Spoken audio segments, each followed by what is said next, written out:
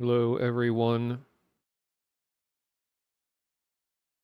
Hopefully, everyone's weekends are going well. Time for my yearly monotonous stream. Actually, I think it's only been like a month. I don't know. Hasn't been too long, but anyway. So I totally forgot until a couple days ago, but the Monsters and Memories has another test happening this weekend. I think last year was the last time that I streamed the game, and it was the first time that they ever had a public version available. People seem to enjoy it a lot, and they've made a lot of progress since then. I mean, a lot. So it's going to be hard to say exactly what's different from the last time. And I don't usually play MMOs, especially not on stream, but this one is just cool enough and it's early enough in development. I want to help it out as much as I can and enjoy playing it. And for those that don't know, it is inspired by the original EverQuest, which is one of the oldest MMOs ever. Not quite as old as Ultima, but or some of the other ones that are out there, but is one of the most influential ones on the genre. As a child, I think I was like 12 or so, I played the original EverQuest, still in elementary school. This would have been like 1998, 99-ish. And I remember barely anyone had internet connections at the time, let alone, we're playing like internet games. So I didn't have anyone else to talk to about this at the time. It was just kind of EverQuest was just like a weird niche thing that only I played. But in more recent times, fast forward 20 something years later, actually 25 years later, and there's a fan recreation of the original EverQuest and only the first two expansions called Project 1999. I'm on the green server, and I have like 8 characters on there, and my highest level one is like 42, my Necromancer. And I also have a monk that's around that time as well, or that level. I'm by no means like a hardcore EverQuest or MMO player, but just something about the simplicity and the nostalgia factor and just a lot of that made it appealing to me. Even as someone that doesn't normally play MMOs, it appeals to me. Hello, Strawberry Rose Garden, welcome. So we go into the game here. Here, let's get a little bit of music.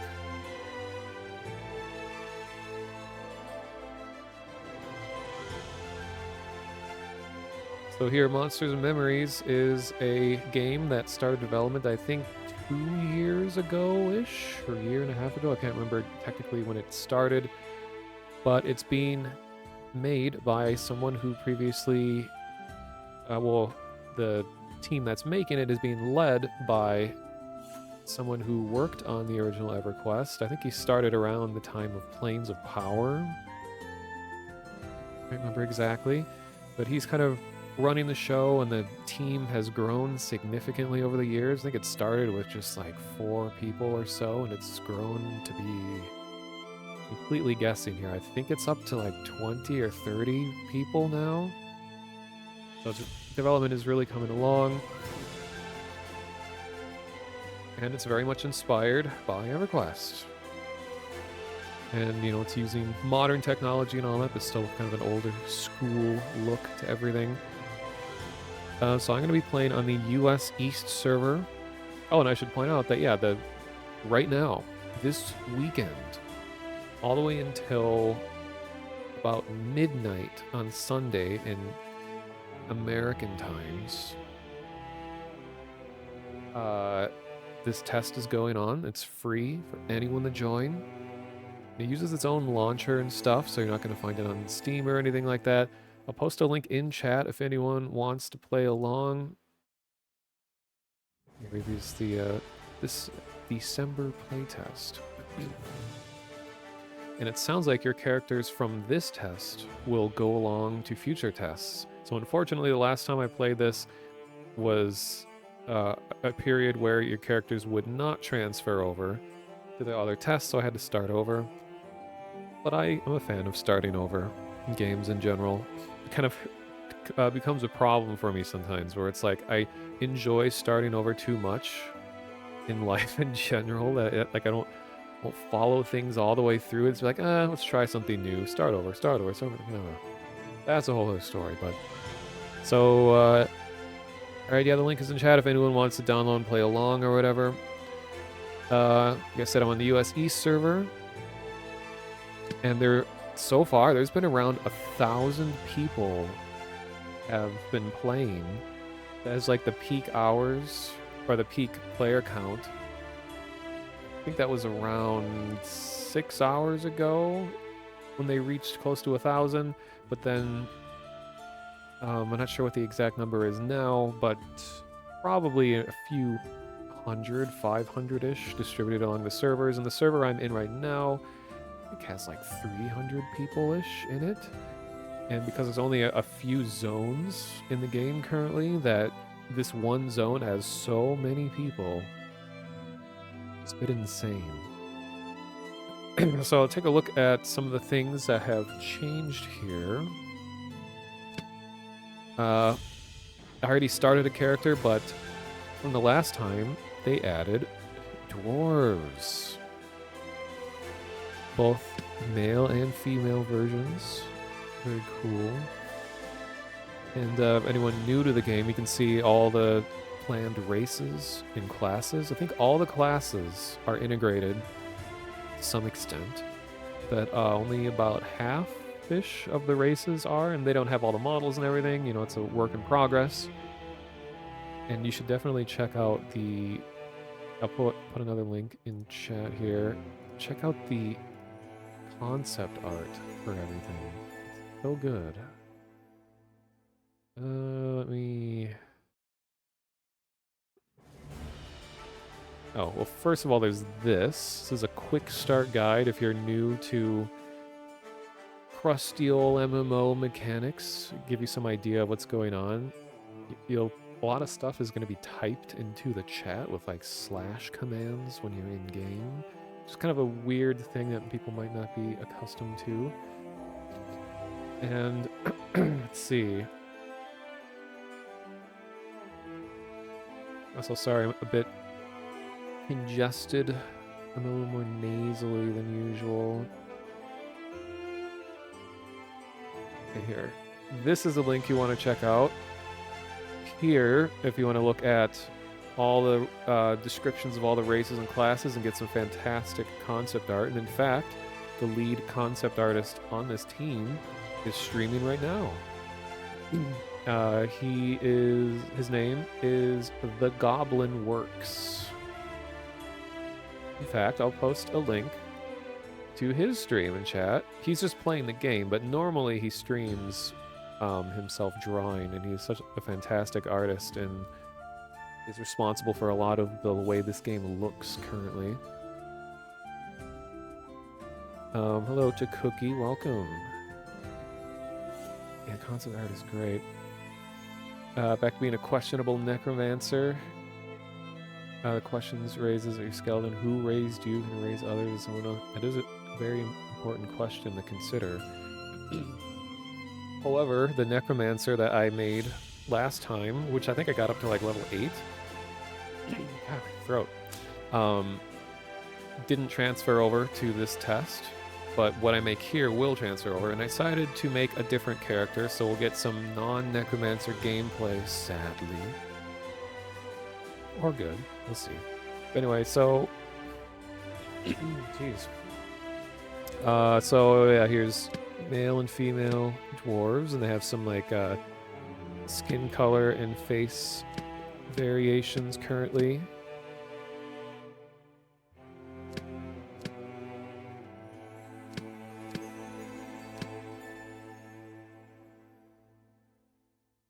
Oh, they even got different beard variations. Nice. And it's all the different classes we have here.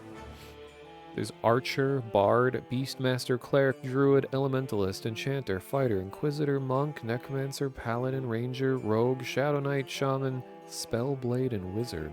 If you've played EverQuest at all, most of these will be very familiar, and they play in similar ways and all that, so some of your skills from that game will transfer over to here. And then we got Gnomes. They're Gnoblins. They're Gnomes. His female gnome model is not in the game yet. Tons of, there we go. We have Bald and Bald 0.5. I don't know what we call it. Bald and half bald. And goblins. I remember that goblins weren't originally going to be a playable race in the game, but because of the artist named Goblin, really likes goblins, he pushed to get them to be playable. So now here they are. This is the first time they've been playable in the test. They have some different color variations, and you even have female goblins.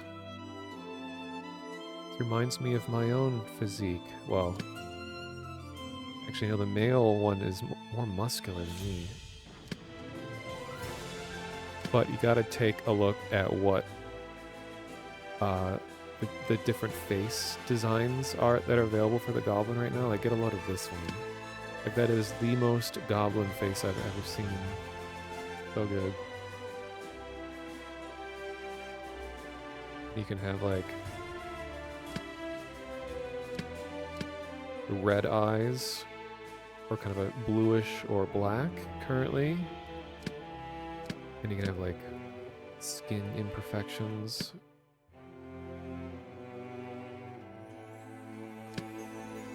Yeah, female also has the goblin grin.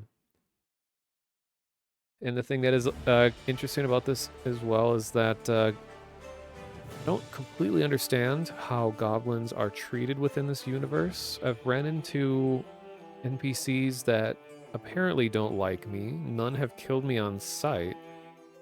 But also something that's very strange about the goblins is that they can be druids. And so I decided to make a goblin druid. So if goblins are evil, I don't know if they're treated as evil, but it'll be like the first time I've played a evil druid before in a game, so that'll be different. And then we got halflings. Just male. So not only do they have hairy feet, the hair overtakes their head entirely.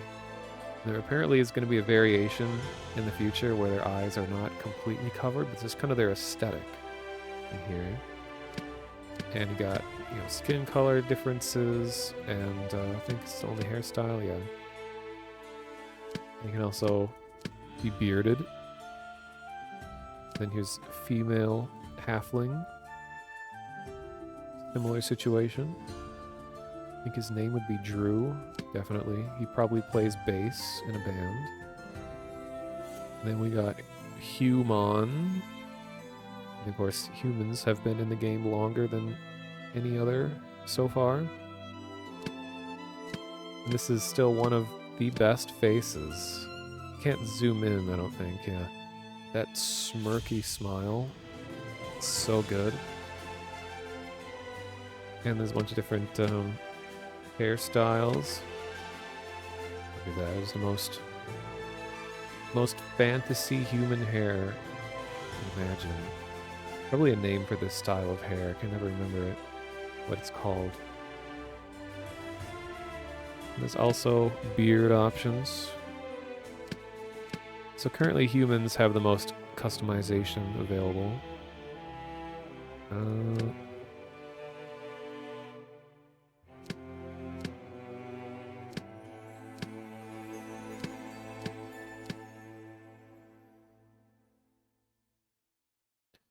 Beard and hair can be different colors if you want for some reason.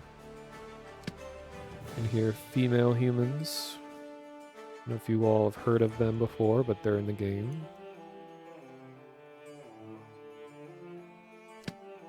Oh, they have face variations this time too. I don't think they had that in the last test. Multiple hairstyles. I think in the last test, only this style was there. Is this really pigtails? It's like double ponytail. I don't know. Is the length a judgment of whether or not it's pig or pony? Very... I've never really thought about. And then we got ogres. Now have a lot of variations in skin color for the ogres as well, and I'm so glad they went with very big ogre style. That's always one of my complaints in games when they're fantasy games, but all the races end up being kind of similar physique-wise, so I like that they're pushing drastically different shape. Like, the size difference between the gnome and the ogre is huge. Like, look at this. Go from gnome to ogre. Like, the gnome barely is the size of one leg of an ogre. And then we have female ogres. Love the unibrow look.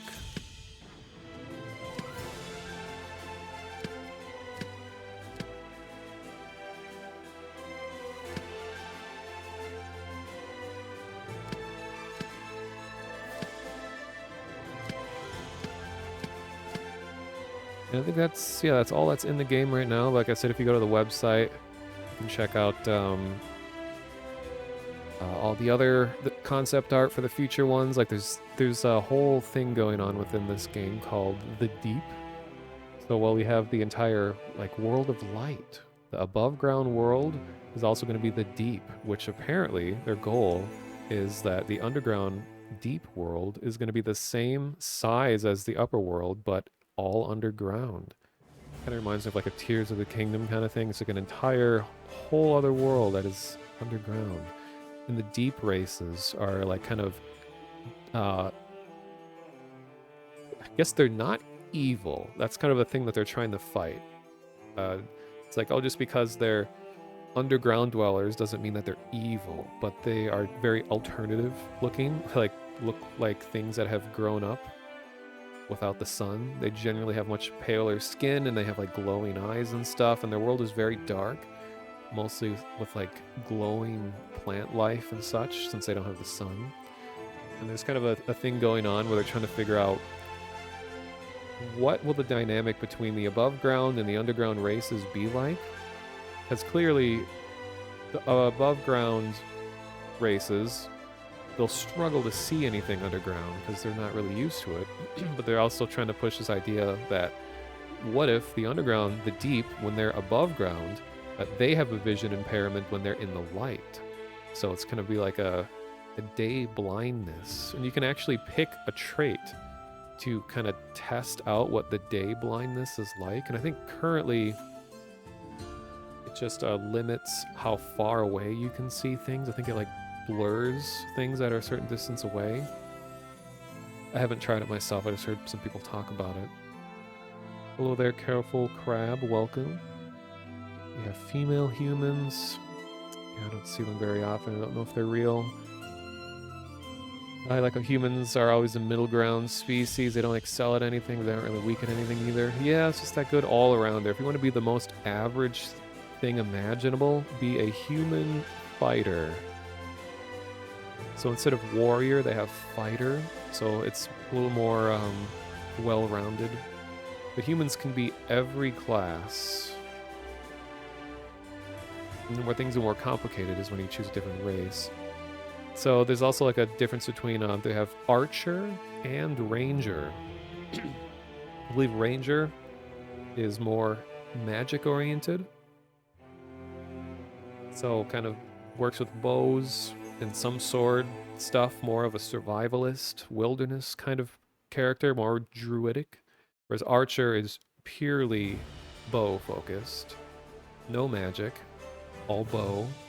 And then bards, played EverQuest, bards, they do like AoE buffs to their groups. And different instruments can affect what sort of influence those have.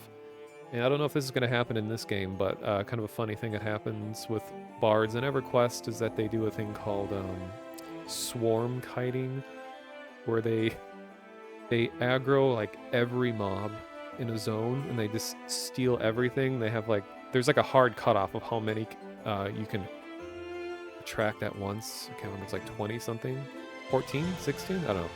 But anyway, they run around because they have a speed increase spell that or song that they can put on themselves, so they just barely outrun them. But then they also have an AoE offense spell that will gradually burn them, so they just continuously kite and just run circles while singing over and over again as they very, very slowly kill like 20-something mobs at once. And then once they complete the swarm kite, boom, 20 things get killed all at once. But you have to, but if that swarm catches up to you, you're instantly dead. So that's kind of a way that people play bards in EverQuest. Not sure if that's going to transfer to here, but that was always kind of the fun thing with them. Beastmaster, I don't know a whole lot about it. I know the original EverQuest did have Beastmasters. Well, not the original, like an expansion that was added later. I think they're just generally, well, they tame animals. And I think they're more like primitive in their fighting styles and stuff. Like they don't have really fancy armor or anything. They're kind of all about their animal companion. And clerics, classic, healing focused. They pretty much need to be in a group. They're good at armoring and healing. Then druids, which is the one I will be playing probably all night.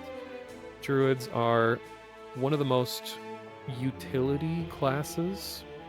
And a lot of my assumptions about all of this is just based on, EverQuest, which this game is focused on or is inspired by. So I could be making some assumptions about the way they play that might not be valid in Monsters and Memories here, but this is my best guess.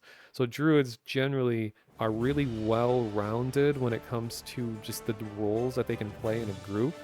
They can be pretty good at soloing because they tend to have spells that are about slowing things down, holding them in place. And they also, they're good at utility kinds of things. Like later they get teleportation spells. So like in EverQuest, and I'm part of this guild actually called, it was originally Dial a Druid.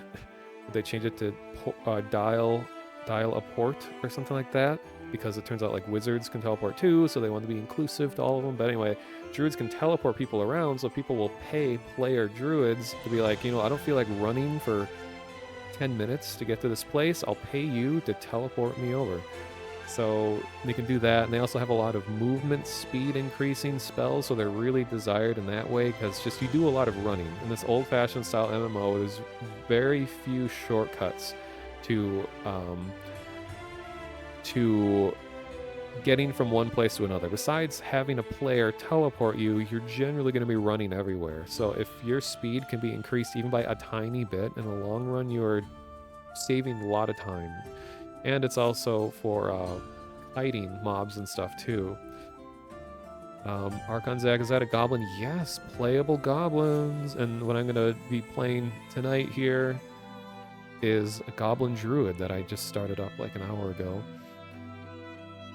Yeah, we even have female versions as well. I love their design, especially this face. Look at this face. Right. So good. You can be the pain goblin within you. So then, yeah, druids, they also generally have like damage shields, so they can cast on other people, Shield of Thorns or whatever similar thing, where when you get hit, you automatically have an unblockable amount of damage that's done to whatever's attacking you. So that is a big deal in a game that has a lot of focus on spells being resisted and attacks being blocked. To have a guaranteed amount of damage done to an enemy, no matter what its level is a huge deal. So damage shields are really good in that regard. An Elementalist, I believe, is this game's version of a Magician, which mages do a lot of like high damage spells, but their biggest appeal is that they have elemental pets. So they get like 4 different versions, maybe 5 different versions of elemental pets, and they have their own strengths and weaknesses. There's like a fire pet, there's earth, water, and wind. I'd say earth, wind, and fire. And like earth, the pet will automatically root things, hold them in place. And earth can take a lot of damage, but it doesn't do very much damage. Whereas I think air is really good at resisting damage. And it has some other attacks, and then water casts some sort of like frost attack spell or something, and then fire has its own built-in damage shield, so enemies will get burned when attacking it. It's really good. Enchanter, I don't know if we're going to play differently here. I have an Enchanter in EverQuest, and they're one of the weirdest classes to ever play because they don't really fulfill any particular role. Enchanters, they kind of, like, when they originally designed them in EverQuest, they didn't know exactly what they're going to do. They're just kind of the most miscellaneous class in the game. So their general idea is that they are about trickery and like manipulation. So they can charm things, like they can convince an enemy to fight alongside them temporarily, but then when the charm breaks, they're really vulnerable to it. So you're constantly keeping an eye on the thing that is fighting for you, and you have to continually make sure that it is in a charmed state. So there's that kind of manipulation, but they're also good crowd control because they can do mesmerization. It's assuming that they work similarly in Monsters and Memories here, but mesmerization is where you can temporarily remove aggro from a mob, which is a huge deal when your group has a lot of people, a lot of things fighting your group, like more than you can handle. They can whip out the old crowd control, and they can temporarily like brainwash a whole bunch of aggro, so they're just sitting there like numbed and not knowing what's going on. Control them until your group is ready to fight them. Really valuable for like literally saving your group's life. But the thing is that when the Enchanter doesn't do their job well, it can easily get everyone killed. So it's like if you play Enchanter, you gotta be really aware, and you gotta be a keen eye and ability to very quickly target just the right thing that needs to be targeted. Because if you fail, everything aggroes, everyone dies. And if you let your charmed pet lose charm, you have the highest amount of aggro because you've been like mentally manipulating this pet for a long time, so it's gonna only kill you when the charm breaks. And if you die, and then it will just start fighting everyone else. So it's like a really high risk, high reward class, and you expect to die a lot when you play Enchanter. Hey, Audio Atmosphere, thank you for the resub. My longest sub. Appreciated. You see Necromancer, you want to see how the game handles them. Not enough games let you do actual Necromancy. I agree. I love Necromancy in video games. Wets. Looks around. And I think I played my Necromancer up to level 8 during the last test, and I enjoyed it a lot. And my highest level character in EverQuest is a Necromancer.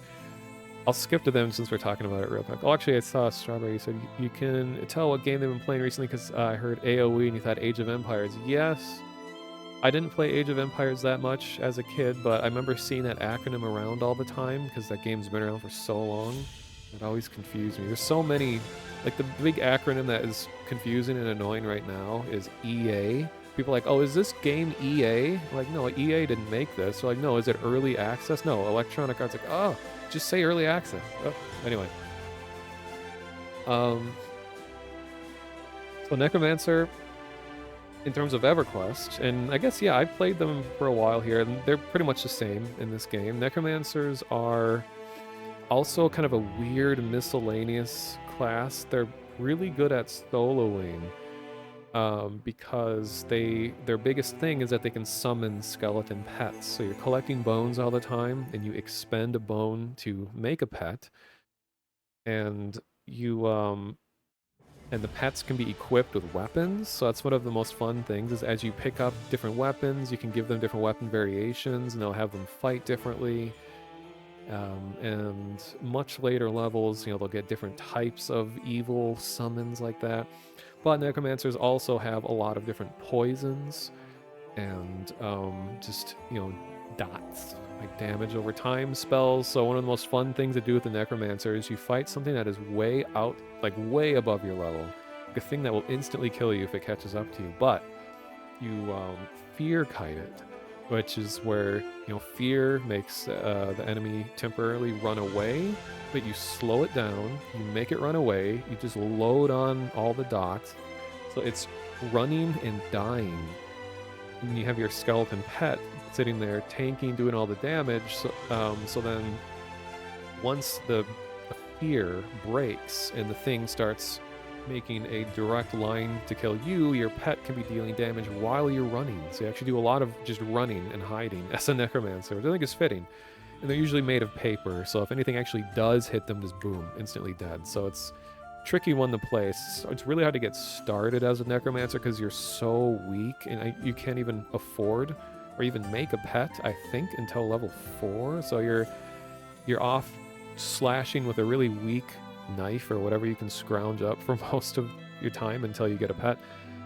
And then we got a fighter, which is all around just the most average melee tank character you can be, but they can use every type of weapon, I believe. And that's kind of the cool thing. If you're really into melee and you want to experiment with a lot of different melee fighting styles, I believe you have full access to all armor types and all weapon types.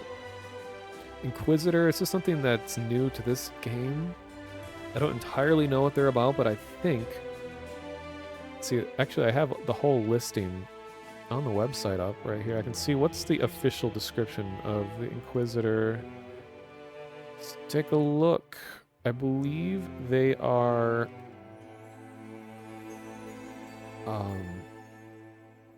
charisma-oriented fighters. Inquisitor is an anti-mage knight who disrupts and controls their enemies. Okay, here's the official description. It says, Inquisitors are brutally efficient melee combatants who, through the use of magic and force of will, assault the minds of their opponents to dominate and control the battlefield. Okay, so they're like a melee-oriented enchanter, it sounds like.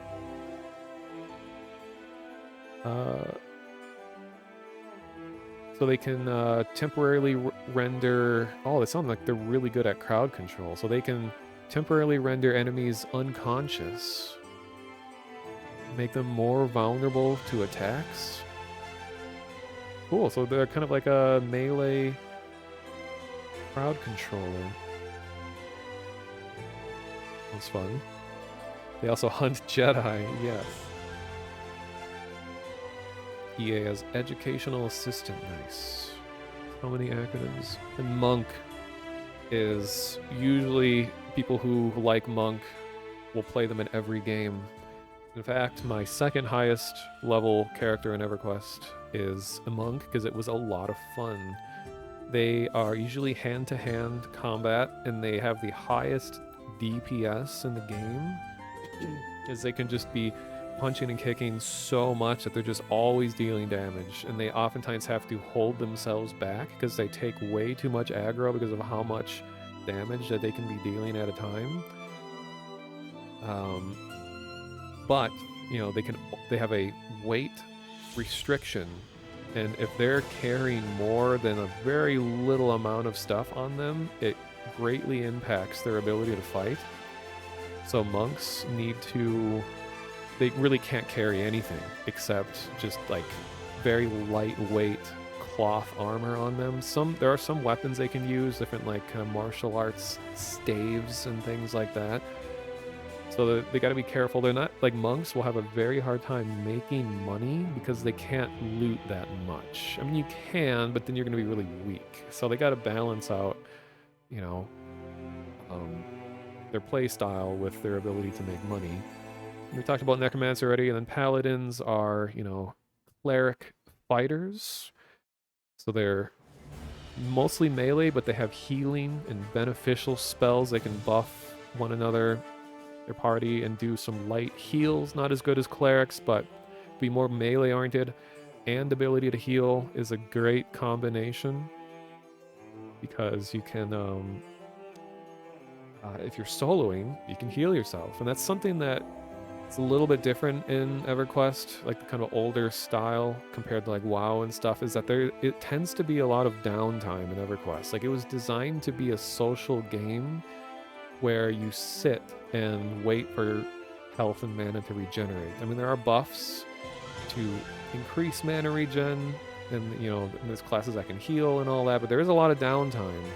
So it's not like WoW or something where you're just like pressing spell shortcuts over and over and over. Like your mana drains very fast. You gotta precisely use just the right spell. And mobs are not leashed in this game. They will follow you to the end of time. Unless you die, someone takes it off of you, a guard kills it, or you load into a different zone. So once you've committed to fighting something, you have to follow all the way through, or you're gonna die. And I think paladins also have a special ability. In EverQuest, it was called Lay Hands, but it's a really powerful heal spell that you can only use once, like every hour. So it's like an emergency heal.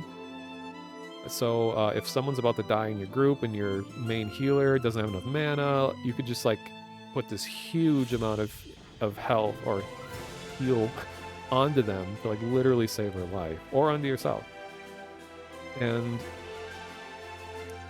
then on the other end, skip to Shadow Knight real quick. So Shadow Knight is kind of like the opposite of a paladin. They're both melee focused, and they wear plate armor, and they can use two-handed weapons, and they can deal damage and all that. But Shadow Knight, instead of having heal-oriented spells, Shadow Knights have a lot of like debuffs and poisons. So Shadow Knights, while they're fighting and tanking and stuff, they can be applying poisons and taking a lot of aggro just by distributing all kinds of like AoE disease clouds and stuff like that. And then they also get a pet. So they're Shadow Knights are hybrid fighter and necromancer. Well, paladins are hybrid fighter and cleric.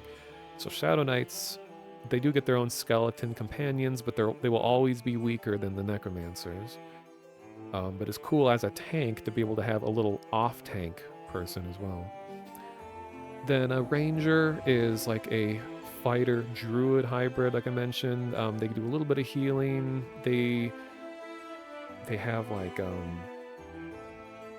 ability to slow things down, which means that they're pretty good at being pullers. Or I don't know what the MMO term is, but like they can split things and pull things pretty well because of their ability to slow stuff down and all that. And I think they also have movement speed increase spells, like the druid does as well.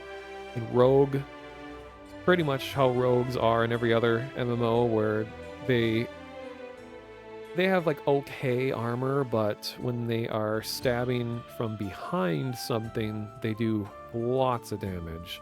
So rogues are very good in groups because if you have someone else tanking and taking all the aggro, rogue can move in and just duel, a shit ton of damage in a very short amount of time to a mob. But then that's also the risk that once they do that much damage, all of a sudden they're just like, and they have all the aggro, they cannot tank very well. So they're mostly good in like a group dynamic. And I think they have like sneaking abilities and stuff too, to negate aggro radiuses and things.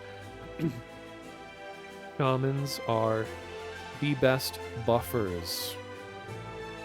And by that I mean they cast buffs, strengthen spells, so shaman can have it can increase just about any stat that a class could need. So like if they're tank, they can raise, which I actually have that visible here. Here's the stats. Attributes. So yeah, shaman can increase just about anything. So when you're in a group, it could be like, okay, who wants what? I mean, the best shaman will know what types of things that your group needs and will just cast it all the time. So there'll be a lot of managing of buff timers and knowing like, okay, so our main tank is this, so they're probably going to need strength and stamina or agility or something to, you know, the dodge damage, and they take a lot of hits, and they can also heal a little bit and all that, and they can fight okay as well. Spellblade, this is a new one. Let me see what Spellblade, almost through describing everything. But as for me, like there's so many games, especially like RPGs and MMOs, that when I watch people play, it's just like there's so much happening that if you don't normally play the game, you'd have to like go and read a wiki to even grasp what's going on. So I feel like I would enjoy having all this explained to me as well. So if anyone's like seeing it's on YouTube and all that, I want to give people a good idea of what you can expect here. So anyway, Spellblade is a new one. It says a offense-focused fighter who infuses their weapons with arcane magics. They are scholarly warriors who combine swordplay with spellcasting. Spellblade's combination is a delicate and beautiful art which they devote their lives towards mastering and refining. So they wield different weapons in each hand. Interesting. So Spellblade is like a hybrid fighter wizard because, you know, the weapons that they use can have specific effects. So I'm guessing a Spellblade, well, you know, they'll know what their target is weakest towards. You know, if they're weak to fire damage or poison or whatever, that they can, you know, infuse their weapons with these effects to be most effective. That's cool. Then finally, Wizard. Wizard, in EverQuest anyway, they're like nukers. Like when they shoot their spells, like almost every one of their spells is about dealing damage. So they always run the risk of doing too much damage at one time. So a lot of times they're most valuable when your group has been fighting something for a while and then the mob is down to like a third of their health, and then the wizard moves in and just like just starts blasting and just grinds away all that remaining health with like catastrophic damage all at once before the thing even has a chance to know what hit it. So high damage dealing, but then the problem is the wizards are because they do so much aggro that it's going to be really hard to solo, in my opinion. I remember hearing some people are like, oh, it's easy to solo, but you kind of got to balance things out. I don't think they have the ability to like slow things down and all that, so you'd have to like get buffs to let you run faster, and then you can kite things there. I don't know. There's probably a lot more going on there. All right. I think that is all of the classes. And then races, you can read their more in-depth descriptions. You know, like I said, we got the deep versions of things. Deep Dwarf is going to look particularly cool because they are made of stone. They're like sentient statues. And their concepts look so cool, and I have never really seen a game that allows you to play as like a living statue. So I think when that race is added, I'll definitely be making a deep dwarf at some point. There's deep elves, which are basically like dark elves, and then deep gnomes that are kind of like they look like Studio Ghibli characters. They have like really big glowing eyes, and they're very cute. And then dwarves, gnomes, goblins, halflings, high elves. High elves are usually more magic-focused versions of elves. And then wood elves are more nature-focused, like druids and rangers and such. And we got ogres and trolls. Ogres are generally more tanky, more melee-focused. And in EverQuest, it might be the same case here. In EverQuest, they had the ability to do something called Slam. There's a race ability, which means that during combat, they don't need to have a shield or anything. They can just punch someone and stun them, which means that they can stop a casting mob a magic-oriented mob from casting. So if they can catch a mob in the middle of a cast, they can just like slap them in the face and it stops the cast. Which, you know, when you're fighting casting NPCs, there's always a little level of like bullshit that goes on because a lot of times NPCs just have like unlimited mana and they just are just casting all the time, so they're a big problem. So they have the ability inherent to your race to be able to just like interrupt a spell cast. That's really valuable. And plus ogres also just have the most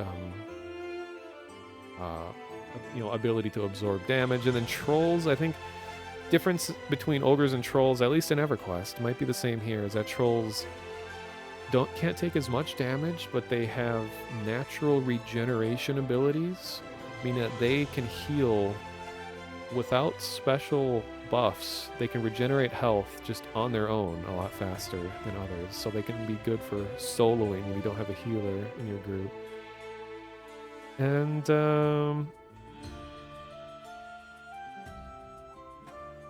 I think that's actually everything now. So we got the attributes here. I assume they're going to be similar to the attributes to how they were in EverQuest. So in EverQuest, strength is like your carrying capacity and the maximum amount of damage you can do. So strength, I don't think will just make you hit harder. It just means that when the game is, doing invisible dice rolls to determine how much damage you're doing, that your cap on how much damage you can do in a single hit is raised based on your strength and the weapon that you're holding. So there's that. And then dexterity in EverQuest was about your ability to use special features of weapons. Like I know rogues were always very dexterity oriented, meaning that like they have a higher chance to score a backstab. And I think dexterity is also like if you're fighting in melee, your ability to do like a parry or to a riposte, where you counter an attack with a counter attack, so it blocks and immediately does damage. Stamina is, I think, just straight up your health, the maximum HP that you have. And it's also connected with your ability to jump, which I don't know if there is stamina in that sense, like your jumping ability. I don't know, in this game anyway.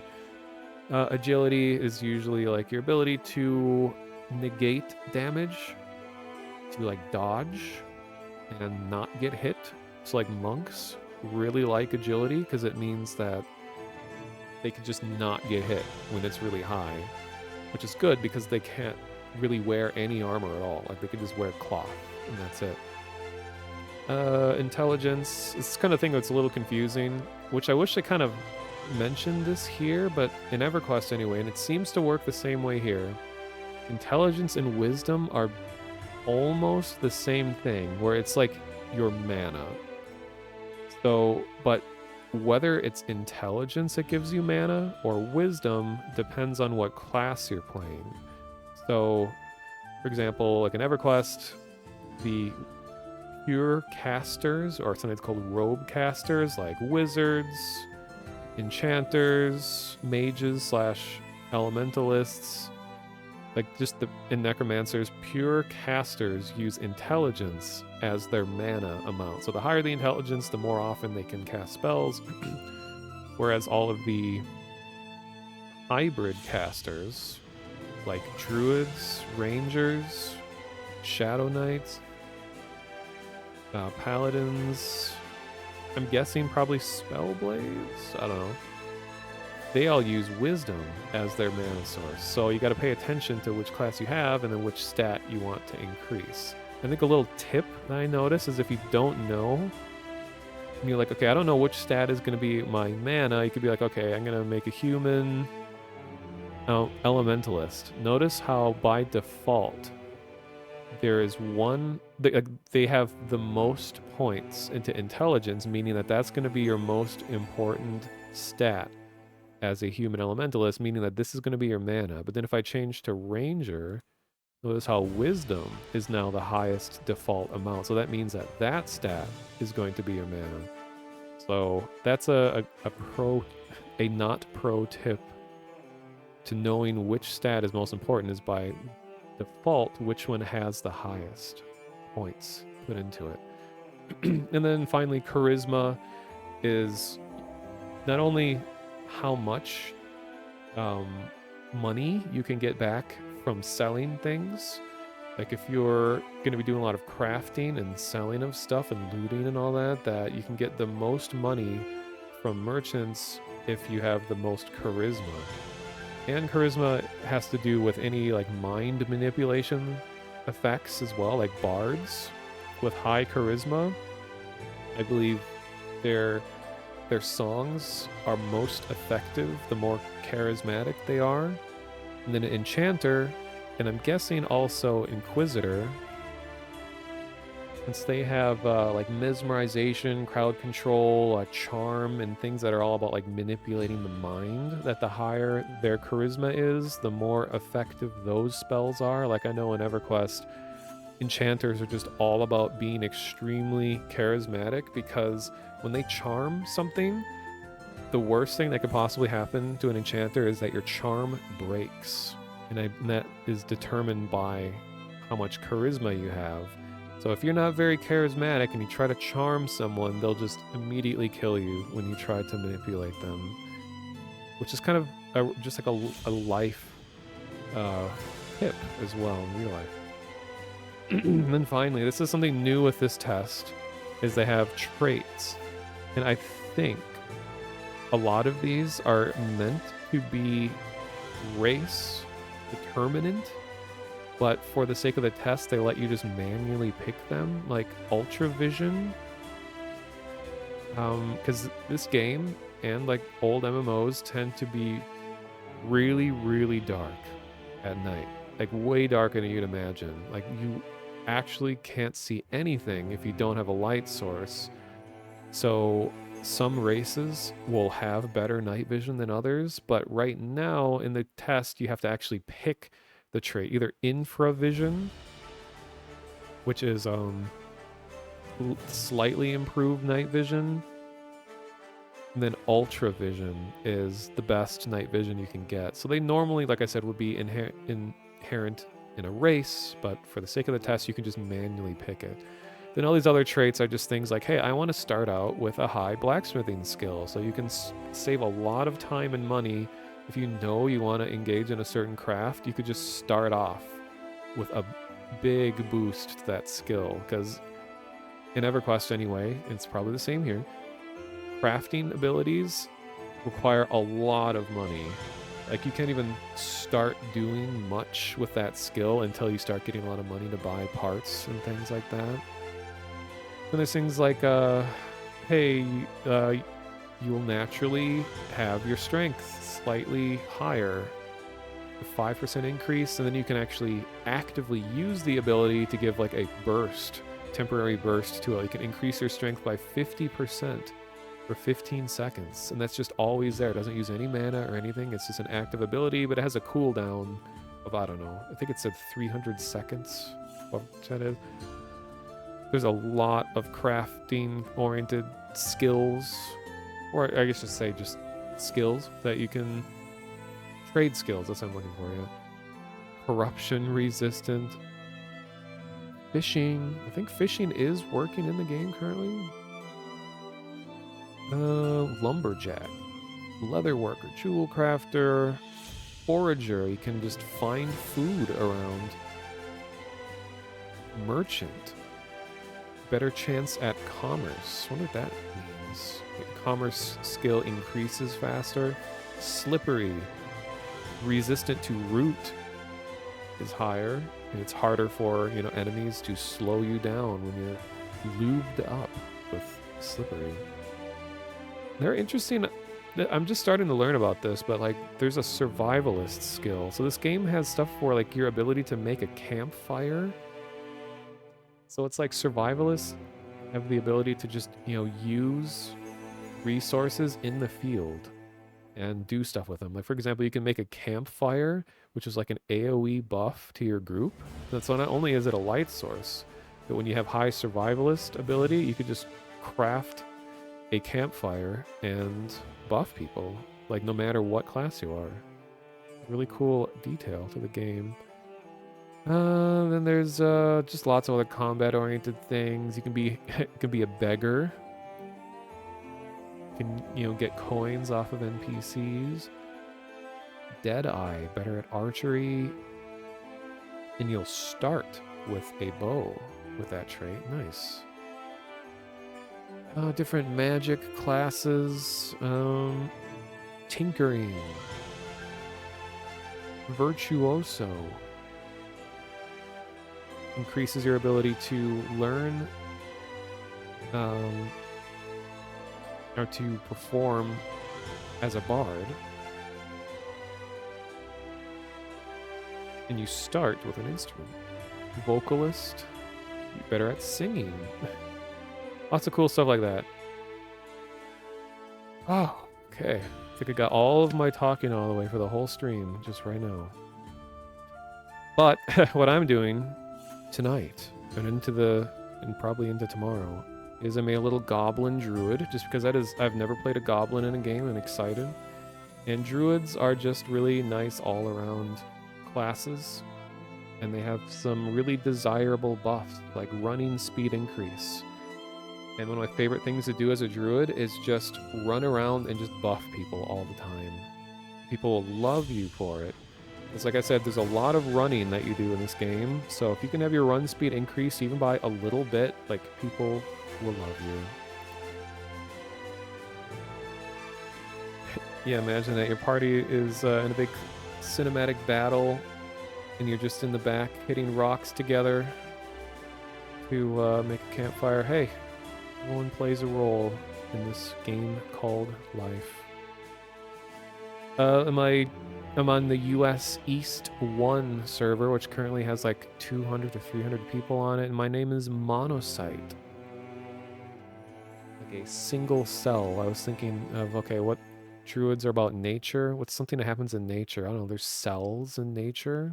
Living cells? And sight is like a Latin, I think, for cell. So in mono, all of my characters usually have mono because they just are making out with people all the time and they contract mono. No, but so single cell. Without further ado, let's enter the game. I'm gonna go get a drink of water real quick.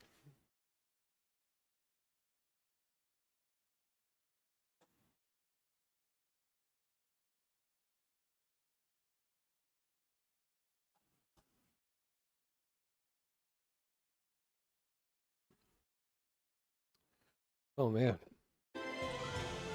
On the Rails, the game's audio is really low as well, so let me put this back up, because there's some great music. It's all original music made by a guy named Robert. Swedish man named Robert. And I think he's in a band, too.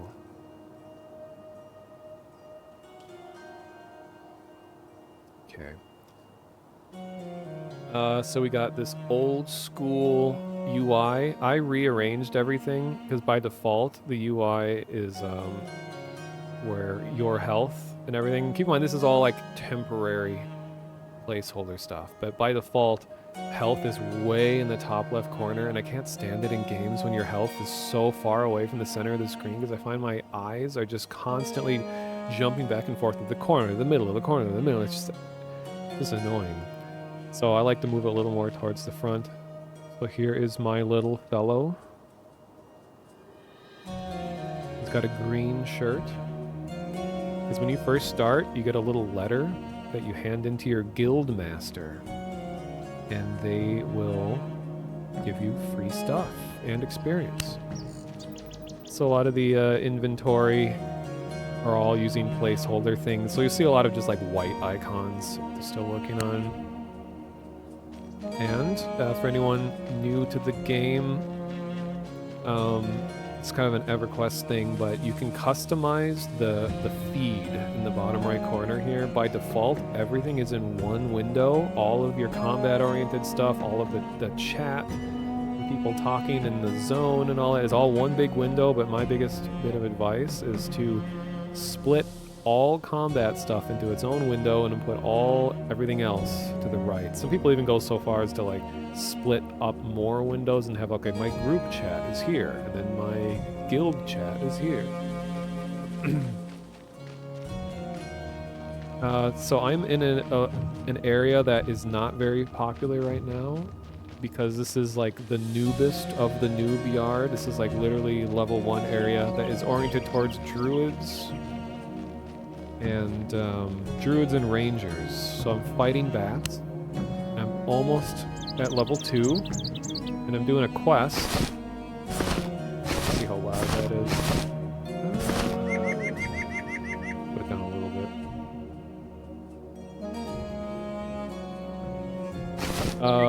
Collecting bat wings, you know, just standard MMO affair. And I need to get a fire beetle eye to complete the quest. I'm going to change the opacity of the UI. It's a little easier to read during the day. Here we go. Okay, that's better. And you can change the size of the text and all that too.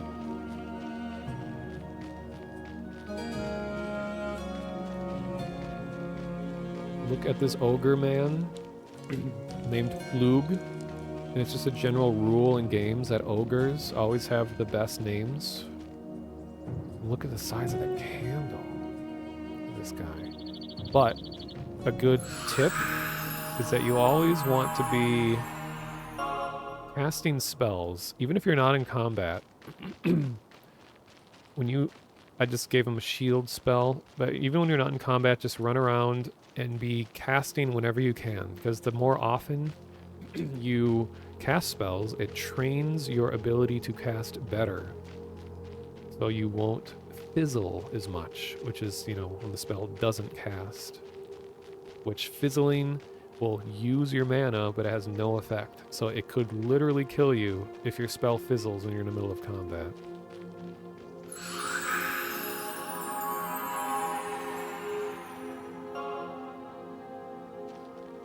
So I'm just puffing and buffing. Oh yeah, that's my jump sound.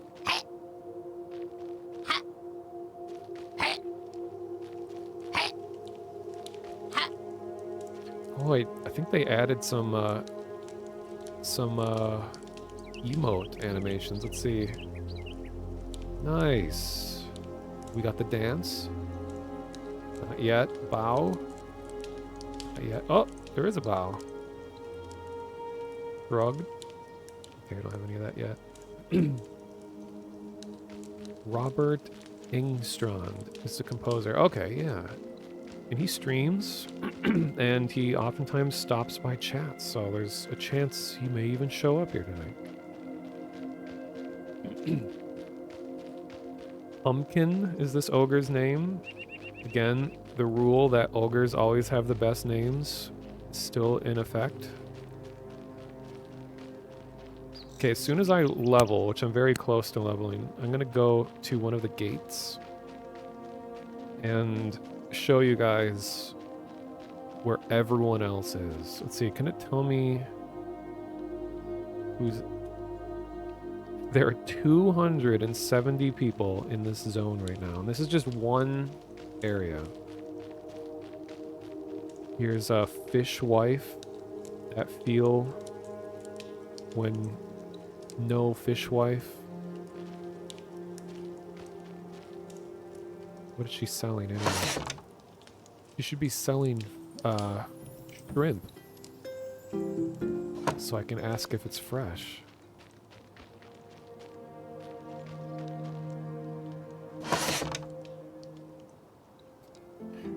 Ride fishwife, life good. Exactly. This is a new thing they added, which one of the most contentious features of the game right now is that different vendors value different items. So you actually have to get to know the city and know who gives you the most for what items, which is upsetting a lot of people. Like in EverQuest, you could always just dump anything on any vendor and you would always get, you know, the most out of it. But now there are vendors that will take literally anything, but you won't get much from it. But you're rewarded for knowing what vendors want what items. And that little prompt that comes up, it's a new feature that now tells you if anything in your inventory is of value to them. So you no longer have to click down the line on every single thing until until they're like, oh, I'll take that. So that saves a lot of time. And I think that is a really good quality of life thing. The less UI clicking, the better. So, like, I can see why there's not many people here because I don't think the bats that I'm fighting even spawn during the day. So let's go check out the evil yard. Because normally different races will have their own cities and their own customs and their own people and all that, but because the game is still in development, everyone is just kind of lumped into this Night Harbor. Not Night City, but Night Harbor.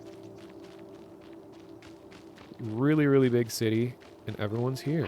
There is a place called, hey, it's Gob Night. Not to be confused with Gobshite. But, oh, yeah, things are lagging a bit. I think he's too far away. Yeah. So a lot of the evil-oriented folks are over in this area. I am a little worried. I think I will be killed on sight by the evil guards. It says, when you push C, I'm on fire tonight. Hey, when I get my fire spell, I can literally set myself on fire. So it could be a self-fulfilling prophecy.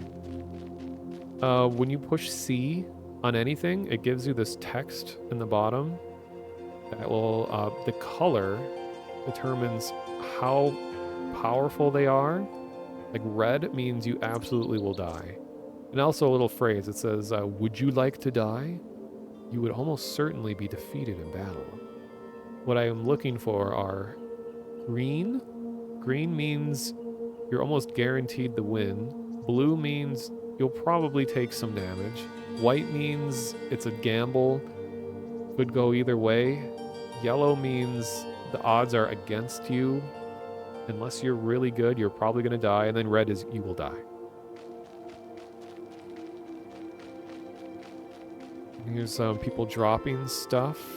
Actually, I don't think I have even in the inventory room. I have so much bat stuff right now. I have all these teeths. Meat, fur. I've been batting eyes. I have bread in my old shirt. But I want to see if I can find a vendor that will actually give me some good stuff. So here we go. First combat. I don't have any offense spells currently, so I have to hit them with my mallet. And I have my like level 1 wood skin buff, and I can heal myself.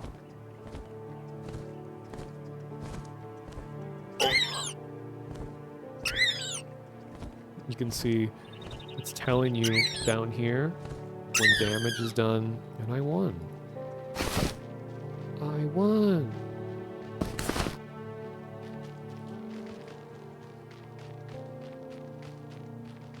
Reminds me of those early 2000s indie MMOs that you'd find around online. Yeah, I mean all the games from this era are very much inspired by one another, and that kind of play style is established. I just need to see if this guy will kill me or not, because it says glances at you with disdain. Okay, are you gonna kill me, dude? This is 5'11" POV right now. Okay, he will not kill me on sight, which is good to know. So I'm gonna have to hang out with the evil folks. for a while. What's kind of cool is a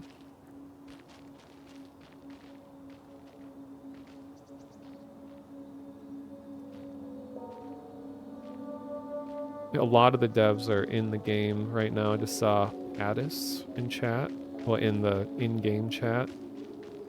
He is one of the main level designers. And I also think he does some of the 3D models and stuff. So like the blocking out of this whole world, I think he's done the majority of all of this.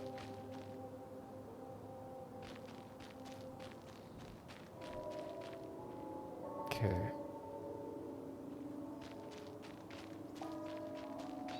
So skeletons will social aggro each other. So, oh, that's right. At night, skeletons become really aggressive. So during the day, they're more subdued. I just love the skeleton model. Good death sound. Okay, I'm gonna get rid of Bat Eye. These bone chips, even though I'm not a necromancer, bone chips are a good thing to hang on to because people will often buy them. Because necromancers need them for spells. And there's, I think, a paladin quest for handing in bone chips.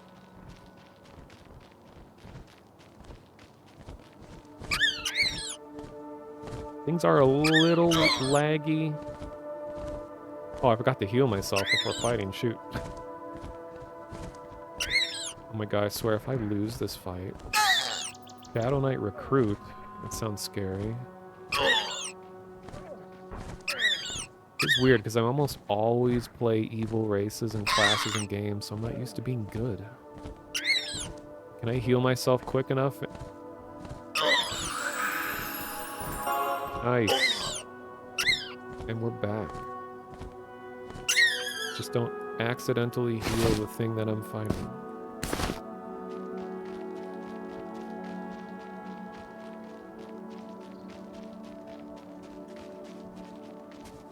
And again, for anyone watching right now, this is Monsters and Memories. It is in very, very early test right now, and anyone can join in for free. It's I'll put a link in chat if you want to play. This test is going until around midnight tomorrow, or Sunday around US midnight-ish time. So there's a link in chat if you want to download and play. Oh no. Uh-oh. This thing aggroed me. So I'm gonna run to a guard. And this thing ons yellow. And I am not a class where I want to take big gambles, so I'm not even gonna attempt. Alright.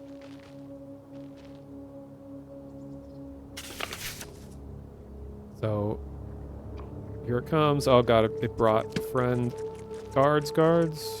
Please, guards, please. There we go.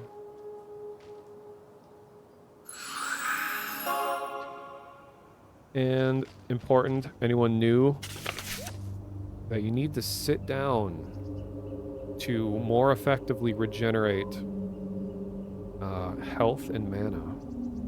And if you open your ability book, your dude will sit down.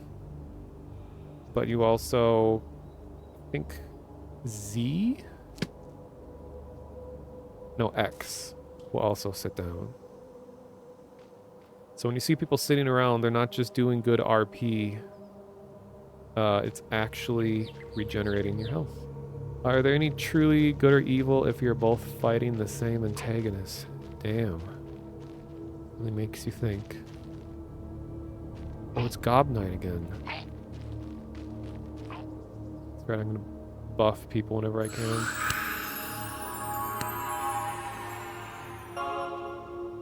Oh, and if you forget what your spells do, you hold right click, you can get a description. Solidifies the skin of a friendly target, increasing their armor by 10 for 30 minutes.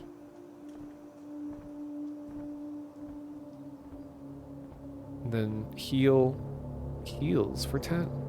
And I also have my passive trait. I am a little wiser than usual. I'm a wise guy, but I can click it and really boost my mana amount for a short period of time.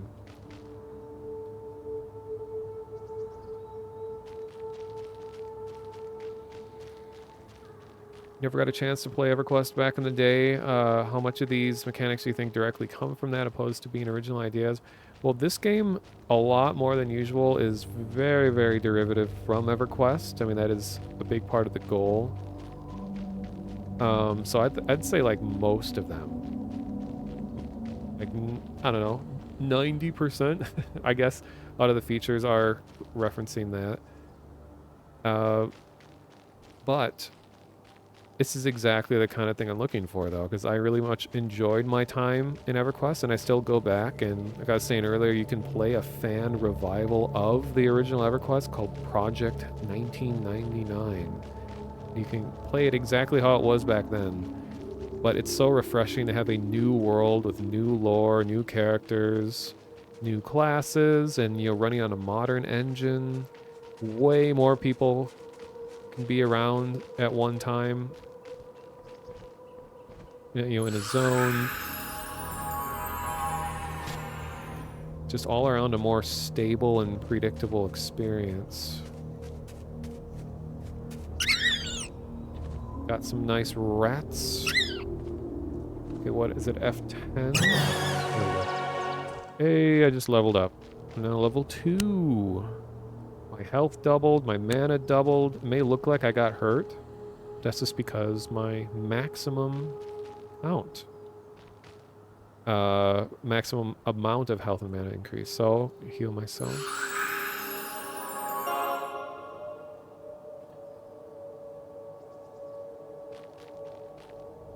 Hey there, Johannes. Mono is best. I don't know about that, but thank you.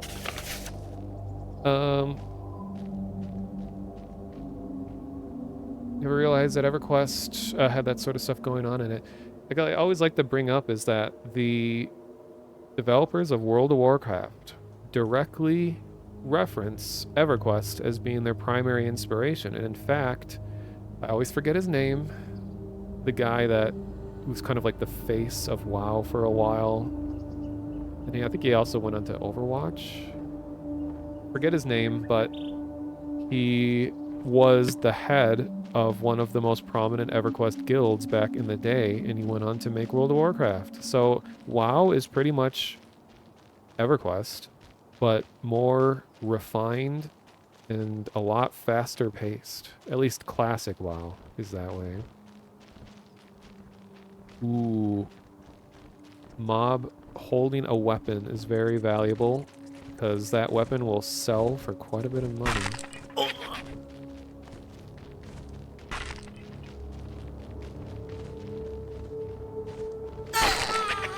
Oh wow, I'm doing so much more damage. Yeah, once you get over the hump of going from level 1 to 2, leveling will be so much easier. So trainee club, 4 damage, 28 delay, 5 damage, 35 delay. So I get a little more damage. I'm gonna go for more damage.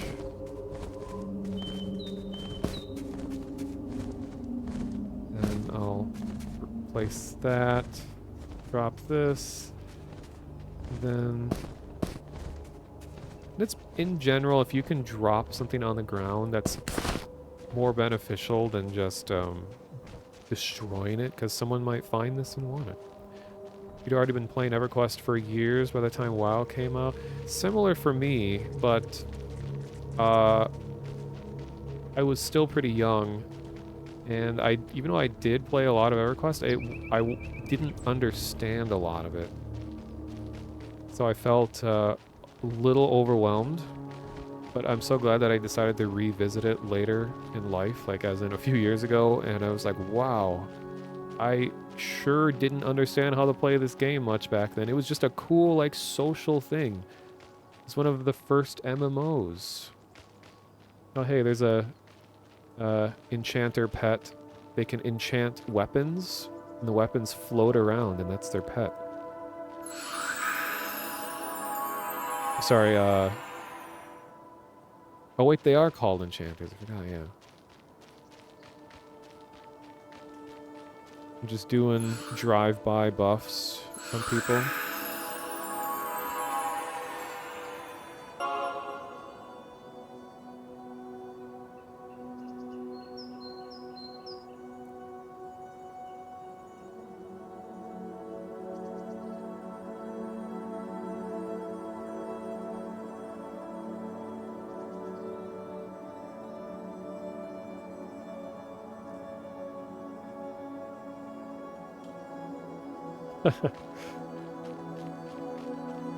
um,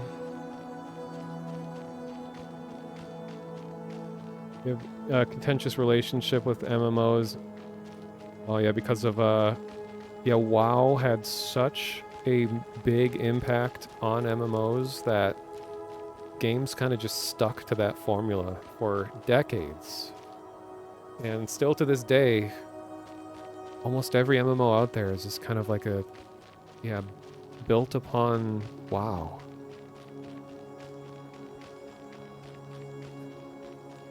This person is in the server looking for platinum. Platinum is the most expensive currency because there's copper, silver, gold, and platinum. And right now, people are barely getting copper and silver, maybe gold if you're living a life of luxury. So that even have one platinum is would be like you'd be a god if you'd have platinum.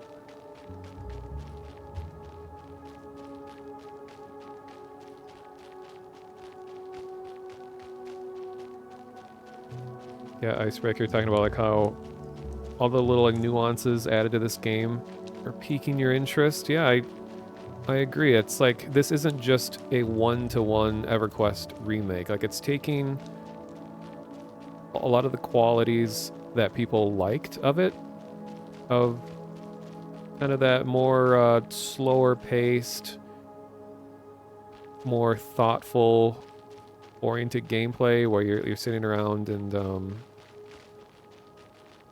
put a lot of thought into every action you do. It's not as much just like rapidly cycling through 4 different hotkeys over and over again. That was my experience when I played WoW Classic like a couple years ago, or a year ago, and also retail. And I was just like, I didn't like the pacing of it. It just felt too much like an on-rails experience. And it's also part of people were so accustomed to playing the game that they know exactly how everything should go all the time. Like, oh, this is the best way to play this character, so you should always be using these spells, and you should be cycling through this, and it's just there's so much of that game is known that there is a like objective best way to play it, which took a lot of the thrill out of it for me. So big thing that I like about Monsters and Memories here is that this game is still new, it's still coming around, and like no one knows how to play this game as good as you can. Like you're in the early stages, learning as we go. And yeah, it is very derivative of EverQuest, so you're not going in totally blind. If you've played those games, you'll at least have an idea, pretty good idea of what's happening here, but it's still a whole new game. And just like being in there early is really great to me.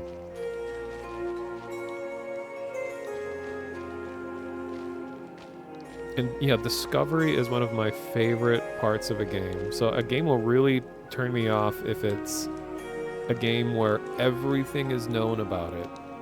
And I know you could just be like, well, then don't read the wikis, don't read it. Well, you have that pressure constantly on you. When you're in a multiplayer game, you're always going to be around people who know way more about the game than you do, and they'll kind of expect you to also know that. Even if they're nice and they're like, oh, it's totally okay to be new, and which I'm sure they do believe that, but you'll always be dragged behind, and you'll just feel bad because everyone else knows the game so much better than you, and you might not be the type that can just dump, hours and hours and hours into a game to get to that level. That's me. I'm always the bad one in a group. So at least when you're in a game that's this early in development, everyone is bad equally. So you fit in a lot better. So here's all these players, lots of dead bodies. Look at this man. Got Girik. And then we have Zubai. Look at that face. Zubei. Got Pretzels. He has a brown beard with red hair and like pale skin. This guy's probably a druid. Green shirts represent. Haven Eternal. Yes, ogres can wear robes. That was a big celebrated thing in EverQuest. Ogres could never wear robes. Tank a lot. This dwarf knows who he is. Guard designs are nice. Oh yeah, he's a fire elemental. So when you are a elementalist, here's one of the potential pets you can have. Oh, hey Kane, thank you for the raid. Give a shout out to Kane.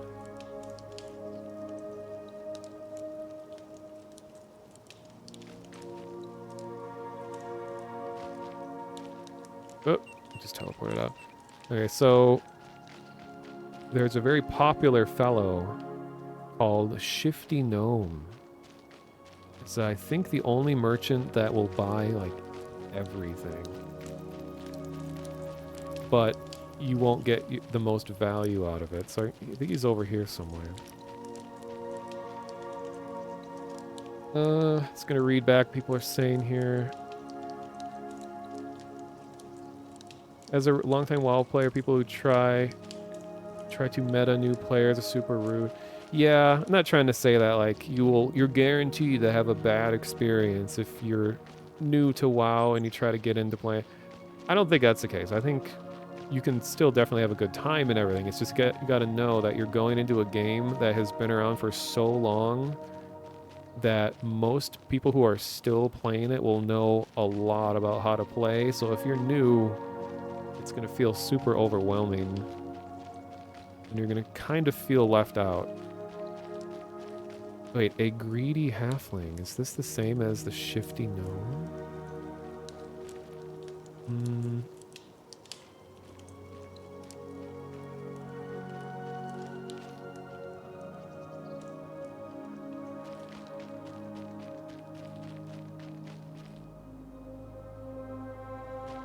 And just reading other things people are saying. Yeah, the EverQuest, and by extension this game, is very, I guess it's very group-oriented. I mean, early levels, you can solo quite a bit, but that was a big thing with EverQuest, is that as you get... what's going on here? Oh, it's nighttime, so they're moving closer to the fire. Cool. I was gonna say... Well, you pretty much have to be in a group to do later stuff in this game in EverQuest, where it's like there is no grouping system, there's no queue, there's no anything like that. All of the world is available to everyone all the time. There's no instancing. You are just continuously sharing this world together. So there's a chance that you want to go fight something, but there's people already there. And you may be thinking that, oh, well, that's dumb. I want to play. I want to do this, and I want to be able to get it right now. And you want, an instance made for you. So sure, you're not going to get as streamlined and like cinematic of an experience of having an instance made for you. In my opinion, it makes the world feel that much more alive when you might not be able to go and camp this one dungeon because there's already people there. And then by extension, that causes this really fun social interaction to happen where it's like, instead of just leaving and being like, oh, well, this sucks, there's already people here, bye, you can go there and be like, hey, is there room in this group? And then they might invite you, and then you'll meet some new people and you'll hang out. And it's just like you're meeting new people all the time and you're all here together. Sometimes when a zone is popular enough, or a dungeon or something, they may have like a list. Like that happened a lot in EverQuest, where if I was playing a class that wasn't particularly active, where I had a lot of downtime of sitting and like regenning mana, that I would just volunteer to be the group leader. So I'd be like looking around, and you can do looking for group, and be looking through chat and be talking to the whole zone, being like, hey, we're looking for DPS. If anyone over in this area, is anyone interested? And then I'd be having a bunch of private messages on the screen being like, hey, we're gonna have someone leaving in 5 minutes if you're interested in grouping. So it becomes this whole social thing. It's not like this automated, okay, this raid is starting, boom, this dungeon starting, put you here, teleport you here, teleport you. I mean, sure, that's way more efficient, and it keeps you more immersed and feeling the flow of all the gameplay. And some people like that, but I like the kind of the cruder, older way of like, hey, you actually just have to go find the people, walk up to them and talk to them, be like, hey guys, is there room in this group? And I'd be like, oh, someone's gonna be leaving in a bit if you want to replace it. Or like, oh, we're actually looking for a tank. And like, oh, hey, I got a tank. I'll log out and go on my other character and come in here and play. And so it's just, there's so much more just interaction with people that I think makes this type of game more appealing to me anyway. I mean, there is no right way to feel anyways. That's just my opinion.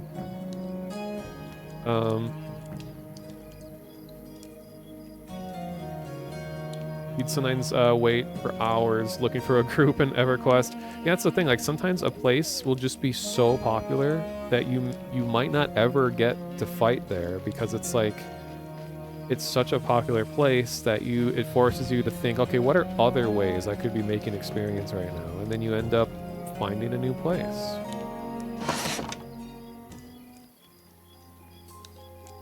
Alright, so here's different skills.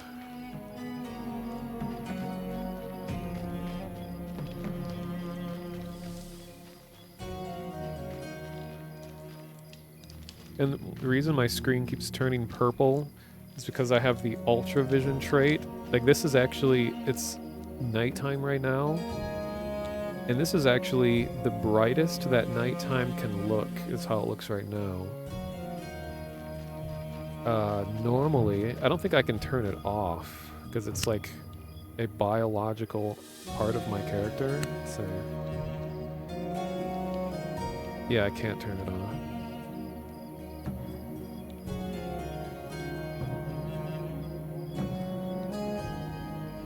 Okay, so what I'm doing here now is that I just leveled, and I want to find where I can sell all these, like, bat pieces. This is actually a good quest right here. You can get a bag out of it, I believe. His name is Halt Beetle Wrangler, he says. Whoa, ho there, adventurer. You looking for some wares? No matter. Old Halt's got something for you either way. Wait. He's not a merchant, so I think... What do you... Oops. Okay, not all of them... Or they might not be fully integrated. Yeah, in the test, there was, or the last time I streamed this, there was no ultra vision or anything. And normally, the ability to see in the dark will be a trait of the underground people, the deep. But that will be because of the race you chose. For testing's sake, you're able to just straight up be any race and just pick it. But normally it wouldn't be this easy, because I have like a torch and stuff that like you have to turn the torch on.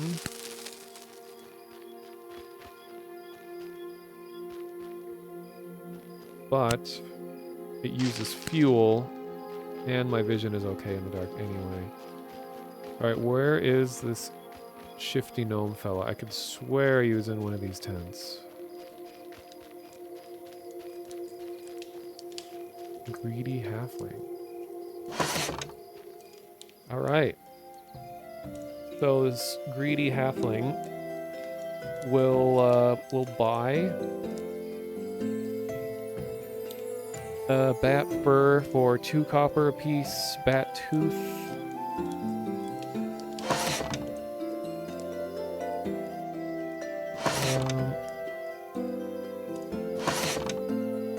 What's all this happening down here? Oh hey, Hidden Tree Dev, welcome.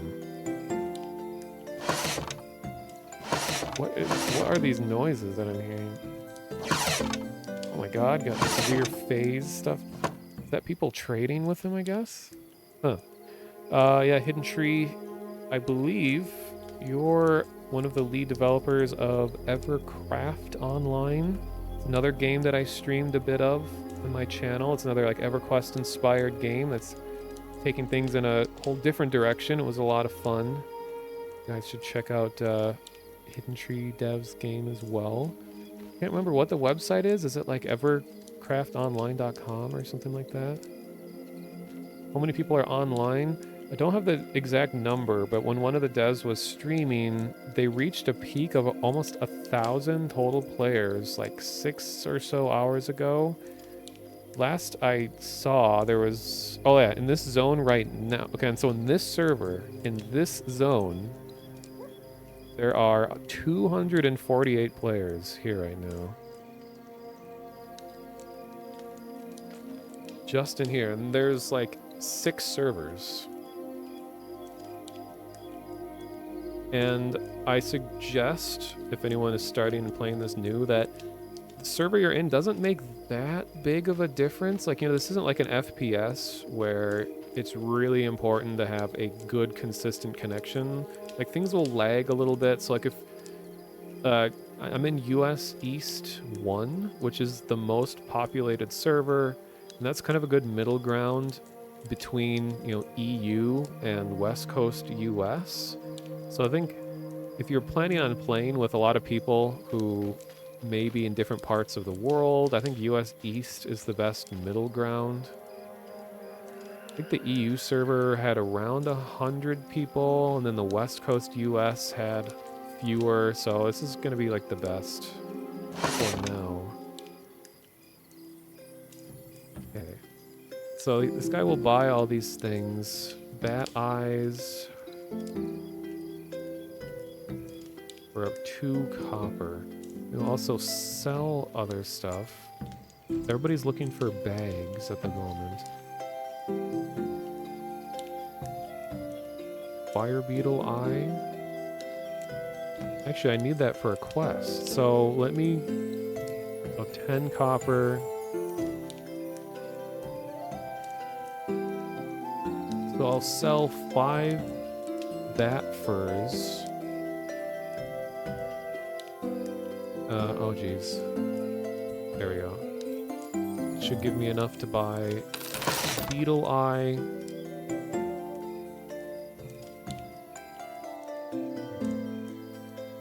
So the UI, I have my window pretty small at the moment, because I like the HUD being a little more readable at a distance. I know some people have like massive monitors and their HUD is like microscopic. Alright, so now I can buy Fire Beetle Eye. And this is a really nice feature that EverQuest doesn't have, is journal that will tell you quest stuff. So here's me looking back at this, when I originally was given this quest. So 8 bat wings and a fire beetle eye. Okay, so that is what I'm looking for, so I'm gonna buy that. See, people are already selling stuff in the server, and you can link items in the chat and click on it and see what they're selling. They're selling Beetle Bowl. Interesting. Cane, what I compare this to? Oh, definitely compare it to the original EverQuest, EverQuest 1. very much like that.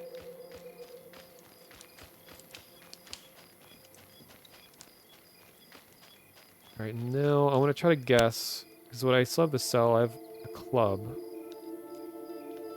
And furs and meats. And I could just sell everything to that dude. But I'm guessing this guy isn't going to care about any of my stuff, yeah.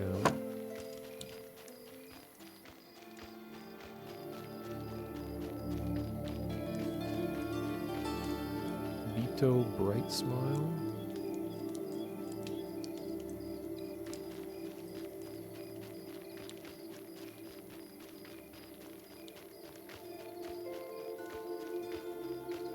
There's already a guild started called Only Goblins, of course.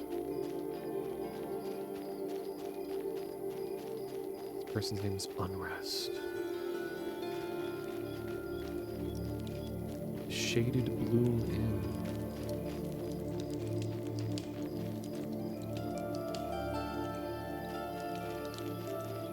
I believe people that have red names are hardcore players. And I think that is permadeath, where you can opt in. If you die, your character is just gone forever. Could be wrong. Can't remember how it plays in here.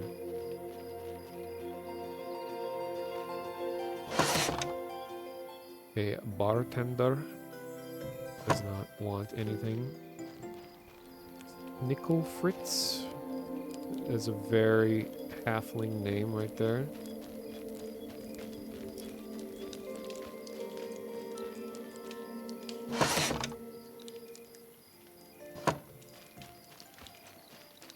Wagoneering. Is that actually a skill? I know there's talk about mounts, horses, and stuff in the future. And that they could act as additional inventory.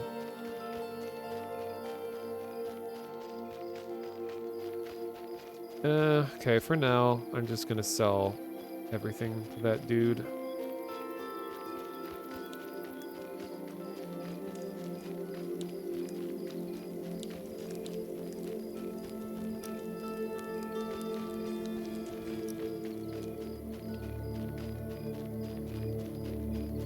That's a question of where was that? Oh, no, this is the gate.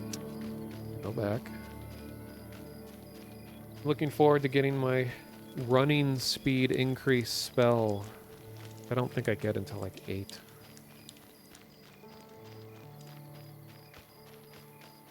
Or is it 4?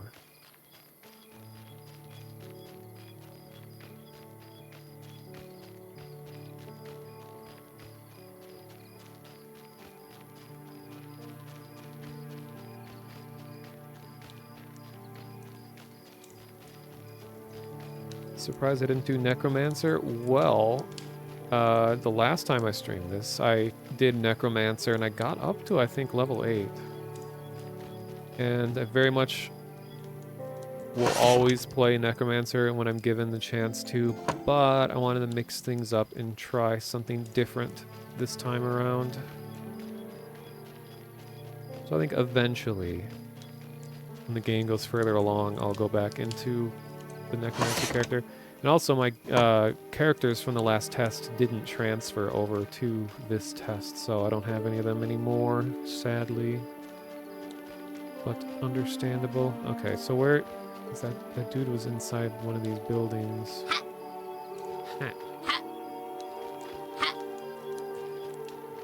So Hidden Tree, have you are you playing this right now?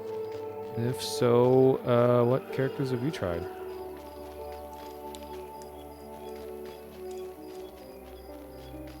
I refuse to call them toons.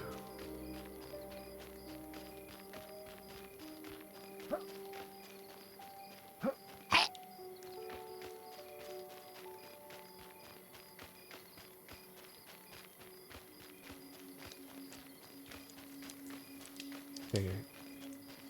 Over here.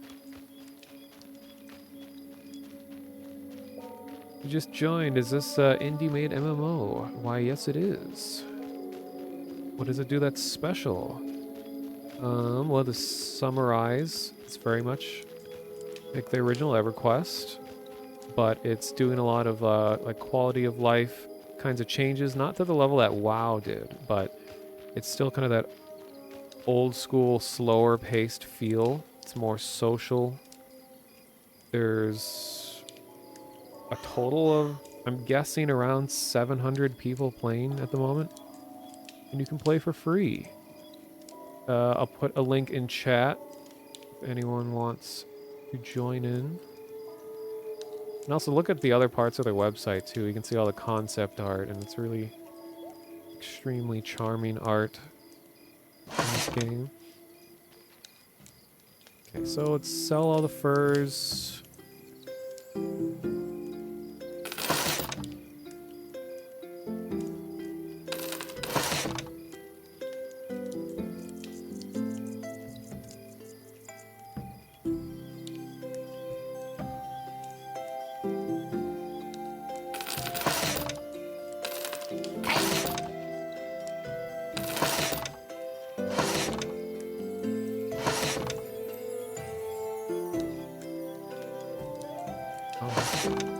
Can't sell the tunic that I was given originally. Alright.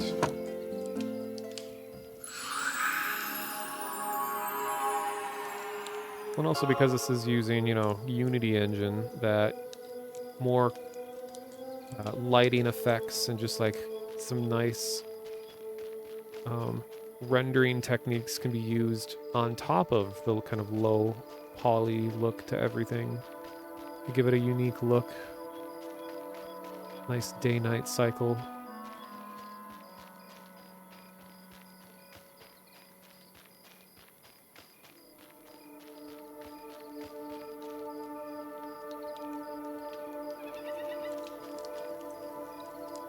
Oh, this is a dangerous place to be. Hey! Gave me a strength buff. Thank you. Oh, and an agility buff. This guy. Nice.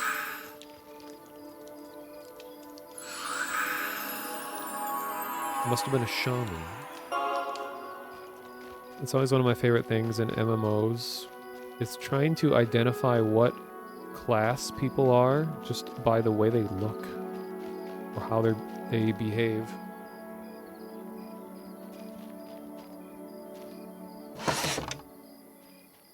Ooh, bind wound. I can technically heal, but bind wound is actually a pretty valuable thing. I'm gonna train that at least once. So I should be able to...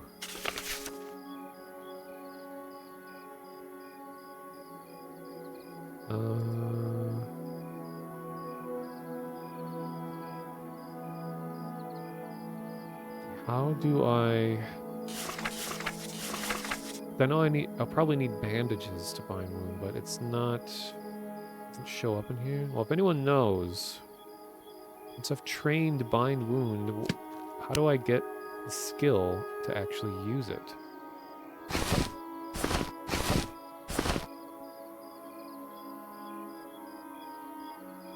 It says I have it.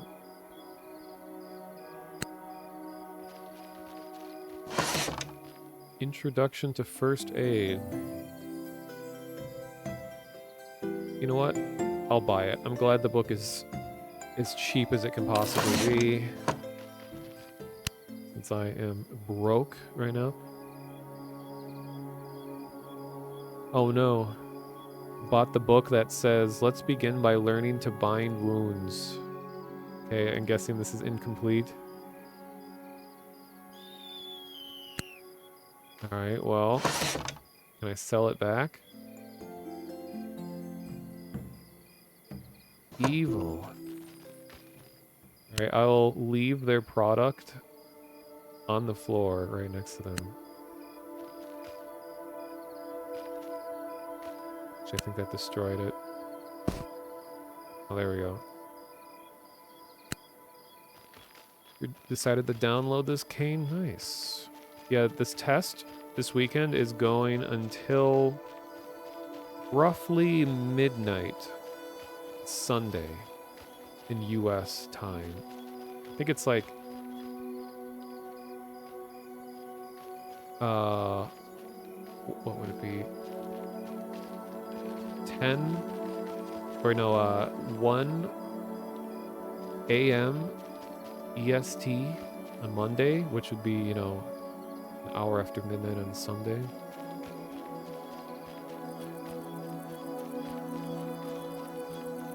Yeah, this is one of the longest tests they've done. Normally, they'll have like 12 hours or something. This has been a 35-hour test.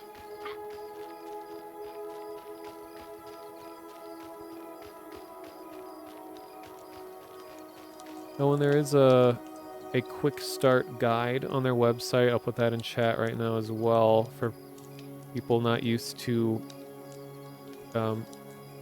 rusty classic MMO mechanics.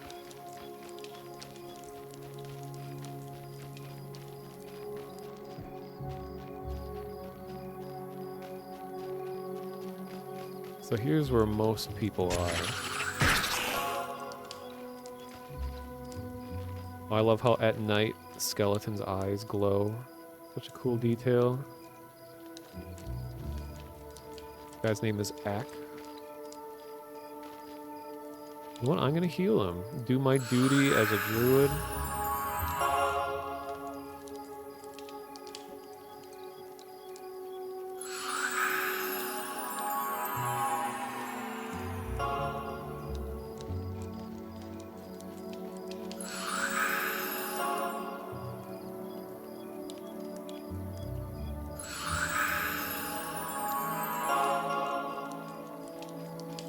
Even though a lot of times people will sit down in order to, you know, go AFK and do something else. Like, oh, it's going to take a while for me to get all my health and mana back, so I'll go do something else. So sometimes by healing someone, you're not actually helping them because they're not even going to be there to take advantage of it.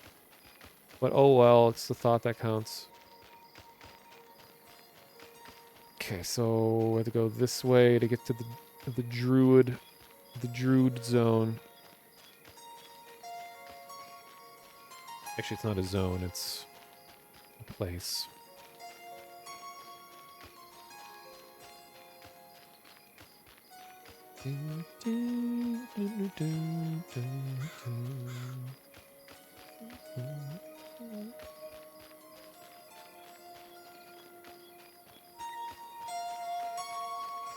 The size difference between the gnome and the ogre is fantastic.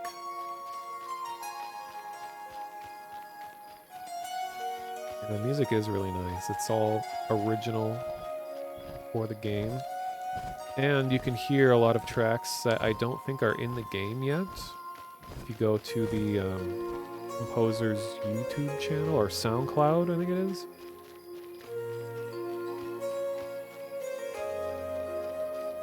Well, his Twitch name is Robert Helsinki, like the city.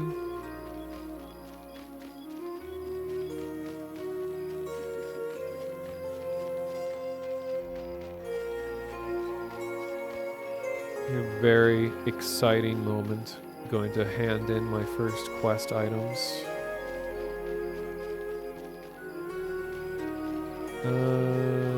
Where is this guy? Is this? I think this is him.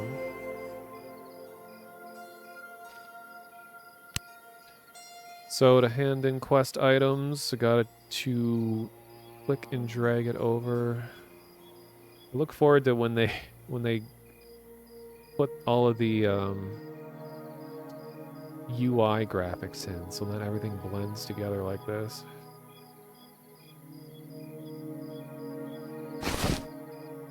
I think he just wanted 8 bat wings. Okay, so I don't want to give him too much. So let's do 3, 4, 5, 6, 7, 8.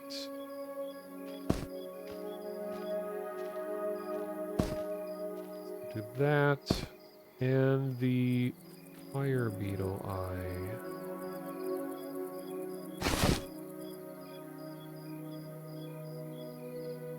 Wait, where did the fire beetle eye go? I know I bought one. Oh no, did it drop it on the ground? It's not. I also took the tailoring skill, so I need to be accumulating cloth scraps.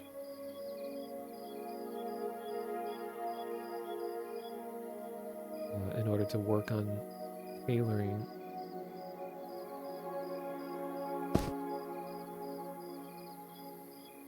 Let me get rid of this.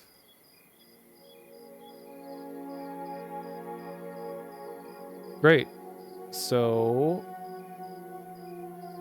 I think my inventory was full when I thought I was buying that fire beetle eye. God damn it. Okay, well, have to wait a while. Have to go buy that again. Just MMO things, running and running and running, picking up thing and running. There is auto run, luckily. Yeah, the size of the team has grown a lot over the year, 2 years, I think this has been in development. Like, I think it started with just like 2 people, and it went up to like 6. And then in the last year, I think is when they dramatically increased their team size.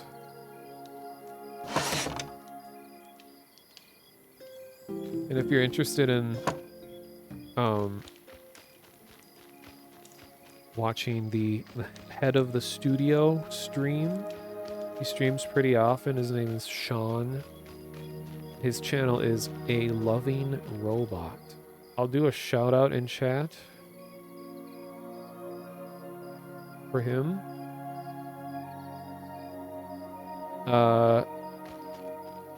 So it's really fun to watch his streams, especially when a test is happening like this. So he's sort of like the eyes in the sky, talking about like how the servers are going, the stability, and he answers any questions about the game, and he has a lot of stories of his own to tell. So definitely follow him if you want to kind of keep an eye on this game and the progress.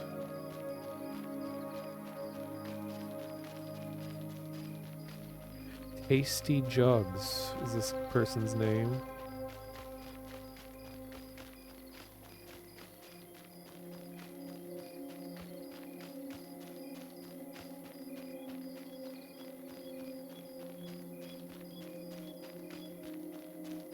Another thing you'll definitely notice about this game is that there is no map. They, in the future, sounds like they may have a, like,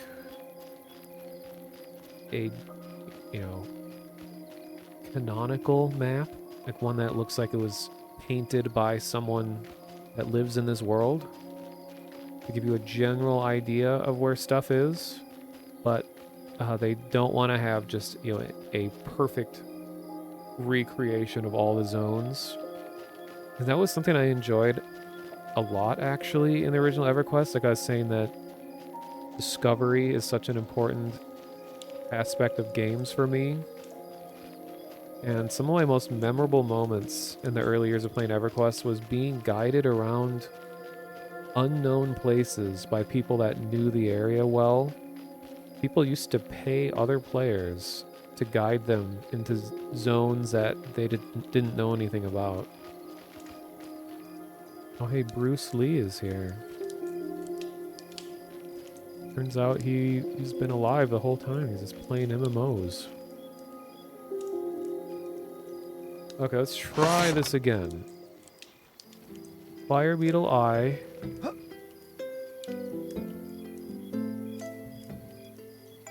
Diseased Jackal Blood.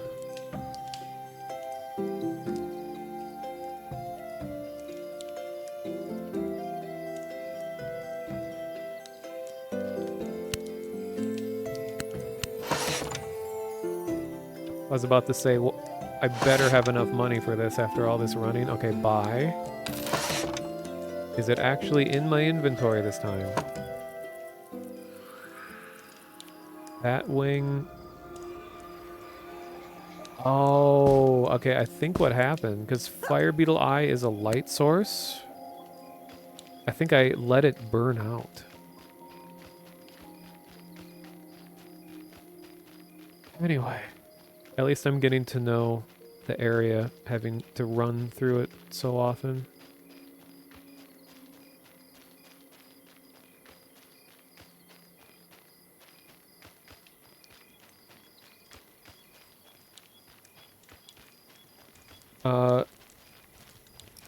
It's because I know a lot of people watching now or possibly in the future will probably be aware of EverQuest.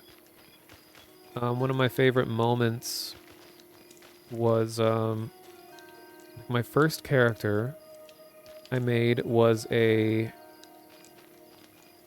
What was it? I think I made a ranger, and I started in Kinos. And Kinos was my... and it grew to be my favorite city. And then even now, going back and looking at it critically without nostalgia goggles, I still think Kinos is my favorite in terms of how it's scaled. It's pretty small, but big enough to feel like a city. And that whole part of the game's world isn't as popular as it used to be. There's like a starting area called Blackborough that is a classic like low-level leveling zone where you end up spending a lot of time there. But there's a kind of a famous trip that you make, pilgrimage, is the run between Kinos and Freeport. That's like the entire east to west. Oh, here's the water elemental. I haven't seen that before. Awesome. But it just went through the wall. Cool.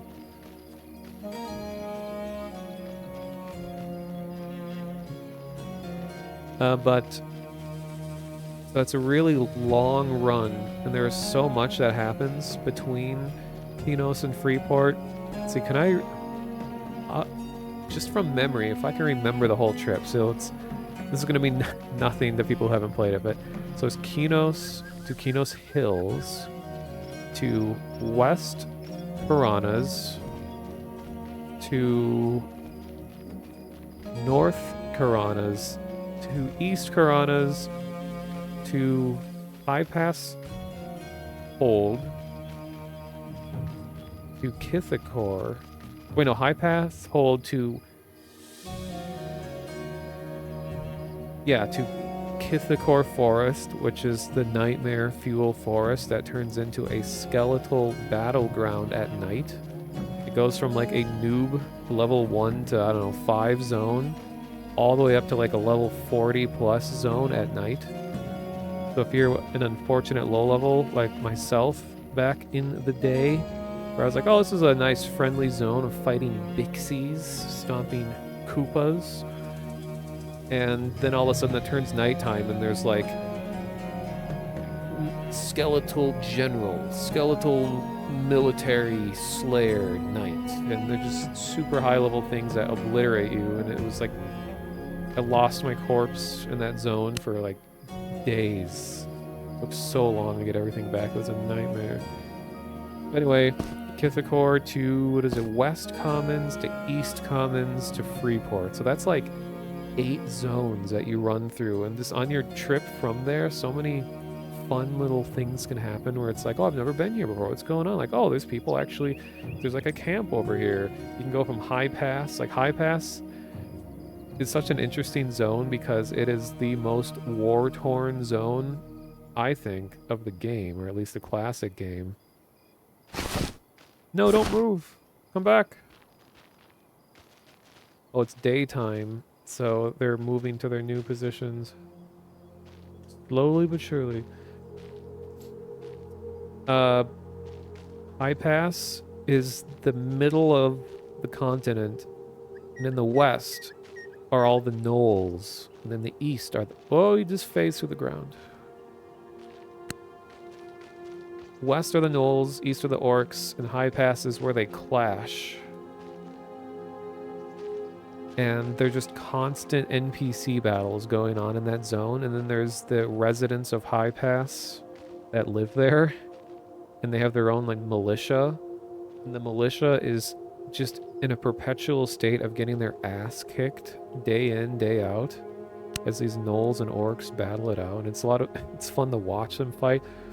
But it's also a scary zone to run through because there's just so much fighting happening all the time. As a low level,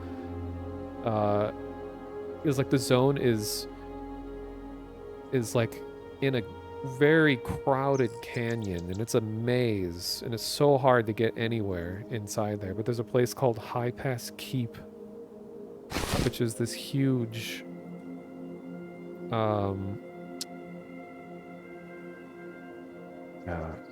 like a castle built into a mountainside. And then you go in there, and there's a big bank, and then in the basement of the bank are goblins. So you have gnolls fighting orcs above ground. You go into the bank, and then underground are goblins that had dug into the basement of this place, presumably to like steal the coins of the bank. So you walk through there on your trip to Freeport or whatever, and then you find people fighting goblins. You're like, oh, I should play this group. And it turns out it's one of the biggest money generating zones of the game is fighting goblins in that basement. It was just fun to like organically come across all those moments of discovery. Didn't have a map that said, hey, there's goblins in the basement here, go here. It's like I just came across it. It was magical. Alright, so to hand this in, I think I have to combine the wings. There we go. So now I have a sack of bat wings. Here we go. Hell yeah. He says... Roland Tomula looks down, taking the burlap sack from me. He clutches the bag in his gnarled fingers, counting out the bat wings. 4 pairs in the eye, very good, you've done well. Looks at you, giving you an improving nod. We druids have a duty not just to life, but to death too. You would do well not to be squeamish towards bloodshed. It's a part of the natural order. Closes his eyes in silent prayer. Cruvea teaches us that gratitude for all life is important. You would do well to remember to thank any creature that gives its life for you, from the tiny insect to the giant beast, be they plant or animal. He mutters an incantation over the fire beetle eye, hands you a wooden token in the eye. You receive the wooden token in a blessed fire beetle eye. Here, I've blessed this eye, something you will learn in time. Go, present the token to Kalada. That lore.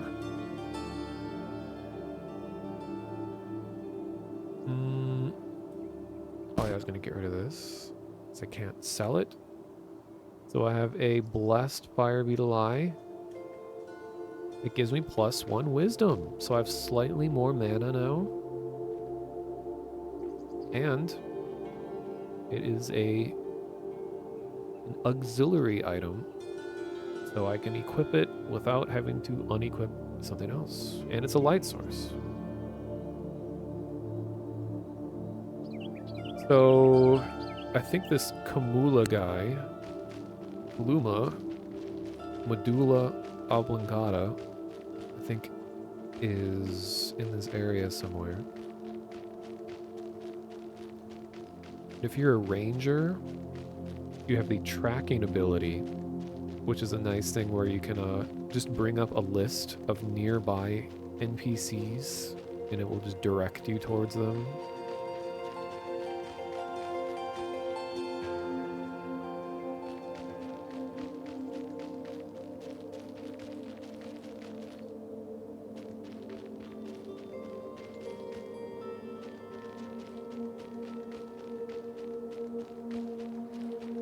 Oh yeah, and if anyone gets stuck in walls, I think you can type /unstuck. It will teleport you out. But if you get stuck in a really precarious place, where you actually just can't progress because your character's fallen into the abyss, or you died somewhere that's completely unreachable because of a glitch. You can ask an out-of-character chat. You just type /OOC. That's what all the green text is in the bottom right. Not that kind of green text, but OOC green text.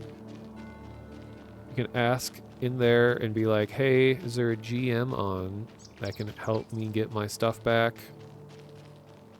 And if there's no one there, you can go onto the game's Discord and try asking there.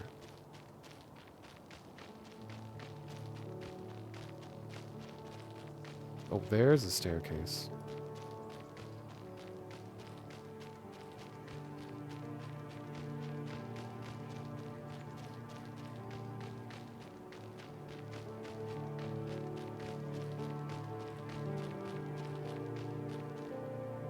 Okay, where did he say that?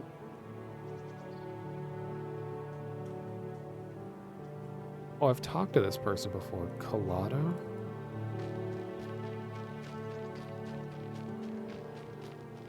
It's just where in this massive building are they?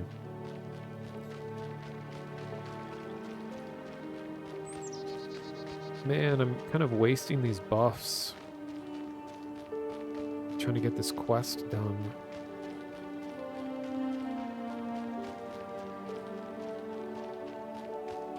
That guy gave me strength and agility.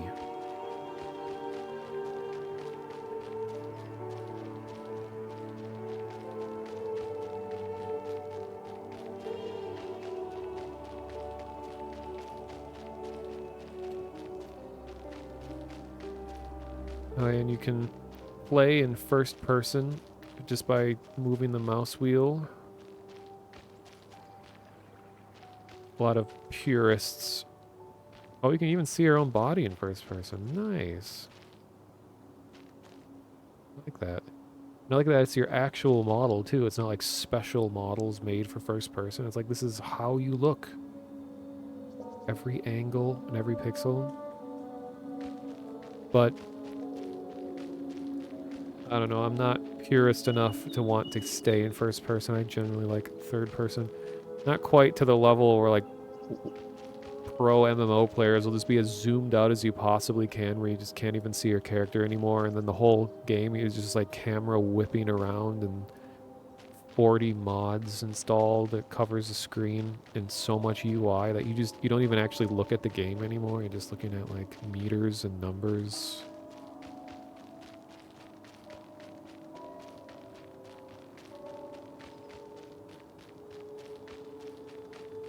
Swear to God, where is this person? Oh, here they are. Yeah, and that was a big turnoff for me in like late game of any MMO. It's just so much like just UI. Like the amount of UI that's on the screen right now is like right on the threshold where I'd start losing interest in the game if there was any more than this. And that was the thing too. Like people are like, "Oh yeah, when I was playing WoW, I was trying to find random people to play with. And everyone's already in guilds and they're friends on Discords and everyone has their whole group. So if you're going in with nobody with you and you're a new player, it's like impossible to find anyone. I tried joining not a guild, but like a community or something to find new players to play with, and they're just like, and I was asking, hey, I'm new to playing the game. Is there anyone low level that would want to group and just fight some stuff? And they're like, oh, on Tuesday nights, we'll play on our low level alts. So we have to like arrange a specific time and place. And when I was just wandering around the game, there's just nobody to play with. I know now with like the new updates and stuff, there's probably a lot more new players playing, but it's so hard to just find players.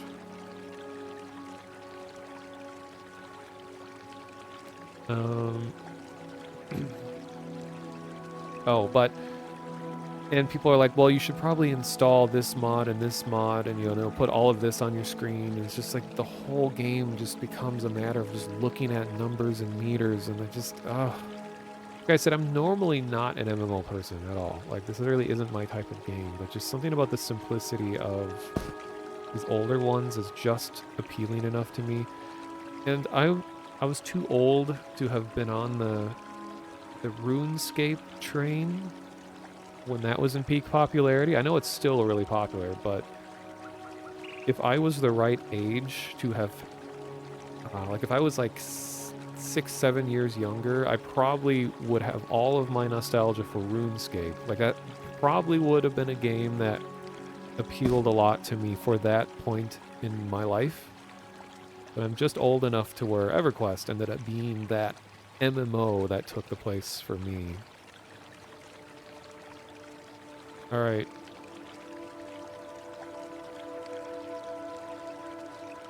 Seems you have been training. Seems like you've been training, Initiate, but this task requires someone a little more seasoned than you are. Come back when you have more experience. Hands you back your token, giving you a smile before turning away. Oh, I see how it is. Great. Went all the way up here. Just called me a noob. Now I gotta go all the way back down. Wait a minute. They turned off fall damage for this test. All right. Save time.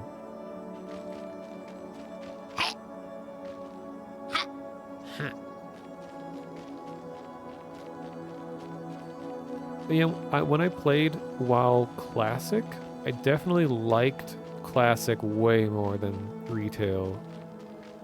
Because that was, you know, more like this.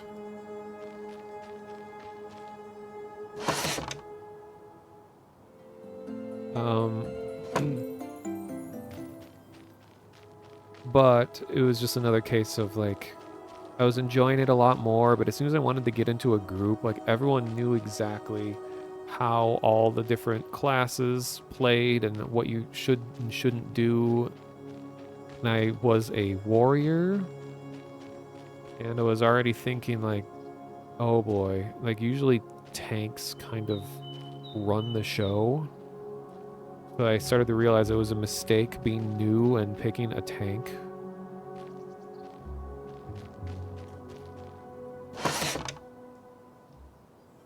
So it just made it that much harder because people were like, oh, nice, we found a tank. Oh, but he doesn't know how to play.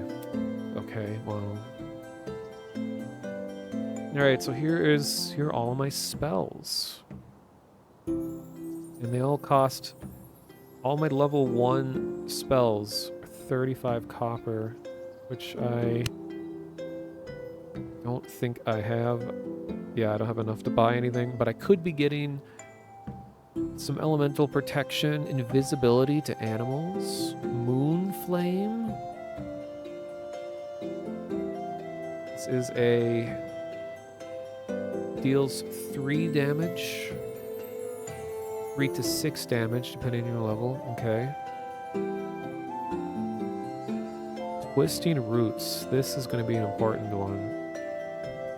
This allows me to stop the movement an enemy. Gate is also very important. Gate allows you to teleport back to your bind point, which is where you appear when you die, and other players can change your bind point, or you can change your own if you're a caster that gets that spell. Okay, so when I get level 4, I'll have invisibility, improved healing, improved fire spell, and snare. Okay, snare is root. Wait, is it? Roots from the ground and clinging. Oh, decreasing movement. Okay. Snare is actually going to be more important, arguably, to me than root. It's nice that I get both.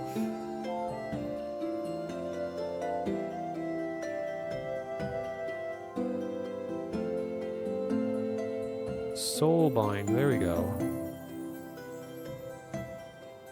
So that Soulbind will change your respawn point.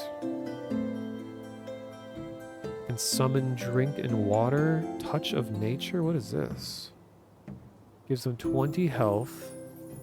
An additional 10 health per tick. I think a tick is 6 seconds.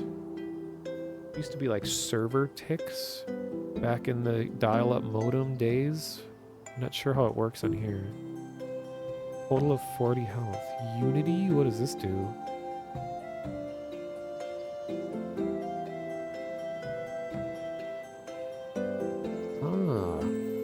Reduces their aggro range. Oh, Unity is just whatever that the Harmony. Harmony was what it was called in EverQuest. It's called Unity here. It lessens the likelihood that things will social aggro. So if there's a big camp full of mobs, you can split them much easier with this spell. It'll be a very important one to get eventually. What I'm really looking forward to is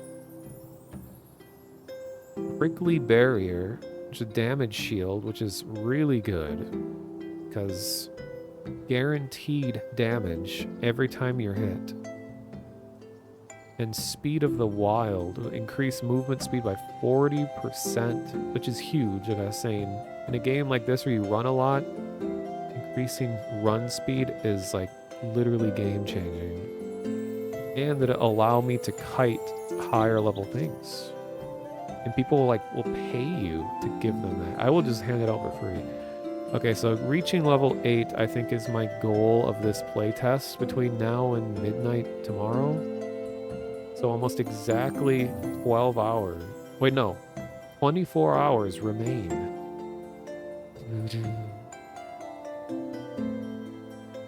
But in the meantime, see, I need to set goals for myself. Like in the meantime, I will try to get my attack spell, Burning Embers, which is a dot, fire dot. And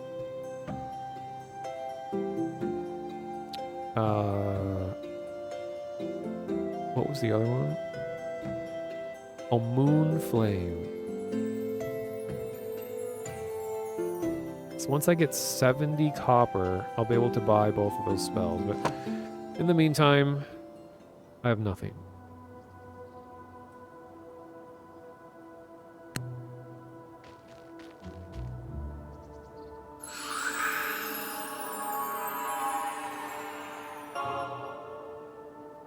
Oh, let's see what you guys are saying. Get that.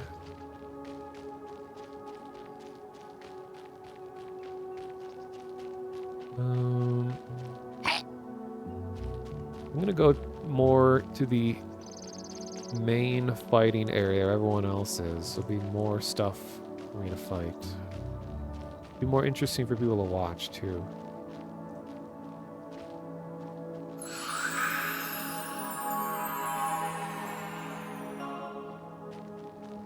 There was someone on the Discord that was like offering a goblin wife RP for a like daily payment of copper.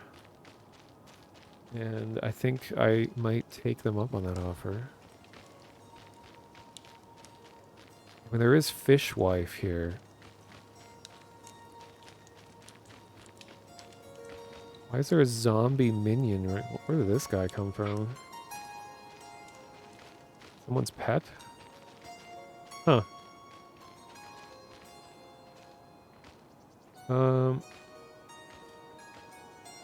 That reliance on a role-playing centric aspect, but fuels a lot of social experience, so it's always like a double-edged sword.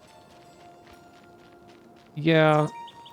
And I will say that in MMOs in general, I've never had just overwhelmingly bad experiences. I mean, it's all relative. It's just more that feeling of inadequacy with a game that relies on having knowledge of the game. Like, you know, with a lot of first-person shooters, it's like, you don't really need to know much about the game. If you're good at just, you have good hand-eye coordination and can react in that way, you can just almost instantly be good if that's just a skill that you're good at. But with MMOs, it's like a whole different part of your brain because it's knowledge of the game, like all the things that you aren't doing and all the anticipation for future things that haven't happened yet is like what makes you good at these kinds of games. So, and then by that, in that same regard, if you're new to it, it's much like, I'm going to save this person's life.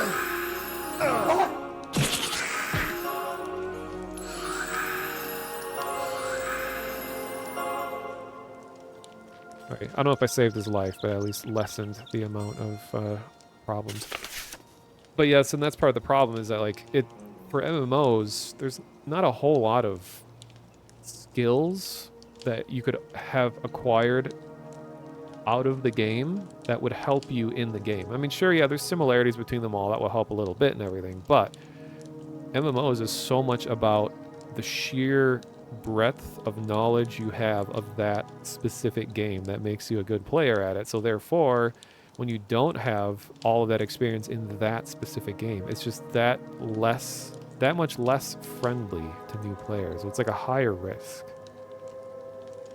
A increased risk of having a bad time. And I don't really have a circle of friends where because for a lot of games like this, people are just like, oh, let's get the boys together. Let's all go play the game together. And that makes a big difference. When you have a group of people that you could just all sit in your own little like circle and play the game among one another, that is a whole different experience than just going into a game alone and hoping to have a good time when you don't know anyone. I mean, that's my life experience in general, but in games, especially MMOs, that is a similar feeling. Might have been a necromancer pet, I don't know. I didn't think they could have zombie pets.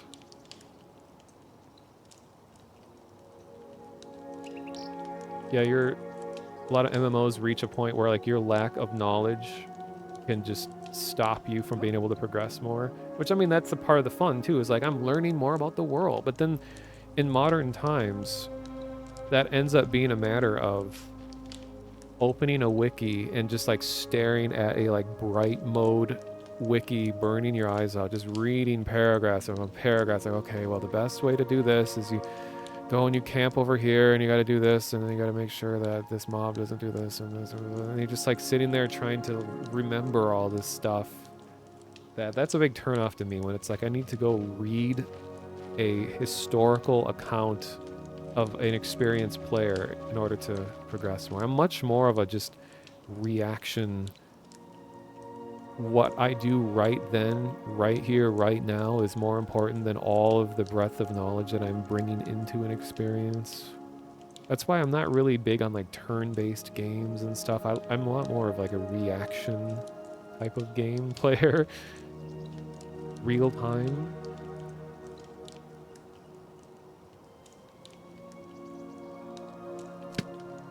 All right. We got Ranger and Brindle, who have fused into one person. Wait a minute. Where is the other person? Oh my god. Uh-oh.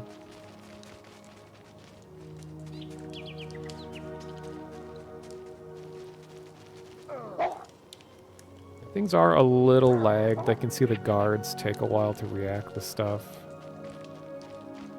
Yeah, these dwarves have merged into one.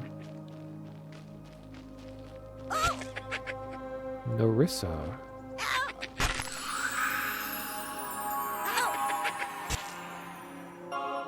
See, this is why I like being druid. I can go around and heal people that are in need.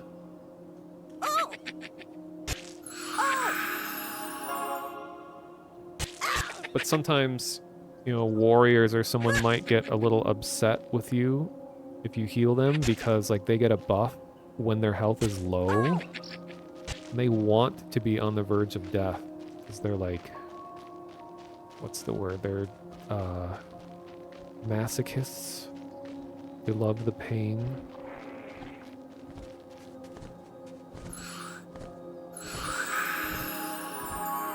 But every time I see that orange text in the chat box in the bottom right, it like immediately gets me nervous because in EverQuest, orange is the color I chose for when combat is happening to me. So I've been like conditioned to be alarmed when I see that color. So my combat's gonna be kind of boring right now until I get my attack spells. So it's just gonna be me swinging a hammer and hoping I don't die.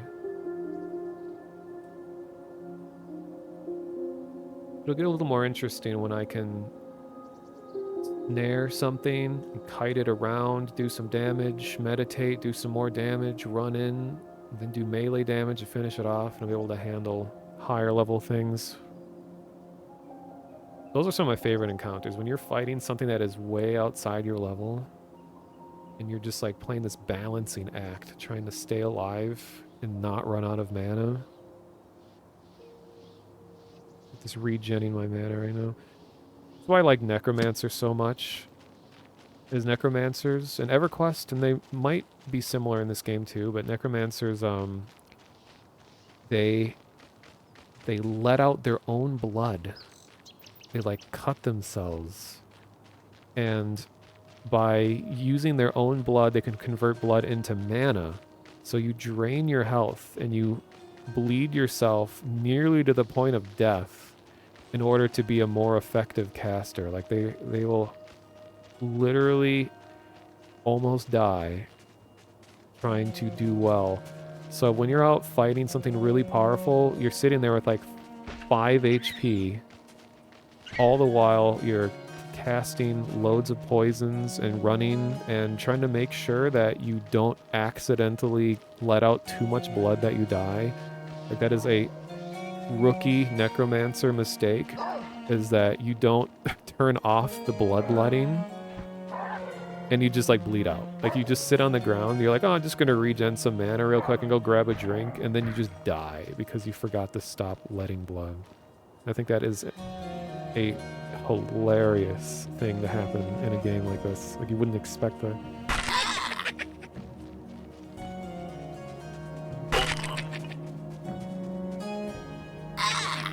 You can judge a fantasy game by the quality of its skeleton mana, and I think this game passes. Very quality skeleton. Ooh, cloth scraps. I can work on my tailoring skill. Well, not yet. I think I need like 4. That's another thing I need to do, is to go look up stuff about tailoring.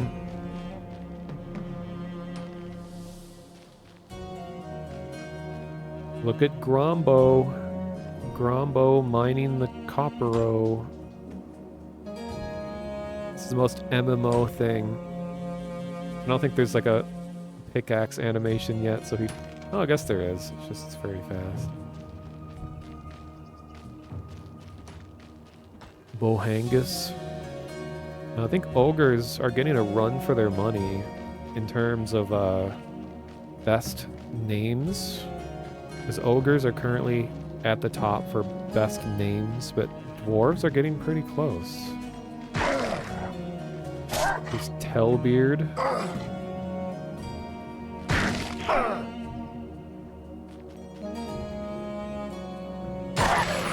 Server's lagging a bit.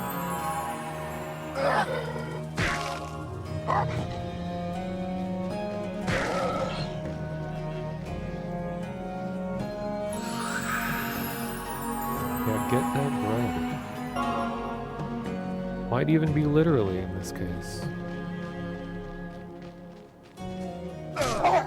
I'm not gonna group with anyone until I at least have... Until I've reached like level 4, because right now I'm kind of useless in a group. I mean, I guess I could heal, but it's usually better to just solo until 4.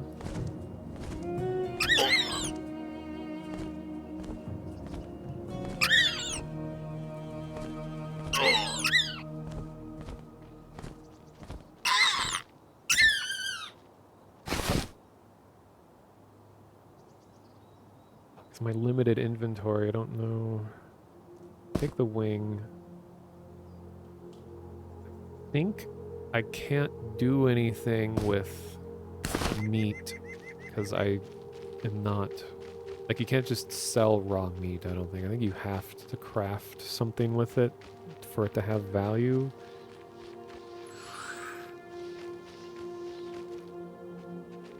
Wow, this person had some nice armor when they died.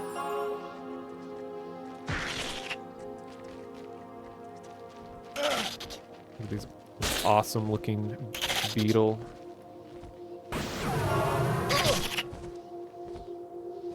I love these low poly models, they're so charming.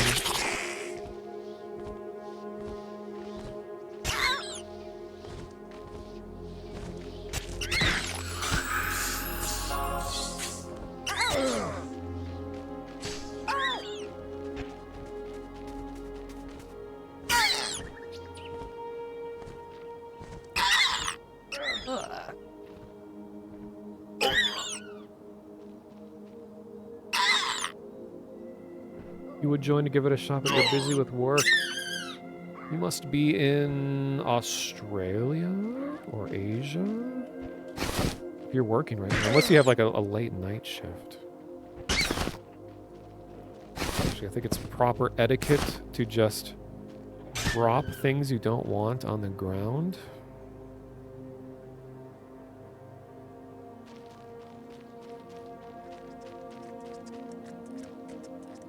No, I can't handle a fire beetle right now. I think I can only handle bats and snakes.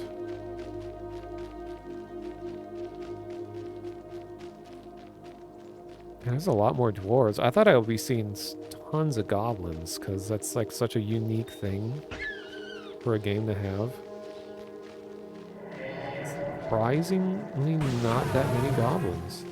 I see a lot of dead goblins. Hope that's not a bad sign.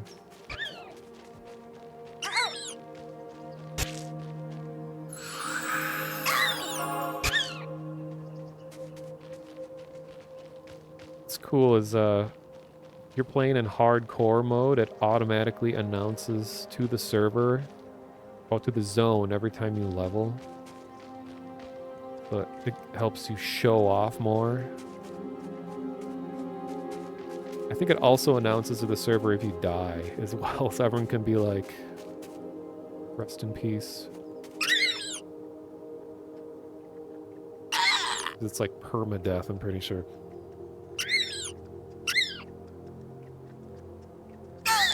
I think hardcore, I believe, could be wrong. I think it also makes it so that nobody can give you buffs or cast anything on you. Oh, the shadows! And the dwarves are ascending!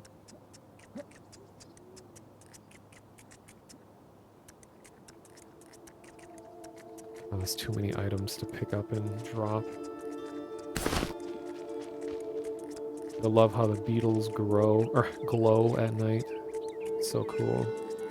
As the sun sets. I could use my, my trait. I could be a wise guy. Actually, no, that wouldn't help me at all, because I don't have any offensive spells. Because my trait will give me a lot of extra mana.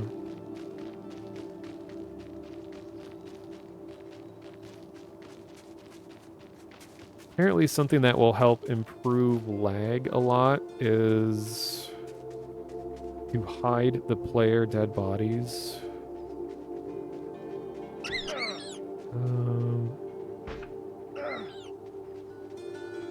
I'm looking up the command. Hide corpse all. Let's see if that makes a difference. Hide corpse all. Oh. It actually does help quite a bit. Wow, okay, this is way smoother. Would have thought the dead would haunt us. I love this glitch of like people ascending.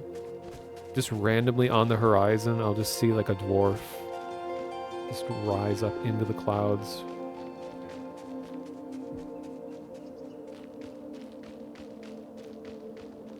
This is really nice day-night cycle.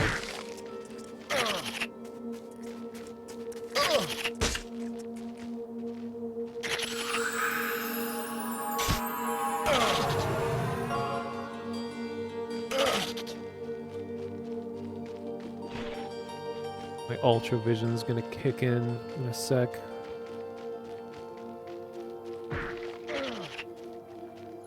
Oh yeah, we purple now.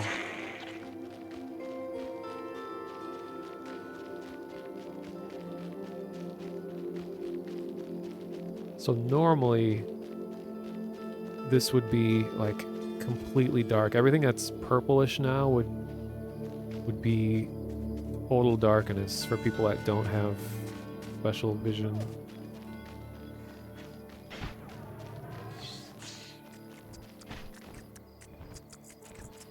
Oh, I keep forgetting things get more aggressive at night too. So I might get aggro on things I don't want. And that might just be skeletons though, I don't remember.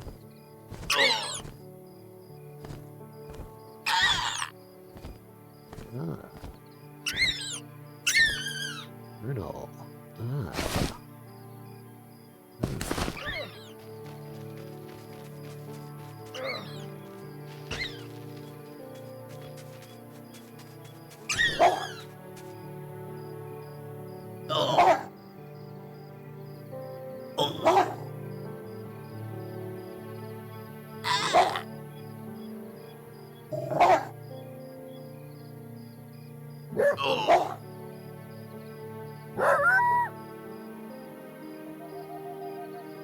Oh, I could probably...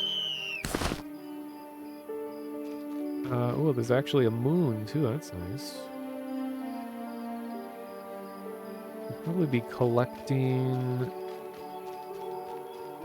animal furs as well for tailoring. Something I need to find is a tailor merchant. Might give me a book to learn to tailor better.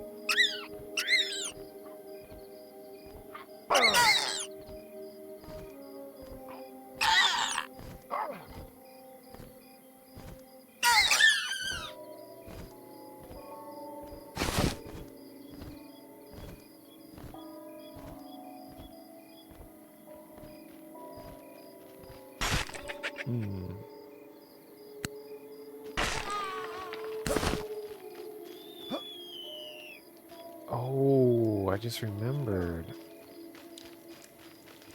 I think I can get a bag. Uh-oh. Ow, ow. Someone's train aggroed me. Guard, please. Help. Help. Beady, help. There he goes.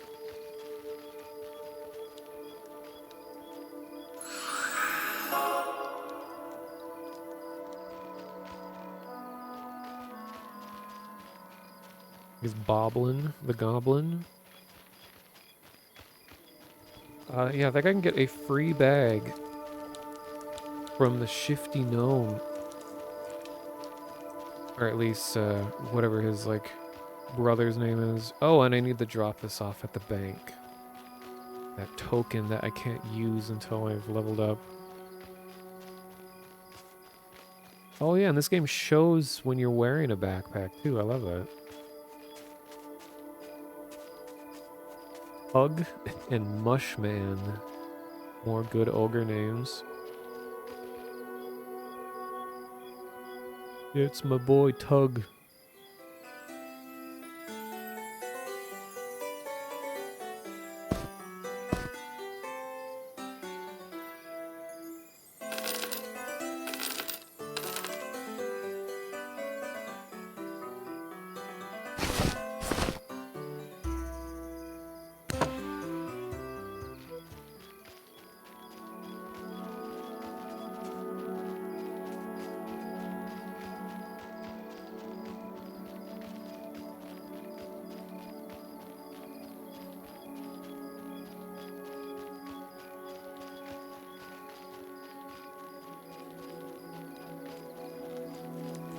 I don't think greedy halfling is the same as the gnome.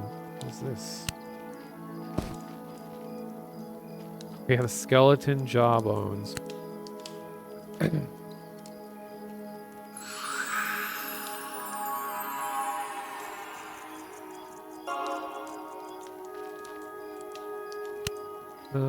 The jawbones are needed for a specific quest.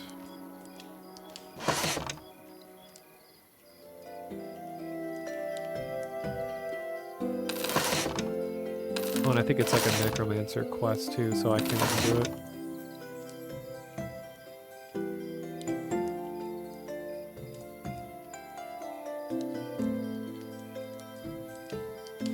Cooked meat.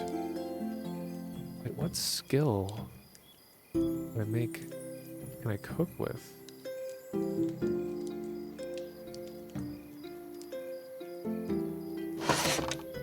Malleable bone ornamented coffin. Damn.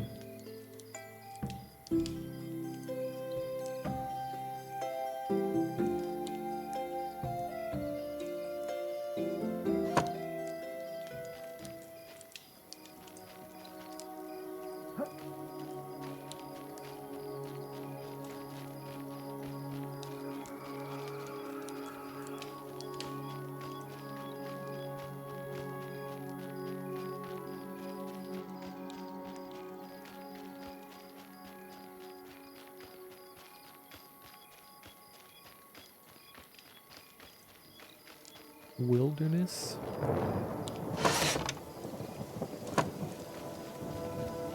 Ooh, we getting rain?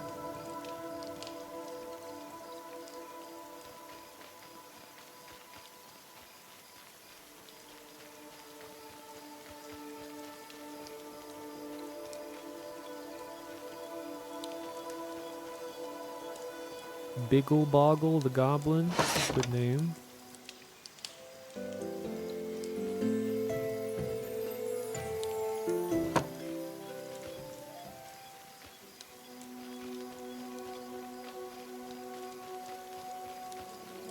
Sprinkles the dwarf. Wolf.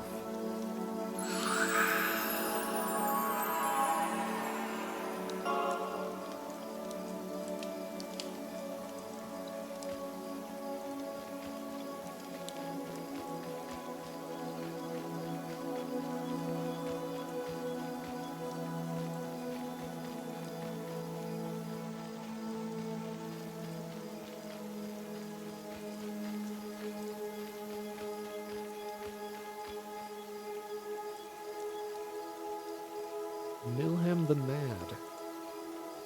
Milham the Man is busy counting various objects in his hands. A button, old coins, various nuts and pebbles. He ignores you for a moment before looking up. Who's this? One fresh from the heat, cold, or warm in the heart? Do they know of it? The shining gold? The shining gold? Yes, the shining gold. 3 past 4. Its riddle opens in the mountains. Dogs are after it, and the dogs keep it. Always follow the dogs. 3 past 4. What's the in-game time? Let's see. Currently 9 p.m. in-game. Interesting, so that must be how to access a different area. No, there is like a secret passage in the mountains somewhere, but it's going to be way outside my level.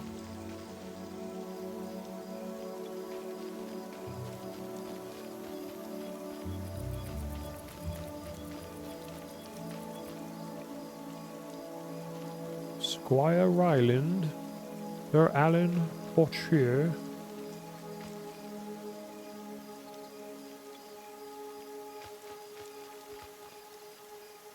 Sir Leon. Leon.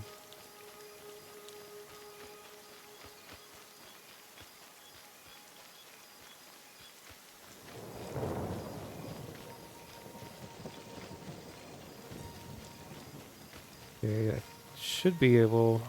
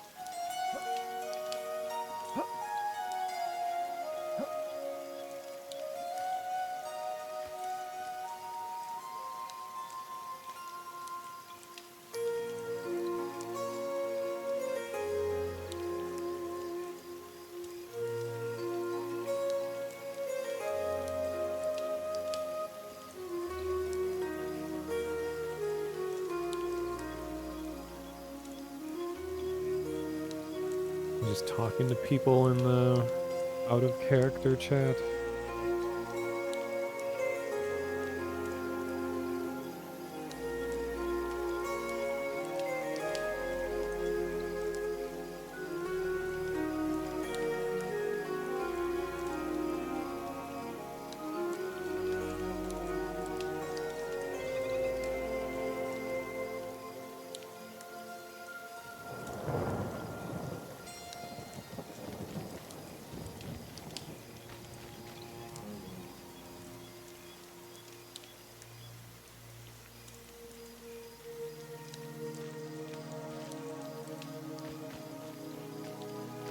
Well, it sounds like Shifty Gnome might be in a different spot now.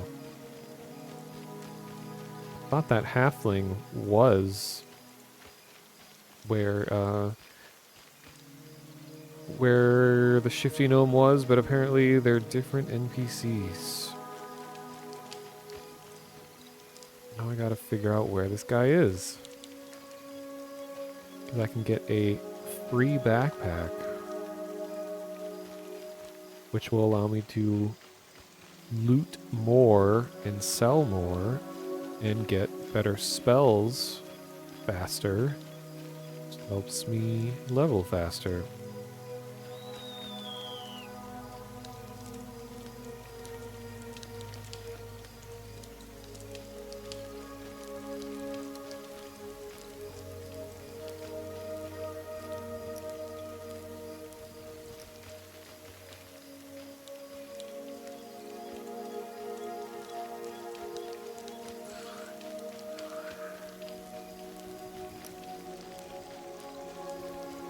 I like how when a game is this early in its life, that there's characters that are just named like Gordon. I'm sure there's like a John somewhere.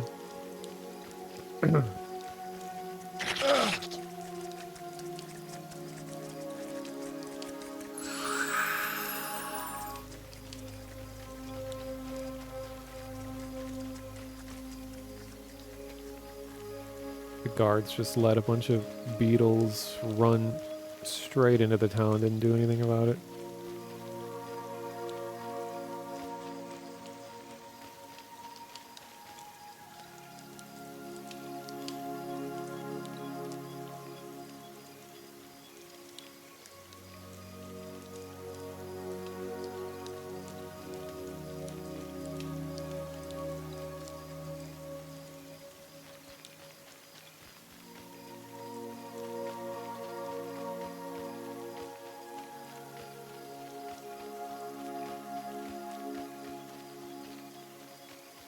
Yeah, the guards aren't getting paid enough for this.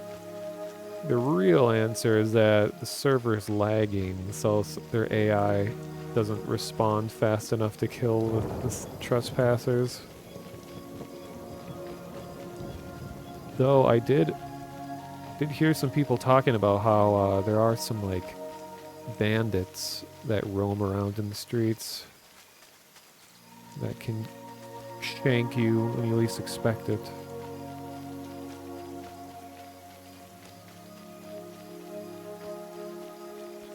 Oh, here we go. Tailoring.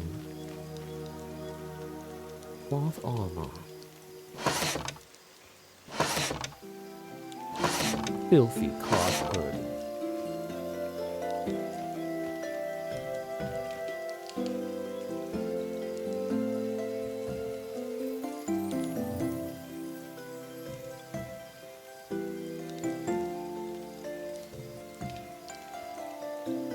Stuff is tattered cloth.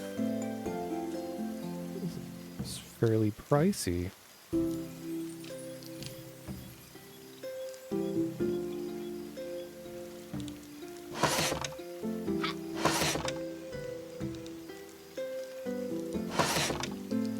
Hoping that I could get a tailoring patterns.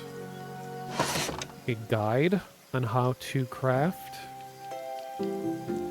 So apparently I'd be able to craft just the usual cloth or cotton.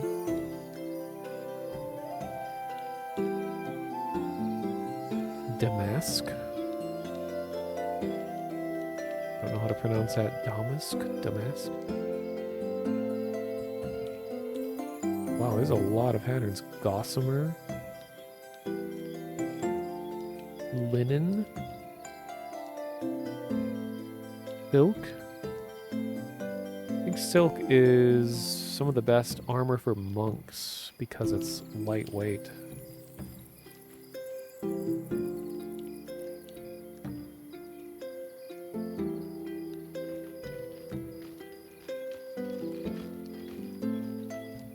So tattered cloth, it's 1 silver per pattern.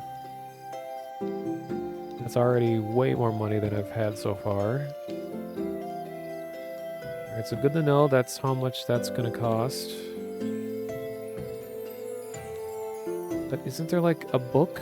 Usually you can find a book to tell you how to do this stuff. Oh, here's the bag salesman. Usually the bags are really expensive. Should be a bag lady. Backpack is 1 gold. Eugh.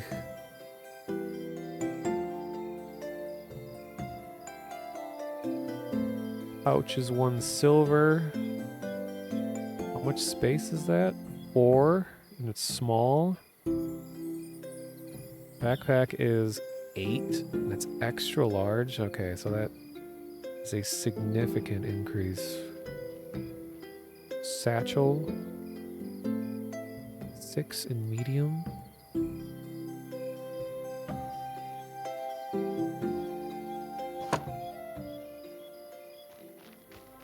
So a nice shortcut. I don't know if modern games do this as well, but if you hold right click and, or actually if you just hold both mouse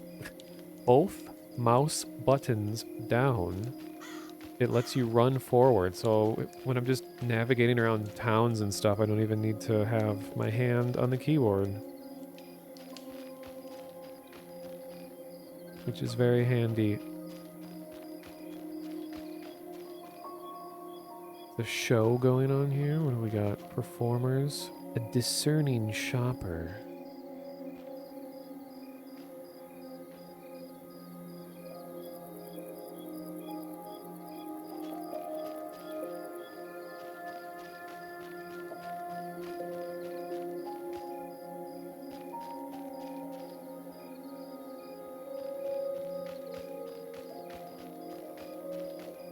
Some sort of map would be nice. I know there's, like I was saying earlier, that they're not going to have just straight up, you know, an overlay map that shows you exactly where everything is, but they're talking about having just a general, like, graphic of a map that just vaguely tells you where, you know, the different districts of the areas are.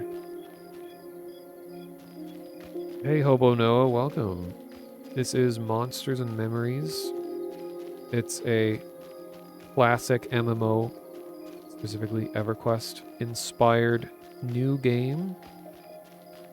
And I grew up playing that game, so this has a lot in common with games that I'm familiar with. They're doing a weekend play test that goes until about midnight. About roughly 24 hours from now is when the test goes. This is the longest play session they've had, I think, so far. They reached around 1,000 concurrent players earlier yesterday. And I think this server, let's see how many people are. There's 225 people just in this one zone, and there's other zones nearby. Oh, I forgot to read. I asked people where the shifty gnome is, and I forgot to look if there's a response.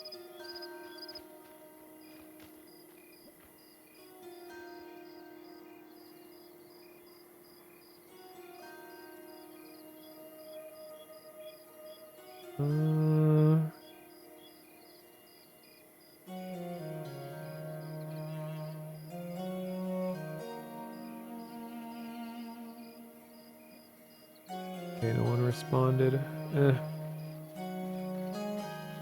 So what kinds of classes are people playing? We got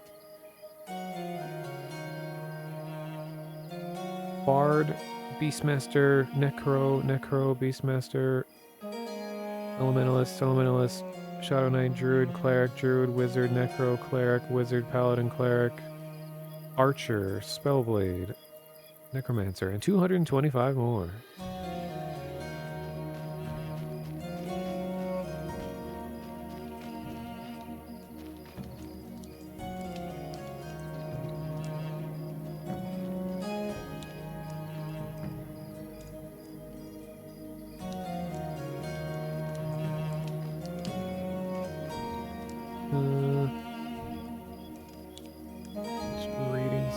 Okay. I'm gonna check just to save time. Because there is someone that has started a wiki.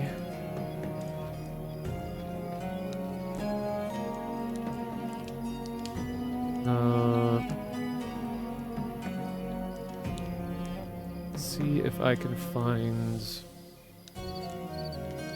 tailoring. So you'd think I'd be able to get a tailoring guide from the person that is selling the patterns.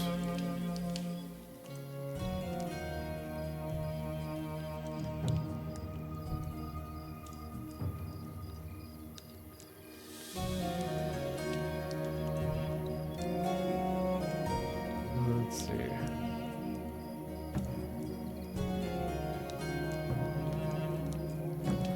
Oh, they haven't filled out the entry on tailoring yet. This is uncharted territory.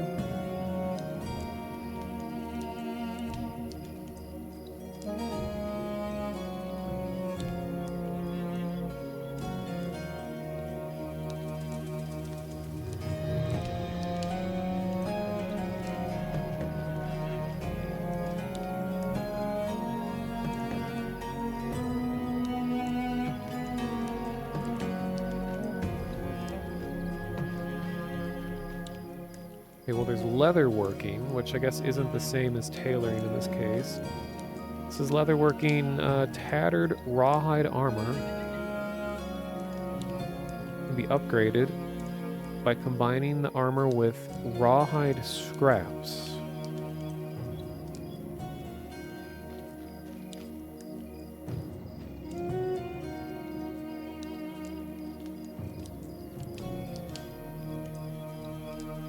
But it looks like trade skills that are in the game now are leatherworking, tailoring, smithing, smelting, fletching, pottery, jewel craft, first aid, survival, cooking, fishing. But there's actually a lot of other things that they have planned. Like there's like a astronomy skill. And there's some other ones that I hadn't seen in games before. Curious how that will work out.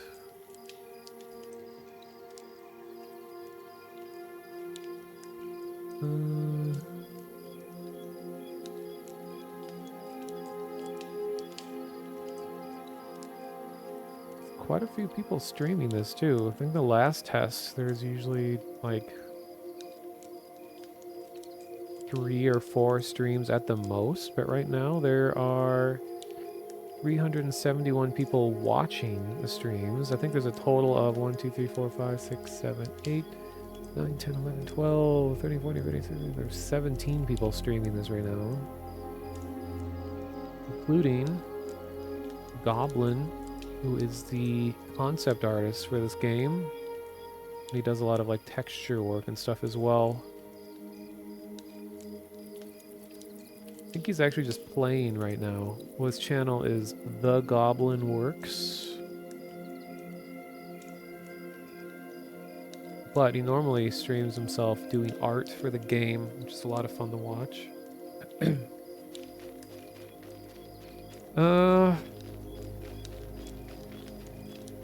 Yeah, tailoring patterns. Why isn't there a guide to tailoring?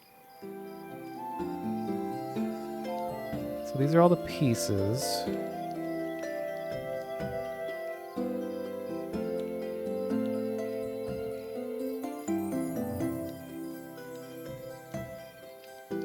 Got so lost.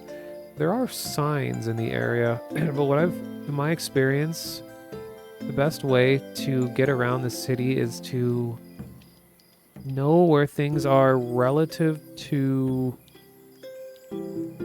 prominent buildings on the skyline. Like, of course from here I can't really see it, but there's like a huge tower that has like a glowing purple crystal on it that I've used for navigation.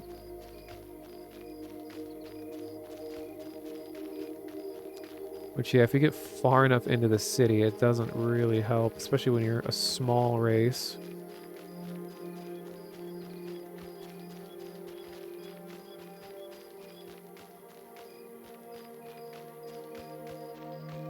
Oh, Shifty Gnome is southwest from the west gate.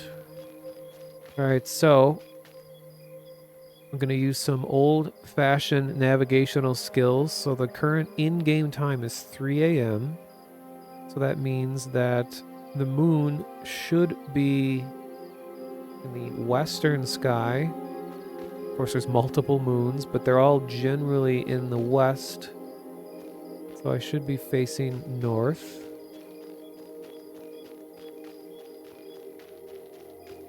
What is this building? Is this a fighter guild?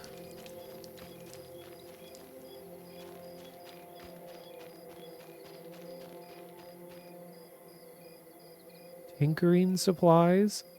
Fizz Pop's corpse stone cutting trainer. Tinkering and stone cutting, okay.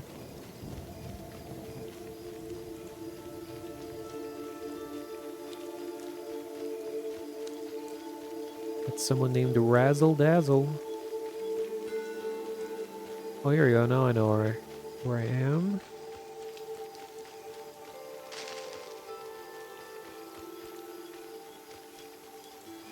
Okay, so this is all at the northern tip of the city.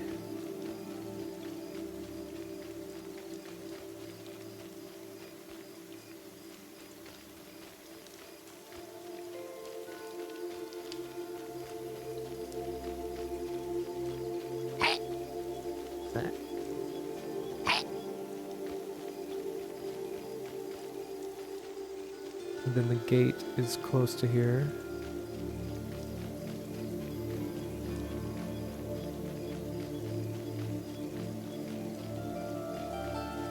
got one shot killed by a threatening force. What? I wonder if there's areas that are blocked off by like a damage dealing thing. Were you like, did you try going into a different city? Like, were you way outside the city gates? Because I know they added a new, like, really high level place. You were in town. I mean, were you in a weird spot? Like, did it seem like something wasn't right? Like, did you glitch through the ground? It's also, no, you can type /corpse or I don't know where it is on your screen, but like in the bottom left corner there's the drag corpse button, and that will teleport your body to you when you're within like 10 meters of it or something. So that can help you pull your body out of precarious situations. Okay, so southwest of the main gate. So here's the main gate.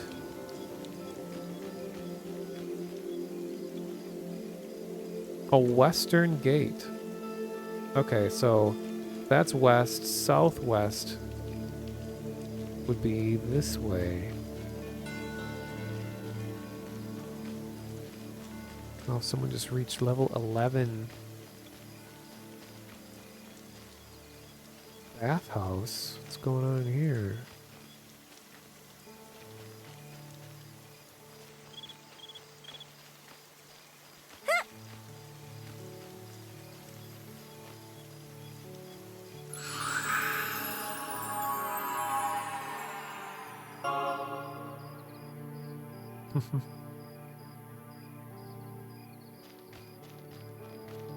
Oh, is that you, Kane?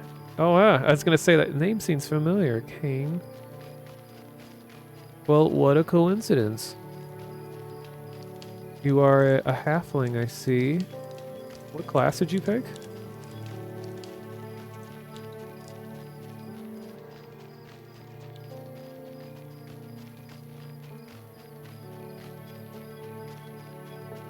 Rogue, nice.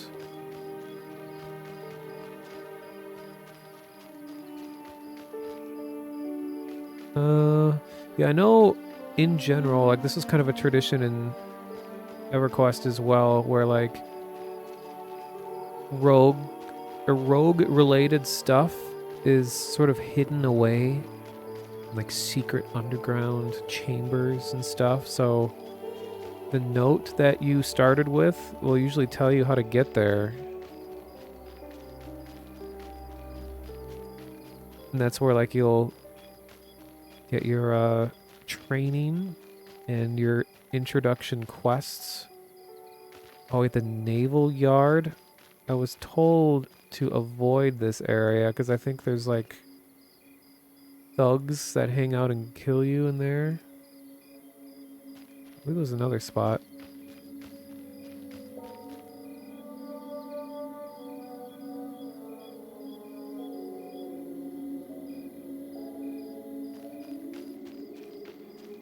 Sometimes the Rogues Guild entrances will be like inside a bar. It'll be like a bookcase that you move or something, or like a trap door. Night market.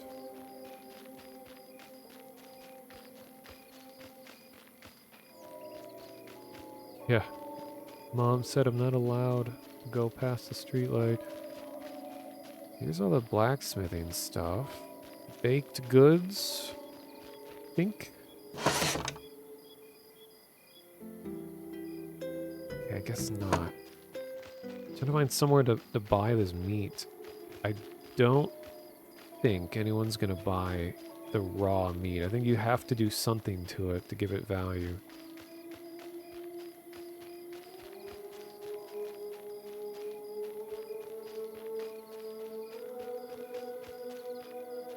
I mean, the stuff that you start out with isn't like, it's not like game breaking to lose it.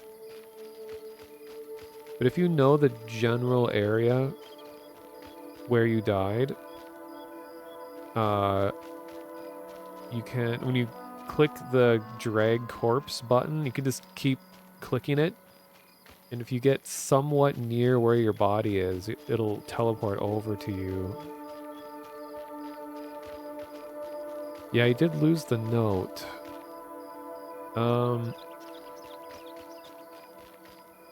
Wonder if, like, the wiki has the intro quest. Yeah.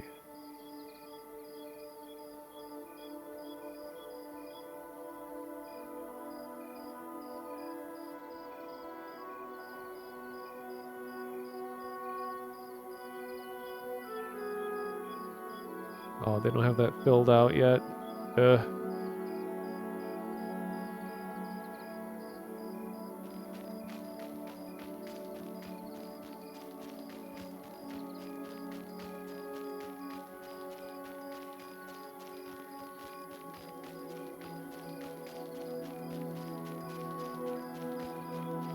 Oh, I'm back here again.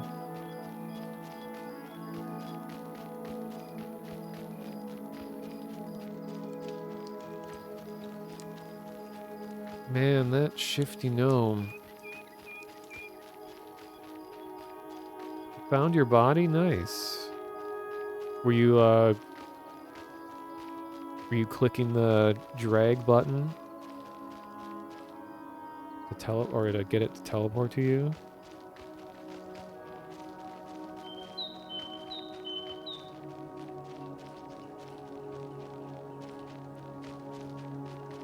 Okay, I'm just gonna follow the western wall.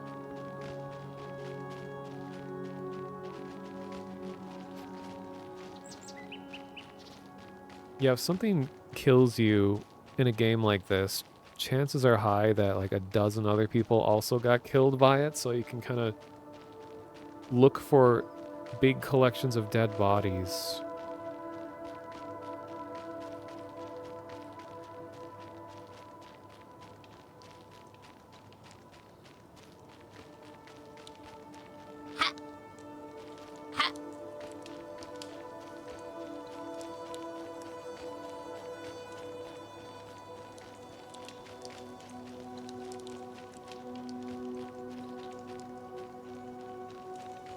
You were dead right by the main gate. Yeah, there's always kind of that learning curve process of learning the layout of stuff. That's kind of what I'm doing now. I mean, I am just aimlessly wandering. Well, I do have an aim, but my goal is to find Shifty Dude.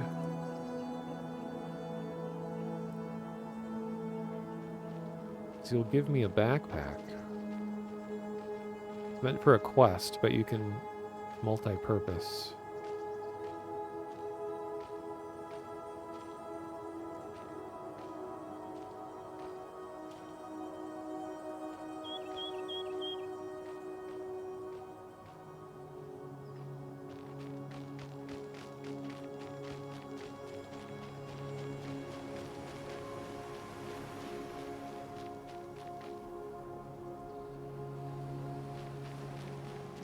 Eventually you're going to be able to actually take these boats and travel to other places.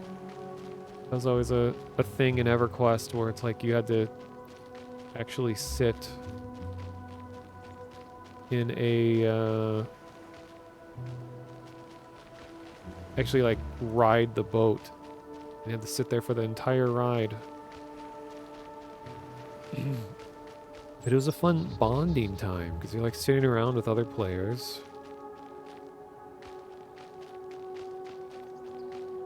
Oh, someone messaged me, said, Shifty Gnome is out the west gate about halfway down the path.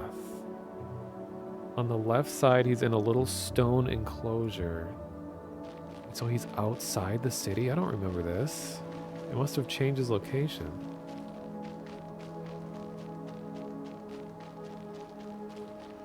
This is a cool area. There's like a big statue way out there.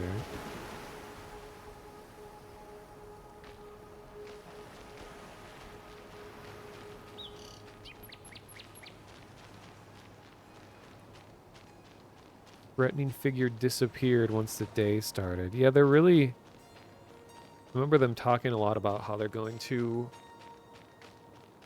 have some pretty big changes that happen between night and day, with like NPCs moving around and different things happen.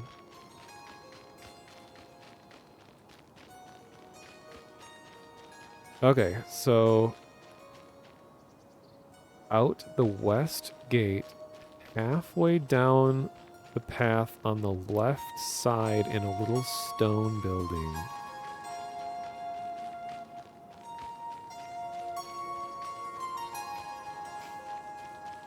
Wonder if that offer of Goblin Wife RP, if that offer still stands, or if someone took them up on that. Okay, we're going down the path. Look at all these folks. These are all players. The blue names or the dark blue names are players. And the red names are the haters. We've got the players and the haters. The jokers and the tokers. And the freaks and the geeks.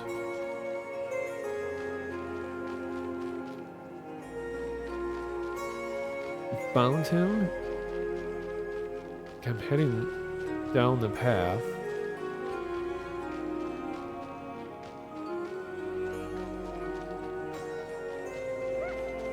Oh, there you are. You're flying.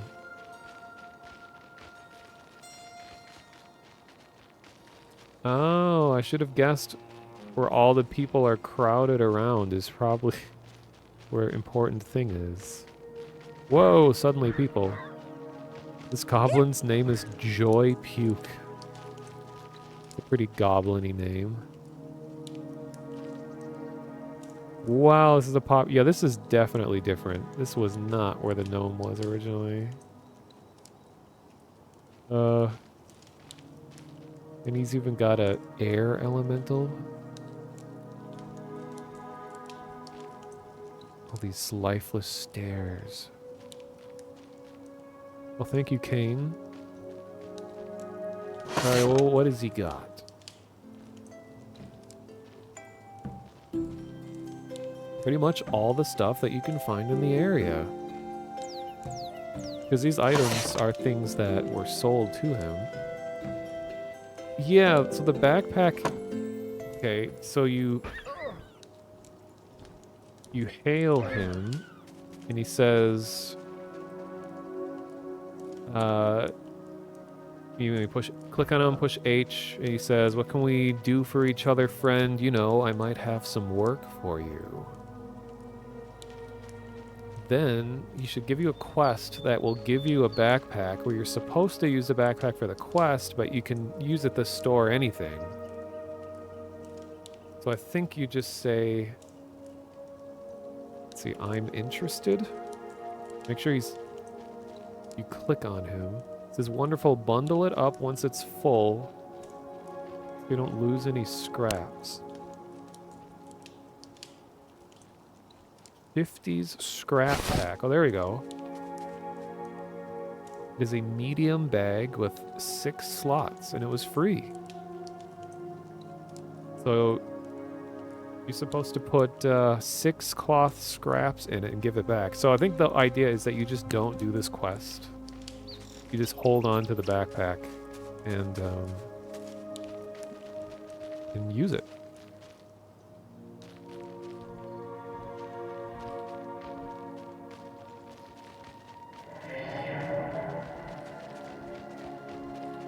Anyway, that was a long detour, but now we know.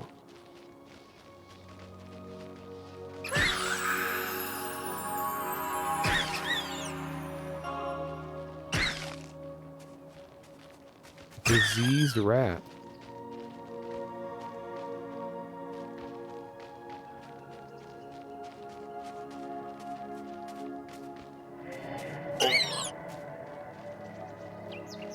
So Kane, I guess do you want a group? I mean, as long as we're here. Also, if you're a rogue with no weapon, it is going to be a little tough.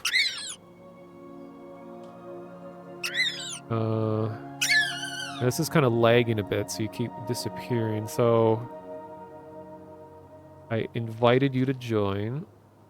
Oh, that's right, you found your body. Yeah, nice. So if you click the... There you go. Okay, so I gotta move your name over where I can see it. Okay, where should I put this? Oh, cool. It tells you the class and level people are as well. So if you can talk in group chat, if you do like /G, and then say like, hey, this is group chat with /G. They'll show up as blue. That will be people in the group. I mean, or you could just talk in Twitch chat, whatever. I can see either, but just so you know. Give you shield buff.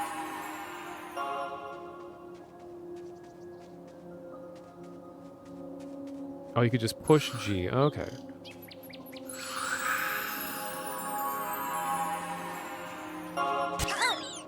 Guess it's just fight stuff.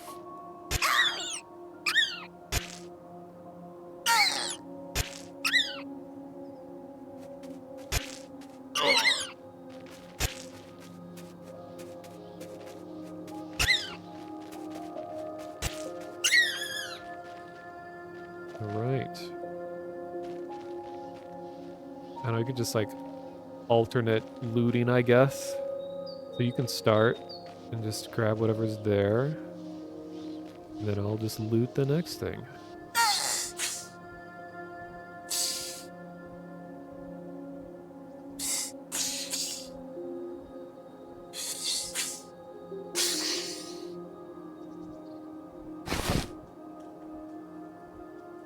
Snake venom.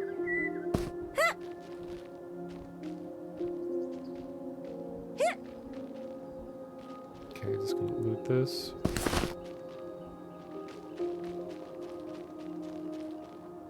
What is this?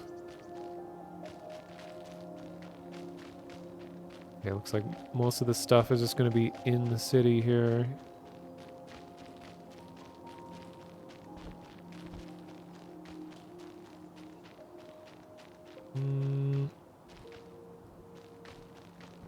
Oh, did you zone? Oh, I just noticed your name faded. Yeah, I think you're going into another area.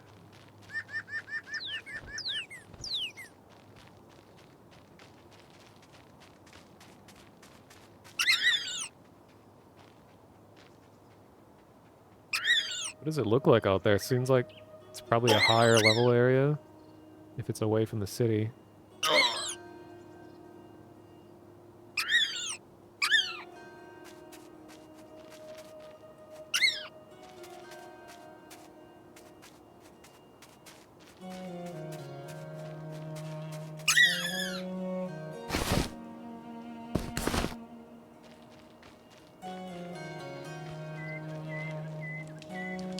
Ooh, someone made a campfire. Nice.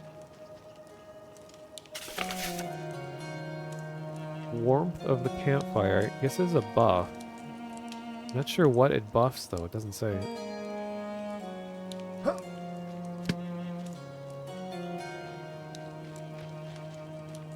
Alright.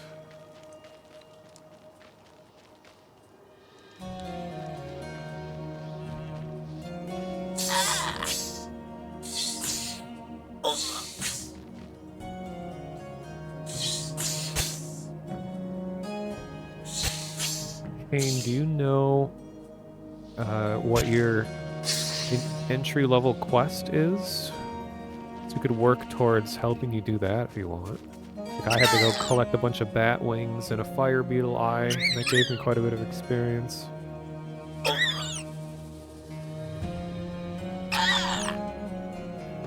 No idea. I think, yeah, when you hand in your note to your guild leader,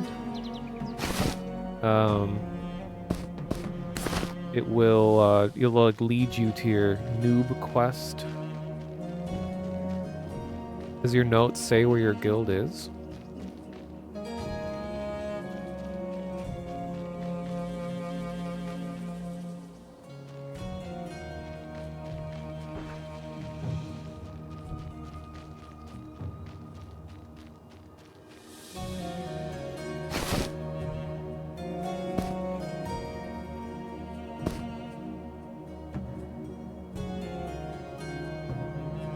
But a Night Harbor. Well, Night Harbor is this entire city that we start in. Does it say like a specific place in the city?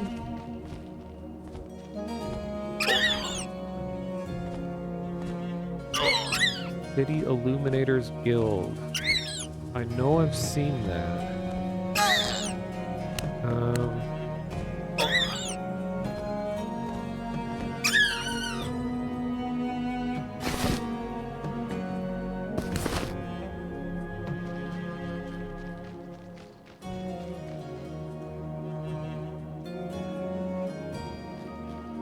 On the edge of the night market. Oh, okay.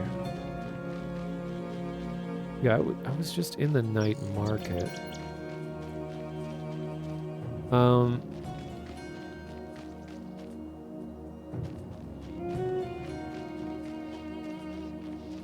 See, we can go check it out if you want, because it's really nice that when you're in early levels like this, that you want to be working towards something, and that gives you a lot of experience too when you do that quest.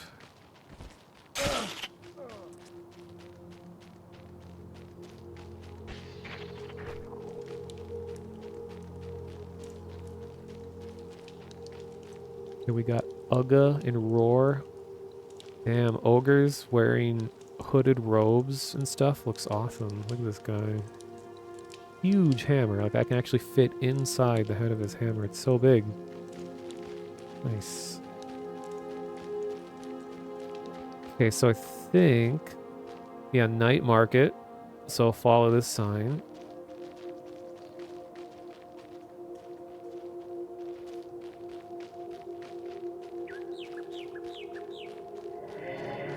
Then...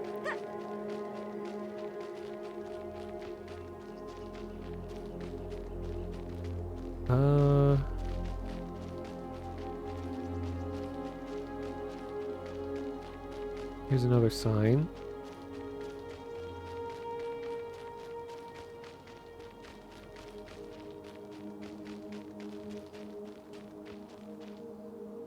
Okay, it's not there.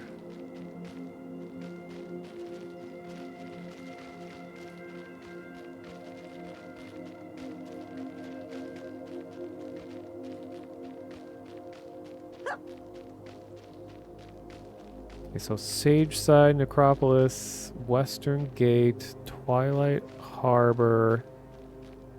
Did you find it? Oh, yeah. Night Market. There you go. Nice. Hey, Fresnope. Thank you for the raid. What were you playing? You're a fellow Monsters and Memories enjoyer, perhaps?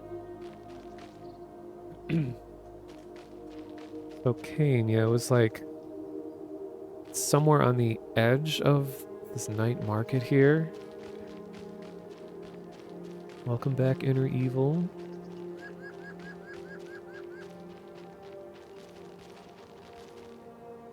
Looking for Thin Satin Aspen Leaf. That is a really fantasy-ass name.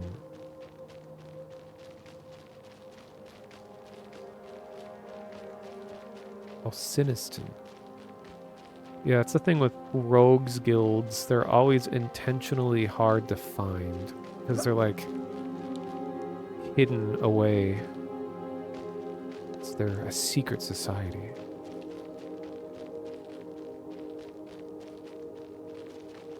Yeah, the city is a lot more fleshed out. It's this new version. Sneaking is a lifestyle. The Thirsty Glance. What's the name of this bar?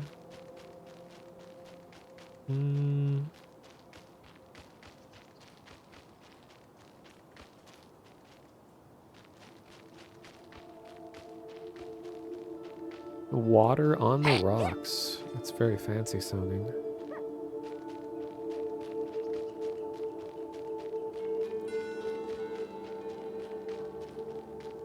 Does your note give any other instructions, like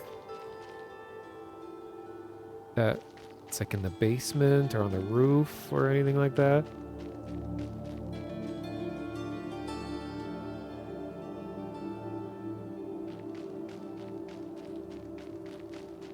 On the rocks just means ice. I know.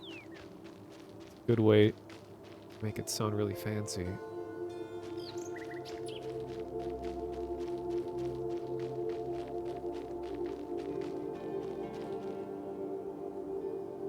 This door is locked. It's a goblin named Blumps. Oh, he has armor. It's the first time seeing goblin armor. Oh, it's awesome.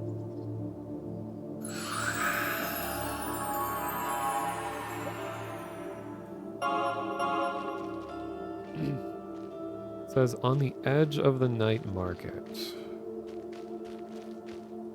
I'm guessing it's probably down some, like, alleyway. And also, some of these doors can be opened by clicking them. It's kind of a mechanic that... Oh! A lot of people don't realize is a thing.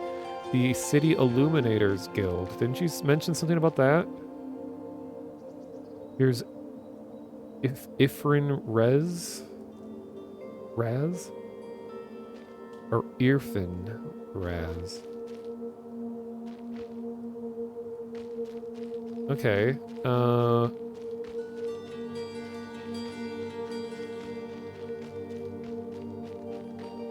where are you currently? I can bring you over here.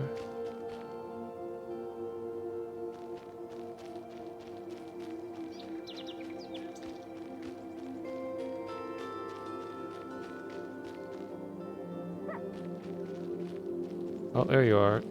Alright, yeah, so it's gonna be down this way.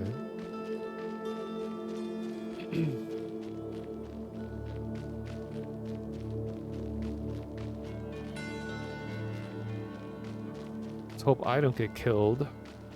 Because they made a bunch of changes to, faction-related stuff.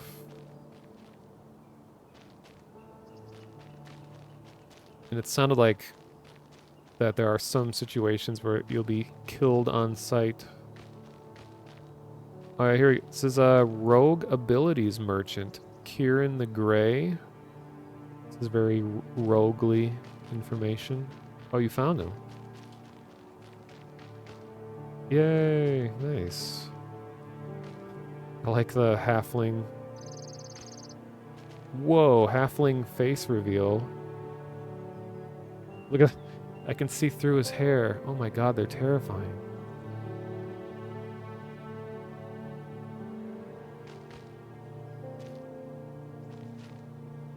Alright, yes, you should be able to just give them your note, and then you can push J, and that'll bring up a record of dialogue with an NPC, so you can remember, like, what they're asking you to do.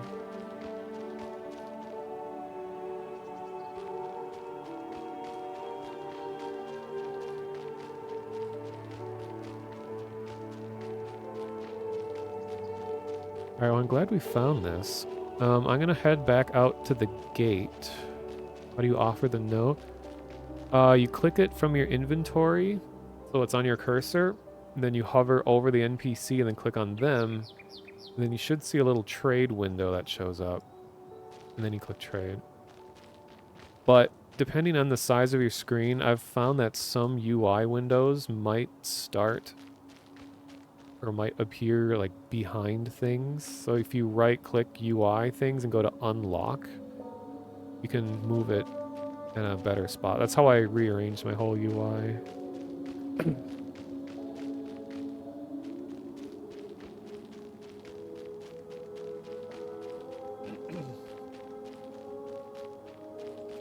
If anyone else watching is on the server, US East 1, and you want to join up with us, it's totally cool. Always down for more folks.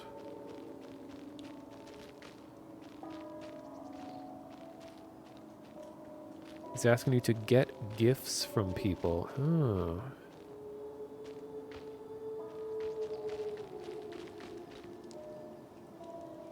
You're gonna be a loan shark. Go around and take things from owed debts. Okay, while you're working on that, I'm gonna go back to the gate and keep fighting stuff. You should still get experience, even if you aren't out there fighting. And it won't be of any loss to me. I think the only time that experience isn't shared is when you are in different zones. I don't know if they changed that here.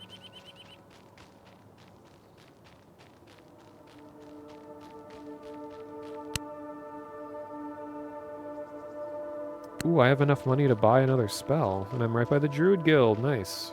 I can go buy an attack spell, so I can be working on that.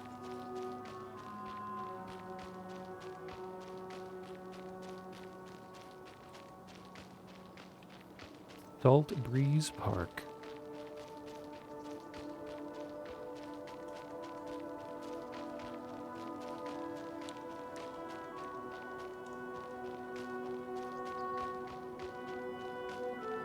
During the last test, at the end, they spawned a huge dragon that went on a killing spree and just killed everyone. I got screenshots of it. There were just like 80 dead bodies in one spot. It was disturbing. But it was a capsule dragon. It was kind of a inside joke. Because the early prototypes of this game, before they had any custom models, they used, the capsule Unity primitive. So someone assembled a capsule dragon out of like little pill-shaped things, and then the dragon was let loose and it killed everyone. But that was a test where characters were not going to transfer to the next version, so no one was losing anything by being repeatedly killed by it. Okay, so I think I'm gonna buy one of these attack spells. Got Burning Embers, which is a damage over time. Oh, it's a minute-long dot. 2 damage every 6 seconds.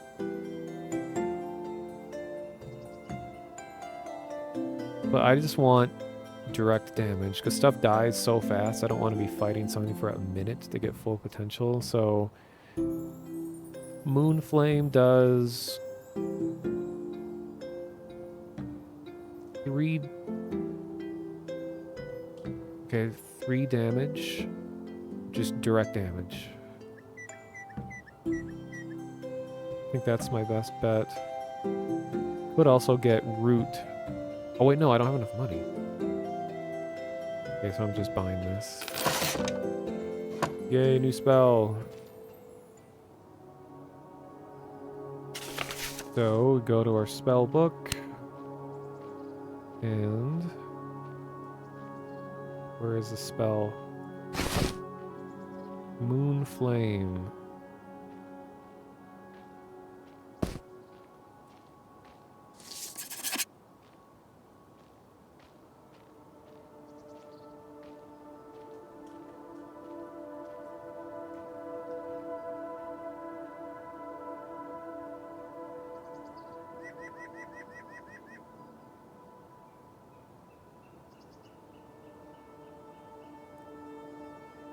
I'm gonna rearrange my spells because I like having my own order.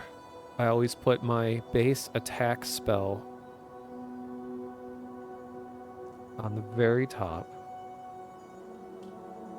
And then I put beneficial buffs and stuff like healing and all that on the bottom. Slash unstuck cane, I think is the thing that you type if you're stuck.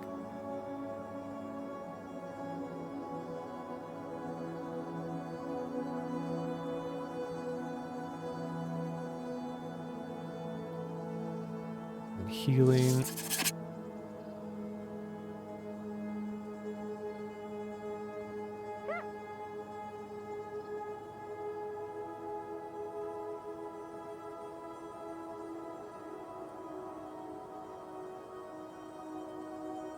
Oh, it teleported you to the gate? Nice. I wonder if there's a cooldown, because that sounds like that could really be abused.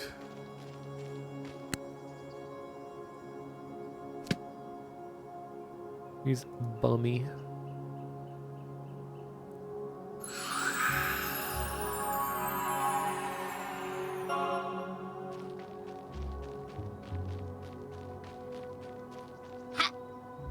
So now I can hurt myself.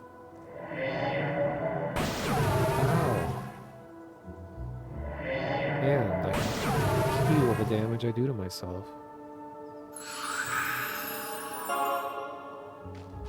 Crazy how that works.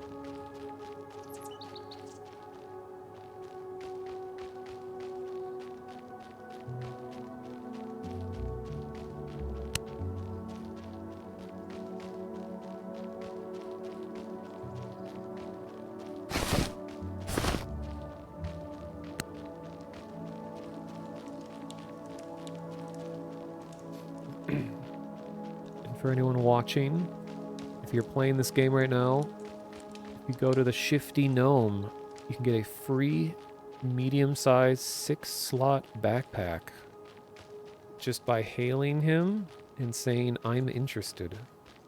It's for a quest, but you could just use it as a normal container also. And you can find him, you just go down the path of the main gate and then take a left. He's just in some, like, little ruins. That's usually the first complaint people have, is just run out of inventory space immediately. So, there you go. And for anyone that doesn't know what this is Monsters and Memories, a classic MMO-inspired new indie MMO. This is their longest playtest, 35 hours. Has roughly like 23 hours or so left of the test. You can play it for free. This test download it on their website. Put a link in chat if you want to join. There's a lot of different classes. Their website will also show, if you click world at the top, it'll show you all of the races that are in and classes. And there's a lot of them. And there's a lot of people playing right now too. There's, just in this zone alone, there's 184 people. And this is one zone on one server. There's like 100-something people on other servers as well. Are there more than one, or how many gates there are? I think there's 2 gates, but they're on the same side of the city. Like, I don't know if you're watching the stream, but, you know, there's this main west gate where everybody is. And then there's one further north that's down this path. One there as well. Then there's another one. And the other side is there too. Find a specific guard and captain. The heck? Oh, train. There's a lot of guards in this gate that might be relevant, because I think it's like the Fighters Guild is over there, and usually that's kind of lumped in with like the guards of a city. So if you come to the main gate, you might be able to find it in this whole area. I think you can like click that big front door and it lets you inside. There's also guards inside the towers along the walls as well, so that's another place you can look. And to test out my new spell.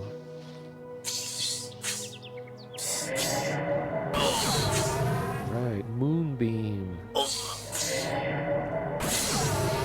Damn. How much damage did that do?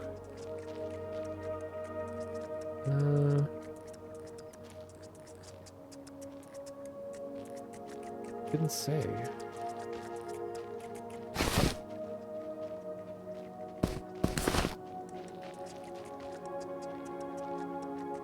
This guy's RP walking. Or maybe he's ensnared.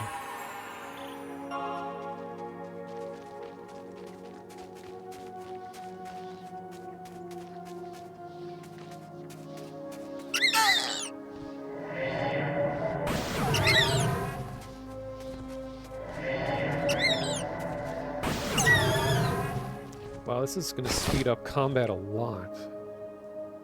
To be able to cast spells. This is great. To be able to cast an attack spell.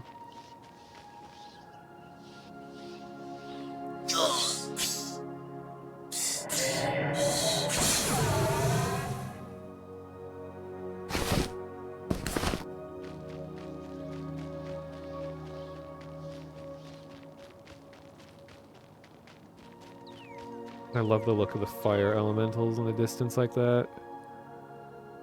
They emit actual light. They look especially cool at night. Got an ogre named Beast Mode. Very cool. And spaghetti.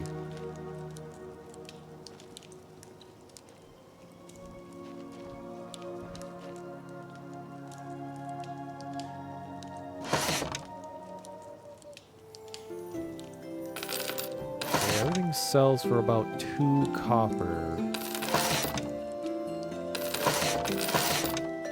Let me see if anything is even slightly more than 2. I know these aren't the best prices. That's kind of the drawback. The convenience of having this dude out here means that you're not going to get as much because he's convenient. But if you look around for the right merchant that is looking for a specific item, then you can get more money from that. But I guess just through looking around, word of mouth and stuff, we'll eventually learn who and where you go for all that stuff. Like, I know that there's you can get more money for teeth from chefs, apparently. Or there's some, like, cooking person that buys teeth for some reason. Classic teeth stew.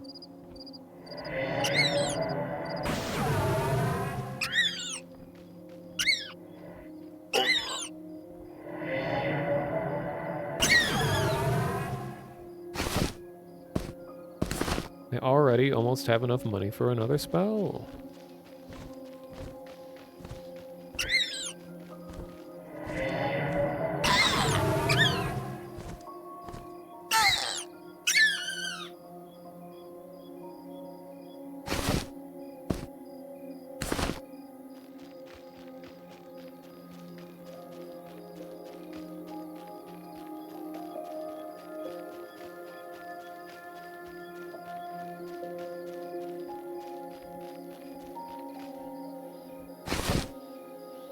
Whoa, rusty dagger.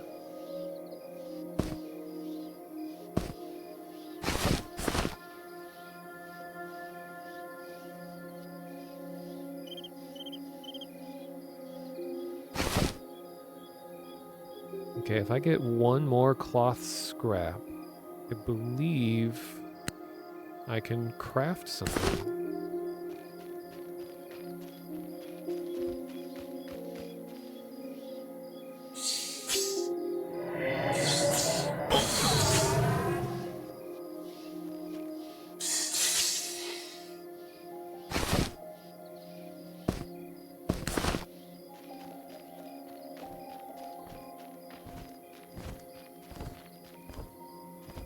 Ooh, skeleton at night. Look at this guy. Oh, he stole it from me. No, not really. Might be able to use that dagger? Let's see. It says... Oh yeah. Rogue of any race. Yeah, I'll hang on to it for you. Give it a use.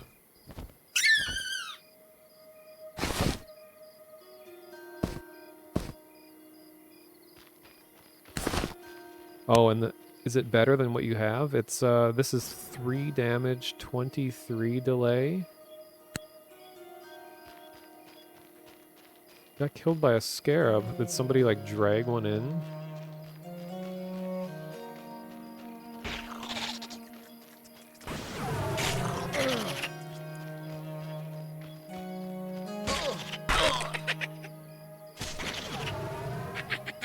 Yeah, some people, when they're running away,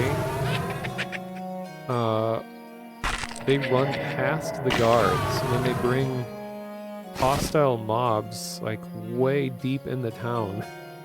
That is worse for everybody. What you need to do is just drag the stuff right to the guards, and then just run circles around the guards until they wake up and respond. Okay, is there a graphic? I just got my first piece of armor, extra armor. I wonder if it shows up. Okay, there's no graphic for that one yet. But I know at least one of the goals that the devs said that they had for this game is that they want all pieces of armor to be visible on the player. Even if it's just rings and small items like that.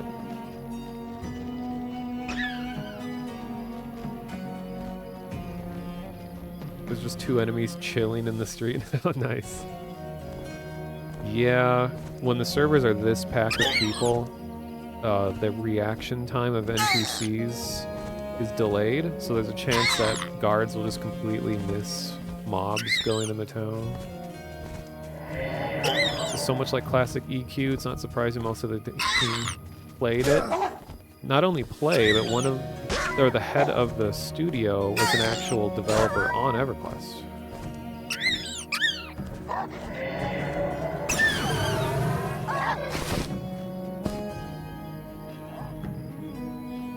What?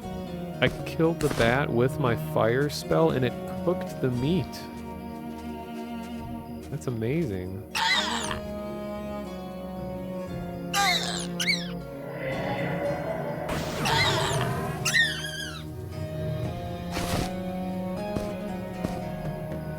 Guess it doesn't happen every time because I just picked up raw meat just then.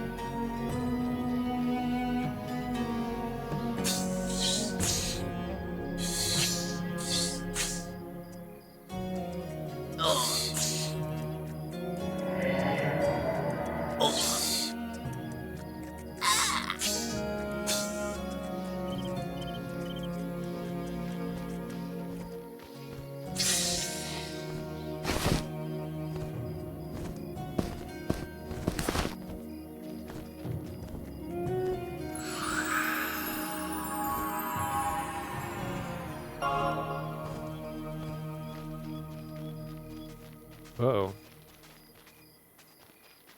gonna take on my first Ashira. I think I'm ready. Ow.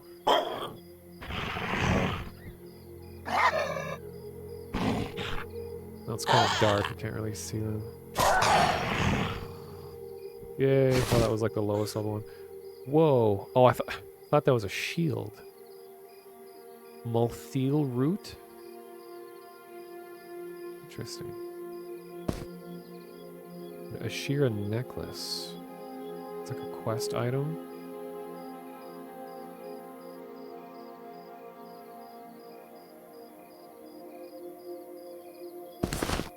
Almost level 3 already. This is going fast.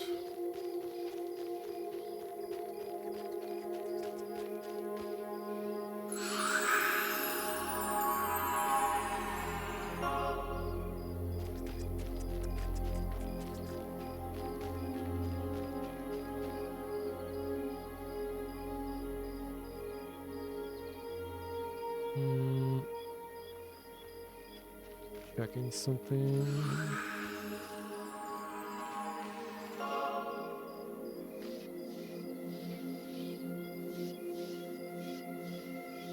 Actually, it's probably a bad idea to just stop in the middle of the road.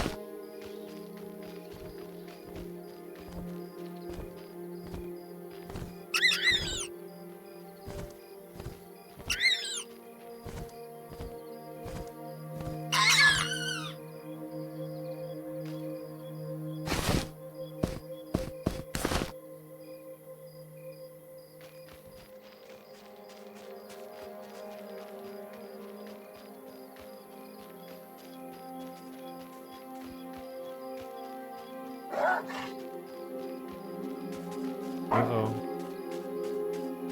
Aggro scout. I don't have much mana.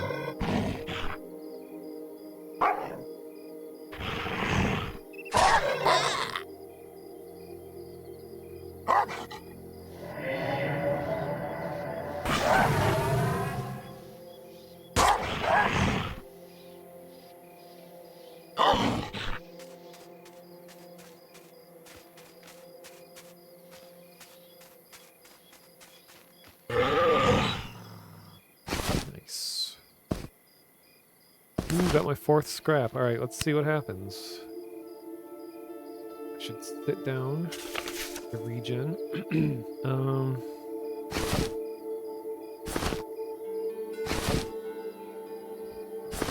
Never mind. Inventory is so full of stuff right now, I can't even craft. So, I'm gonna sell.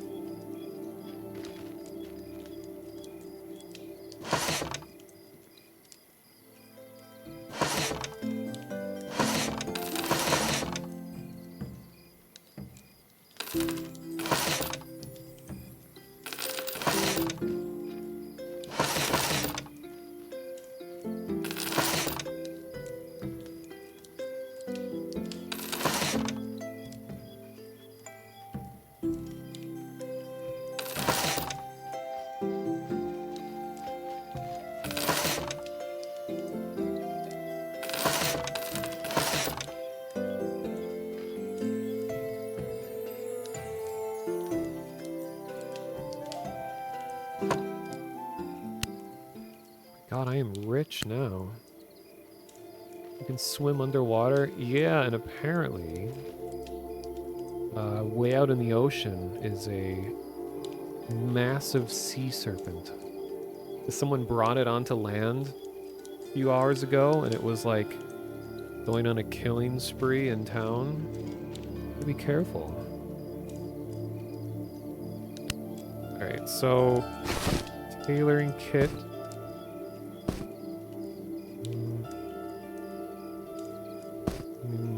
Rearrange this stuff.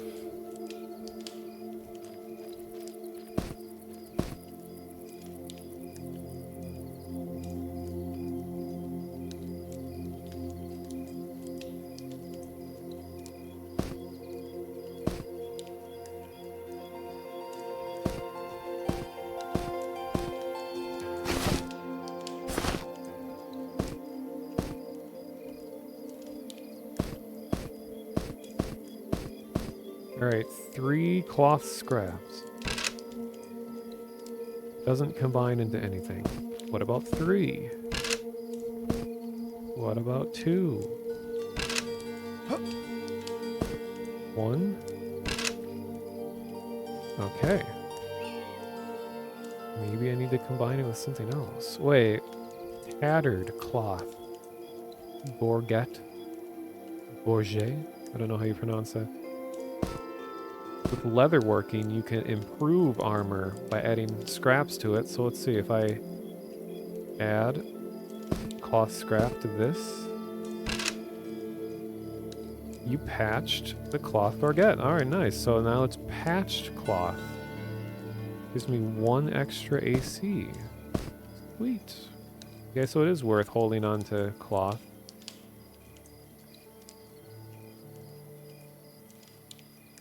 I asked in the global chat, say, can I do anything with raw bat meat? And someone said you can eat it raw and start a pandemic. Oh, yikes. Okay, so I can cook the meat and sell to the butcher.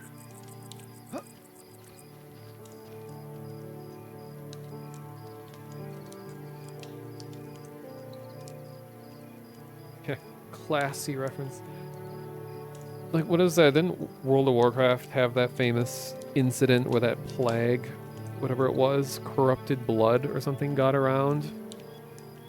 And it just like continuously killed, like high level disease got to a low level zone. It was just continuously killing people nonstop.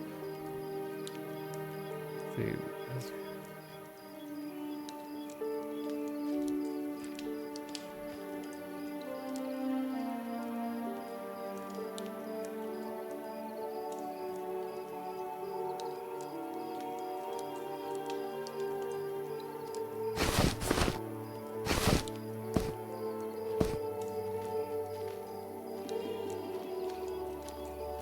It was a contagious debuff. Yeah, I think it was called Corrupted Blood.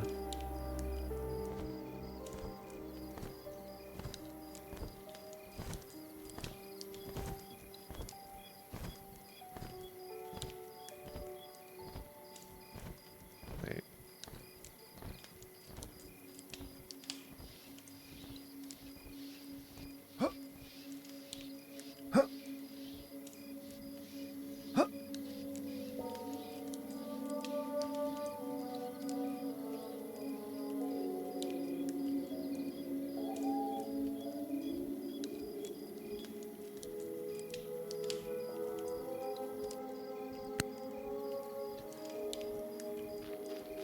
Hello, Alu.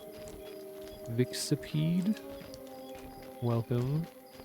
Yeah, this is pretty cool. It's Monsters and Memories. It's a classic MMO-inspired game that's doing a test this weekend until roughly 23 hours from now. This is the longest test they've had. And they reached around 1,000 players earlier yesterday. And right now, the server has, I think, around 300 people. They're doing pretty good. Yay, leveled up to 3.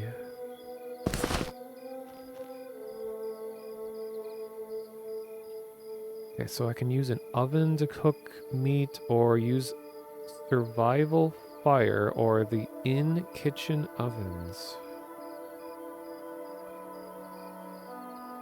Because I didn't realize that I'm accumulating a huge stack of bat meat. And I could make money off of that.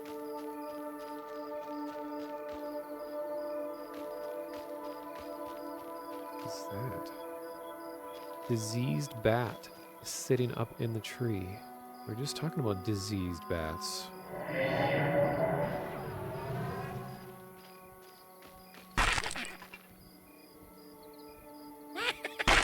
Love that skull.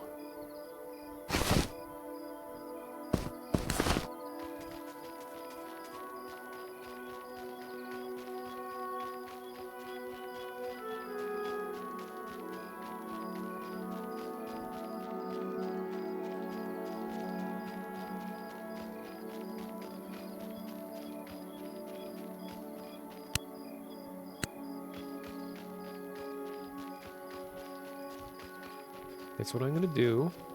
Since I leveled, I have enough money to get another attack spell, which will help me take down higher level things. I'm going to go cook bat meat. And see where it goes from there. So where was that inn? It comes over here. Wait. Oh, it's the bathhouse.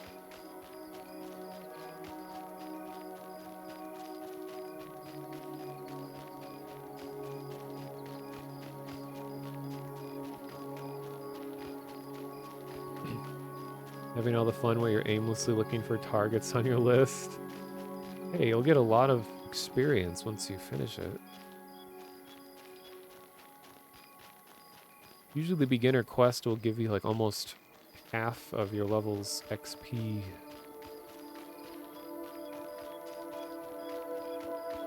Are you stuck trying to find one particular one? Because I can keep an eye out.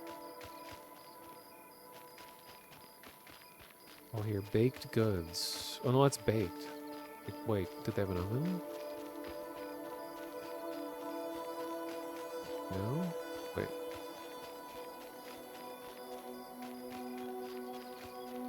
Be the butcher. Oh, butcher is... do you know where the undead area is? It's called like the necropolis or something like that. Unless they moved it, there was a butcher that was over by that area. And then when you're looking at the necropolis gate, it's like the evil noob yard. You'll see like a bunch of guards and skeletons. There's like a canyon to the right of the gate. And I remember there being a butcher shop there.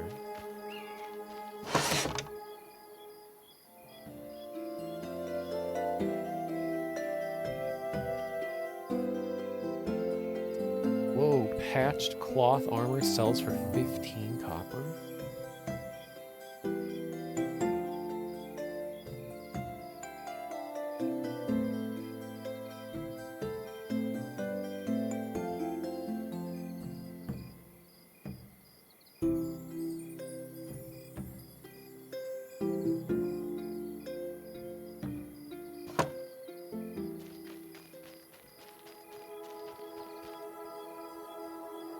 Priest of Hobor.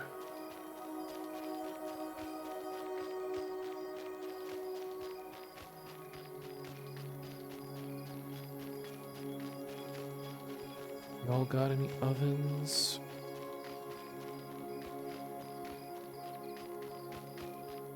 Discerning shopper.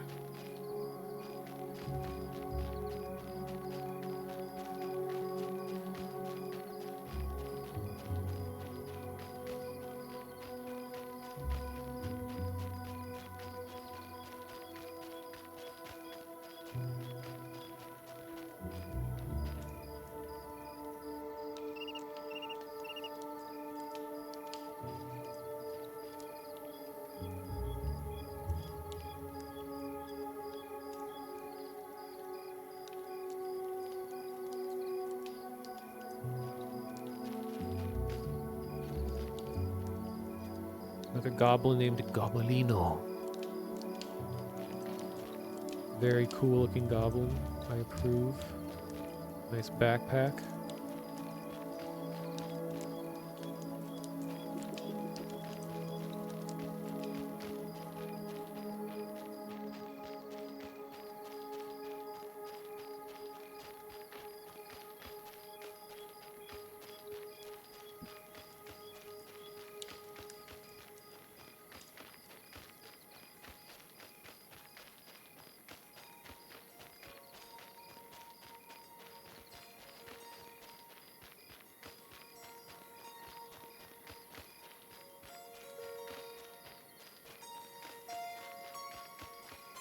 Swear to God, I'm running in circles.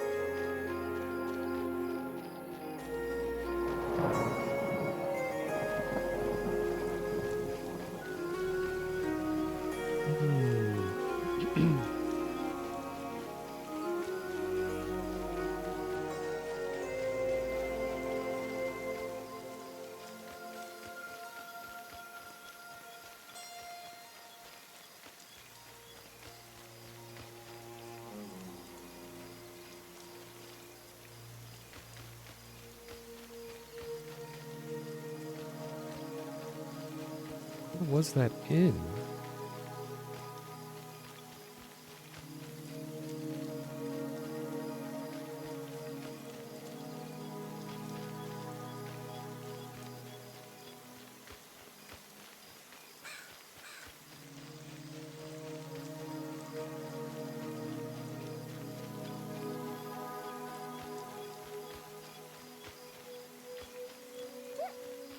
The inn is the left of the west gate? Really? So I know I ran into it by accident once.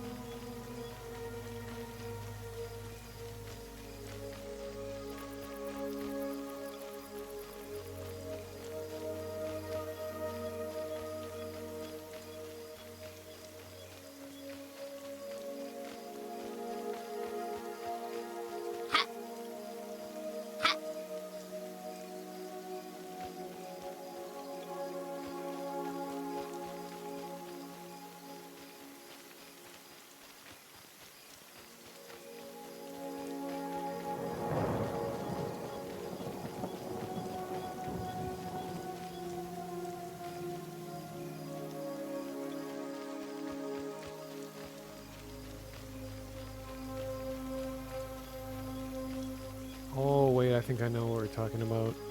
Forgot about this area.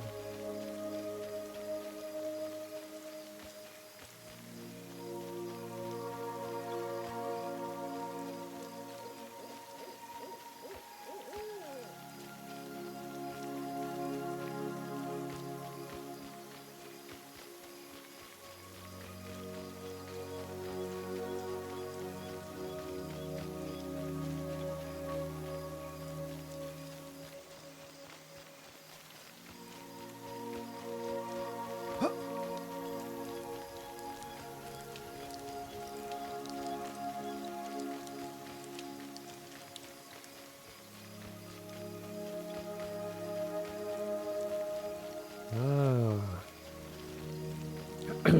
Fancy area. Alright, now where is the oven?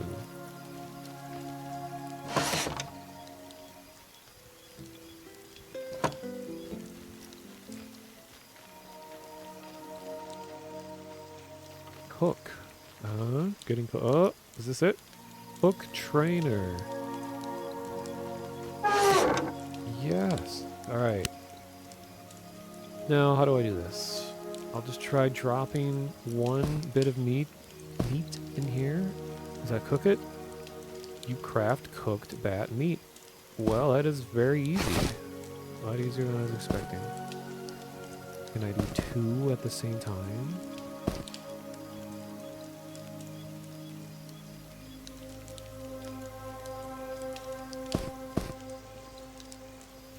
Nope, I have to do one at a time. Alright.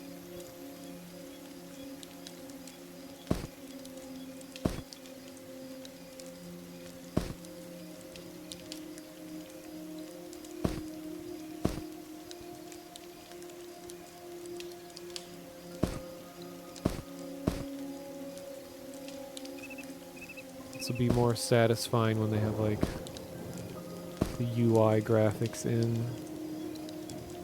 Right now it's just white bag turning into other white bag.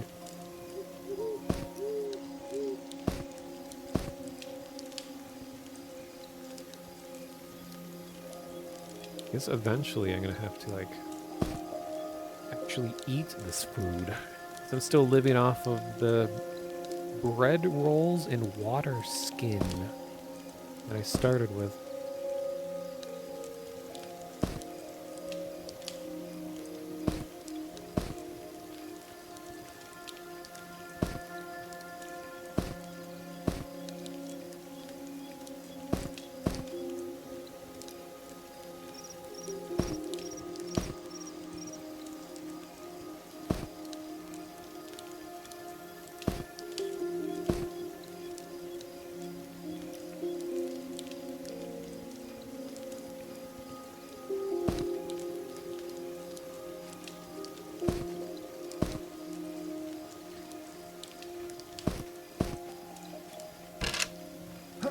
Alright, cool.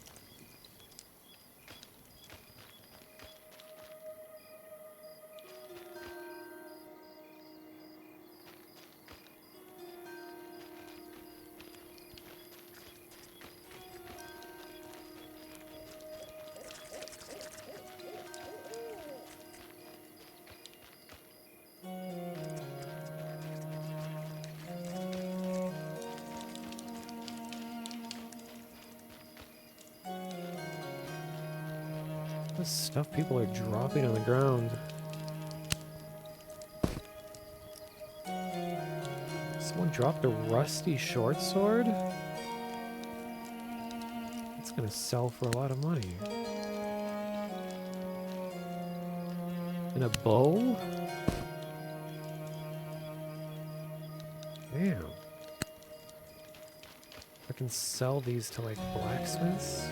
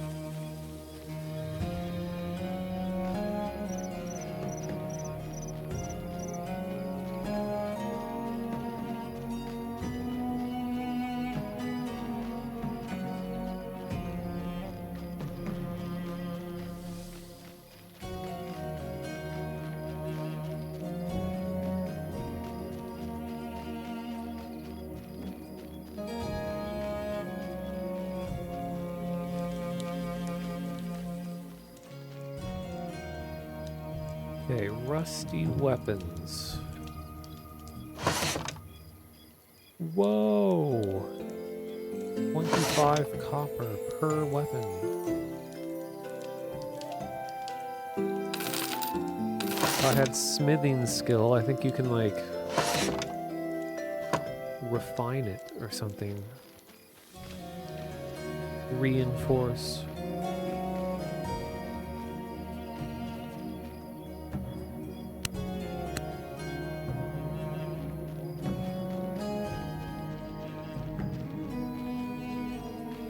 Oh, I didn't know you wanted a bow. Oops. Just found it on the ground. A lot of people just drop things that are valuable to lower levels.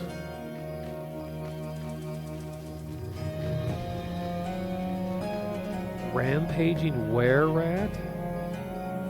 Looks at you ready to strike. Would you like to die? You almost certainly will be defeated. Okay, well, I'm getting out of here. I gotta get a good look at it though.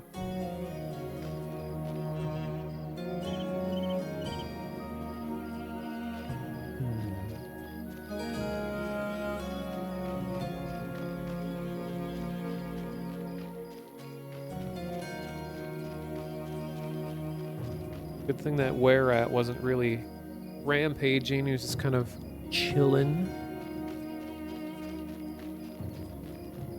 Let's see, is there a better weapon for me? So right now I have rusty mace that is 5 and 35. I think I can only use blunt weapons.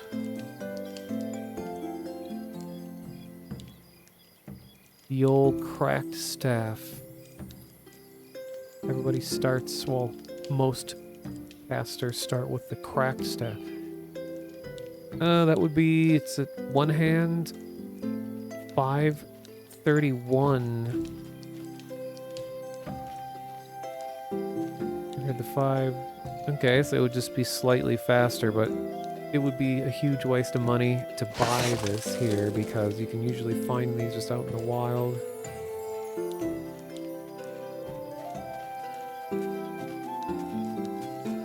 That's right, in this game, druids can use scythes as weapons.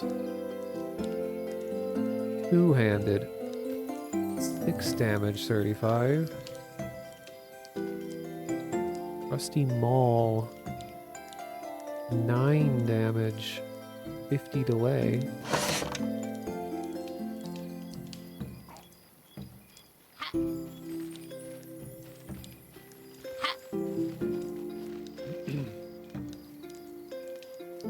Warhammer. 4 damage, 26.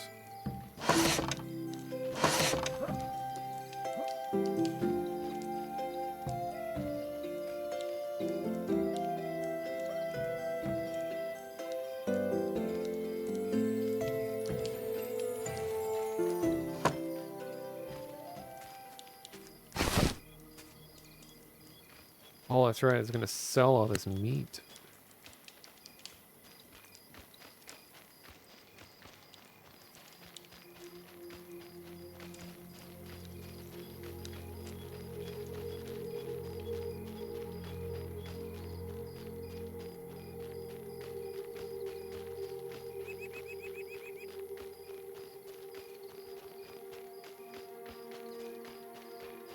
Oh, nice. You got another 6-slot bag?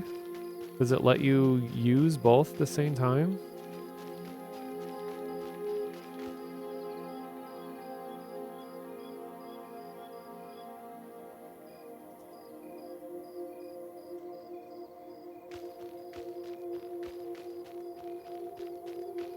It does. Very cool.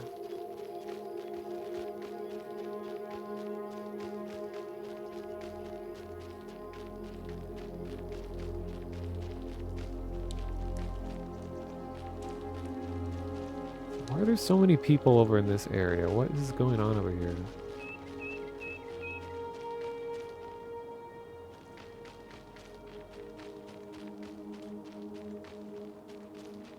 Yeah.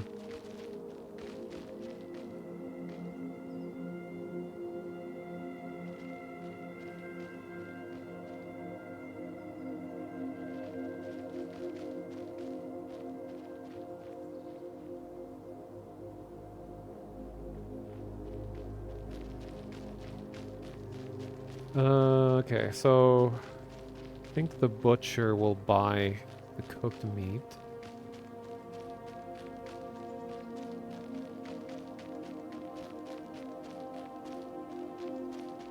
Oh yeah, then I can, after I sell the meat, I can buy probably all the rest of my level 1 spells at this rate. Because I've noticed in general, it seems that the best use of your money is buying spells early on.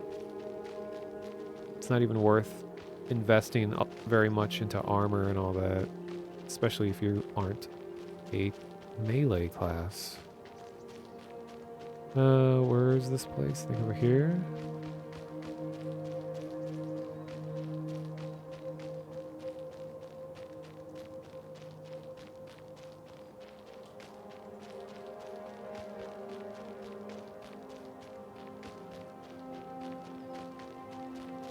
Oops, that's not the necropolis.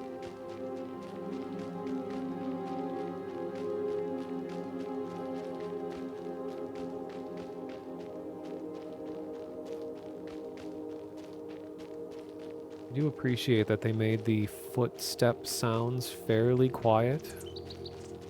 I like that they're there. I always like hearing people and players and all that moving around me, but it's a loud, annoying stomping sound that you have to constantly hear in the game since you do a lot of running. That would drive me crazy.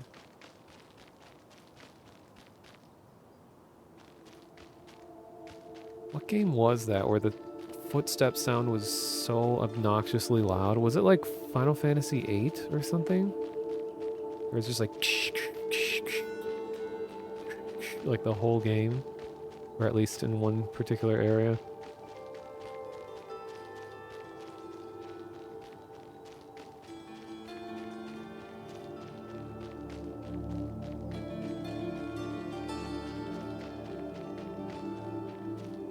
Steiner and FF9. Okay.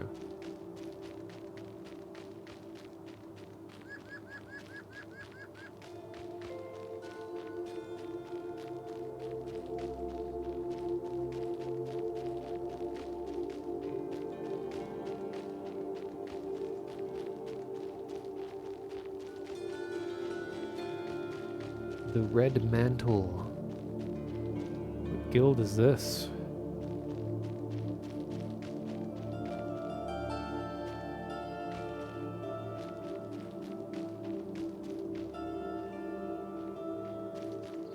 Yeah, it is appreciated when they have multiple variations on repetitive sounds. What I don't like is if they not only use the same sound, but they like change the pitch to be different, which like realistically, the pitch isn't going to change, so it just sounds weird.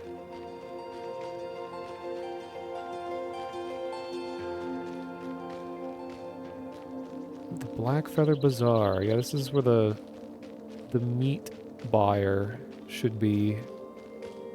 Pelts and hides.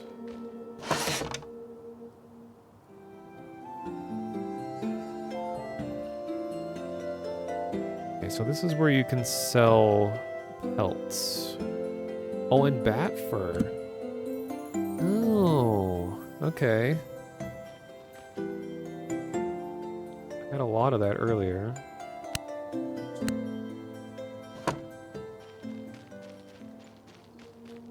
Here's rusty weapons.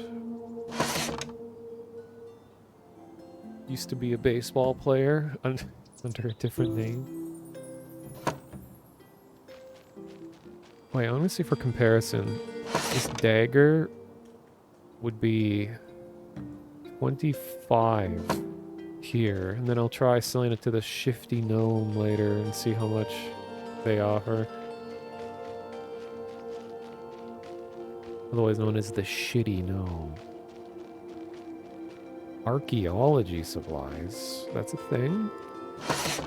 Introduction to archaeology. I don't think any of those books actually have any useful information in them.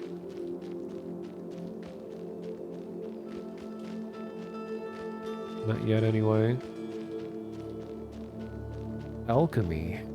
Fermenting.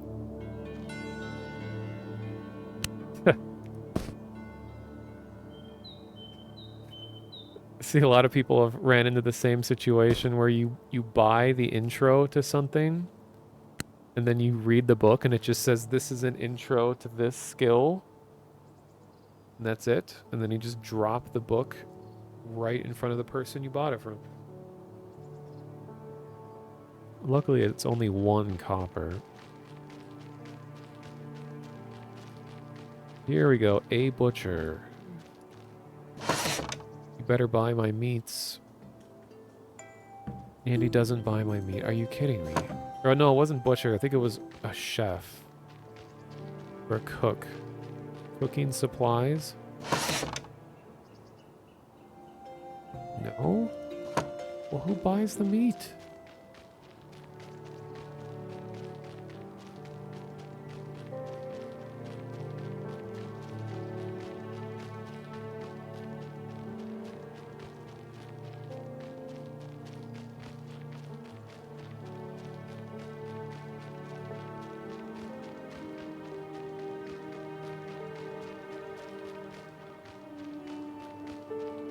A stands for and?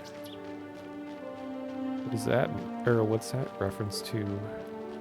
Used armor trader. No, I think I'm better off finding armor.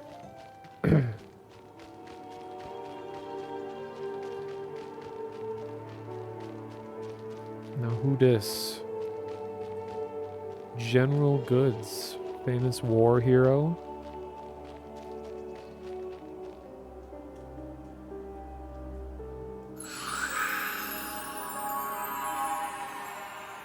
Oh, and Butcher. I didn't notice that.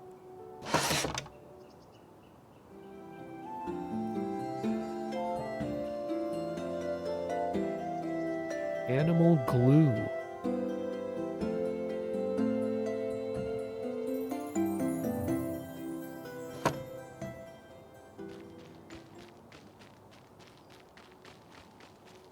Well, looks like this meat is going to just go to the shifty gnome.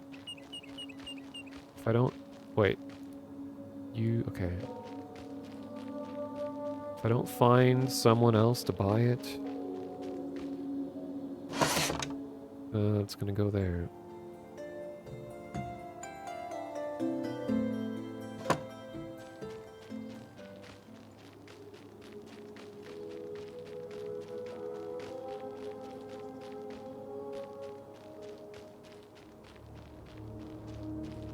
God, it always scares me when the heat turns on in my apartment.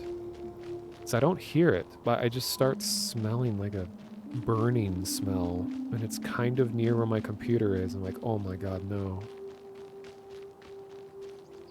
A computer emitting a burning smell is like a life-changingly bad experience. I still remember many years ago, my computer just stopped turning on. And this is like 15 plus years ago. The computer stopped turning on, and I left it plugged in, and just out of nowhere, I heard this loud sparking sound, like this crackling noise, and I like ran into the room, and there were blue sparks shooting out of the power supply of the computer. Because it was off, but still plugged in. But I remember this, yeah, the sparks shooting out of the computer, and it left like this black scorch mark on the carpet at the bottom, and the room smelled so bad for like months. I was just thinking, like, if I wasn't there to go unplug the computer when that happened, like, what if that could have just started a fire and just burned our house down? But luckily I was there. Hail, friend, I am but a humble priest of the Matsuar. Perhaps may I be of assistance to you? How may I assist? Well, how may I assist you? As a priest of the Matsuar, I'm able to bind your soul to this location and honor it, and honor the exchange of icons from other priests of the Nine. I feel like my druidic compatriots would not agree with this situation. So it looks like I would be able to get soul bound here. Oh, it just changes your respawn spot.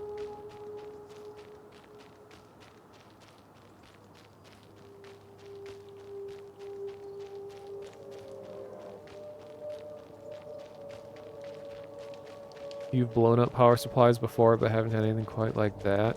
Yeah, this was a long time ago. I don't know what happened to it.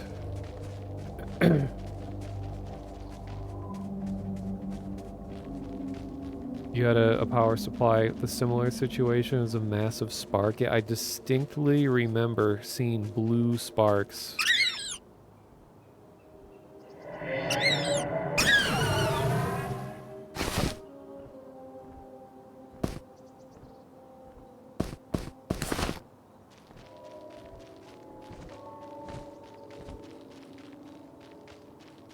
Alright. This is a lot of running around. So I'm gonna do...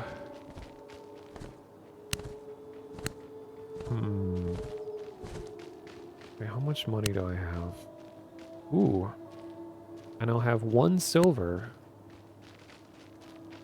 And 36 copper. So I'm near the Druid Guild. I'm just gonna buy whatever I can from the Druid Guild, and then gonna go sell everything to the Shifty Gnome. And just go fight things again. So Kane, did you manage to complete your quest? Like, was the backpack the reward?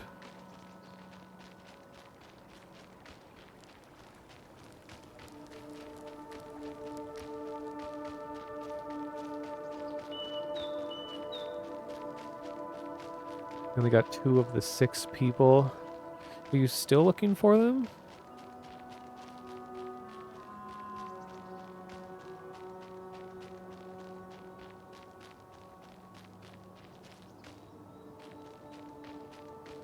Oh, this druid's name is Conifer.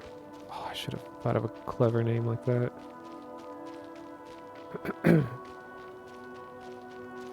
Oh, what's the name of the person you're looking for? Sometimes I just randomly remember weird stuff, like names of random NPCs.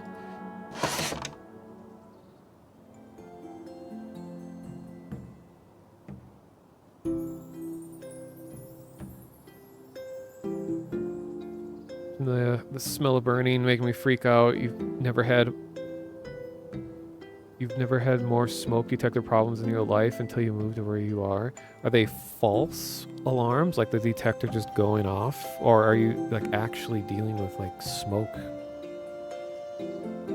So I've lived in big apartments for probably most of my life, a lot of other people around, and so many people just regularly set off their smoke detectors because I think they're just, I don't know, cooking badly or something. It just fills their whole apartment with smoke all the time. Well, not fire related. Well, that's good. Okay, so I'm going to get...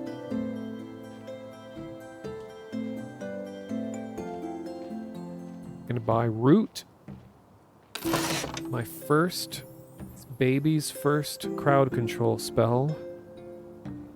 And burning embers, my first dot. Lowers fire resistance. Oh, also debuffs. 2 damage every 6 seconds. Well, it's damage is damage.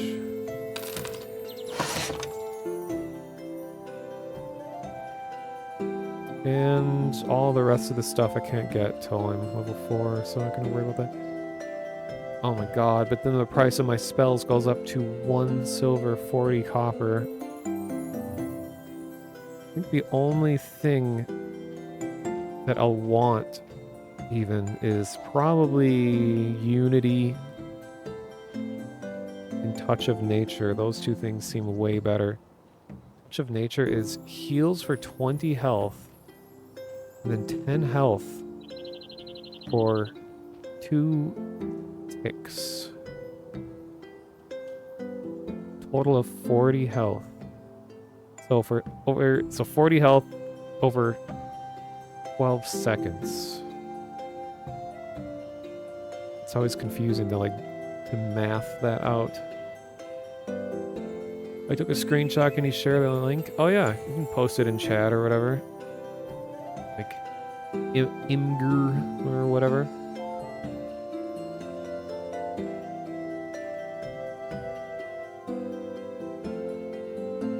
Yeah, icebreaker for sure. It's like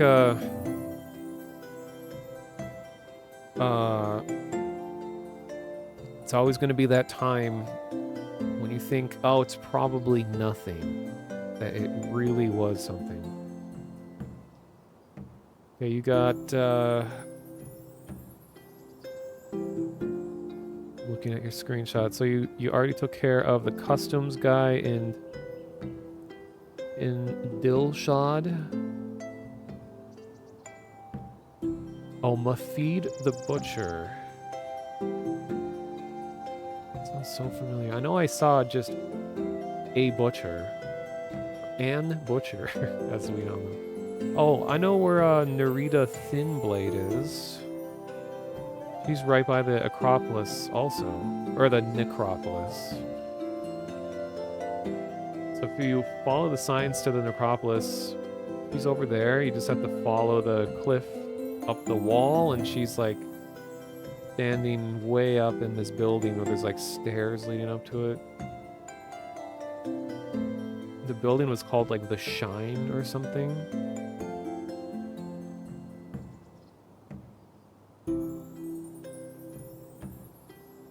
In Guard Andro.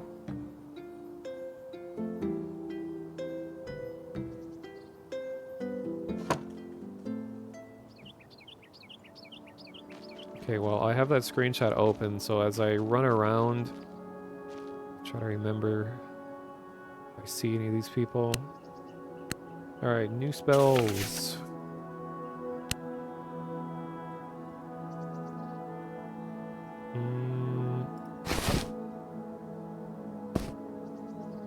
Alright, got root.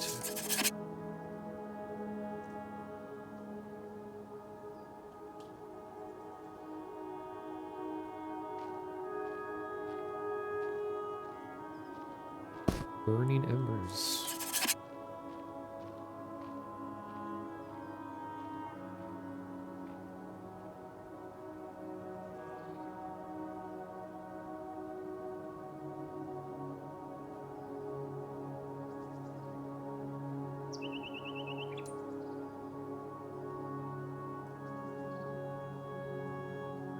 Okay, so I'll put this one second.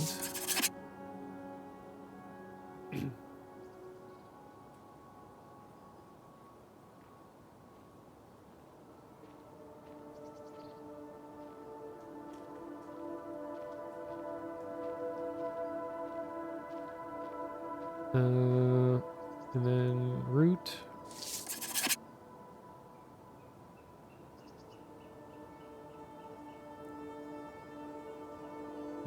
Out my window, I have such a good view of downtown Minneapolis. So nice. I can just like glance over to the side and I see like this thick skyline of buildings. Even though at about 2 a.m. is when most of like the fancy lights shut off. The city's pretty dark right now, but the Target headquarters has like a giant like LED screen that circles the whole building, and they have some like wacky graphics that do stuff on it. There's also a Capella Tower, also known as the Saucer Building, that has a giant illuminated saucer on the top that they change colors occasionally, but it honestly gets kind of ugly because like it got all RGB'd. It used to just be this strong like golden glow that it had all the time, but now that it's RGB, it'll just be like this like purple and then green and then yellow and then red, and it just looks really tacky. But it usually only does that during events or holidays. So luckily it's not always like a gamer tower.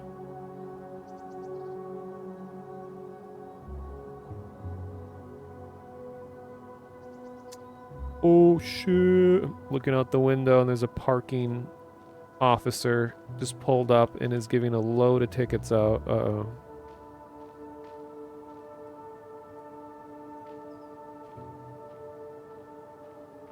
Glad I don't have a car. Well, it's like I don't know who to blame here, but there's a fire hydrant that people constantly park in front of. Do people just not know that you can't park directly in front of a fire hydrant or what? It's not like hidden either. It's very clearly there.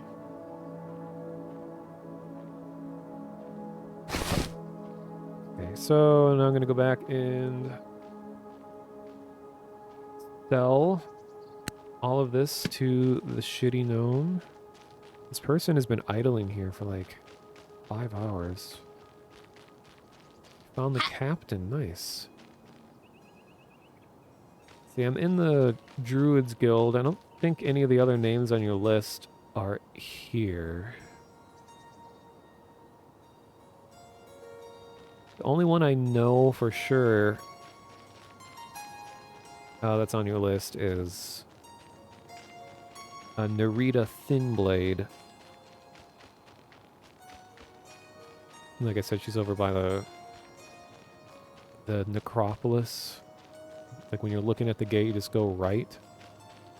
You just follow the canyon up to this little building that she's in. It's like at the top of a bunch of stairs.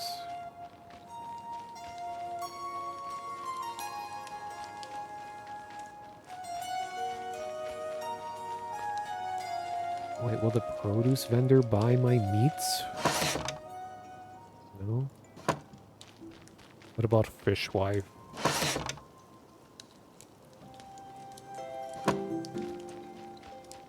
Wait. This whitefish fresh just arrived from the best fish farms in Night Harbor.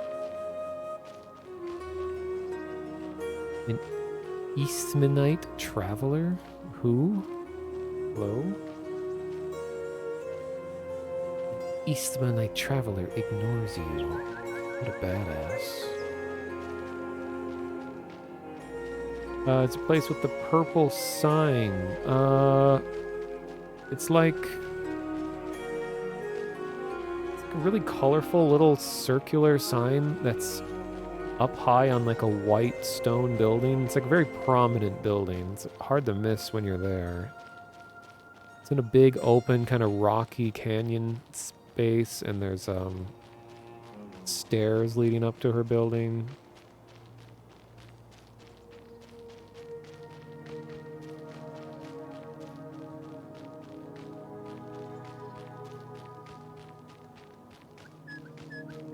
Yeah, fishwife. Who needs shrimp lady when you got fishwife? Oh, hey, this guy looks cool. Look at this guy. Oh, yeah.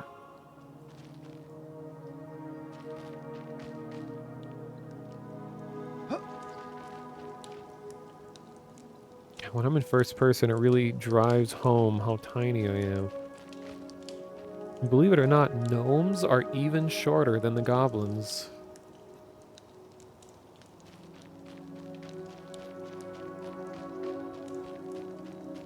Who needs fishwife when you have clown pubes? Yeah, it's a new wave of memes. We've entered the clown pubes era.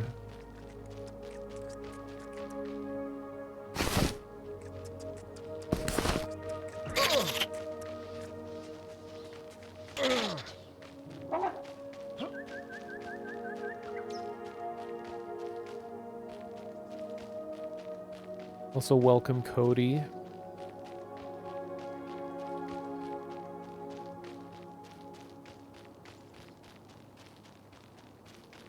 Yeah, this gnome is like the most popular NPC in the game right now. The source of everyone's income. Look at this guy. Oh yeah, I could see a size comparison. Gnomes are, in fact, shorter than goblins.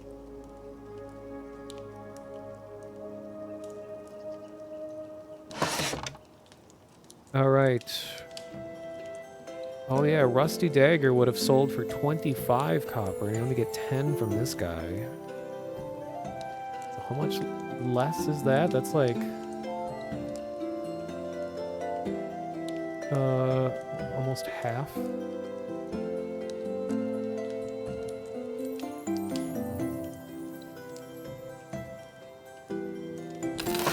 But you're paying for the convenience.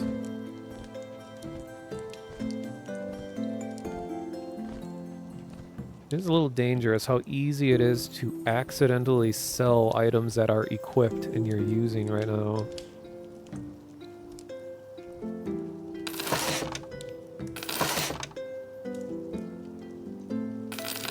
Hope it like gives you a warning or something. Like, are you sure you want to sell this? These are all other quest items too.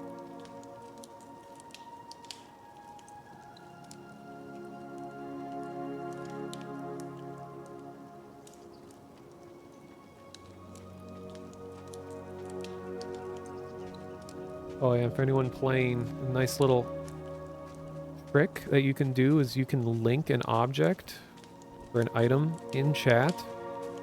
When you hold right click and you bring it up in the window like this, and then you right click the icon, it'll send a link to that item in the chat so people can like read the stats from the chat. Or from that, you know, in-game channels. Oh no, Kane, looks like you're dying. But you survived?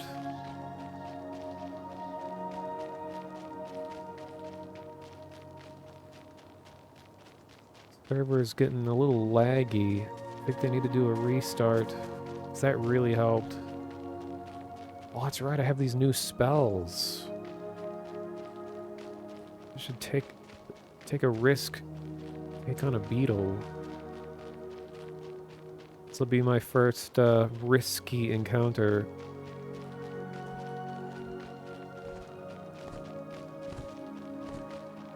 Here's a beetle. Okay, what level is it?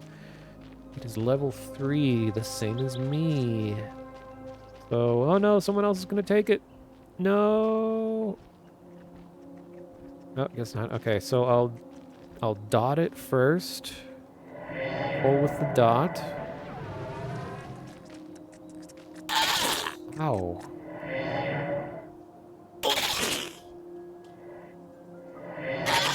Ow.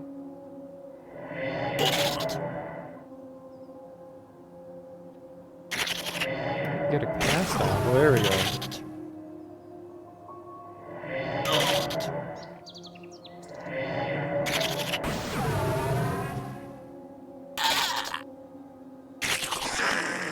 Wasn't so bad. You used a lot of mana. Oh, I didn't have my thought on either.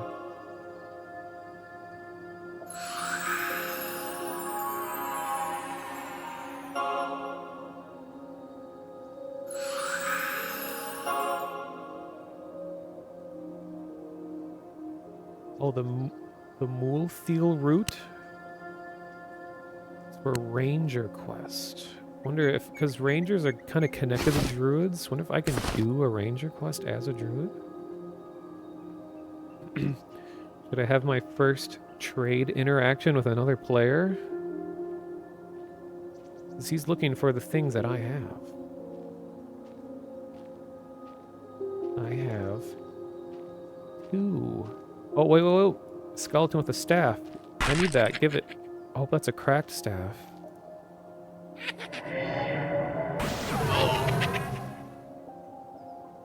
That'll be a straight upgrade. It is! Alright. 531 compared to 530. Yeah, so it's just a straight up upgrade. Sweet. I'm looking more druidic now with my stick. Okay, so what was I saying with this dude? Oh, they messaged me already.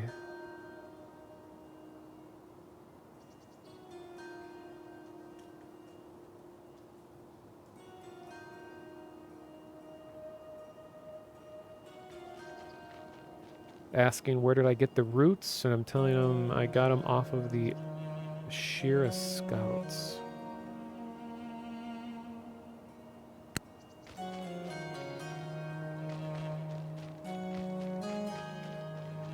Ooh, Fire Beetle. Your eyes sell for a lot, but I'm low on mana. Right.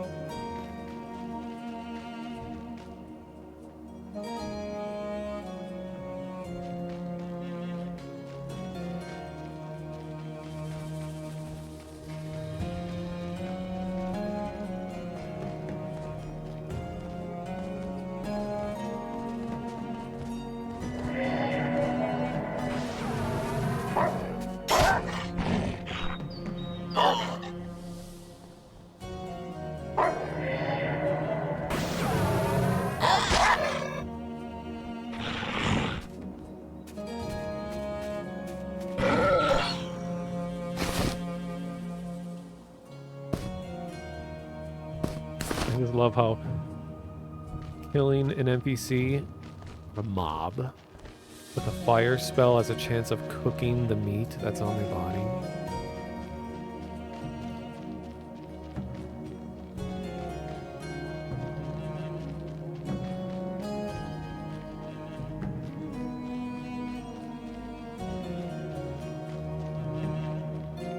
Anyone, or for anyone who's in chat. Oh, hey, Kane, you're getting... Whoa, you're getting destroyed by this dude. I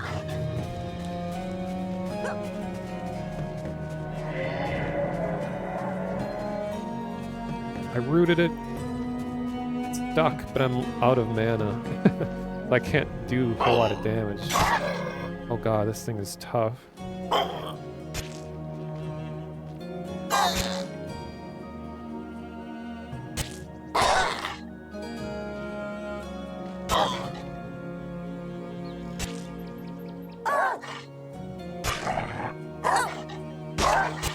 Uh-oh. Yeah, let's run.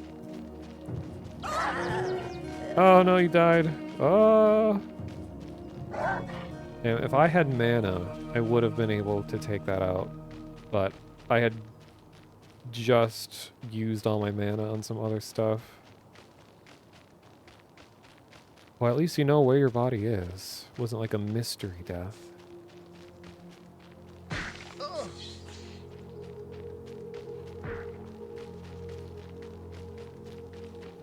Oh yeah, I'll give you the dagger here when I see you again.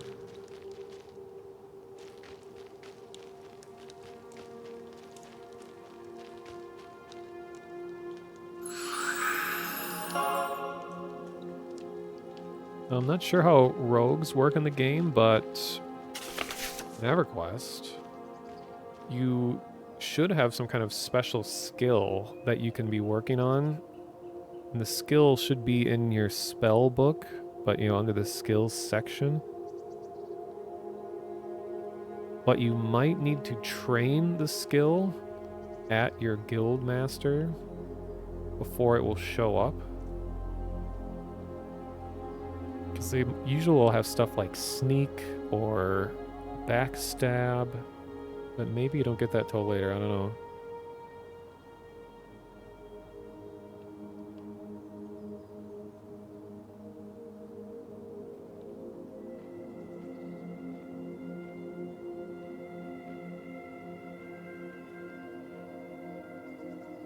Are you over by your body? I'll head over to where you died. I can give you some stuff. That person... Oh, there you are.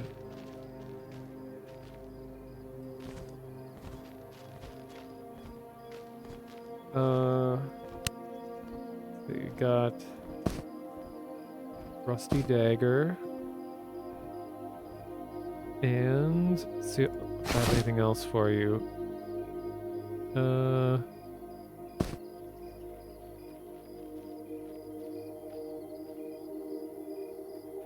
Okay, these don't give you any stats. These are just like things to sell. I'll just give you the dagger. Other stuff is kind of cheap.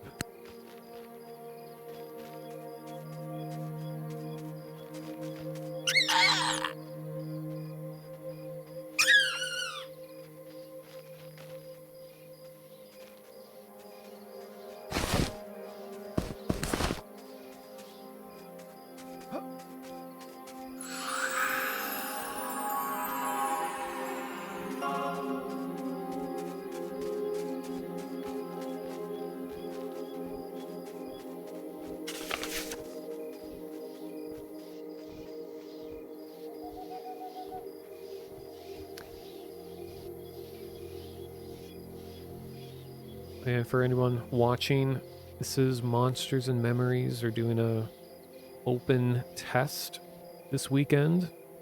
It has about 22 hours left of the test.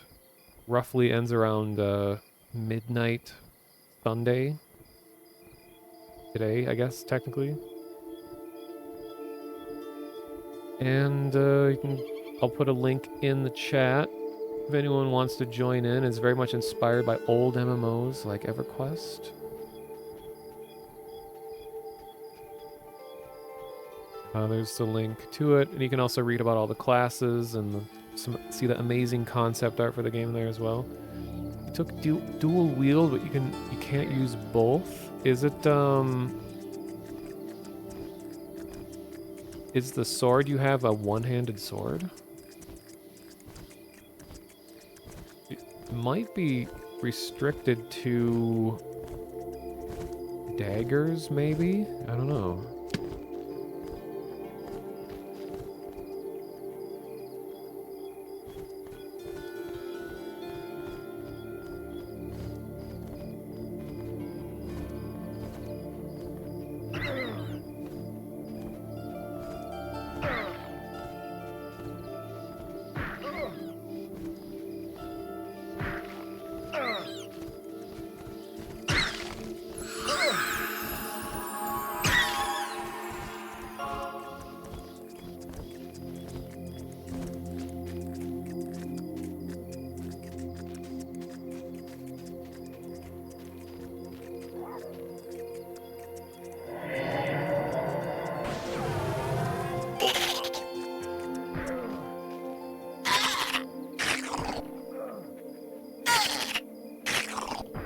Yeah, I mean, that dual wielding usually does work that way. It's as long as you have the skill, you should be able to equip two one-handed weapons together.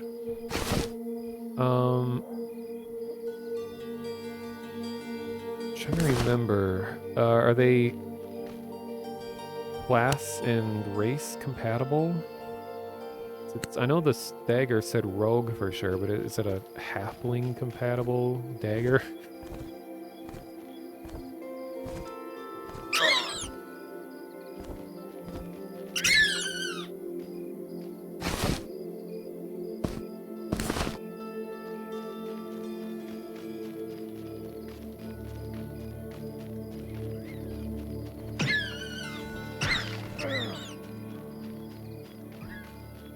How do you get stats? You hold right click on an icon.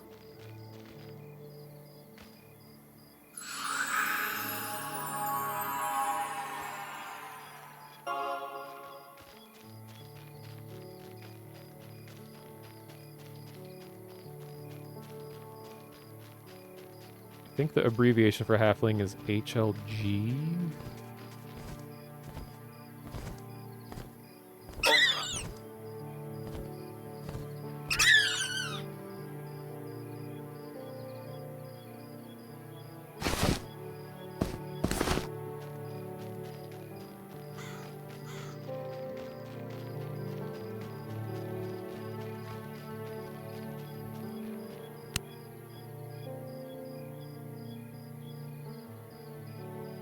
Have you tried where instead of clicking the item directly into the slot, that you drop it into this like center square?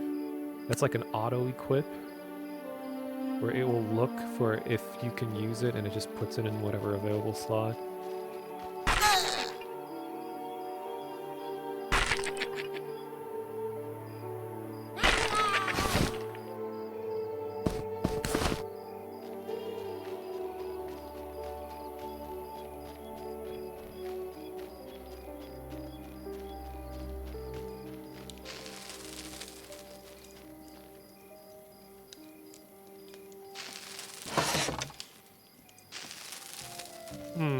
That is weird.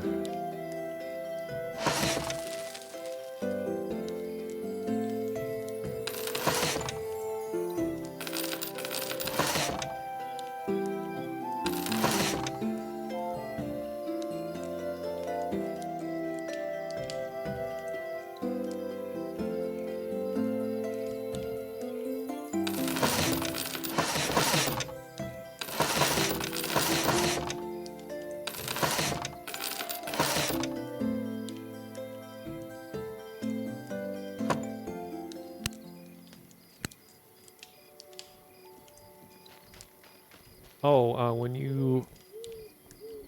Wait, where is it? When you push P, as in Agona, and it shows your skills, is dual wielding listed in your skills menu? Whoa. Oh, okay, it's a regular skeleton.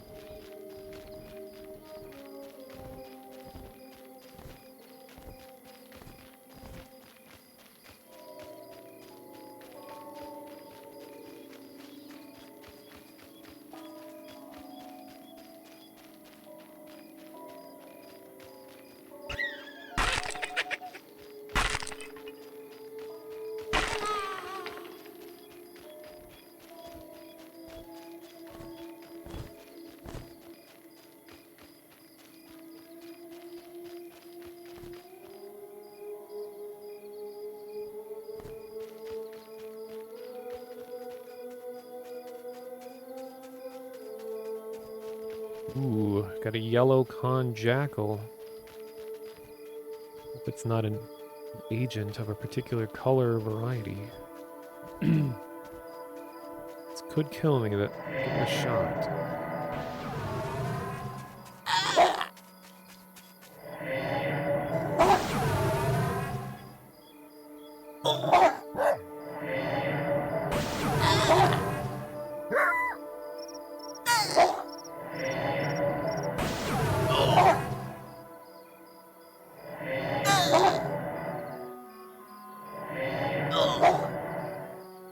My god, can't get it cast off, come on. Uh-oh.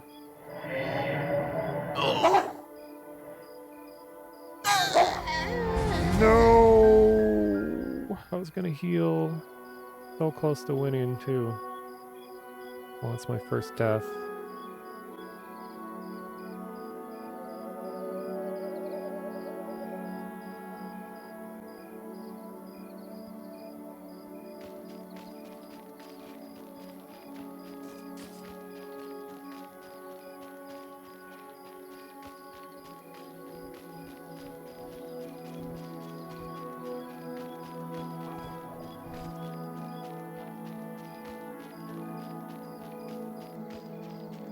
That's right, I gotta memorize my spells again.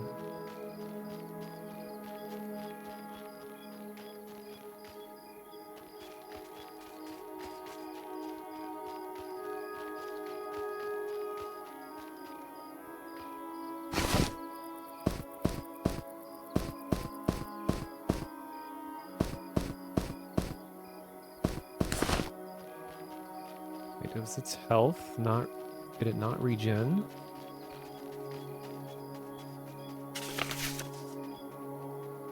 Quick, memorize everything. Oh, jeez.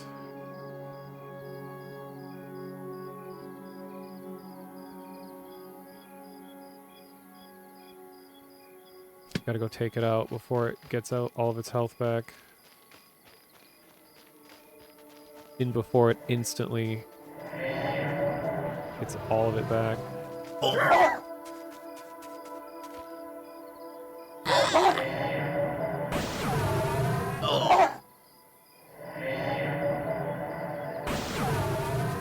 Yay, it's fleeing.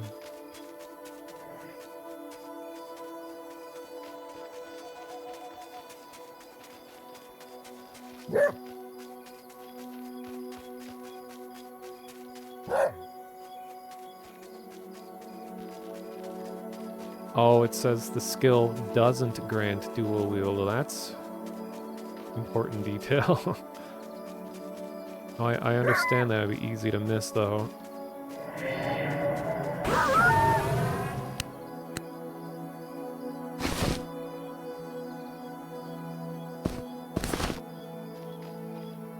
Okay.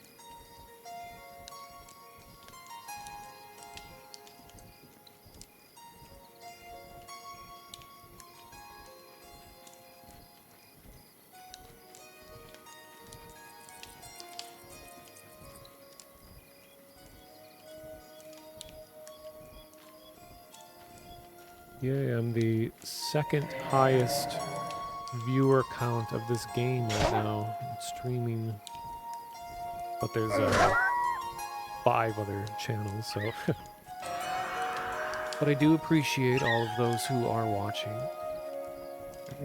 And one of the devs, one of the artists on the team is also streaming right now. Looks like they're in a dungeon somewhere. If you want to see some more exhilarating gameplay, you can check out The Goblin Works.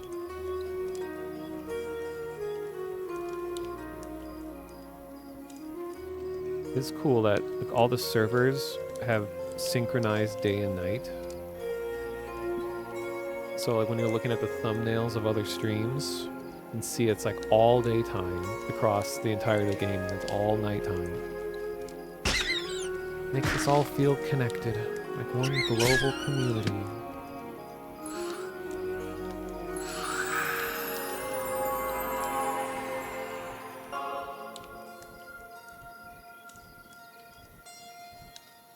Ooh, this guy's a Shadow Knight. Yes.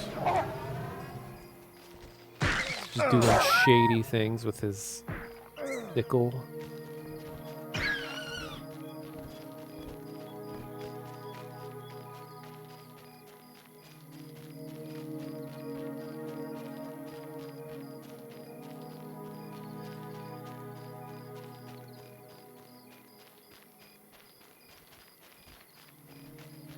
Yeah, we all get to say, "Hello, darkness, my old friend," at the same time. Oh, it's a terrible night to have a curse.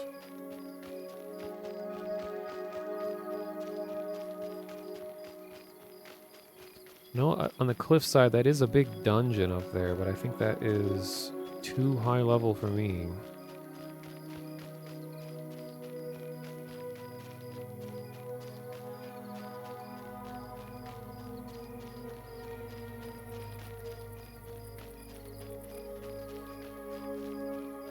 Why are you dying?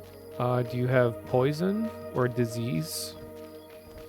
If you look in the top left corner, do you have any like debuffs on you? Yeah, I see you dying on my view.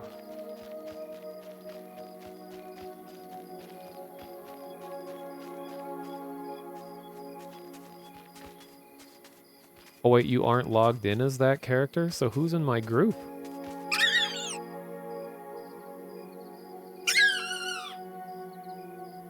Have I been grouped with the wrong Kane this whole time?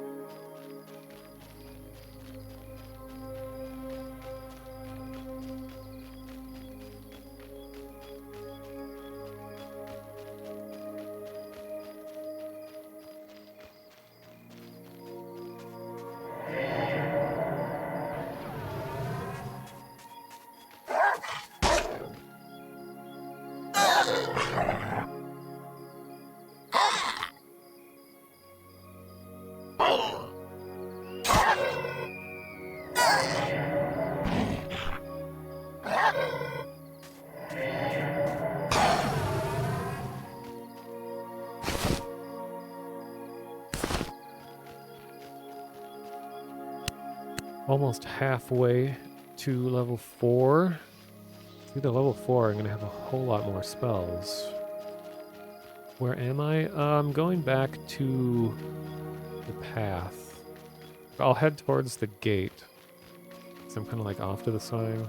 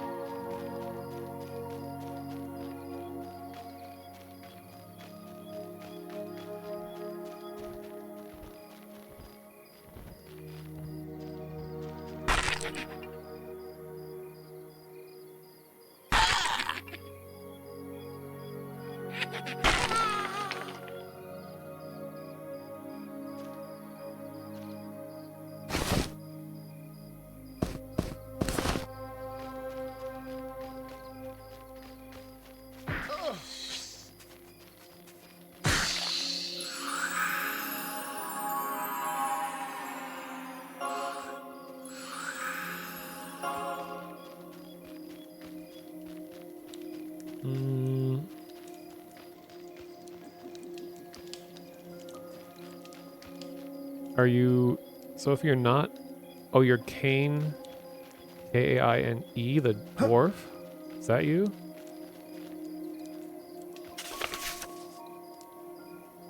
Okay, yeah, so then who's in the group?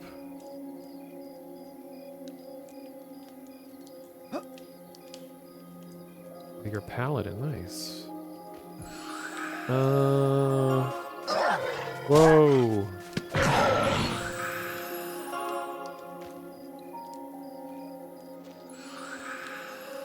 Here, I'll try kicking that person, the husk of your former self, on the group.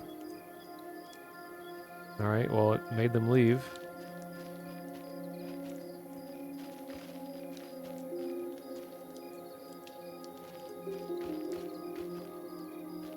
Oh, cool, you have like an AoE buff. Presence of Pious.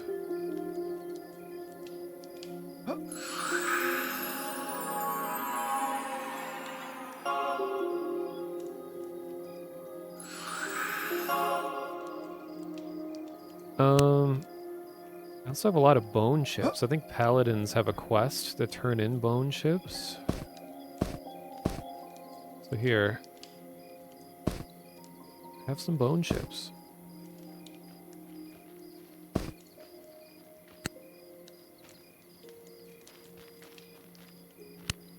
I don't think I really have anything else you can use right now.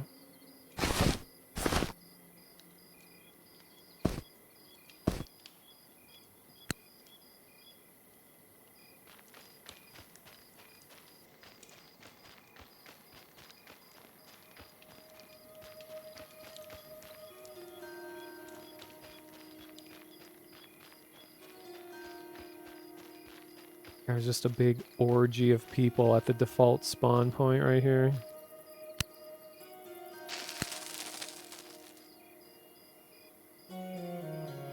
Oh man, if someone trained a high-level mob right over here, it would be a massacre. Package runner Ankai. I'm awfully late starting my route this morning. No time to talk. I'll be off in a minute, I think. Where is your route? Okay.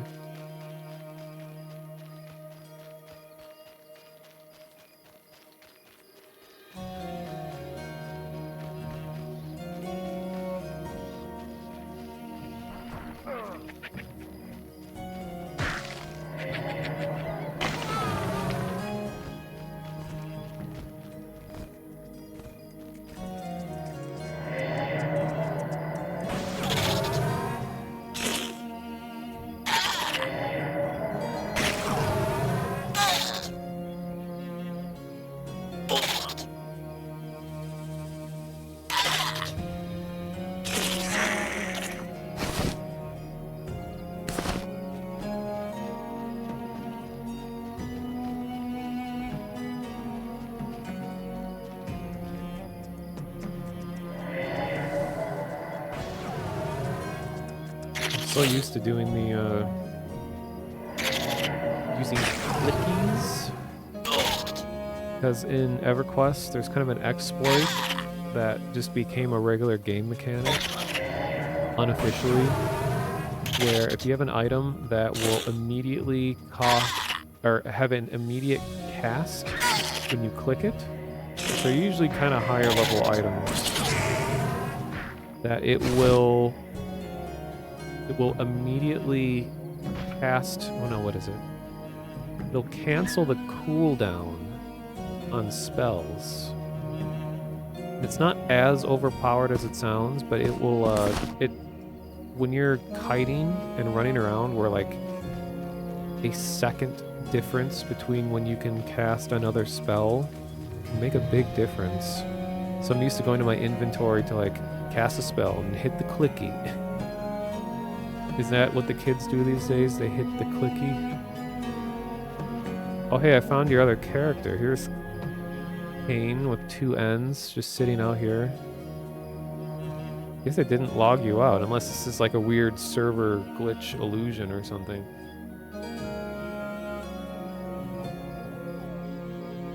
I wonder if I logged out and back in again if this would disappear. Because sometimes like players will just leave behind unsynchronized versions of themselves when the games get clogged with player traffic like this.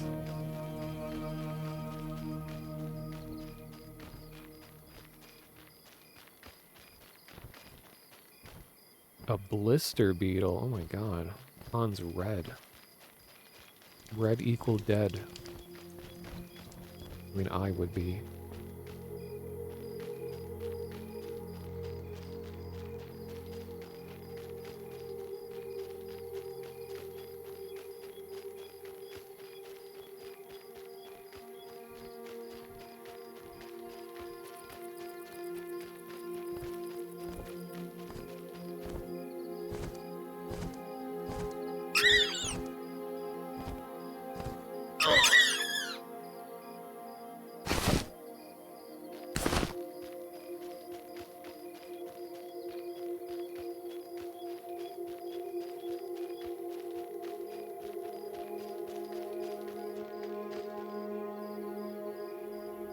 Is it like Tale in the Desert where you just sleep?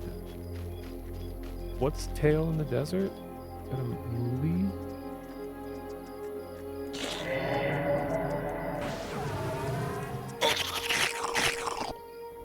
Oh no, I think I just stole that.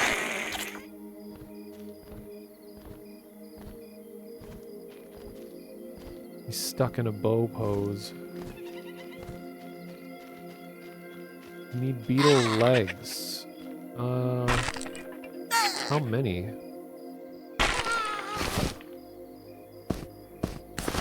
I've been picking up a bunch.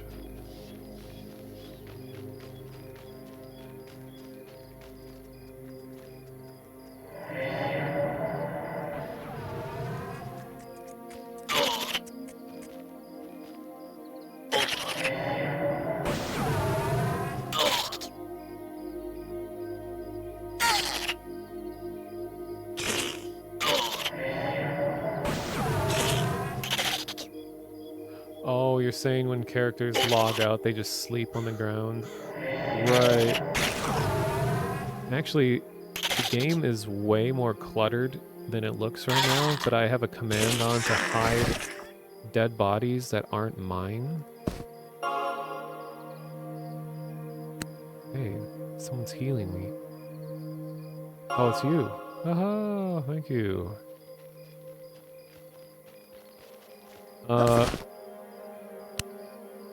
You need 6 beetle legs? Oh, let's see, what do I have? Is it... What is it specifically? Because I have scarab legs.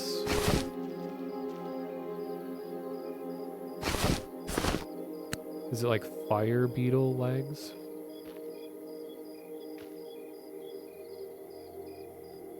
Beetle legs. I'm guessing that's probably fire beetle then.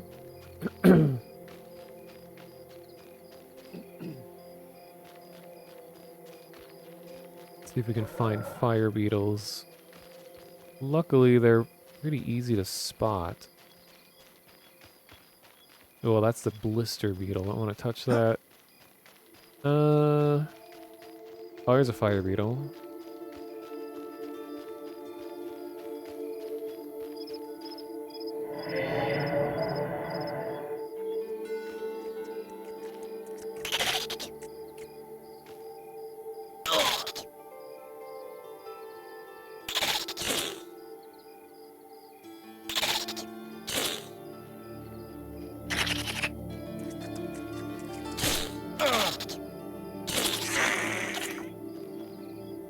Yeah, you can go ahead and just loot those and take whatever you need. Oh, there you go, fire beetle legs. I'm guessing that's it, because there really isn't a generic beetle. Let's see. Does it show my armor? Total AC anywhere? Let's see. Oh yeah, 28.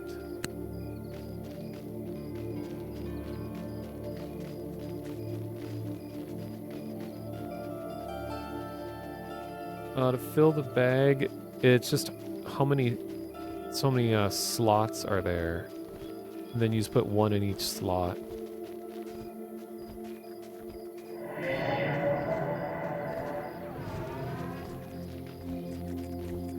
Oh god, I'm running. I didn't know that blister beetle would aggro.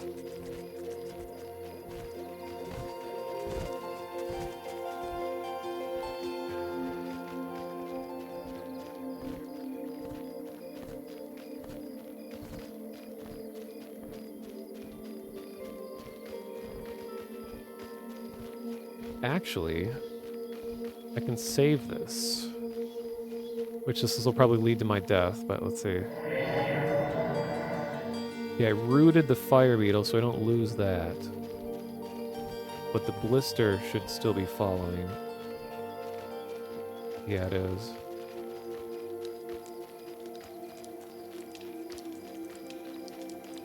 Help, Amir! Amir!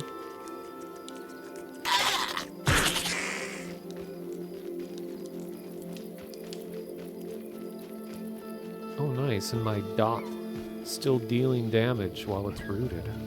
Nice. Here it comes.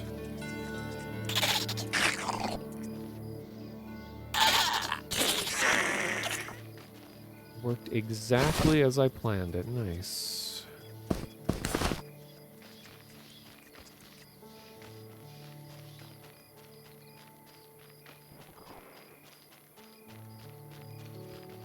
Sorry, I keep running away. I'm just so used to, like, it's going the thing after thing after thing, just killing everything in the area.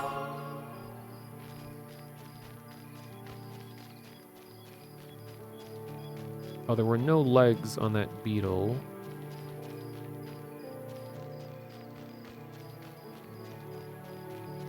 I think all the beetles are going to be the same level. Like the scarabs and the fire beetles, I think, are the same level.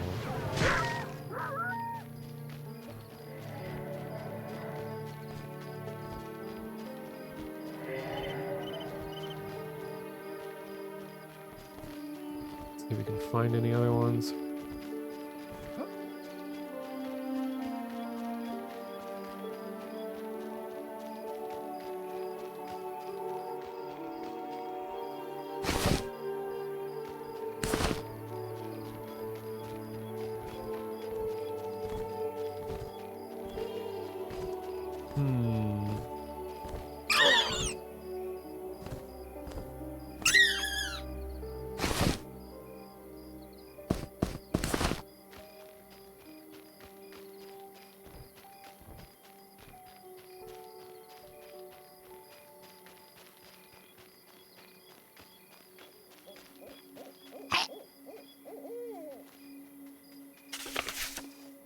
To meditate a sec, only have half my mana.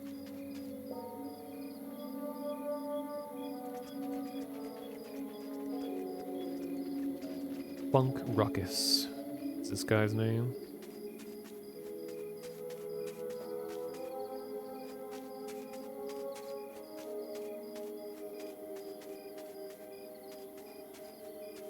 I want to go Dune Scarab. I'm guessing the fire beetles are what you need. Oh, they took it.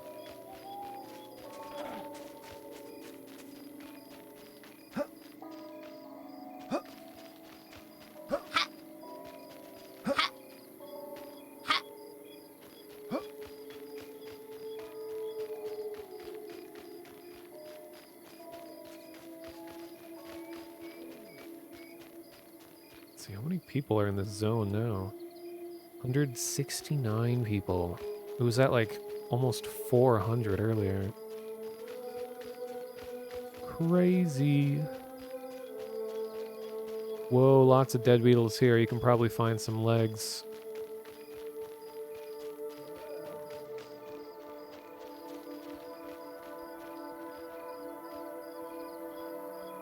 Oh, it'll take a sec for us to be allowed to loot it. Because it has like a cooldown where if someone not in your group kills something, it takes like a couple minutes before non-group members are allowed to loot it.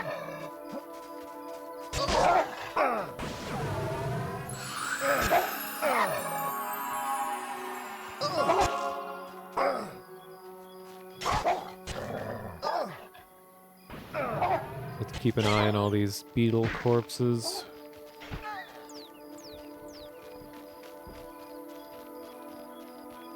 Oh, here's one. Oh, it's a scarab, though.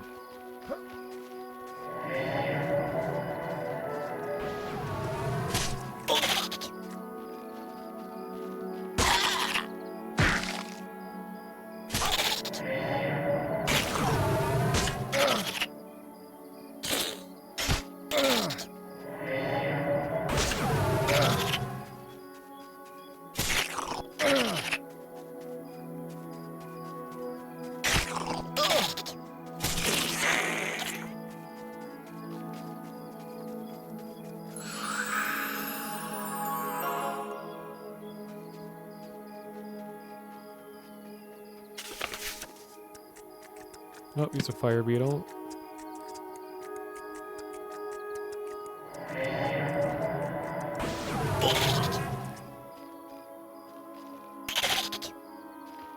That was a very funny number. Feeling when you're the one in 169.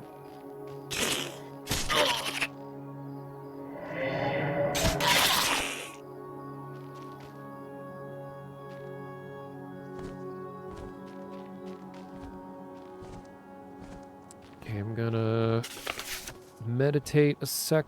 Again, my mana's really low. Oh nice, you got legs from that one. How many slots does that bag have? Is it like 6 that you need?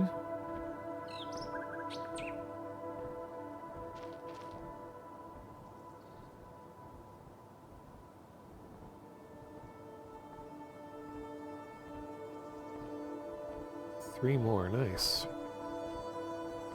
Ooh, we have a monk. Rare sight. Rasul the monk. He's dual wielding staves. It's the mark of a warrior. When you trade, just like when you drop something off an NPC, just click an item and then click on the player.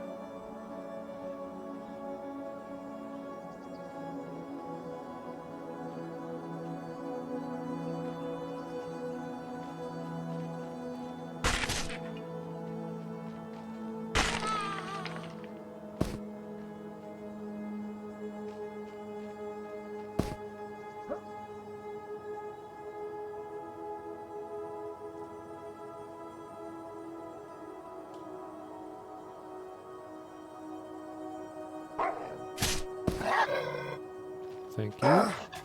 Oh.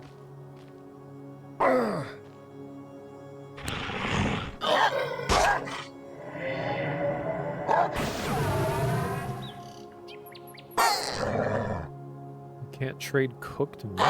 Really?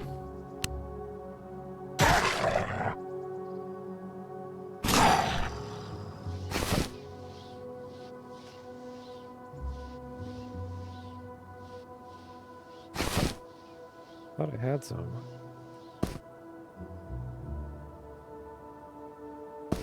There you go. Yeah, something that happens too is when the server's lagging, there'll be like a several second delay between when you try to move an inventory thing, like any sort of networked thing like that.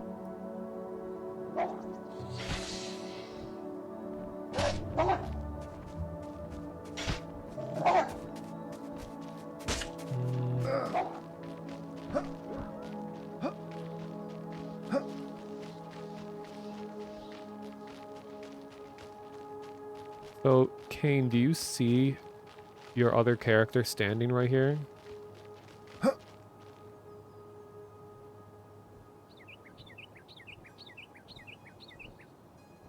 Oh, you do see them? Maybe it isn't just me. That's so weird. Are you sure you don't, like, have 2 instances of the game running or something like that?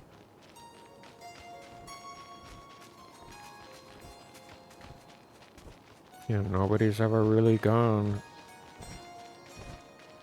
It's gonna sell at the gnome real quick. My inventory is almost full.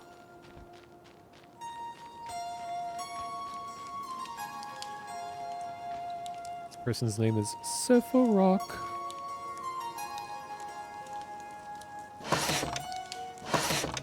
Oops.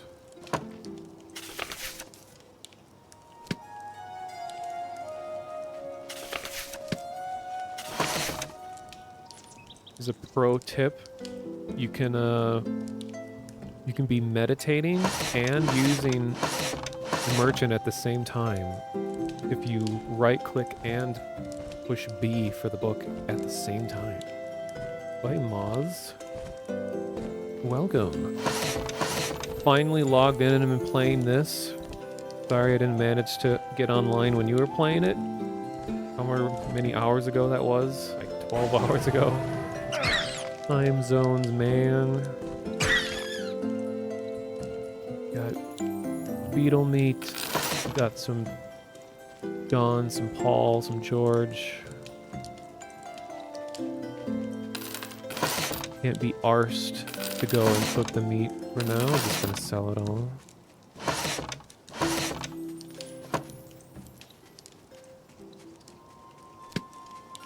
Got Dubbo. And metal. 2 fires. Oh my god, someone made a camp right next to the merchant where we can cook meat, and I just sold all the raw meat. Fuck. Oh well.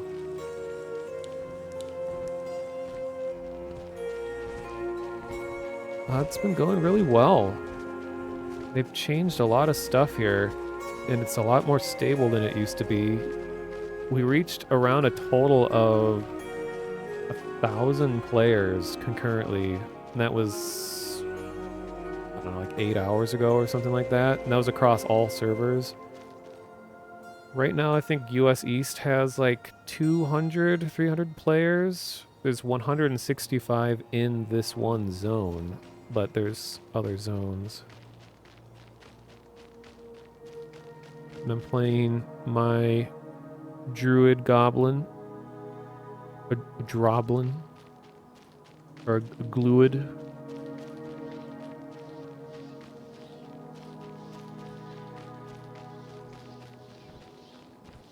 And I'm almost level 4.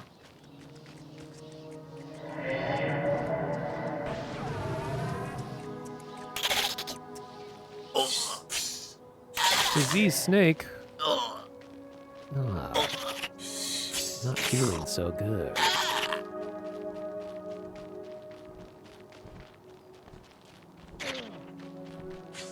Oh god, Kane, run! Oh, you aggroed the beetle at least. Okay. You might be able to take the beetle out. I just gotta get this diseased snake off of me. This rusty, diseased Beetlejuice snake.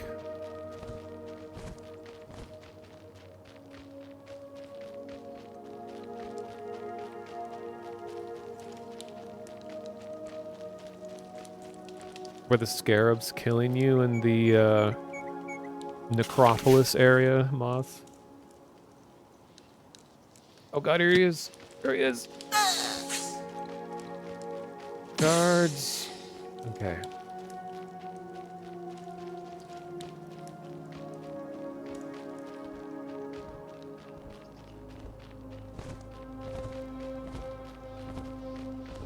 Did you, Moths, did you happen to run into the what was it called? The ravaging were-rat that stalks the town at night?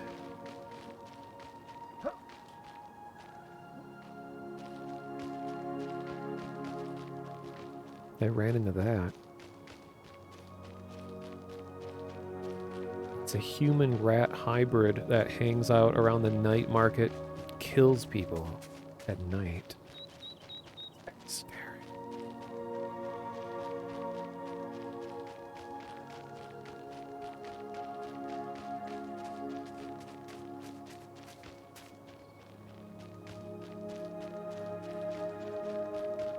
don't want to touch all these diseased things because I'm not high enough level yet to get cure disease. And disease and rabies is really obnoxious because it slows down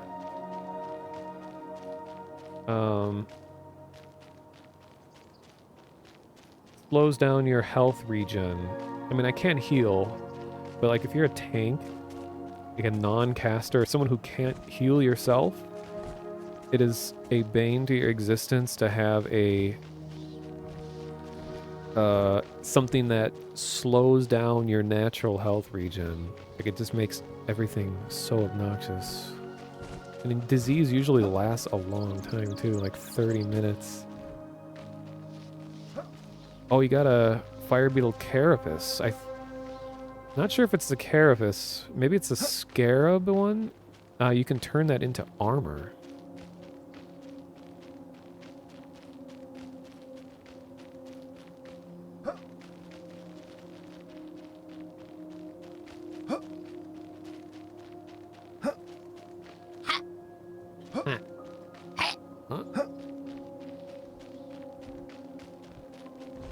Guess just kill random stuff until better stuff shows up.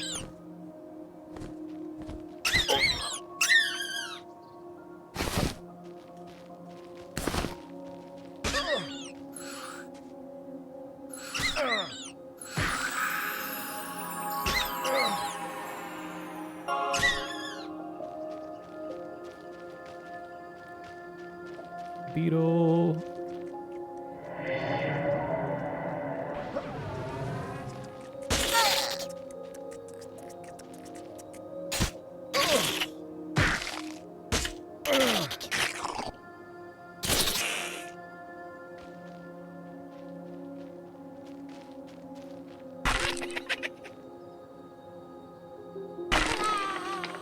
Love that scowl.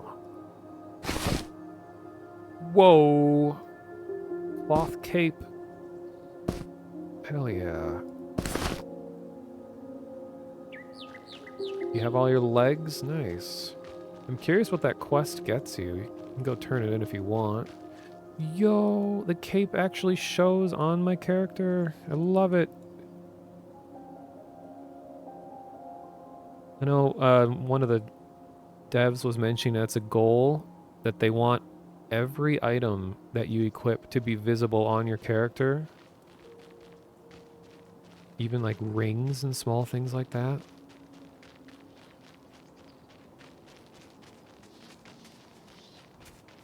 I even have my official green shirt. This is the official shirt of druids. That's how you can tell us apart. Or tell us, know if we are druidic.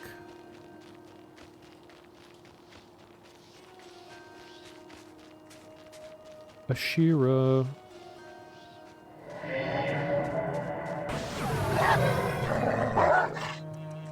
Doge.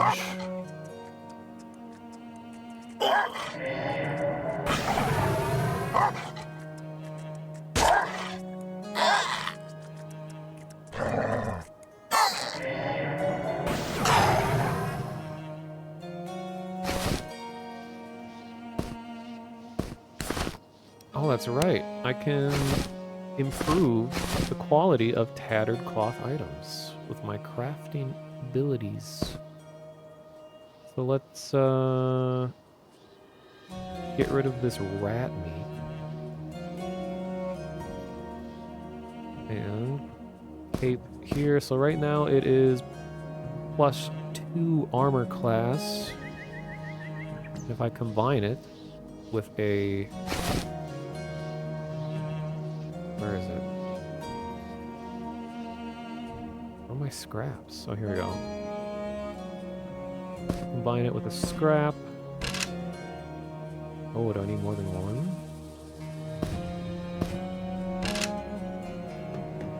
Oh, there we go. Patched cloth cape.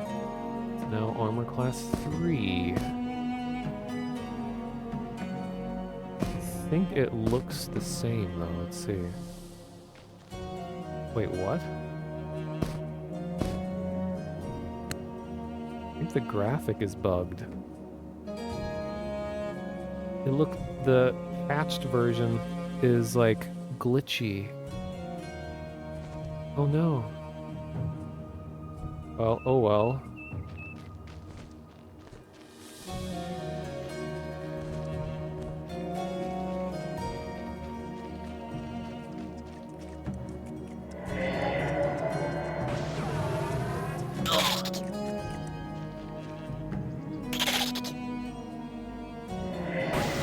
I love the way the beetles look though.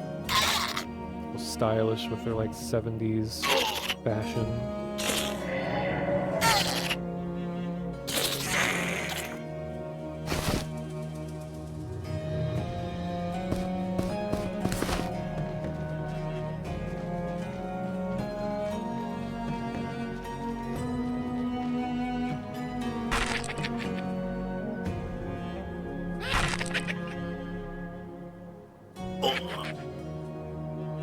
Oh, I just missed 3:33 in my time zone. It was a sacred time of night in which I whistle a song, depending on if it's AM or PM. Because I'm just that cool.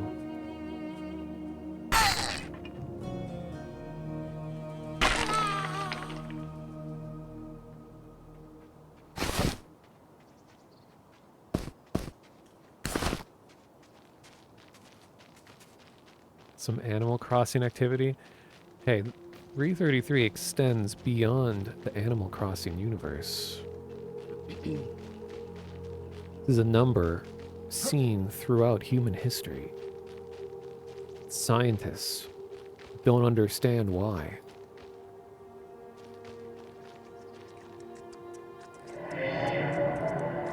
Time is just a theory.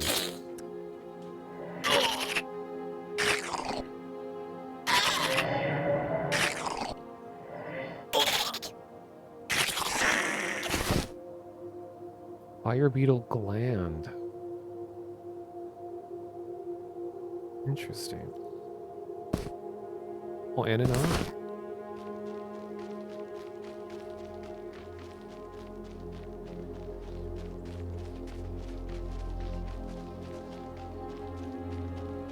Gonna go sell to Shifty Jim. The dim, slim, Shifty Jim.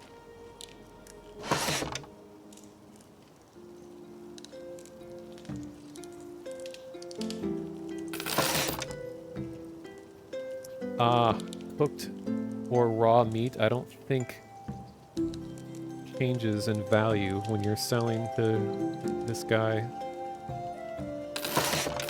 He's ripping us off so bad, he doesn't care.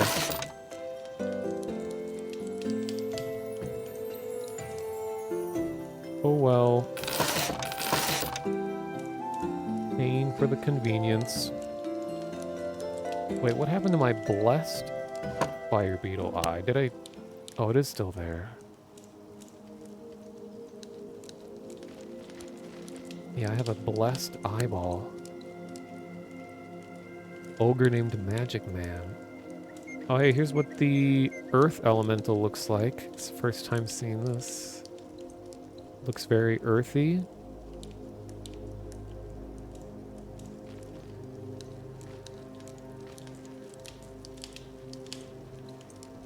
There's a jackal in the tree. Oh, there's a lot of stuff hanging out in the tree. Oh my god. And they're all diseased.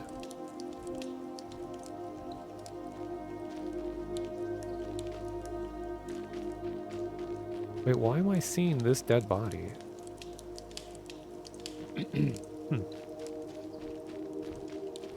Yeah, what the dog doing?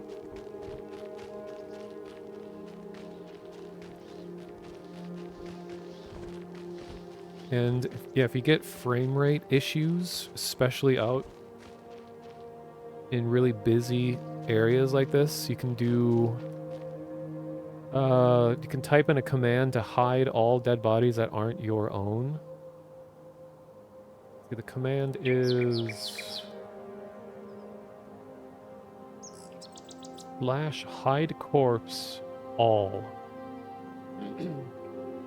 Well, slash hide corpse space all, because you can filter it in different ways. And believe it or not, all will filter all of them.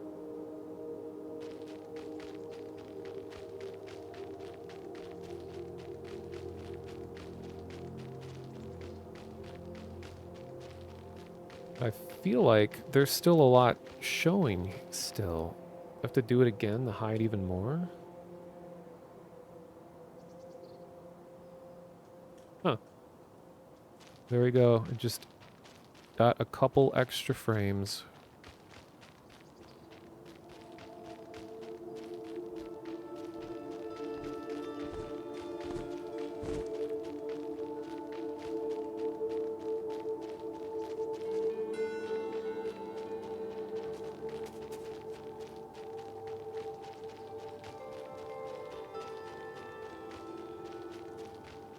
I want to eventually check out that dungeon that's up there on the cliffside. See what kind of leveled stuff is up there. I'll do that when I get level 4. Wait, how much money do I have? I have like 2 silver?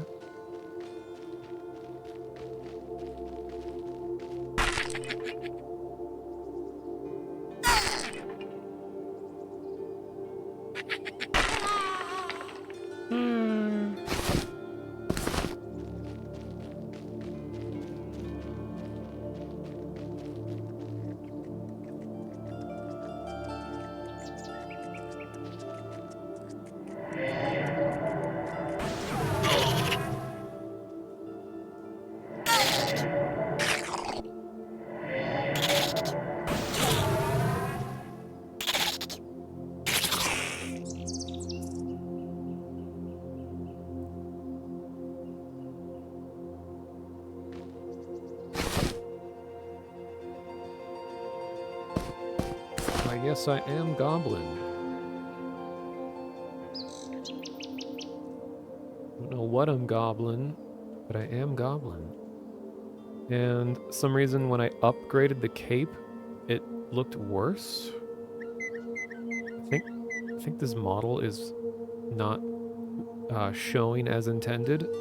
The one before it looked way better, and it had like floppy physics and stuff on it too.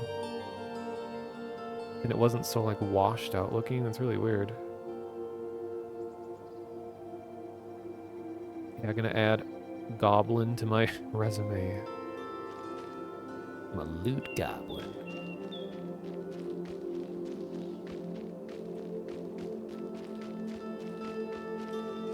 I don't think I've ever played as a goblin in a game before. So this is really cool. And I haven't quite figured out how they are portraying goblins in here. Are they supposed to be evil? Because I'm allowed to play as a druid, which is unusual to have an evil druid. So I'm wondering if they're kind of like a weird neutral party in this universe.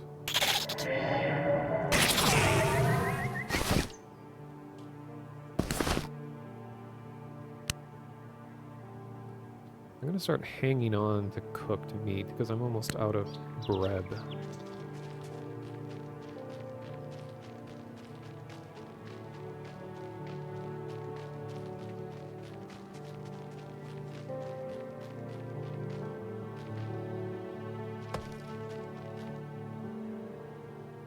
Whoa, they're harvesting wood. That's crazy. Never seen a game do that before. Striking an invisible thing.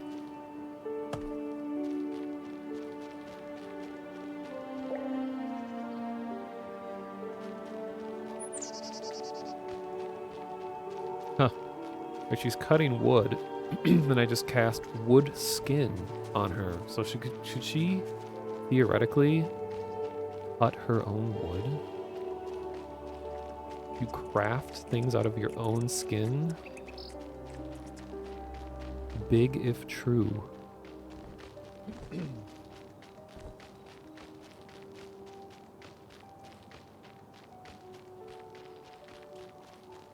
And I'm actually not seeing as many goblins as I thought I would.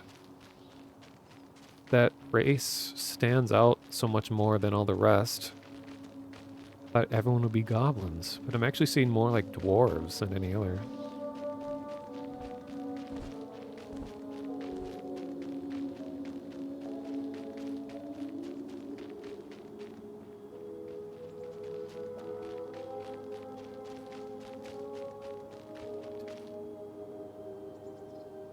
Oh, the person's pet is named Sticky. I thought that was just like a status effect of this person. Like, oh, they're kind of sticky. So I know there's a trait that you can pick that's slippery.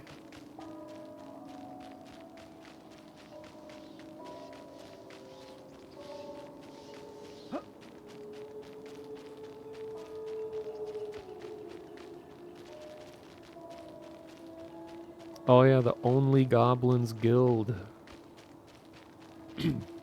Very prestigious.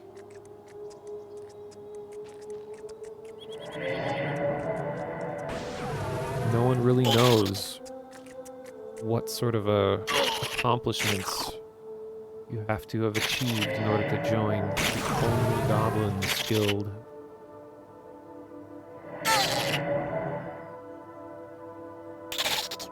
So Kane, I see you're looting a bunch of stuff related to grain beetles. Where did you find those? Like, are you in like a weird basement place right now? Okay, level 4.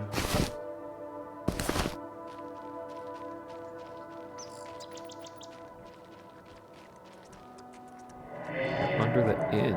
Oh, cool. I didn't know you could go under there.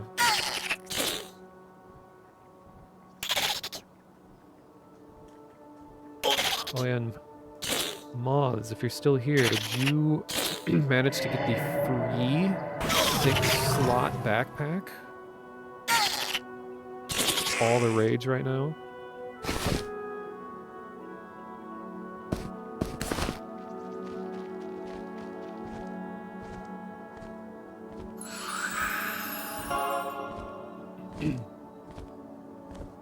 Couldn't find the quest.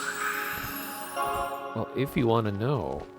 So, here's the front gate, which, if you're in the necropolis area the whole time, I don't know if you made it out to this main west gate, but if you're out here, you go down the path a ways and then take a left, and then there's this little, like, ruined building here where Shifty Jim hangs out.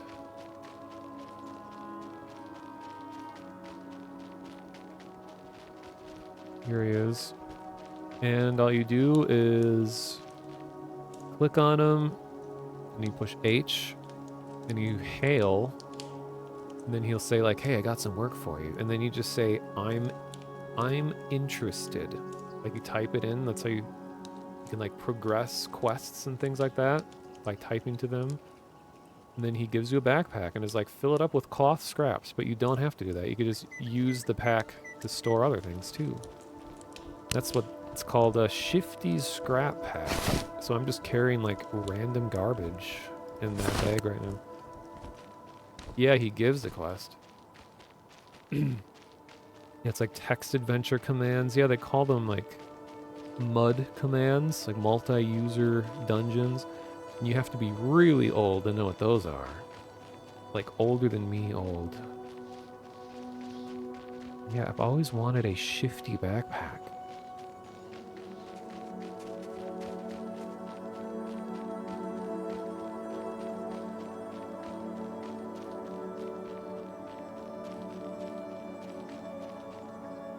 One of these days, I'm gonna fight this blister beetle. Westgate near the night market. Yeah. I mean, night market is kind of in the middle of everything. So it's just if you follow one of the paths from outside the market, you'll probably find it. And also you can use the sun and the moon. Because if you do /time, oops. /time, it'll show you the game time, so it's 3 p.m. right now. So that means that the sun should be almost down. Oh, jeez. So it means it's going to be in the west.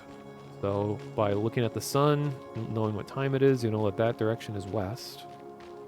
And then the west gate is on the west side of Night Harbor. Easy.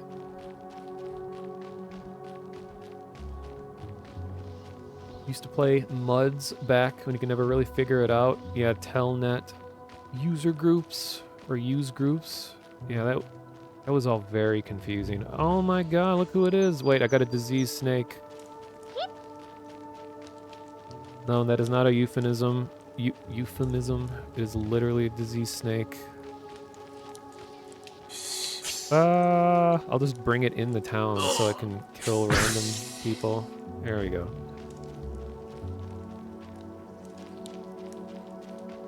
Hey.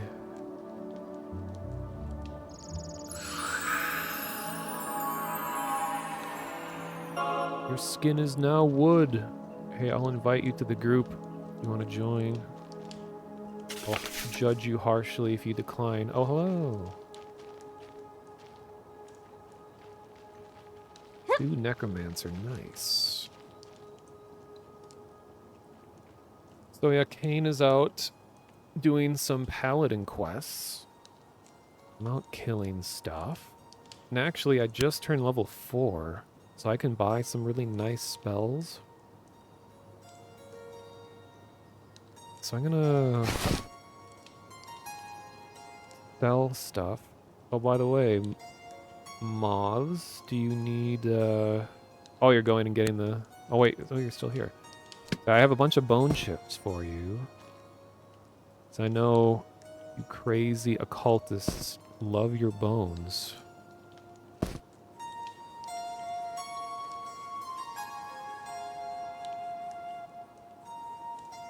Remember when you found a glitch in a mud back in the day where you could put a car in your pocket? It was pretty fun.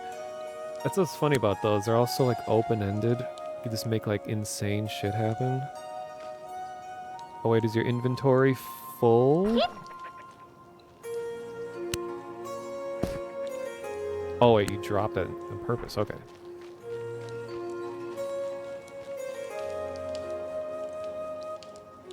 I always donate to local necromancy organizations.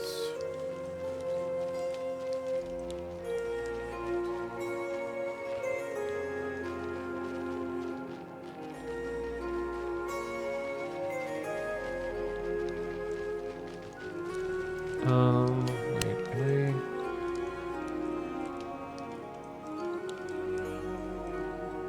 Bones will be raised in my name.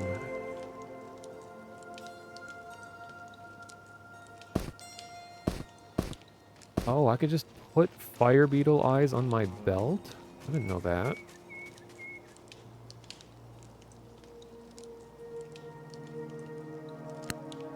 Yeah, muds kind of turned into...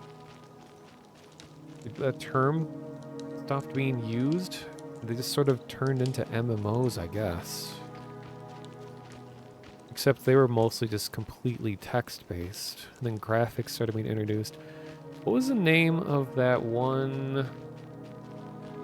That transitional game? I think it was technically the first MMO that had graphics. So it's really crude, like 2D, stereotypical,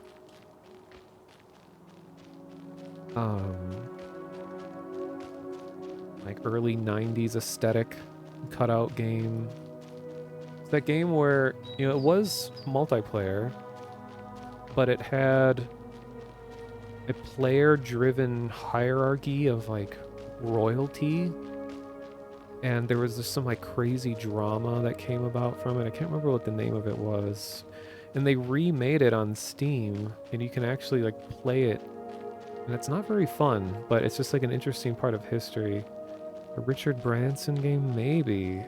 I know there's a pretty, like, high-profile person was involved with it.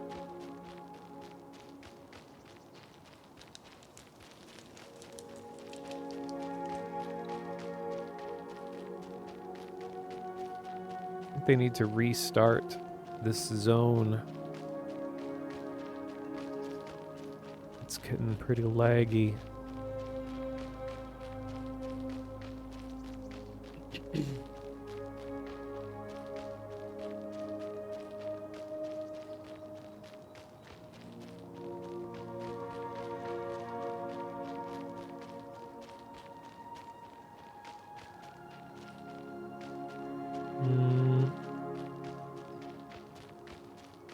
Wait, where's my trainer? Here he is.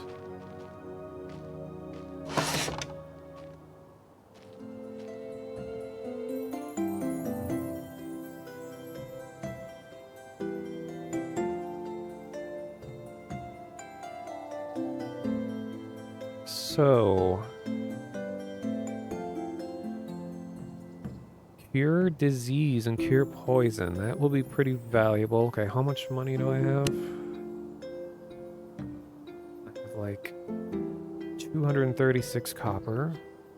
So,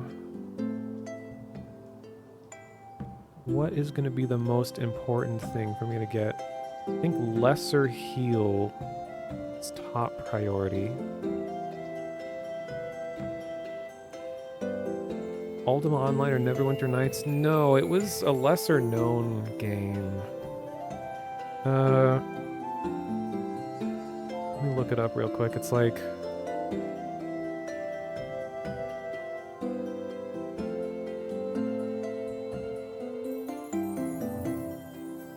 Oh, I see. I guess Wikipedia is saying that the original Neverwinter Nights is the first MMO, but there was something else that was a... Oh, Meridian 59. That's what I'm thinking of.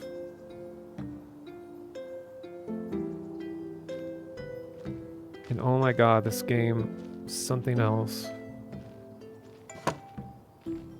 I think a part of the appeal of Meridian 59 was that it was a first-person MMO. Oh, I think it's the first 3D MMO. Why it was called this, or why it's significant. Boy, is it crushed. Let's see, can I just drag this into OBS? Ah, I can. All right. Cool. So here's what I'm talking about.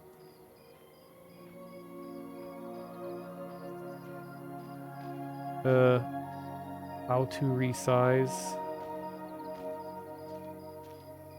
Oh, mods, you've played Meridian 59? Really? Did you stream it? I'm curious what that even plays like these days.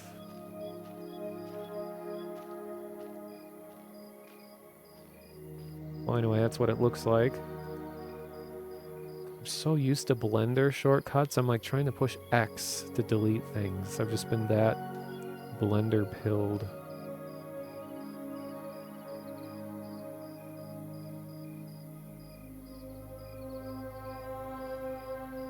Damn, look at these graphics.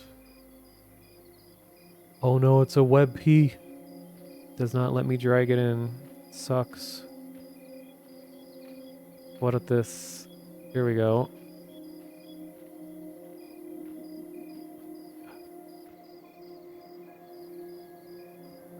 OBS, please. Okay, well, here's more graphics.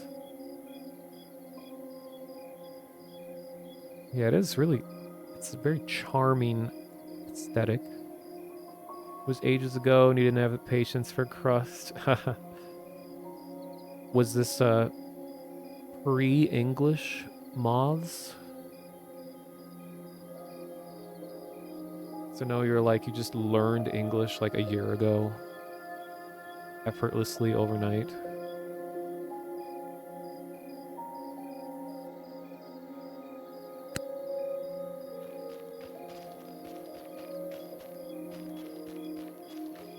Oh, the guy left.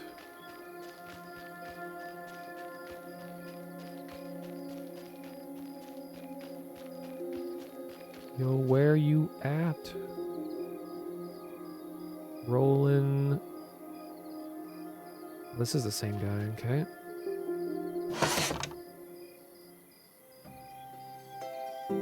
it does look like Daggerfall. It's 2.5D. It's not actually 3D, but that term has changed definition over the years because nowadays people call 2.5D games are like platformers with 3D graphics that might have some kind of depth going on, like Little Big Planet. But back in the day, 2.5D were games like original Doom games, and Meridian 59 would have been that case as well, and also Duke Nukem, because it wasn't real 3D, it was using like an illusion.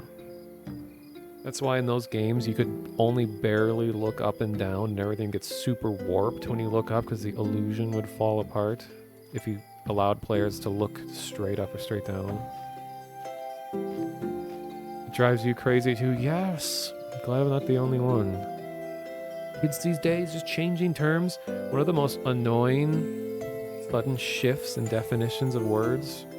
This is gonna, like, no one's gonna care, but within the VR universe, the term mixed reality was like hijacked by Microsoft because originally mixed reality is what it sounds like. It's when you take virtual reality and real life and you overlay them, and they like, it's not augmented. Augmented reality is a whole other thing, but mixed reality was the idea of putting actual video of yourself in a virtual world, and they're all aligned three-dimensionally so that it actually looks like you're in that world. And that was a pretty common practice for a while. I think it still is. But then Microsoft is like, oh, we're making VR headsets, and we're just calling our VR headsets mixed reality headsets, and they have nothing to do with that old concept. They're just VR headsets. There's nothing that, like, there's no reason why they would need to use a new term other than just like marketing. You know, it sounds cool. But those headsets didn't sell very well. They actually weren't that bad. They were really affordable. They're kind of like a precursor to the Quest headsets, but they just weren't nearly as powerful as the Quest headsets, so they didn't survive very long. And they were desktop. You know, they weren't like mobile like the Quest is. The HoloLens is the augmented reality. Augmented is more real life than it is graphics. So it's like augmented is when the real world is used as a basis to render 3D graphics. Not to be confused with alternate reality. Augmented reality and alternate reality are different things.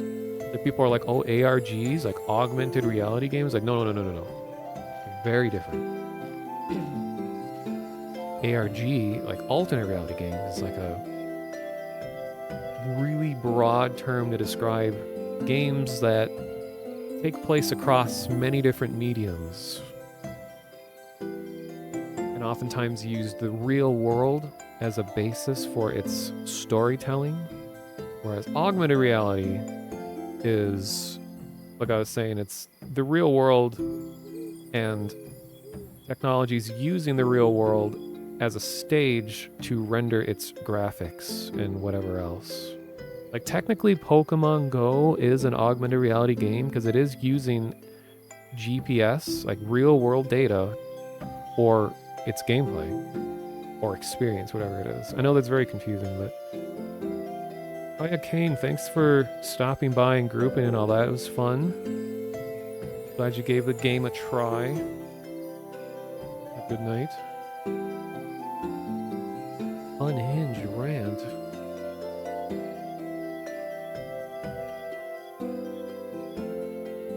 Yeah, Alu. It's a good example. Yeah, it is. It's like,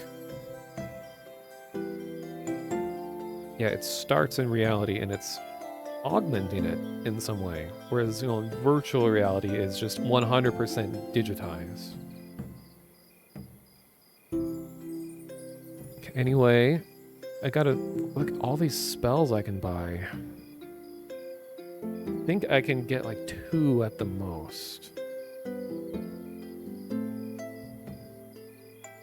Unhinged streamer destroys Microsoft in crazed rant. Yeah, no one was spared.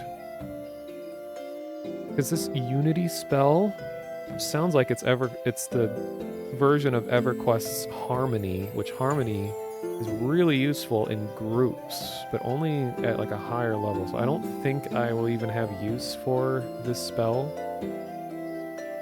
It's like a crowd control. No, it's a splitting spell. It allows you to pull enemies away from groups without social aggro, having them all, you know, dogpile on you. Touch of Nature just sounds like a really good buff. It heals and then it continues to regen the player. So that would be better in a context of where people are fighting actively. So even when they have full health, they can regen without you having to cast again. Summon food, drink. I can change my respawn place. I think Snare would be useful. How long does it last? For 8 seconds. Okay.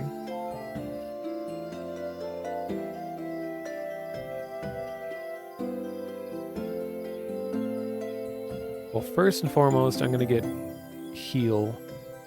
Because everyone can be healed at one point or another. 140 copper for that. How much do I have? 236, so it's going to be like all I can buy.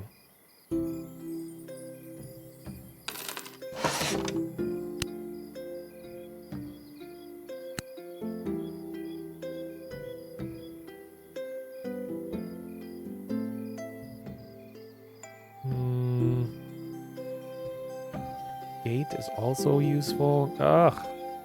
Too many good spells, not enough monies. I'll get Cure Disease as well, because that is a pain in the ass to get disease. So...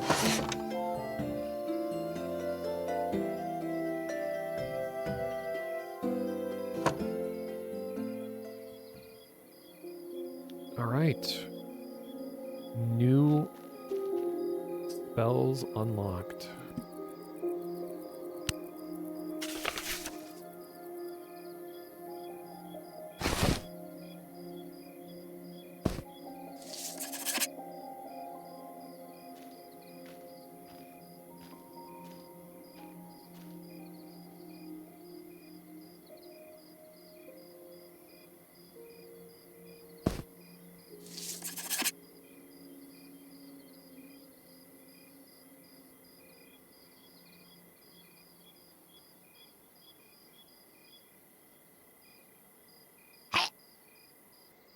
Eh.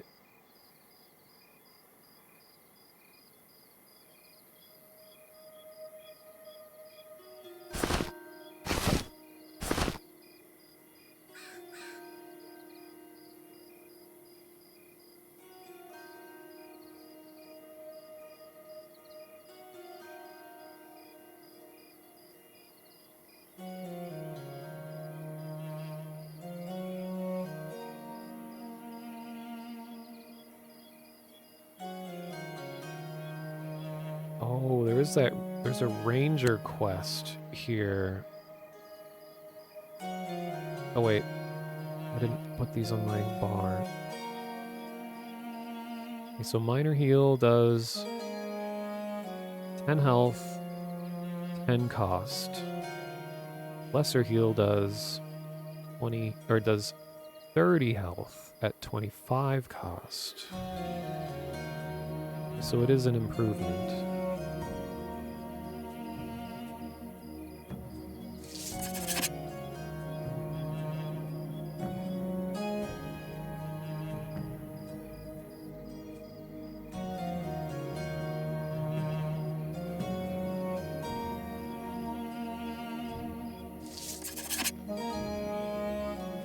Looking at the Steam page for Meridian 59.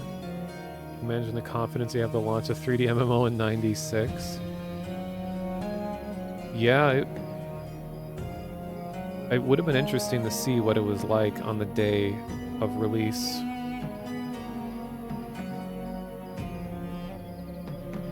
So I was kind of around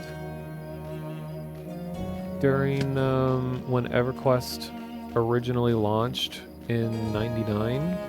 I was 12. I didn't get it on the launch day by any means. I think we got it like a month, maybe 6 months or so after launch. All I knew is that it was just a multiplayer game. Like, oh, that sounds cool. And I'm like, what? You have to pay a subscription to play this game? I was so confused. And then ended up enjoying it. Spent more time just, like, talking to people in-game. It was just like, this is a really fancy chat room. It has, like, cool game stuff around it. Okay, so can I even participate in this ranger quest? Maybe I'll just ask out of character chat.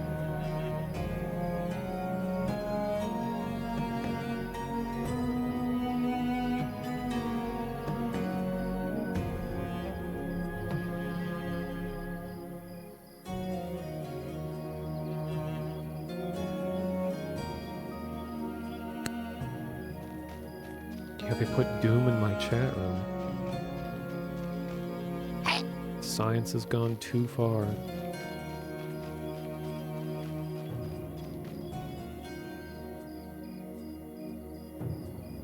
Ada, near scene, watches you carefully, the wolf bearing the spark of an unusually human intelligence, flickering behind her eyes. You know, eventually, druids can transform into wolves. Then we can go to Midwest FurCon.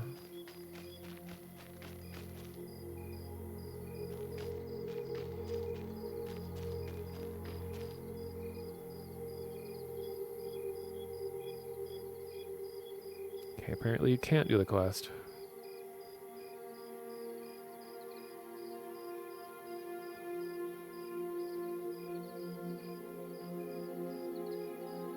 Oh, the quest ends with a ranger only, no drop item, so it would be a waste of time to even do the other quest.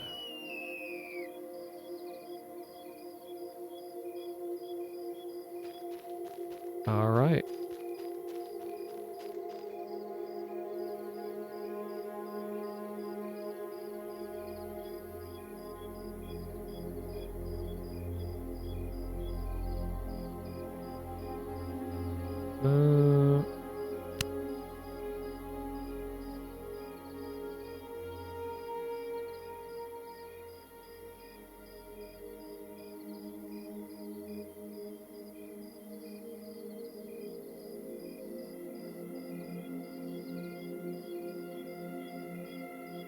Okay, yeah, if you can't sell an item and it has like a really specific name, usually it means it's a quest item.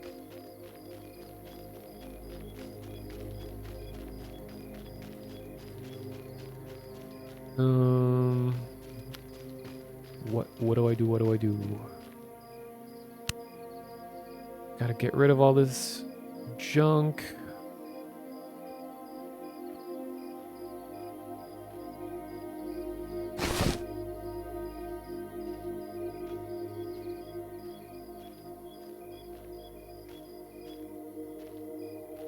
Okay.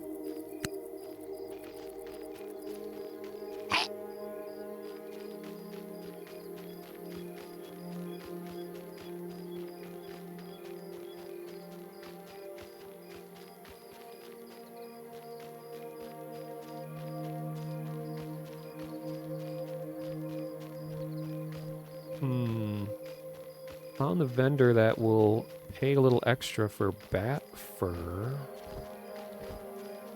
But I don't know who will buy all the meats.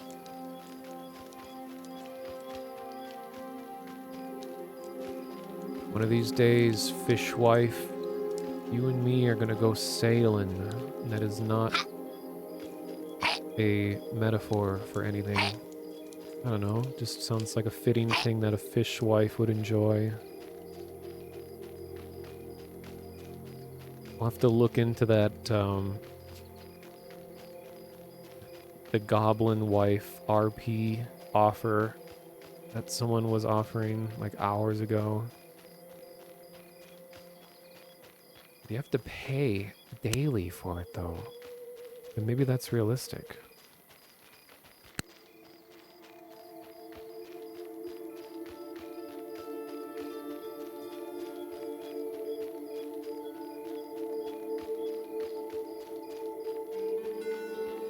Maybe you can offer to be someone's fishwife. Well, I think you need to be a fish.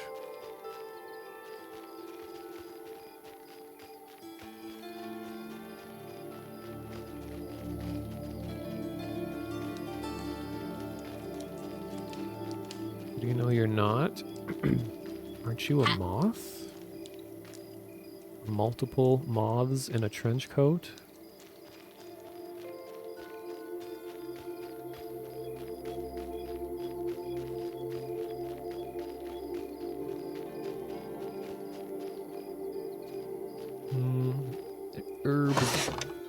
Herb monger does not buy any of my garbage. Moths in a fish costume. That's innovation.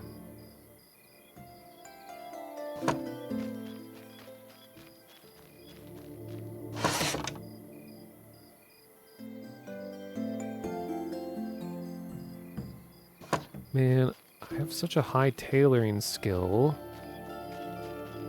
I wonder if it'd be worth just trying to craft something that sounds cheap, because I can't find any record on the wiki or anything about what the tailoring recipes are, but I know how it was done in EverQuest, and I'm guessing it might be similar here, so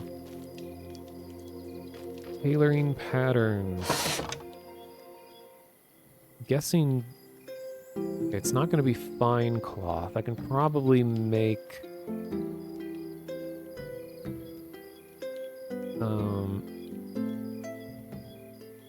yeah, an inner evil is 3 raccoons in a trench coat. When no one is really who they say they are. A part of living in 2023.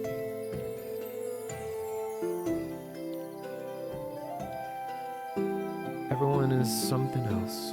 Usually animals in a trench coat. Okay, what's the cheapest pattern I can buy?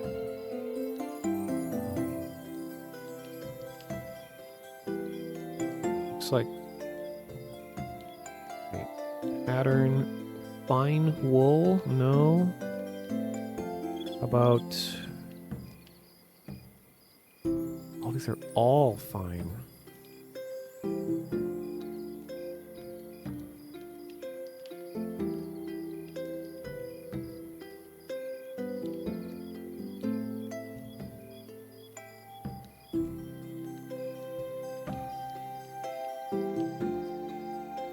Not even the chat is real. Okay, I'll try making the cheapest thing. Fine cloth belt. Now let's see if I can brute force this to get something out of it. So I got cloth scrap.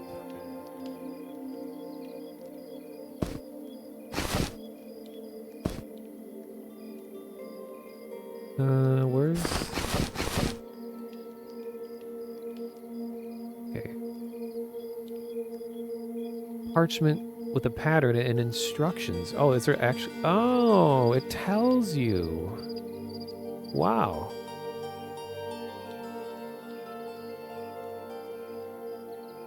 So 8 cloth scraps in the pattern.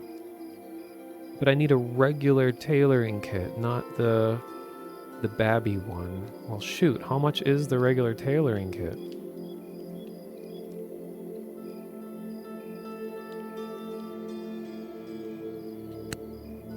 They're throwing away recipes. No, this is the first time I've ever bought one.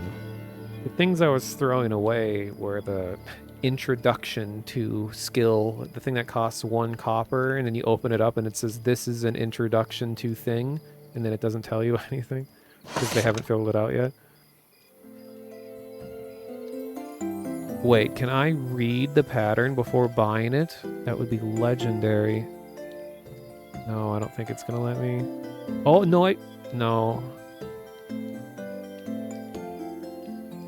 No? Darn. Yeah, welcome to skill. Okay, how much is the big boy tailoring kit? So many things in this merchant.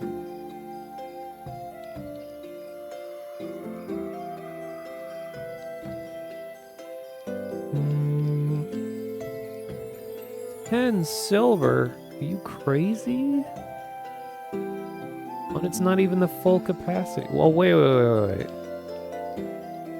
Maybe I can actually use the trainee. I think I can. Let's just try it.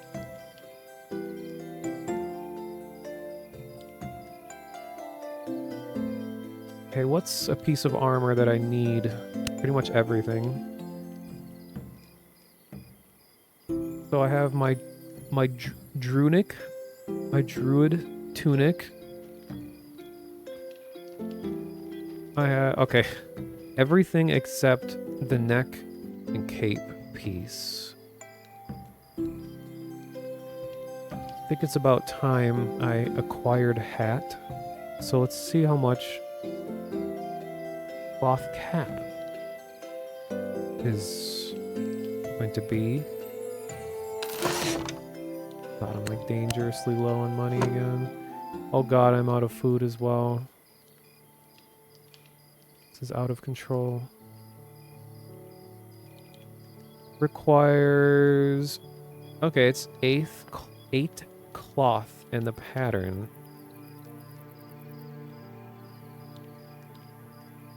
So let's give it a try. I just happen to have exactly 8. And where is the thing? Is it gonna work? Yay! Wow! 7 armor? This is actually really good. Fine cloth cap. Wow, a trade skill it's actually worth investing in.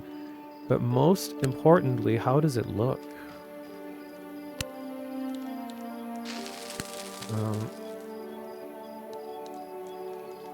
Well, it sure looks goblin. Oh, it's like purple. Ooh, purple's a good color. But I'm a druid, I'm about green.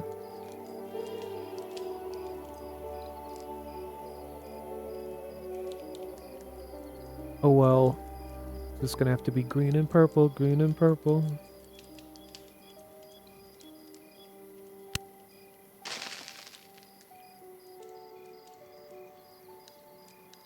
Alright, well I definitely need to be collecting more cloth scraps. That was a good investment. And I didn't need to buy the 10 silver tailoring kit. I was able to use the one that I started with. What happened to your goblin face? I don't know. It was gobbled up by the darkness inside me. Okay, this is where that were-rat was. I wonder if it's still here.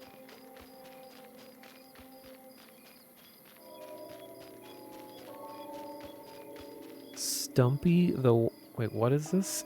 Stumpy the Whistler? Uh-oh, is Maz about to die?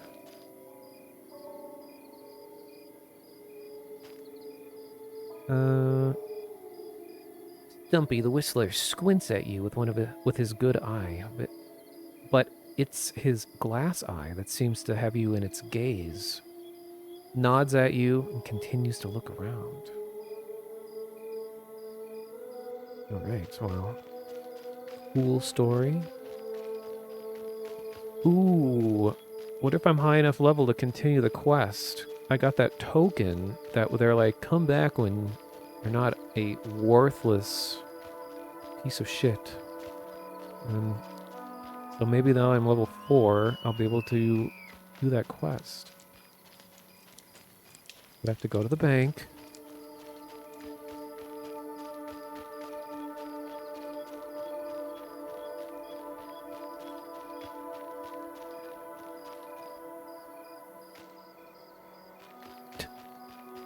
This person's name is Cinecro and for some reason I read it as Scrobro. Just Scrobros. Ah, I see you summoned a skeletal pet, Moz. I'm very proud. Once you go skeleton pet, you never go back. I'm going the wrong way. Stumpy went from 0 to 100 real quick. Everyone could use a bone friend. Which, I don't know, that can mean something different depending on the person. Bone bro. Apparently you can name your pet too. I saw someone name their skeleton pet Sticky.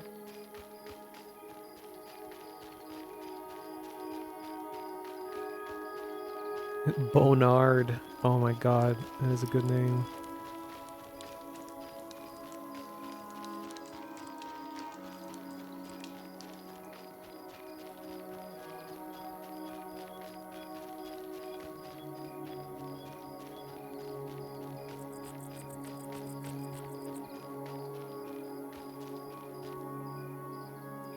Alright, wooden circle token.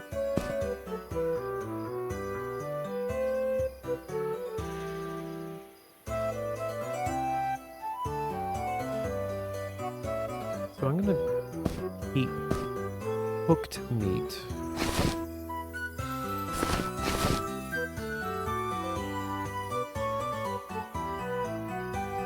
Or I can just cook the raw meat, I guess. But it takes up so many slots.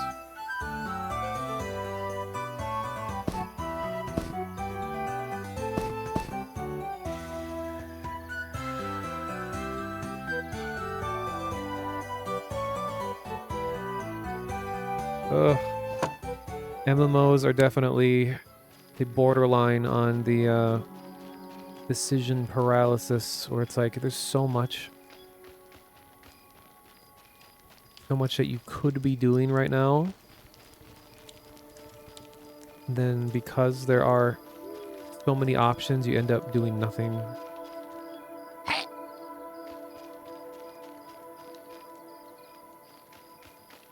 Yo, where's the oven? I need to of the in. In with the cold and out with the hot of in. Wasn't this where the oven was? I could swear it was here.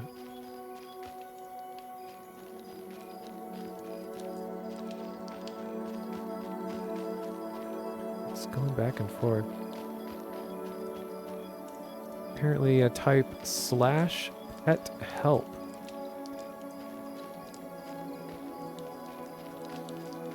You renamed the pet Bonard? Yay. In my view, it still says a skeleton minion, but does the name look different from your end?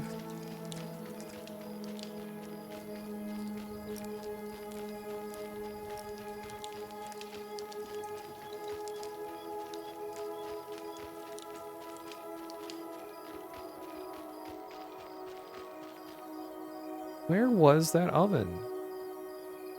I could swear it was at the inn.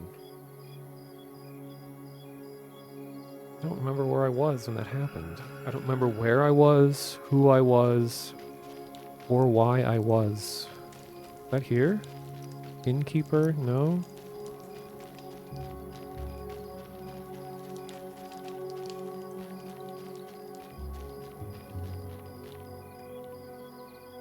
Whispering Wallace? Hey Wallace, what do you have to say? What's the good word? Heard anything? Heard any interesting stories of late? No.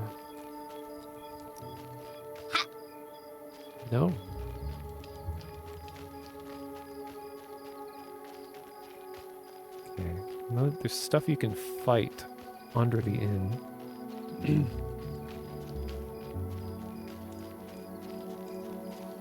You know what? Oh, oh my god, it's right here. Okay, it's just right next to the bar. There we go. I am oving the inn right now. So we got scarab meat. Drop that in there. Gotta do one at a time. Cool.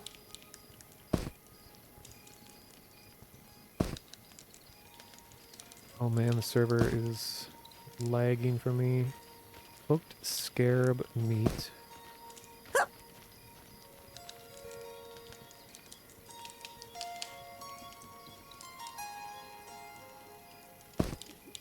Nice. And bat meat.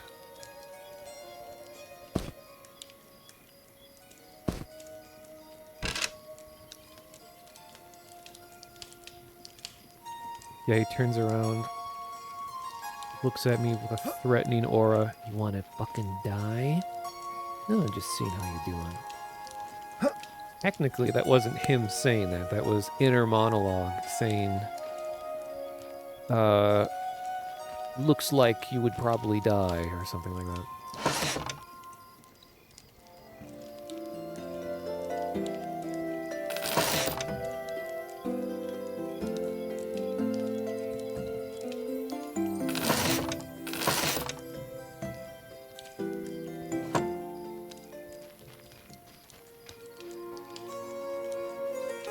Alrighty then.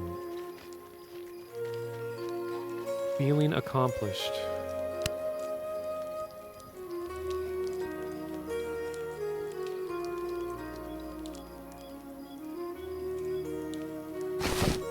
Okay, I gotta get rid of these Ashira necklace things. I keep forgetting to get rid of them. I think... Actually, I'll ask the zone.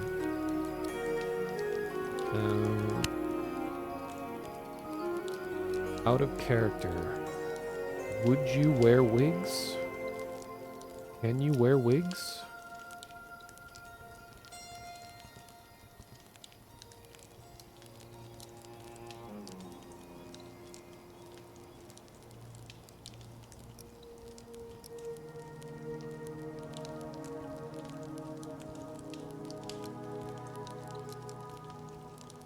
Somebody's listening to the stream.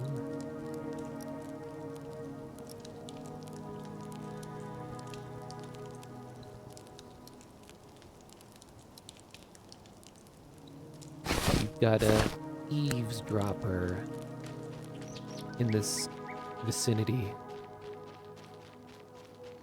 I'm gonna see if I can get a point in survival skills so that I can make campfires. Campfires does an AoE buff, apparently. And going the wrong way. And you can cook meat on it that allows you to eat it. And also, I think we'll sell for a bit more.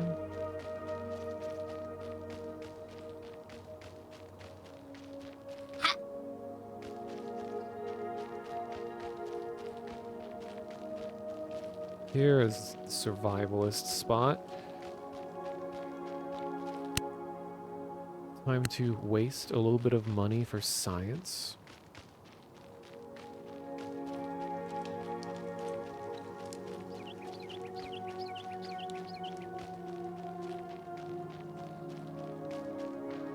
It's not wilderness. think it's survivalist that allows you to make campfires.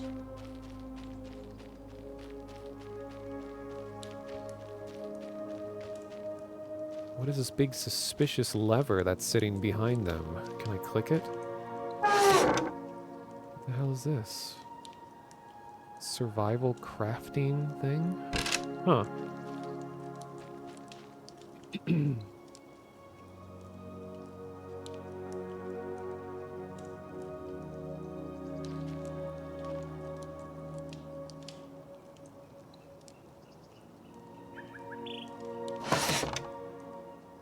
Survival kit.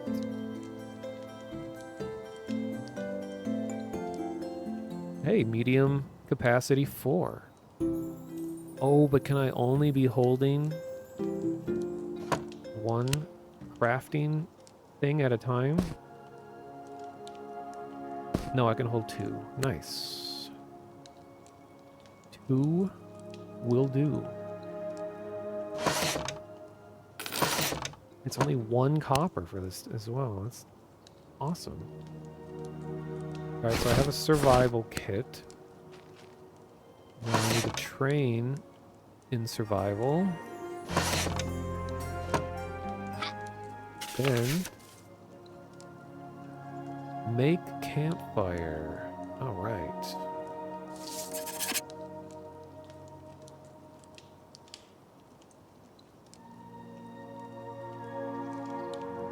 Trying to figure out where to sell all the monster drops. It's killing me. Are you by the necropolis, or are you out by Shifty Jim in the Flim Blim Skim? Around night market? Finding stuff to kill in the market? Oh, you mean like right now you're there?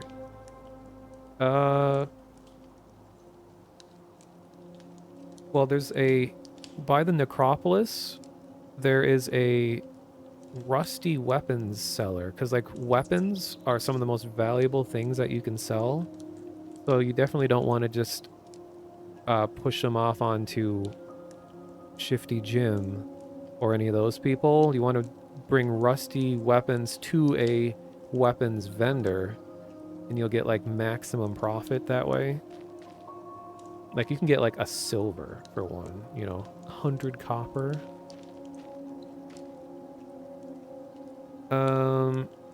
And so like those are the ones I'd really care about. Anything else would just be a tiny bit of a profit if you found the correct vendor. So, but there's, a weapons person is right near the necropolis. There's someone that is named Rusty Weapons. And then there's also, there might be one closer by the west gate as well. I can't remember.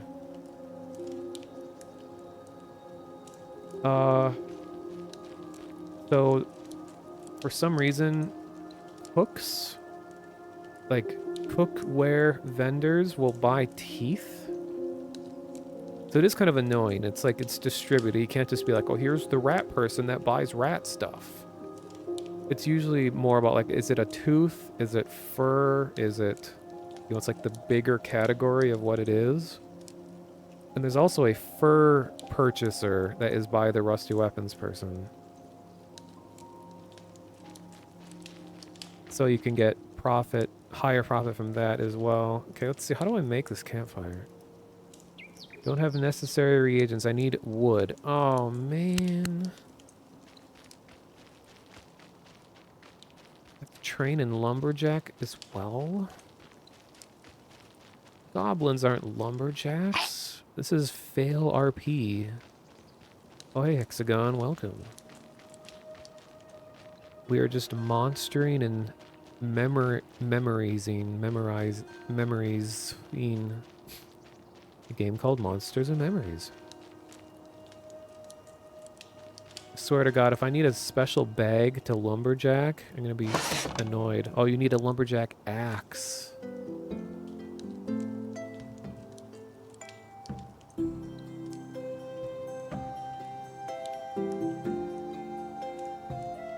Okay, everyone can use the woodcutting axe. That's good.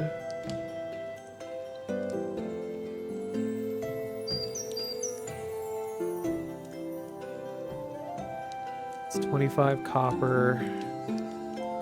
But it weighs so much. You know what? I'm doing it.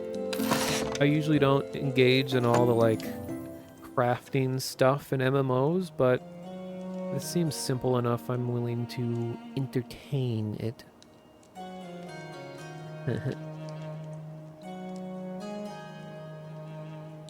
Okay. So now I think I need to train in lumberjacking. Gonna lumberjack off. Like a contest when multiple lumberjacks get together and cut wood at the same time.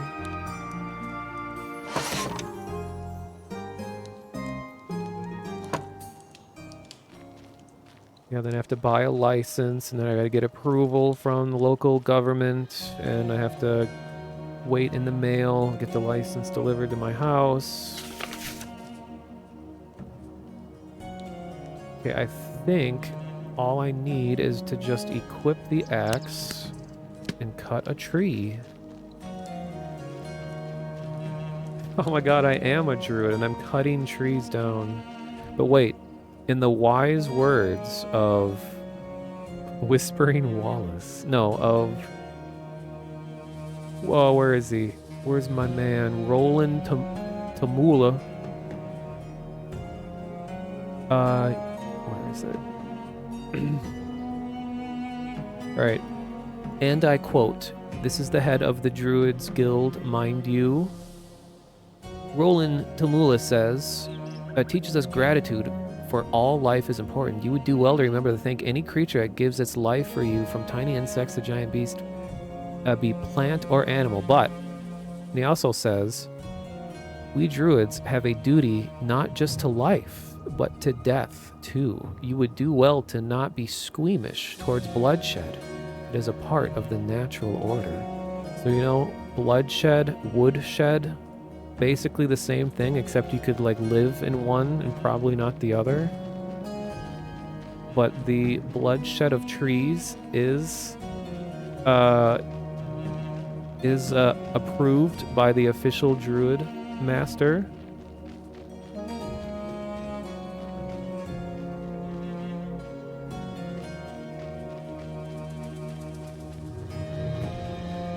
And that reminds me, I need to go...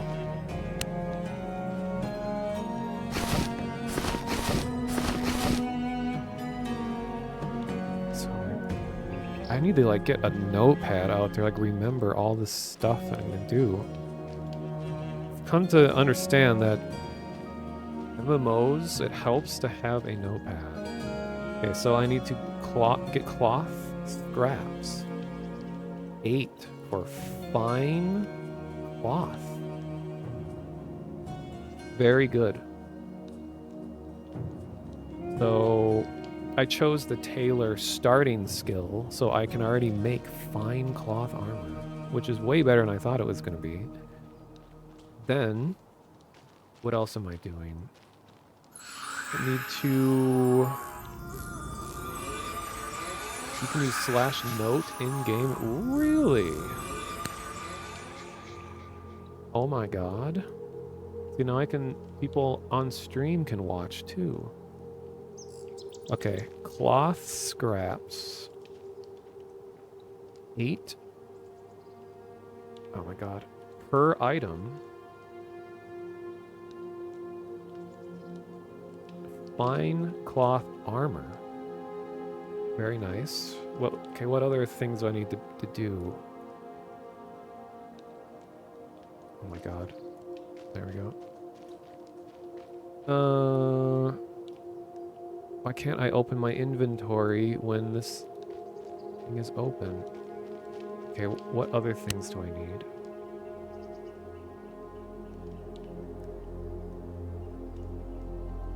Oh, yes. Oops. Money for Level 4 spells.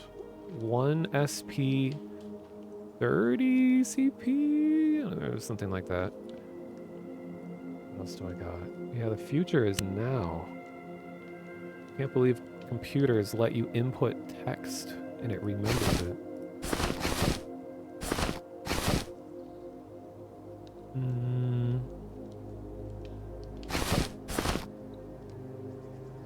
Yeah, there's no header.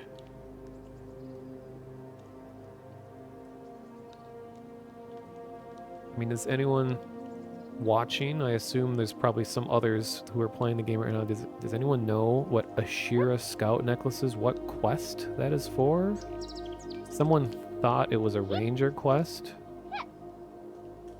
What are these noises? I think that was some goblin wife RP happening. Investigate.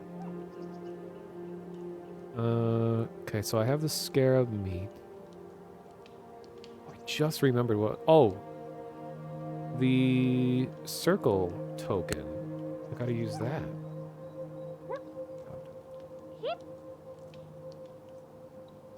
Circle token quest.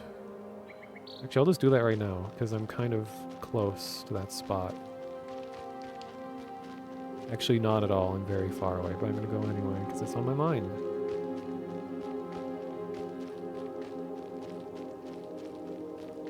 Man, now someone's getting towed outside my apartment.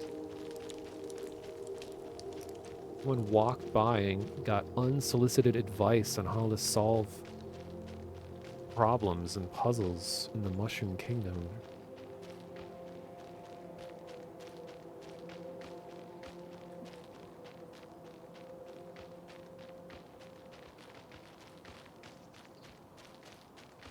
Whoa.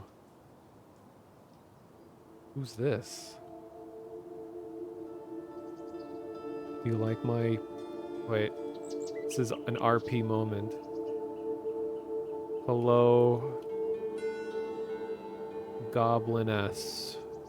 Do you enjoy my purple head wrap?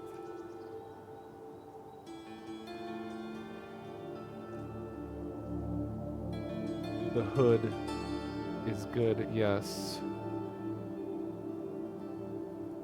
Excellent, because I spent my life savings on this and now I'm broke.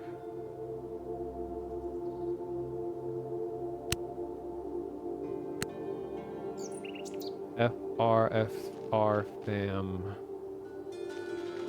And she's gone. Restful. Almost broke character for a second.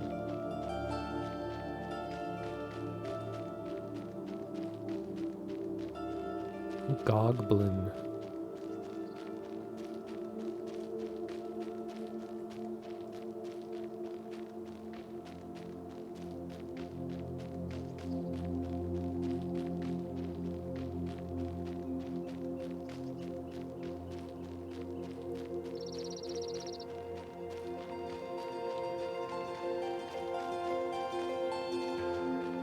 Oh my god, is that the goblin in chat who came in just in time for the goblin RP that we are having? Ladies and gentlemen, this is Goblin, the concept artist for the team, who is responsible for many of the very lovely denizens of this lovely place. I was watching your stream earlier. Looked like you guys were doing like a crazy dungeon of some kind. I'd be too nervous to go into a dungeon. Oh my god, we even have a goblin emote in chat. It's amazing. Yeah, we are in a exclusive goblin group right now. It totally wasn't because the dwarf paladin left and it was just us left. We planned the whole time to just be goblins.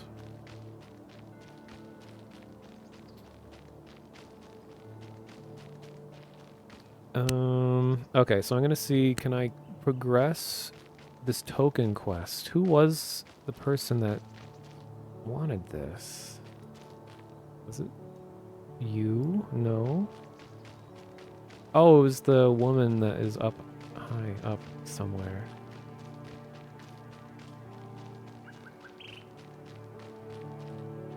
And curate your party when you can. Yeah, when someone messages you and you're like, could you describe, like you haven't seen their character, like, could you describe yourself?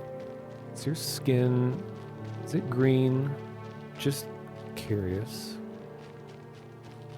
I thought this was going to be a brownish green goblin and ended up being a little more greenish than I thought. I think it'd be like a Ninja Turtles situation where like all the turtles are green. And Donatello was kind of like an olive color.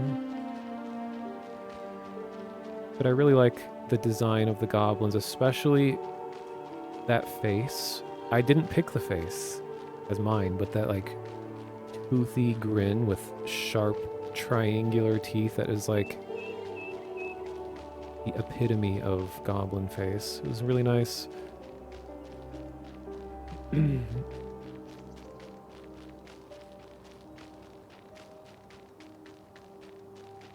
This is going to take me a half hour to get up to the roof to find out that I am still not worthy of this quest.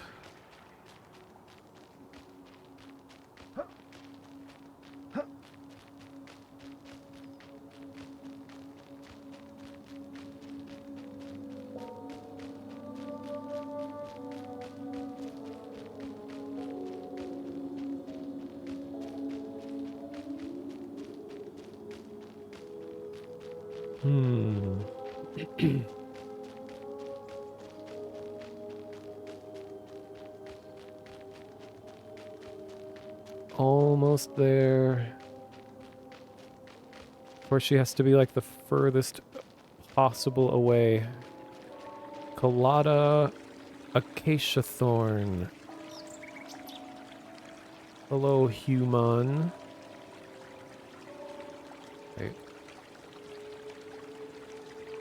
What can I do for you? Well, I got this thing. Am I worthy of your quest? No, it seems you've been training, but this task requires someone a little more seasoned than you. Come back when you're a little, richer. No, come back when you have more experience. To be honest, should have rated me, but you're the only one streaming Monsters and Memories, so you probably got all my residuals either way. True, I did see the viewer count go up a few. It is like almost 5 in the morning in my area, central US. But it is Sunday, and there is a playtest happening, so a lot of sleep-related exceptions are made.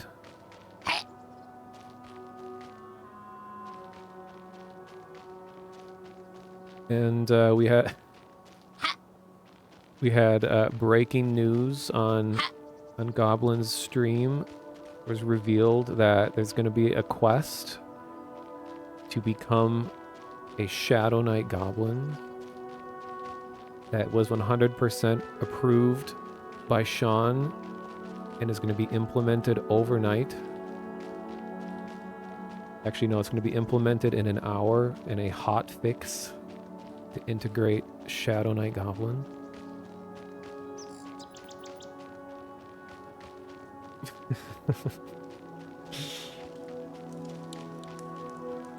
Oh my god, and now there's Sean.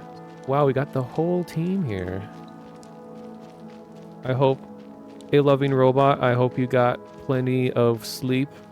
I could tell you're very sleep deprived by the end of your stream, but it's a lot of fun to have like the eyes in the sky, overlooking the whole project, hearing what's going on, how stable the servers are. You sense a disturbance in the force. Yeah, wherever Goblin goes, secrets are revealed.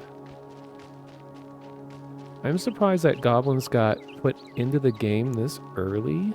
I was thinking that they would end up being like a much later game or like later in development thing, but maybe some unseen forces push them up the priority list.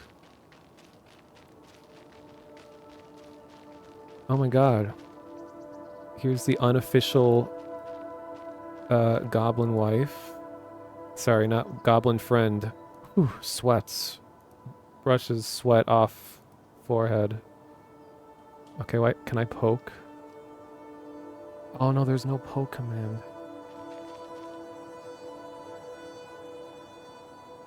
Goblin Gobloblin. Sounds about right. Did want to have Goblin Shadow Knights and a number of other combos saved for quests. Oh, interesting. So there is some truth.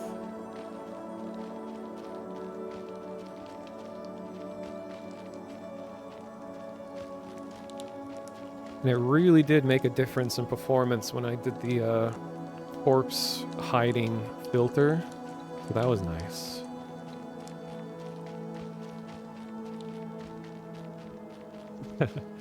Goblin did clarify on the stream that's what it was about, but people can, you know, random Twitch viewers can hear what they want.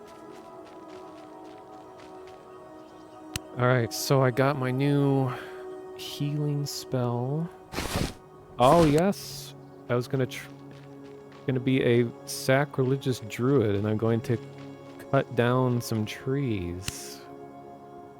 But I checked the lore, and this is a lore-friendly action because I pushed my glasses up my nose. Well, not up them, you know, up the bridge of my nose, and went to the official lore. Where was it? And he said that druids have the duty not just to life but to death. You would do well to not be squeamish towards bloodshed. It's a part of the natural order. So as we are shedding the wood, you know, the blood of the tree, it is officially okay for druids to engage in cutting down trees. At least I'm saying it's okay. All right.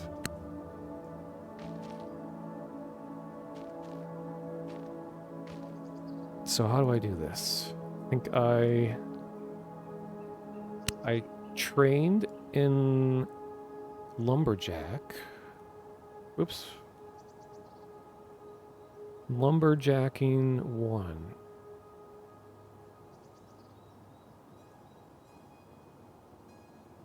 Oh, you guys should absolutely go to monstersandmemories.com. Posted in chat. And check out, if you click on World, you can see concept art for all the races and classes illustrated by the Goblin Works. It's incredibly charming artwork. I'm particularly excited for Deep Dwarves. I don't think I've quite ever seen, or I haven't seen a game that allows you to play as like a living statue. It seems like a cool concept. Alright, so how does this work? I saw someone doing it earlier.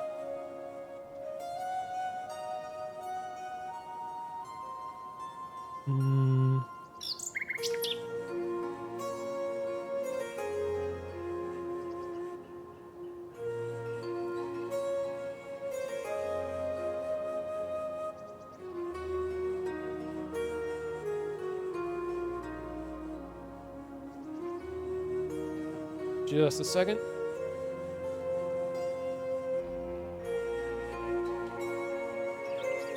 Okay, what do we have here? You have to apologize to the tree before cutting it down. Is there a key to like engage in crafting? Or not crafting, trade skilling? Abilities book?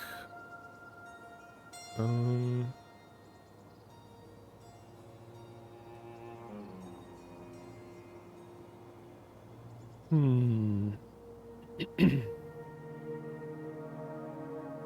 I thought it would be something that I would click, like an NPC, but it would be a tree, and then I would like attack the tree.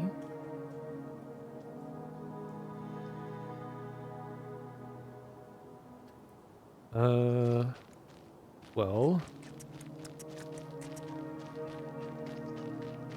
the place where I saw someone doing it earlier was way over here, so maybe there's special ones? I don't know.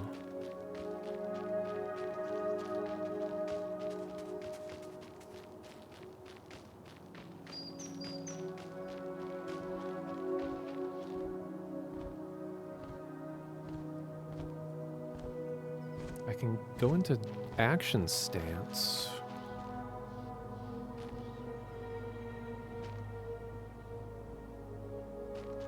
Gotta look for the piles. Okay, I mean, I have these.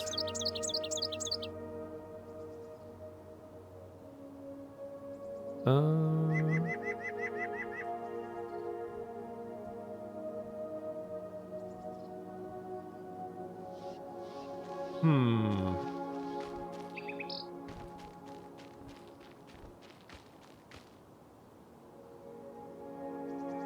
Oh. Okay. How did that happen? Oh, I right-click it. Oh. Okay. Well, it took some trial and error, but now I get it. Man, jacking wood is easy. Would have thought. Lumberjacking. Okay, so now... Yeah, that was the giant rat that makes all of the rules. So I think I should be able to make campfire now. Alright. So I have wood. Looking for sheep.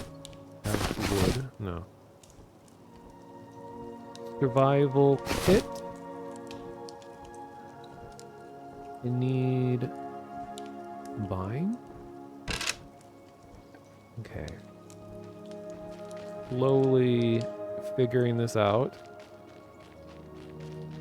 And it must be interesting going between people streaming this and looking at how everyone has like different ways they organize their UI. It's like for me personally... Whoa! Oh wait, was that... Oh no, okay, that was... Thought that was the goblin person in my group. But yeah, for me personally, I don't know how people do it where they have all the health or HP and stuff in the way top left corner, because like my eyes get tired just darting between corner to center, the corner to center, corner to center. So I always like organizing it so I have these much closer to the middle of the screen so I don't have to do as much moving around of my eyes.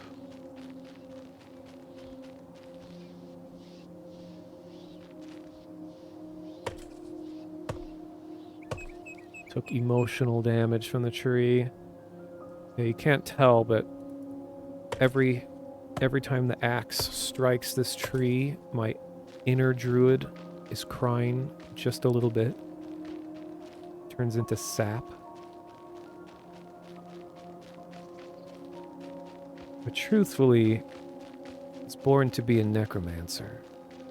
But during the last test, I did a lot of romancing of necks up to level 8. So I decided to do something a little different. And in EverQuest, I really enjoyed being a druid. And I'm still in the Dial Apport guild, which I think is like one of the coolest organic things to come out of the community in EverQuest was like the creation of a dedicated guild to teleporting people as a service. People pay so much money for it. It's really fun.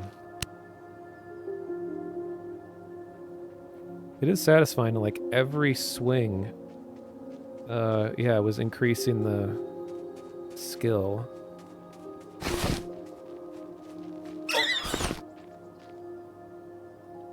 That cinematic Sneedvin, the only goblin's representative, swoops on into frame, weapons swinging. Okay, so now do I make campfire? Wait, where's Shifty Jim? Alright, here's Shifty Jim. Can I just do this? Oh, making campfire, okay. Oh, and it just drops it right down. Oh, so I don't even need the survival kit. That must be for something else. Well, it's still just nice having a bag, so I'll hold on to it. And this is a decorative fire. Kind of wish the player dropped fire would look a little different from like the decorative one. Because I was over here, people are like, oh yeah, just use a campfire to craft stuff. So I was over here like, well, what? Not working. But then, oh, but the player dropped one. You can actually cook stuff. As the hinged metal door of the campfire opens. Oh, and I have resin now too.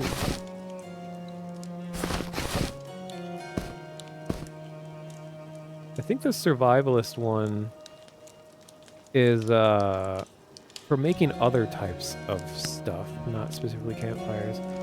But like, make all the fires behave consistently. Oh, nice. Yeah, that would be really cool, because I've noticed people have just sort of, like, with how dark the game gets, maybe even just subconsciously, people all kind of, like, gather around light sources. And it's kind of that magical social moment when players are like, oh, it's a little dark out, let's just sit around and chat. And it's really cool. I had a weird glitch earlier. I had someone in my group who was here as a halfling, and then they logged out and logged in as a different character, and their old character was still here and was still in my group, but they were just holding still and not doing anything. So they log in with their new character, and they could, like, their old character was just sitting there, like, lifeless. Oh, what is he? Is it a torch?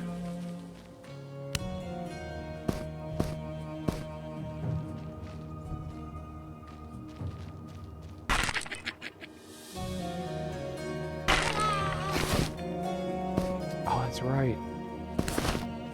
Part of my mission is to get more cloth scraps. There's an issue with other games as well. Look into it. Nice.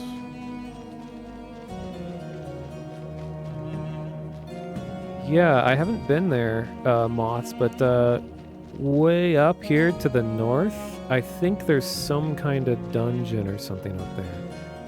And all the times I've played this, I haven't really gone out to check out any areas outside of Night Harbor. I gotta...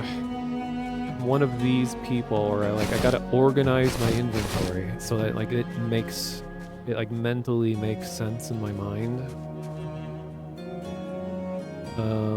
Okay, so I want to keep cloth items in my cloth crafting container, tailoring. I'll keep wood and all that in survival bag.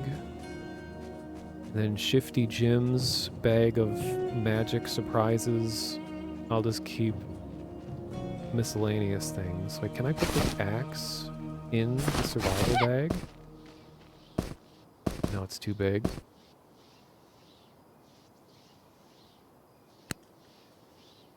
Just got leap goblined.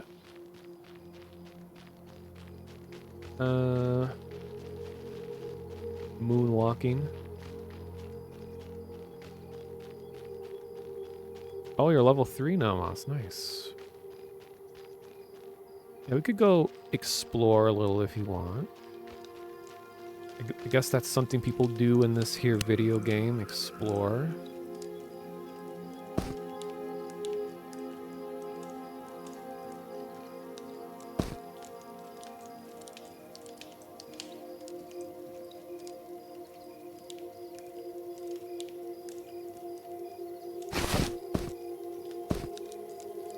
Now I have 2 torches.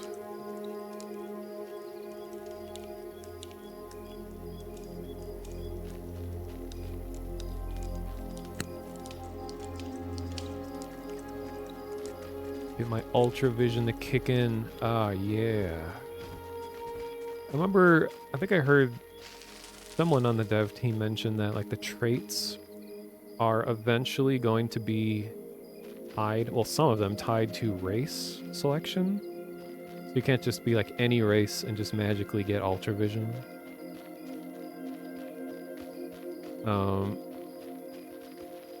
Yeah, very likely. That would make sense. I mean, I know so many people are just always get ultra vision, but I think that's what, you know, makes race choice a lot more valuable, is to be able to have some kind of big advantage like that, like being a deep race and having ultra vision would be really cool. I haven't seen it, but I want to see what it looks like to have like the day blindness. I think it blurs things that are a certain like depth away.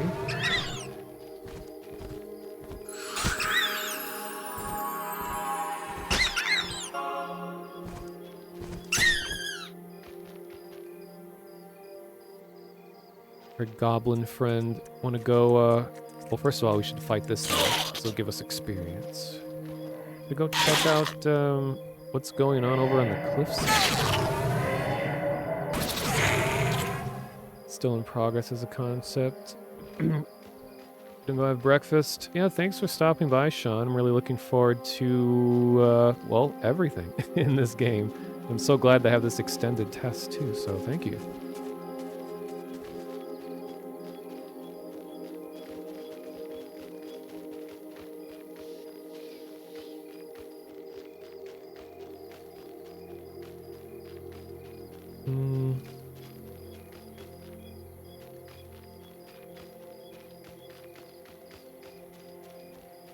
We're like rubber banding.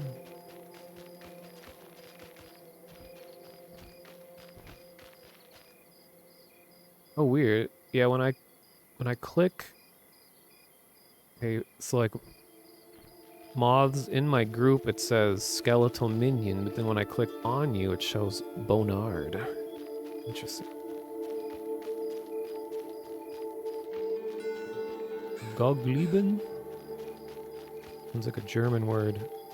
You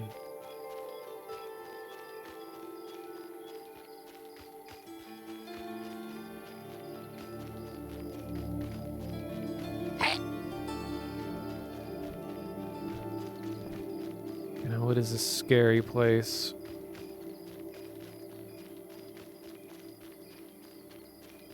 So, moths, do you have ultra vision?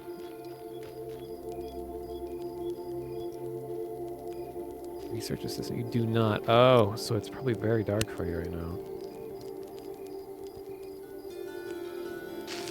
Woo, there we go.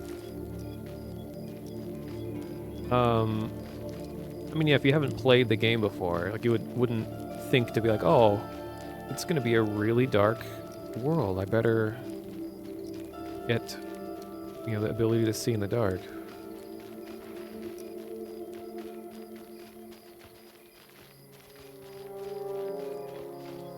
Oh, music's getting scary.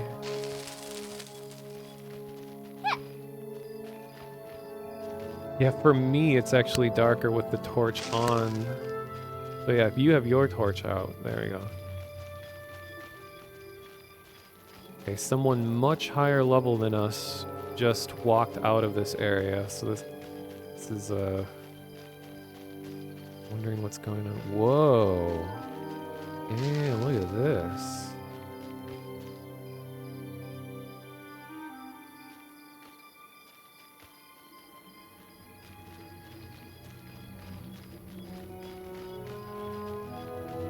Reminds me of Blackborough.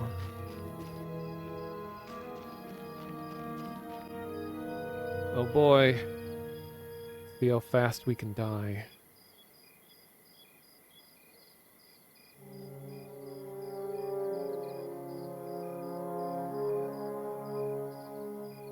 Yeah, it's like Aladdin.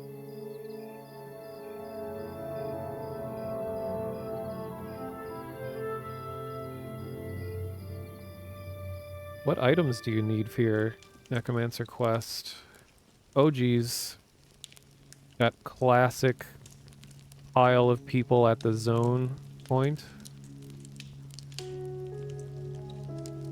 Oh, I'm stuck inside people, that's why, okay.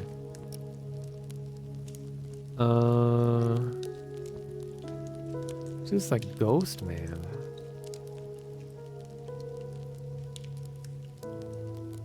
Okay, everyone here is way higher level.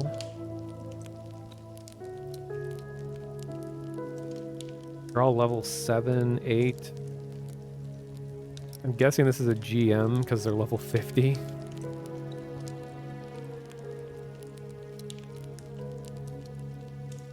I need stuff from a tomb. Zombies and ghouls and ghosts. I'll very, very covertly look around the corner to see what are we up against. Nick Test's corpse. Oh no, I hope it's not like invisible stuff.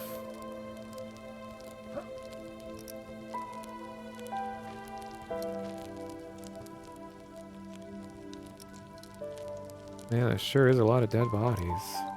Oh, skeletal fighter. Oh, it's an even con.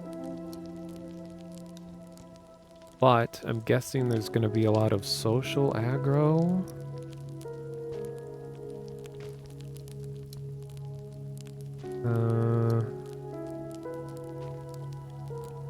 Oh man, I don't want to think about falling down and not being able to get back. How come I don't even see the thing that I selected?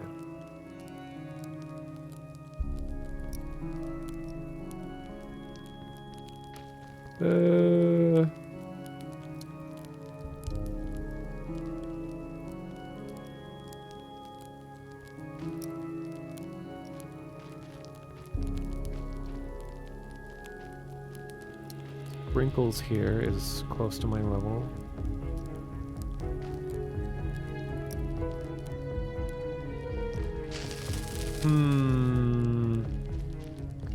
Don't know if I want to get lost in a dungeon and lose my stuff. This seems like gonna be hard to handle. Uh-oh. Uh-oh. Moz, no! Uh-oh. Quick, do, when you get back... Oh, Jesus.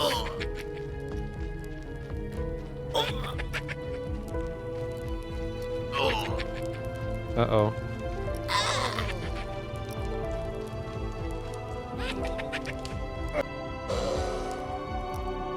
Well, I got out, but I really hope I didn't just train that group that was sitting there. Hey, well, there's a GM there. Maybe they... What's a guy to do? Just let myself die? Moz, you can type a command to permit me to drag your body for you, so I can bring it back to the zone line so it's easier for you to get. Let's see, what is it? I think it's consent. Yeah.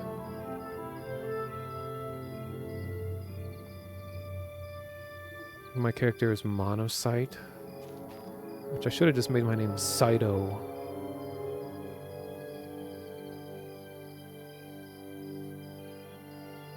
Alright, I'm gonna zone back in and apologize for training them.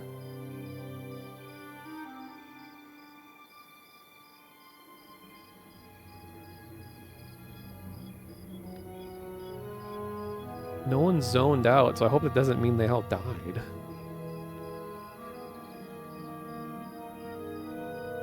Yes, Cytomon.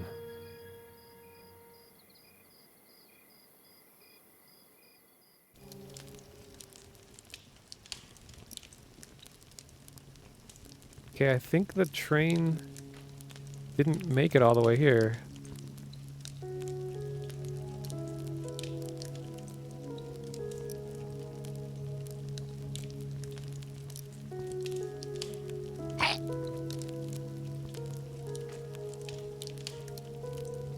Uh,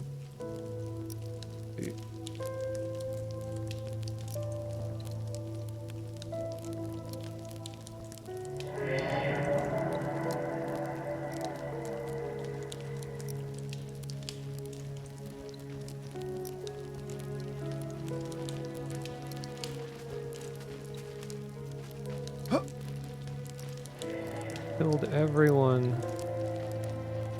Alright. I should be able to do, see, slash corpse moths.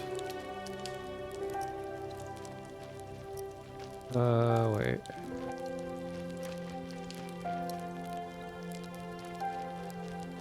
Oh, I swear to God, if I train them again, I think I'll actually just let myself die if I acquire the train again. Uh-oh.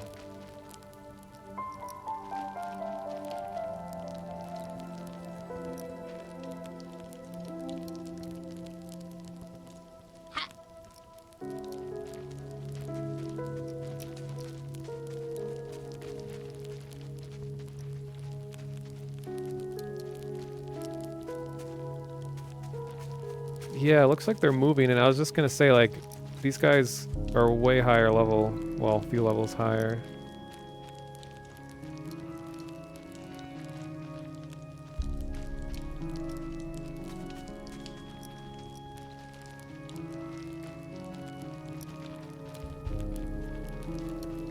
Alright, now this is spooky.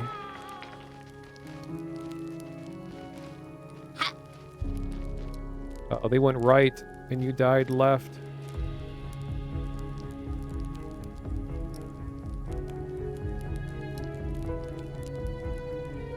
Wait, how can I...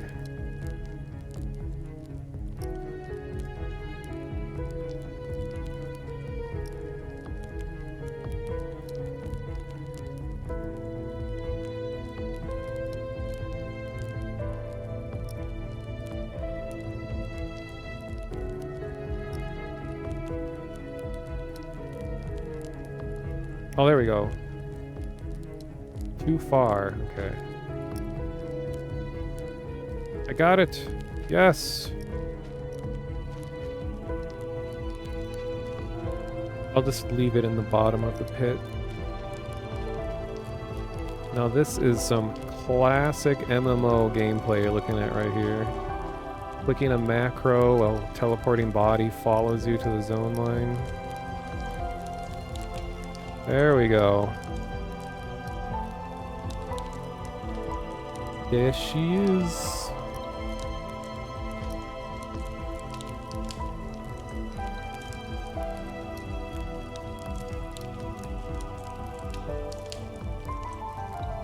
Could solo that one skeleton that was there, but I don't know what kind of like social aggro it was gonna pull on me.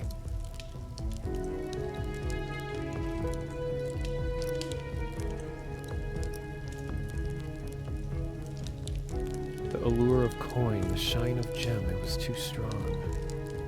Or El Goblino.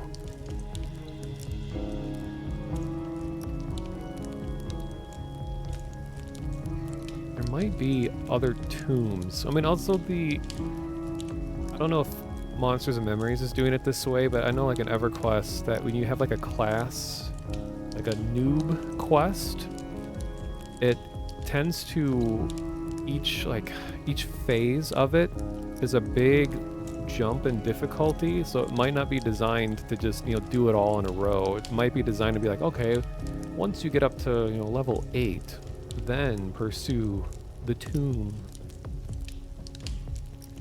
But there could be maybe another tomb. I mean, if you know the actual names of the items that you need, that would make it a little easier.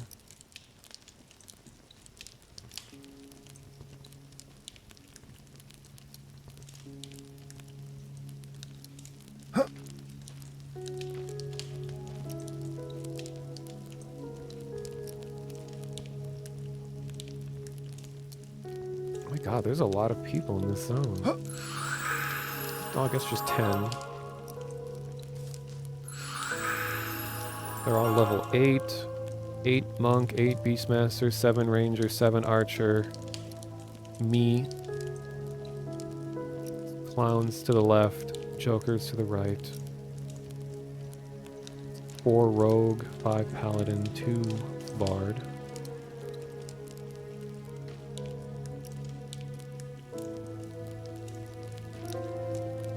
Okay, I wonder if, did they integrate who all? Oops. No. So I know in EverQuest you can like see how many people in the entire server there are at any given time.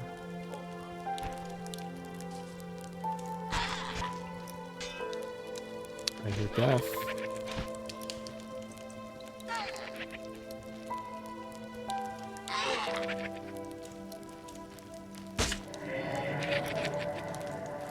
Uh-oh.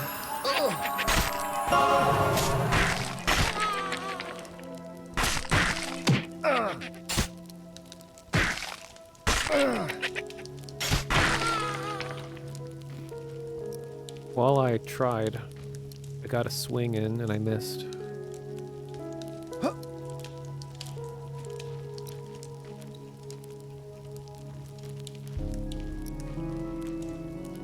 Whoa, look at that goblin armor. Kind of hard to see. Oh, look at that face. It's so good.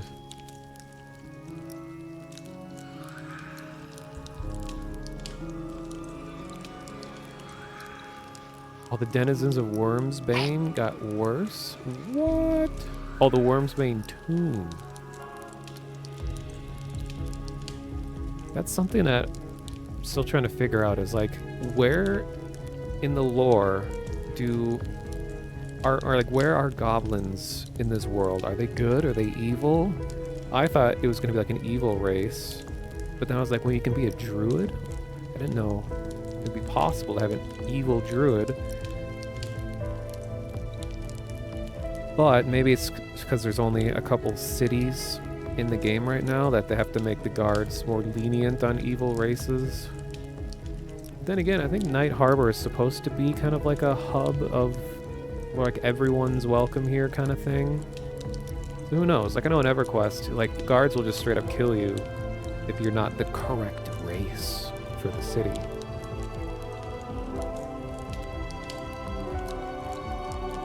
You think they'll be like kobolds or foxes? Not exactly bad, they're just like a part of nature.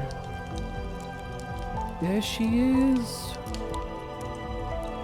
Night Harbor is very cosmopolitan, but other races will have a lot of KOS faction stuff. Okay.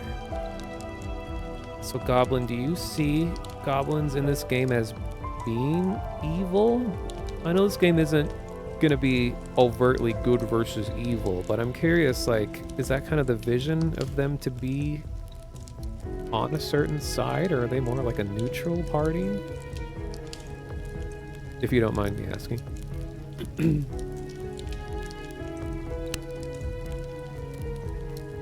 Okay, so I have...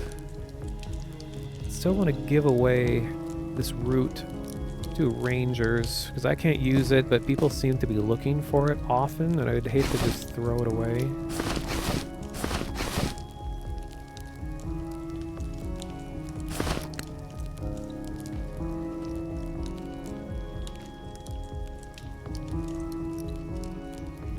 Okay, when she gets back, I think we could perhaps venture to safer lands.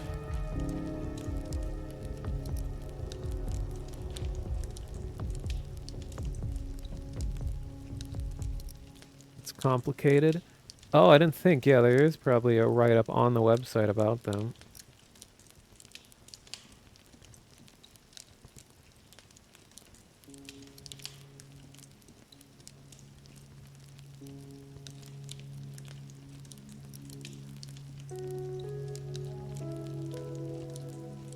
Looking right now, we've got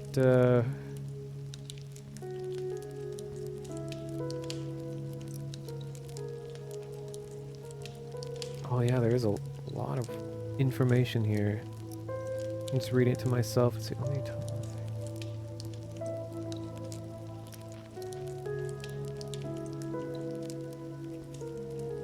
Nice, nice. Uncovering secrets, being a bit mischievous. Should I read the thing out loud? Well, if Goblin himself is requesting it, I think I will. So it's a greedy, sneaky, nasty, stabby, deceptive, and outright evil. These are the words of the races of Ethur, ascribed to goblins, only tolerable because their unique intuition for sensing secrets and maybe their sick sense of humor.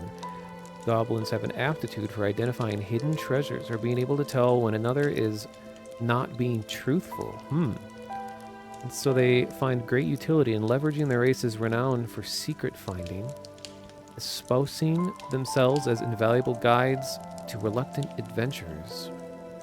For a non-goblin, it'll be nigh impossible to navigate through the labyrinthine forest that shrouds the heap that goblins call home. Ooh, I can't wait to see the goblin home. It's going to be amazing.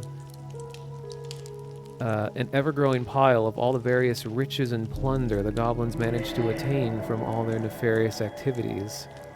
What goblins lack in brute strength and size, they compensate for with an uncanny perceptiveness, chaotic presence, and mental alacrity. Goblins are supremely adept at seeing opportunities where others would not, connecting the dots others miss and capitalizing on them. It's not just how hard you thrust the knife, it's where the knife ends up. Damn. So that's cool to know that they're potentially here going to have a place called the Heap. Be a giant pile of treasures that they live inside. Or I guess they call it home, not necessarily inside. But I like that. They're more humanized. They have nuance to them. They're not just, you know, a quote-unquote trash mob like kobolds. That they have their own way of living, the way of understanding the world and those around them.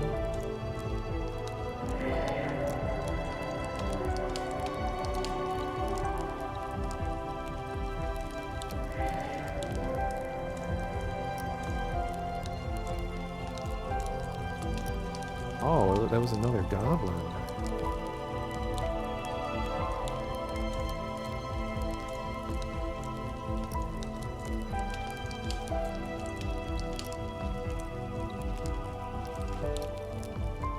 Well, let us make our way outside. Hey, Robert Helsinki. We're getting the whole team in here tonight, or this morning. Robert here is the composer for all of the music and a lot of the sound effects in the games as well. Welcome, thank you for stopping by. Very much enjoying the ambience. It never gets old. It's going to be an in-depth take on a lot of the races, even those that are mobs. Really? Because maybe 10 years down the line, kobolds or gnolls could become playable. You heard it here first, folks. Goblin promises 100% that gnolls will be playable.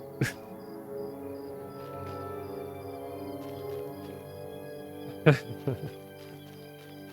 kidding. But I really like the idea of non-typical races being playable. Just a dream. Exactly.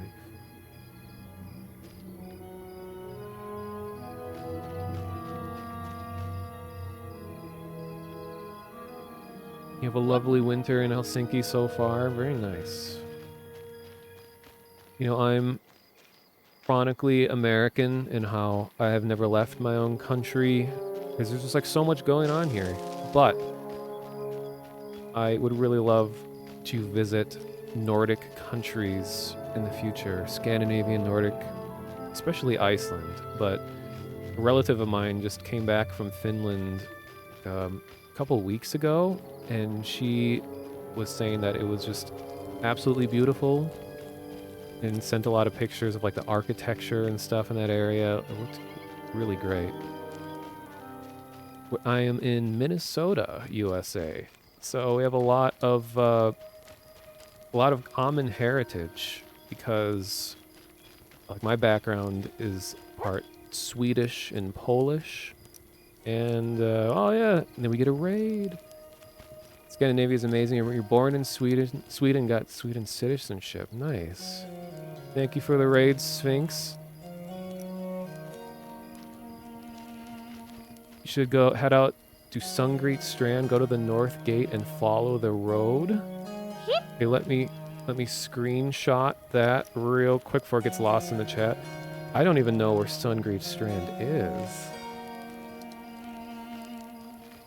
And we have the Moths herself joining us here in this goblin adventure. And we have several developers of the game in chat at the moment as well. They're having a really good time with this. Oh yeah, I've been taking notes with the note command. I'm getting into crafting and saving up for spells, which of course, like the cost of spells rose pretty considerably from level 1 to level 4. I'm literally counting my pennies.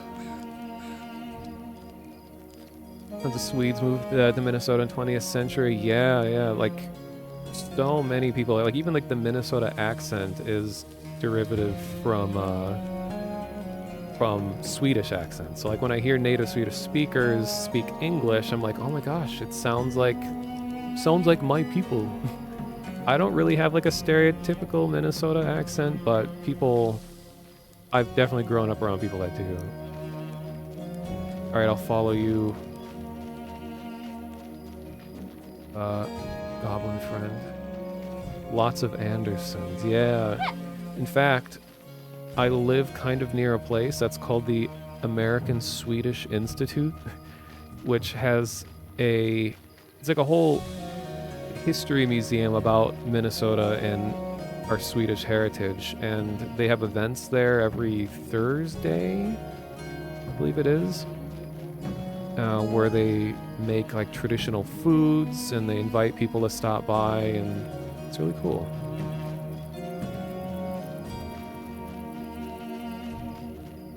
In Sphinx, I have Ultra Vision right now. I don't know if it's normally going to be available to everyone. I think it's more of a test. You can like choose it as a trait regardless of race.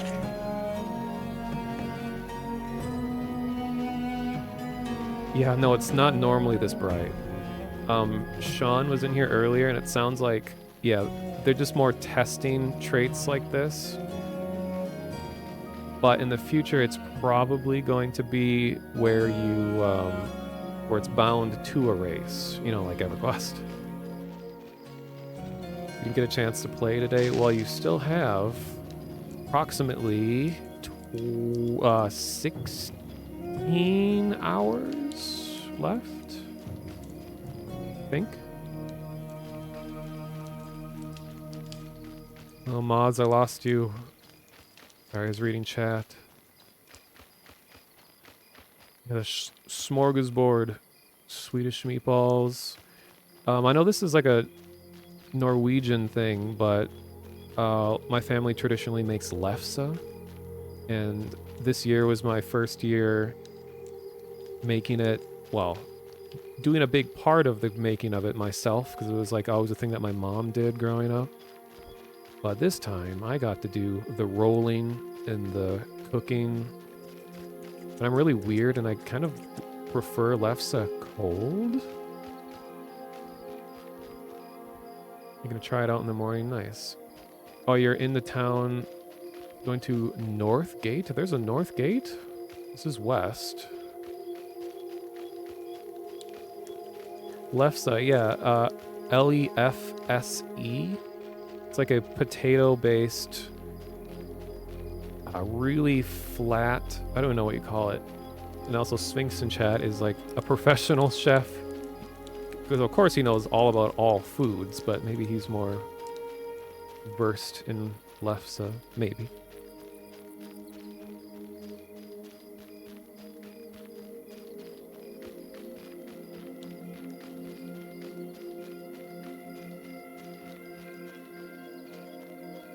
Uh, Moz, does this look like where you were?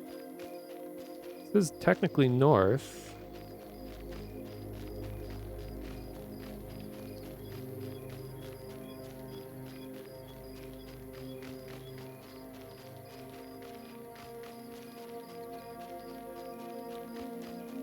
Really nice quality with the music integrated into the game here is I have never heard a break in the music. It's just always so smoothly transitions from one theme to another. Like a lot of times in games, it'll be like, okay, you enter this area, then boom, you're like hit in the face with new music. Whoa! But I like how everything is just so like it just smoothly goes from one to the other. Also, damn, look at this guy. Glowing Ashira.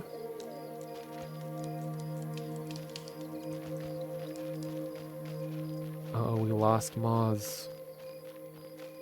Northgate is deceptively very east. Okay. So I'm heading towards the really tall, golden roofed building.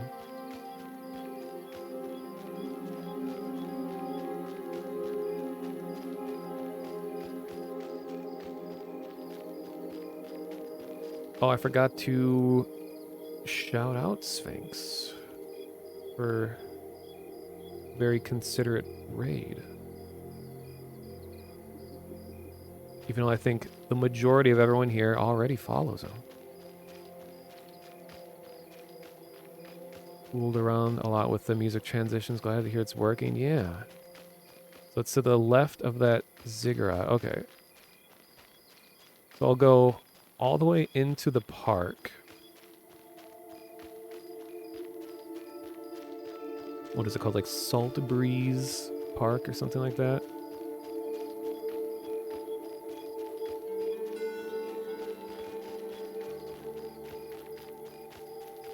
I like when Ultravision kicks in, yo. And I also enjoy Fish Wife. Fish Wife.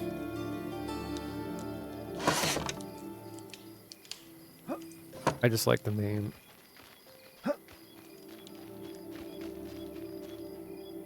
Yeah, there's kind of a weird like networking thing where you'll see people just suddenly ascend into the sky. Okay, so he sits to the left of this place. I think there was like a doorway up here. Is it by the big purple crystal here? Oh, thank you, Robert. Yeah. While I am monotonist, I tend to just be kind of consistent and low register sounds that sometimes come out as words that are understandable to some. Is okay, relative to the necropolis, is it because this is left of the big building.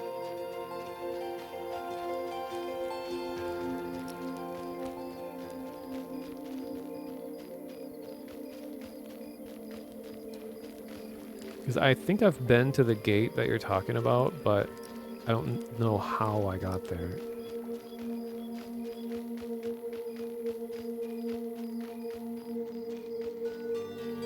I think west is the main gate where you see the majority of all people, where Shifty Jim hangs out.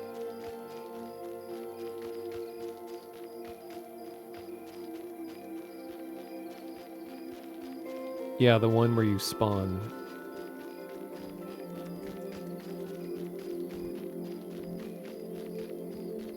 And when someone's trying to give directions and I'm just constantly running, moving around, it makes it more difficult. Behind you, back to the park. As soon as you enter, there are some stairs. Okay, I'll go back to the park.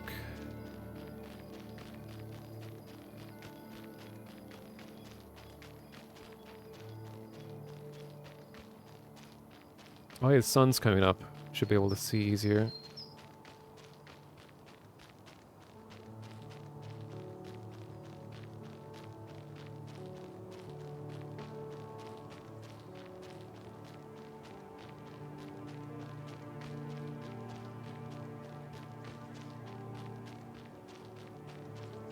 Man, I am looking forward to getting to level 8 when I can get my sow or my, what's it called in here? I think it's like not spirit of wolf, but it's like fleeting nature. No, fleet, something like that. Increased running speed. Monoblin. Oh my god, I should have named myself that. Oh, I need to change my name. Stand in place. Alright, I'll wait here in the middle of this park.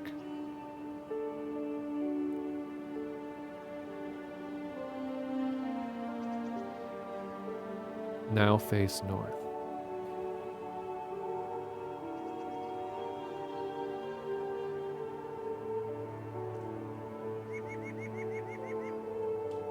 I'm looking forward to getting a full fine cloth set. I was just experimenting around and managed to craft a fine cloth cap. So once I get enough scraps, I should be able to make the rest of the set. Very suspicious, this dwarf has been following me around. If I hold still, I don't think the dwarves can see me.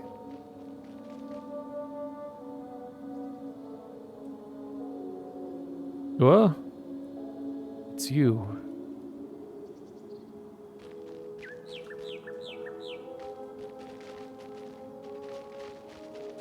As we run, suspicious, the dwarf continues to follow.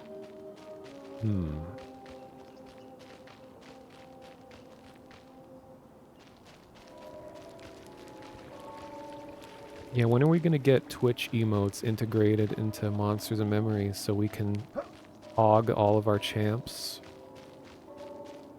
And Kappa our bat chests?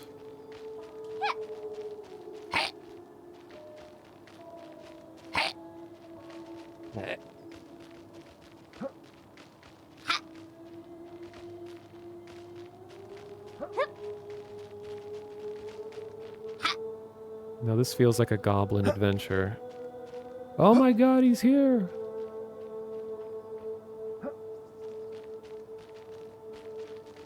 Yeah, the ambience is so nice.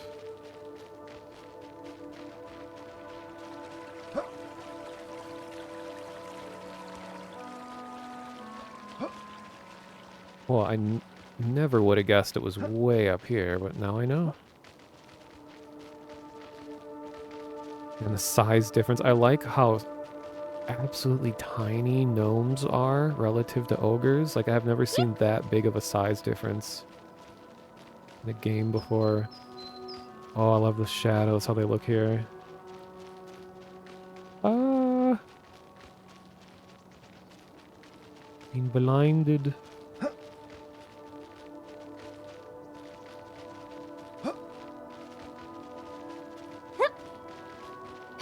Oh.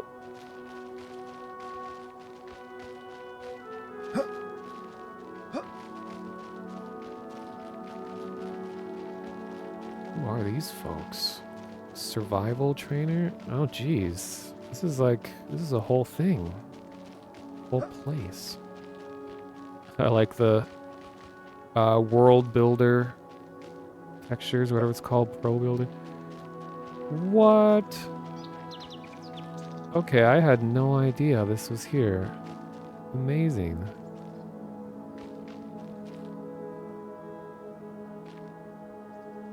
Goblin friend checking goblin notes. Oh my god, we have Steve right here. I love when games are so new that you could just straight up have a character named Steve. Incredible.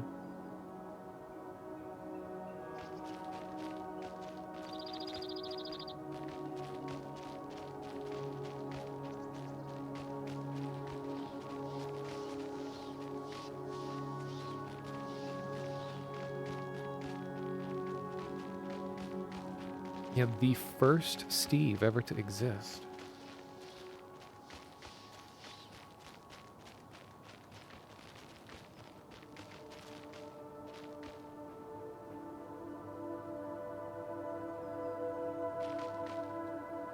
Yeah, is this, Here,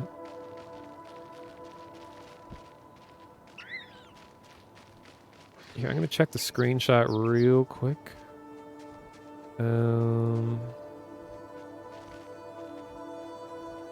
So Goblin said, you should head out to Sungreet Strand, go out the north gate, and follow the road.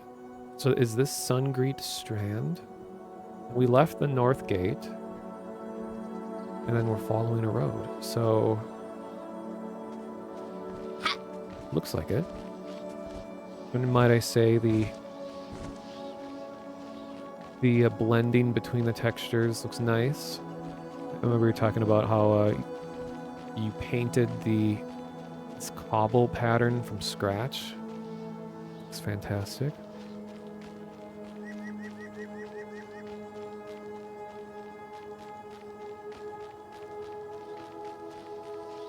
This is not really cobble. It's more like a kind of a crude brick masonry. Oh, Marie did that one. Oh, okay.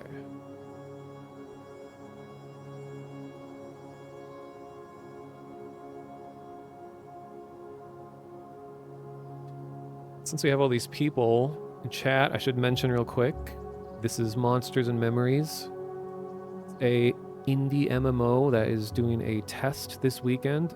It's open, free to anyone to join in. It's very much inspired by classic MMOs such as EverQuest. I'll put a link in chat that gives you instructions on how to join if you want. I'll be going roughly to midnight. Sunday around midnight in like US-ish time. I can't remember the exact thing, but like... so we got quite a bit of time left. You just downloaded, looking forward. Nice. Okay, well, we're waiting to zone in here. Does this cape look how it's intended to look? Because when I originally equipped it, the texture, like, it looked like it fit in with everything, and then all of a sudden I upgraded it and it got like really washed out and like the mask was all messed up. No, it doesn't. Oh, okay. So my assumption is correct. Wait, if I take it off real quick, put it back on. Huh. Well, for the record, this is patched cloth cape. And the tattered one looked great, and then suddenly it turned into this. Alright, here we go. Only 2 p.m. there. Ask you stream for at least another 8 hours. Well, hey, you don't know my stream schedule. My streams have been known to go 10 plus hours, and I'm like 8 hours in. It's very possible this stream could end up going quite a while. Ah, yes, and Moths here may potentially stream this game later as well. Let me real quick do a shout out to my Moth friend, or Goblin friend. You can tune into her stream, potential stream, later today. She is the highest of quality of internet interactive content with spaces between each of the letters of content.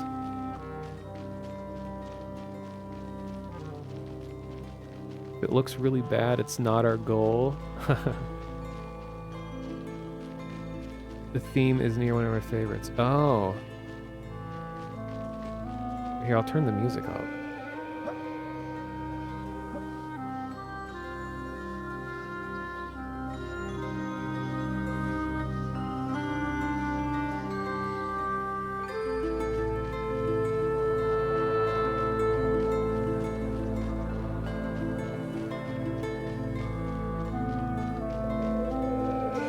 I love that. Sounds like a clarinet. So mischievous. The song is only a few days old. Nice. Remember Sean was saying that a lot of stuff got packed into the game in the last week.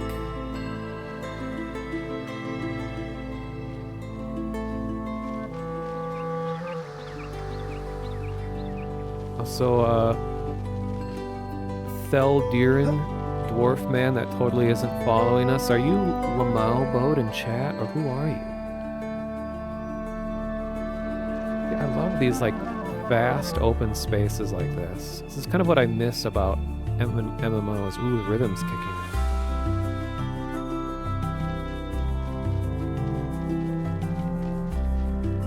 We really do get like a sense of adventure. Like you see that thing on the horizon so far away, and you're like, you should go check that out.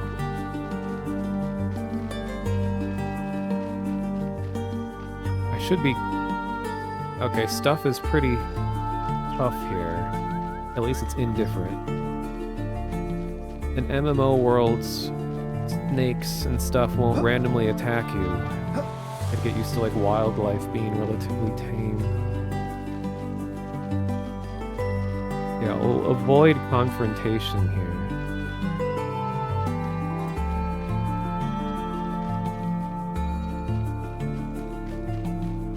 As I run straight towards a farmhand who isn't aggressive apparently. Just see what he has going on.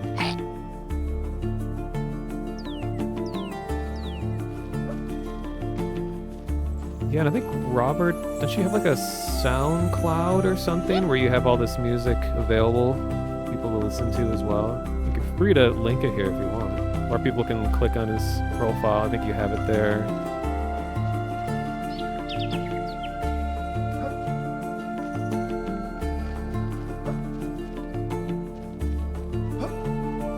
Link the YouTube playlist? Yeah, go ahead. Ooh, is this harvestable wood?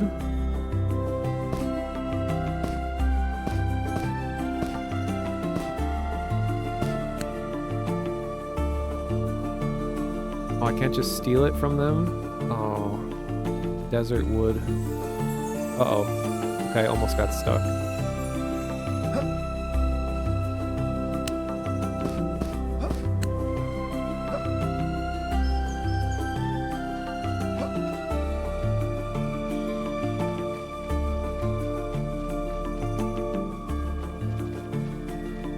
Yeah, check out the YouTube link that Robert posted in chat. If you're enjoying this music, you can listen to all of it. I imagine some of it might not even be in the game currently.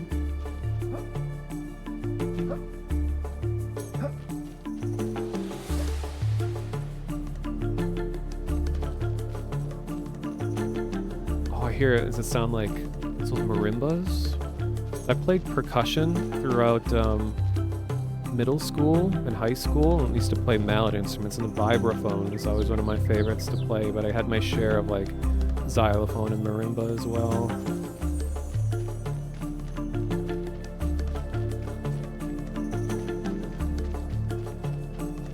I do have a musical background, but not like anything crazy. I was in band, concert band in school.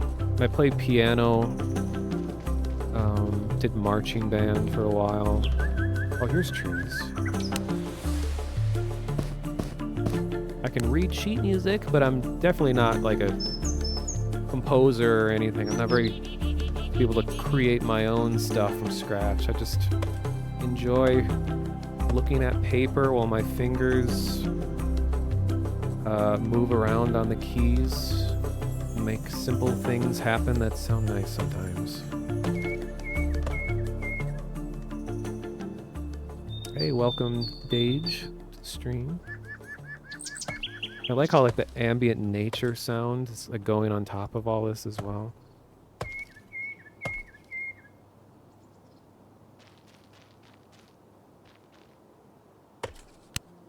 I'm enjoying also how the weight restrictions aren't nearly as aggressive as they were in EverQuest. It was so easy to get over encumbered. Like you'd pick up a piece of high quality ore off a goblin in permafrost and like bam, over encumbered. Agility is gone. So I'm liking that I am able to carry around all of this wood and I still have plenty of room to carry more stuff. You went to Music Academy in Sweden, but your biggest influence is undoubtedly growing up in a musical family. Oh, I'm jealous. Your father was a guitarist, music all around their house. Yeah, my mom played piano.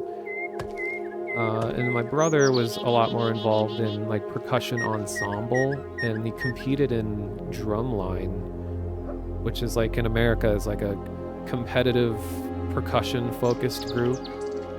I was never good enough or had the motivation enough to be competitive, so I just stuck with like concert performance band. And I was in percussion ensemble, which is kind of an extracurricular group of just like, you know, a couple people where we do like duets and stuff in front of an audience.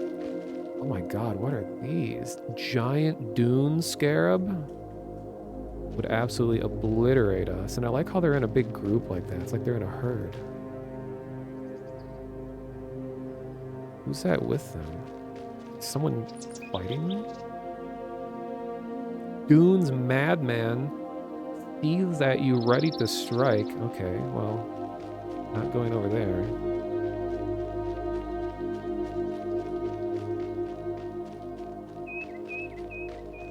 You can tootle de doot a flute. I haven't done it since middle school. It's a good way to put it.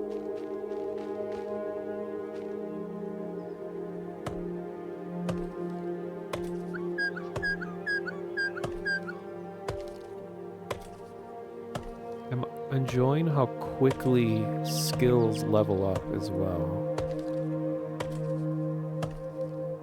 Like I remember in EverQuest, I speed ran getting blacksmithing from 0 up high enough to make banded armor, and my hands were so sore from all that clicking, because it was right when Kunark was added to P99 green, and I wanted to start selling banded armor to other Ixar, so I pushed my warrior Ixar as hard as I could, funded by my druid, to just buy all the molds and all the pieces that just like frantically boost that skill up, and it was so expensive, and I was clicking like thousands of UI clicks to like make this armor, and I eventually did it, but oh my god, that was like the most intensive click session I think I've ever had in a game.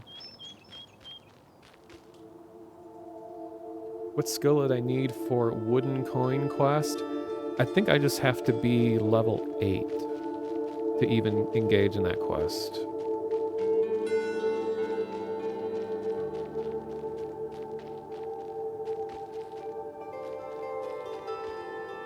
Alright, Goblin, thank you for stopping by.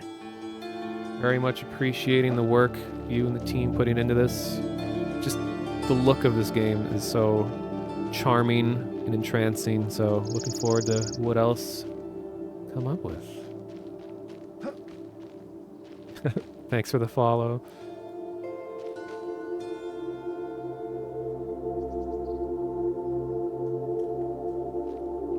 Oh yeah.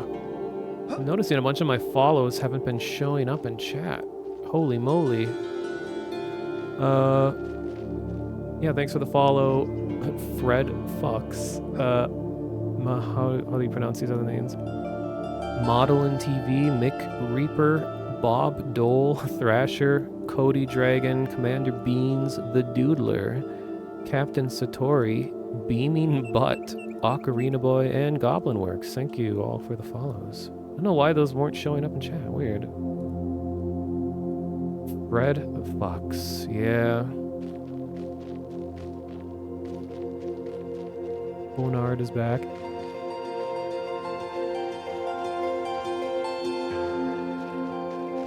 All right.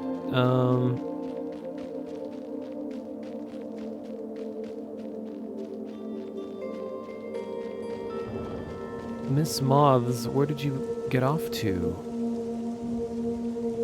Wait, Mr. Cottleshire. Who's this? Man, I need a spyglass. Be able to zoom in.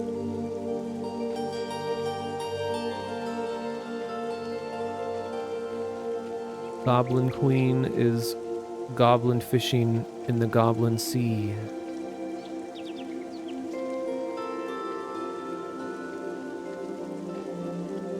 The Lamau boat. Don't you have a boat? You should embark on the titular Lamau boat, and we can journey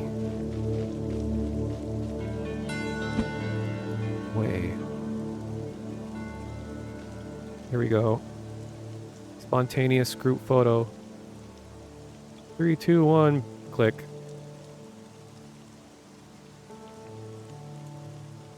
Oh.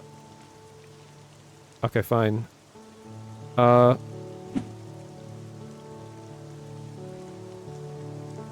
if I can zoom out. Alright, everyone who's on the dock. I'll,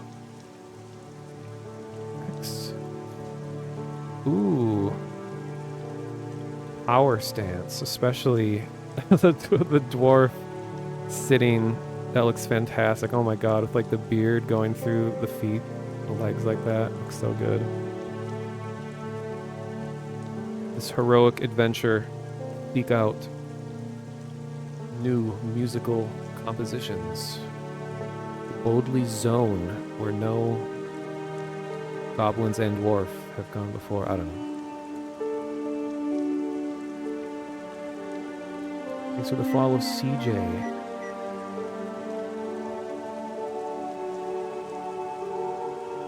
Installing the game right now. Glad to hear it. We're on US East 1. This seems to be the most popular server. See a goblin?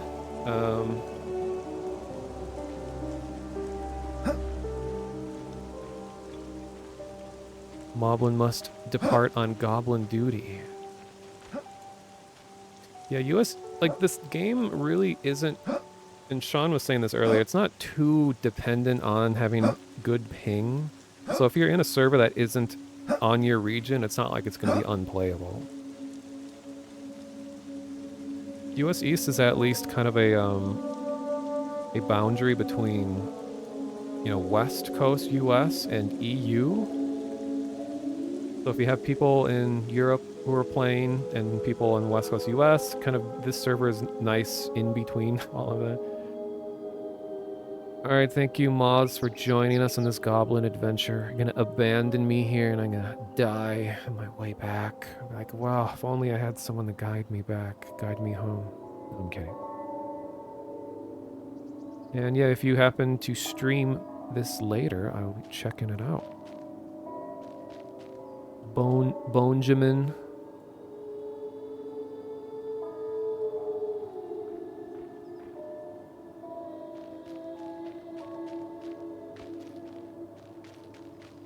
Oh my god, I was gonna fight with my lumberjack axe. Oh, I like how the woodcutting axe does 1 damage. But I finally acquired the legendary cracked staff. Foundation of all EverQuestian economies is the cracked staff. It will net you 1 platinum. Oh, I love how you can see Night Harbor in the distance. That's so cool. You know, this is something that you couldn't do in EverQuest. View distance being this far away.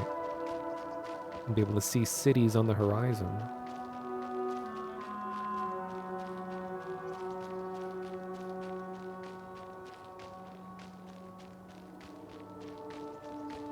Oh yeah, and Lamel Boat, if you're still going to be around, I'm still going to be streaming for a few more hours. I don't know how much more, but down to group and fight stuff if you want. I'm just going to go solo things around the Night Harbor area.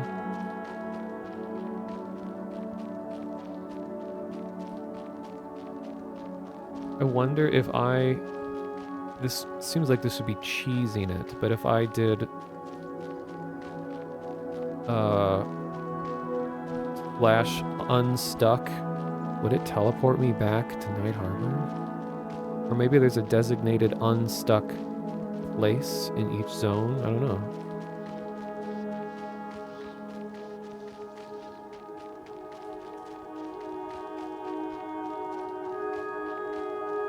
See, all I need is that it's like a cinematic camera. I mean, this is already pretty good.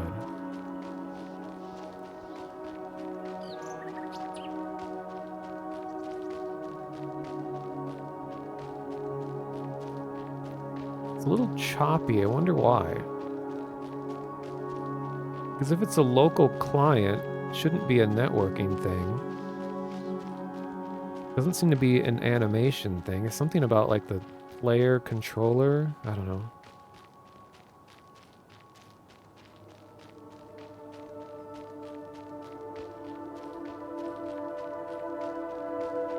Yeah, I'm not very fashionable yet, but when I get my full set of self-made fine cloth armor, I'm gonna be a real looker.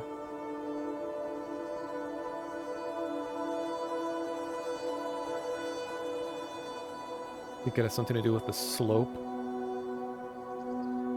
Could be. When you're on gradual inclines, to be confused with octalines.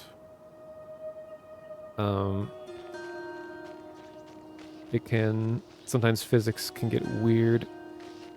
Alright, so these are normal, non-will kill you instantly mobs.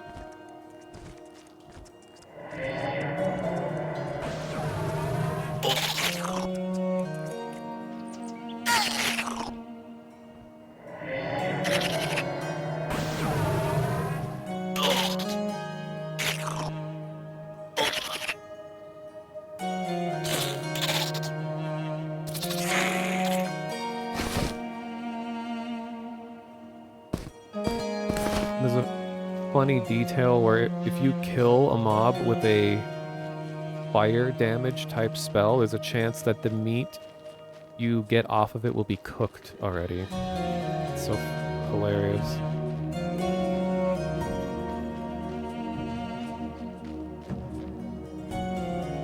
In the last test, Sphinx said you group up in the end of the road here and you're constantly getting one shot trying to reach him.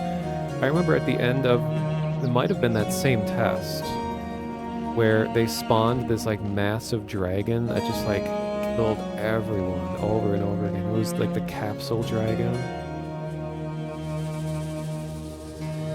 Shady goblin.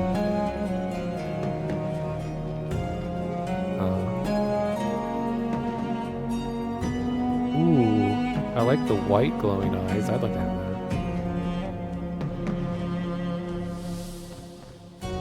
Look, they're literally in the shade.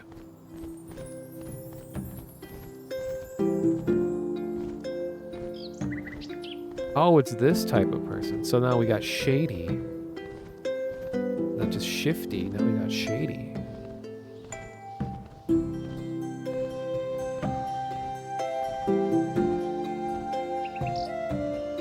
I mean, I'm sure I could get better prices for other things, but you know what?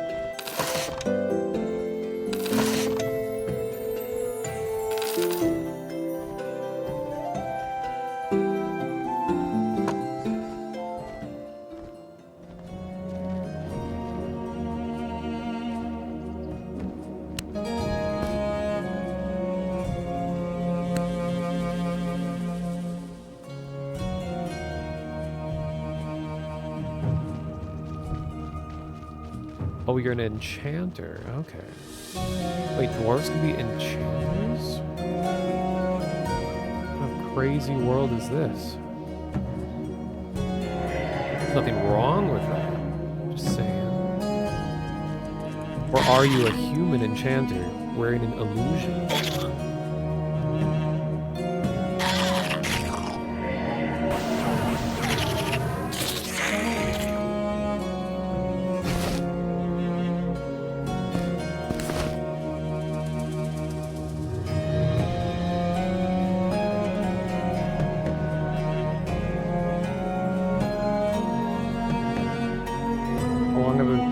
Character, or you're gonna turn the music down a little bit.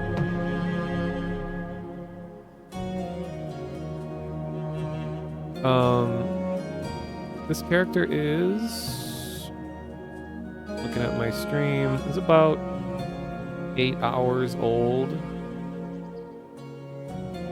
But I haven't been focusing on leveling the whole time. I've been doing a lot of talking and exploring, so you can probably get higher level in a short amount of time. Oh geez, I'm out of water. Guessing the druid 4 is in reference to your character level in class. Yeah, it's level 4 druid.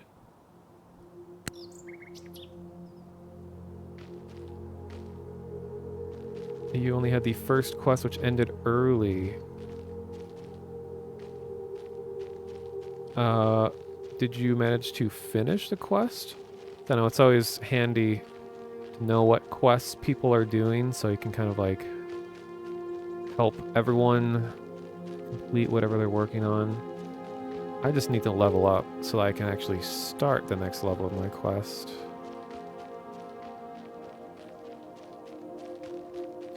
Yeah, and if anyone's interested in playing the game, I'll post it in chat one more time. Here's the link to where you can download this. This test will be going to around midnight-ish US time on Sunday. And on that same website, if you click World at the top, you can see all the races and classes. So you can kind of think about like, you know, what you'd like to play as. I think all the classes are in the game to an extent. But it's just a matter of only, I think, like a third of all the races are here.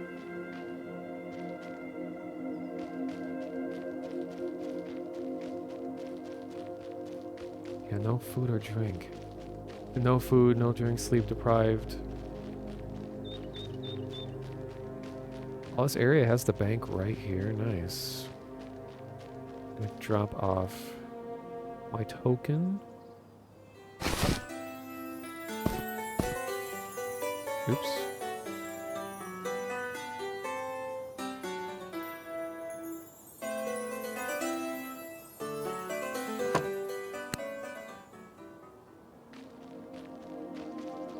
But I'm gonna go back to the west gate. Seems to be a higher concentration of stuff near this level.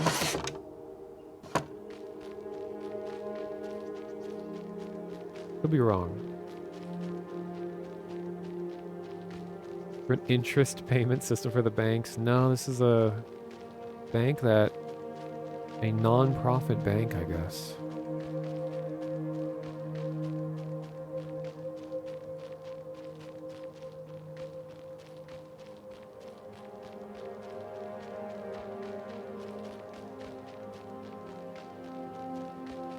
I'm guessing if I logged out and back in again, it would probably smooth out my animation, because I don't remember it being this jittery when I was playing earlier. I would have noticed this.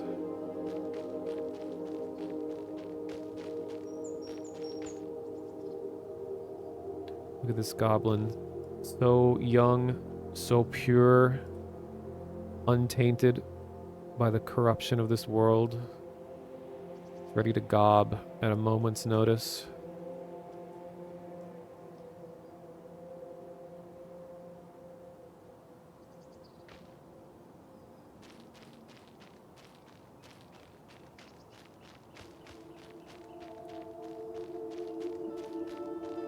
Hey, what's this place?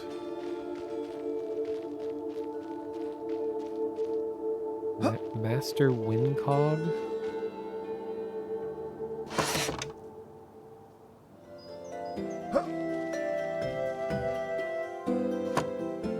Got nothing.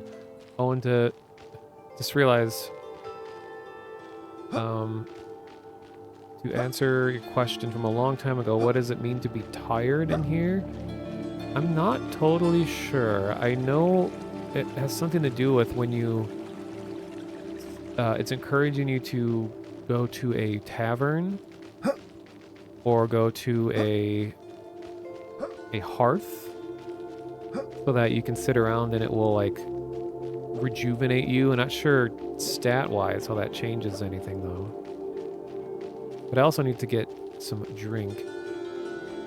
Being rested gives an XP boost. Really? Okay, well, I better go sit around a hearth. Oh, Video Bomb. Thank you for the raid. Give a shout out to the master of Project Zomboid himself. I know he recently set up a merch store and has some exceedingly cool, spooky shirts that involve aliens and Harold.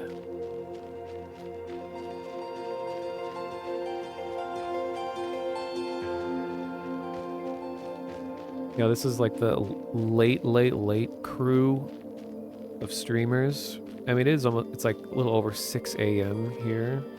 And I've been up all night. Yeah, Video Bum and Great Sphinx. Those are usually the people that I'm watching if I'm not streaming around this time.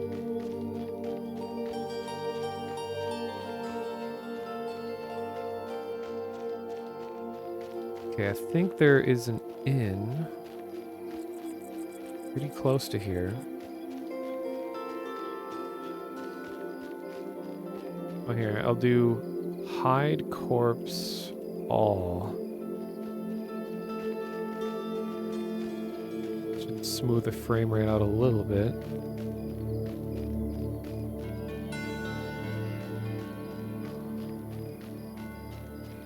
To all the newcomers, game I'm playing here is Monsters and Memories, an indie MMO that is doing a play test this weekend. And I'll put the link in chat one more time, just for all the new people just got here.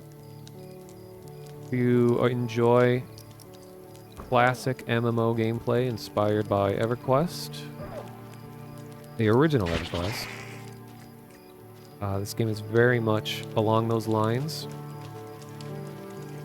And on their website, you can check out all the races and classes that are available. And they reached around 1,000 people playing yesterday.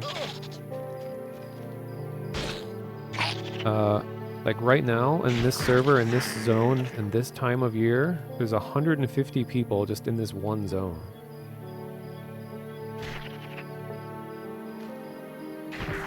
Okay, yeah, so you can see warmth of the hearth when you're sitting around a social place like this.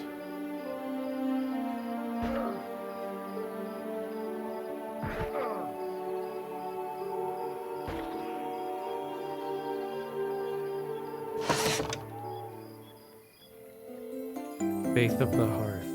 Nice.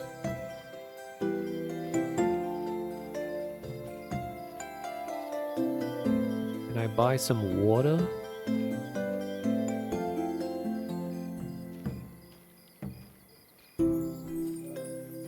Can. Oh my god, it better be 5 copper per stack of 20. Swear. Okay, just to make sure. Okay, I have 67. So that would normally be like 1 silver. If that was per flask. Oh man. So this could be all of my money.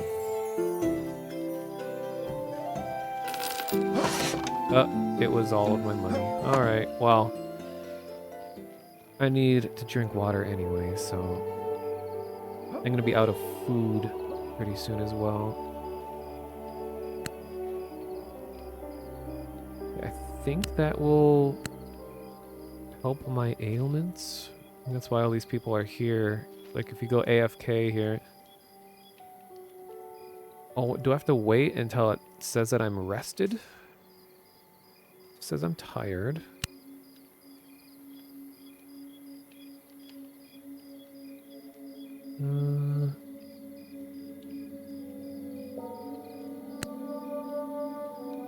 I'm guessing that it will maybe say,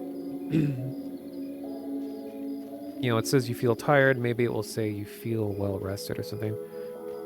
Any suggestion a general merchant near West Gate to sell things to? So the easiest one is Shifty Gnome, that I like to call Shifty Jim. If you go to the gate and then you face out into the wilderness, someone's getting their ass kicked. What is going on? Oh, cultist? Excuse me? Can I sign up? Looks at you ready to strike. Okay, well, I guess that problem is being dealt with on its own time. So you go to the west gate, face out into the dunes, then go left diagonally, and you'll see like a fire and like a little ruined building, and there's a gnome there. That guy will accept just about everything you give him, but you're gonna not get the most money back out of it. So that's kind of just a general purpose, just dump all your trash there kind of place. But if you get something really valuable, like a weapon off of a skeleton or something like that, that I recommend seeking out the merchant that will give you the most value for that. And there's a place near the necropolis. Like if you follow the street signs, there's a place called Necropolis. And when you're approaching there, there's like a merchant called Rusty Weapons that will buy, you know, just shitty weapons that you take off of monsters, and you can sell them and you can get a lot of money that way. It doesn't... I haven't gotten a message about being rested or anything.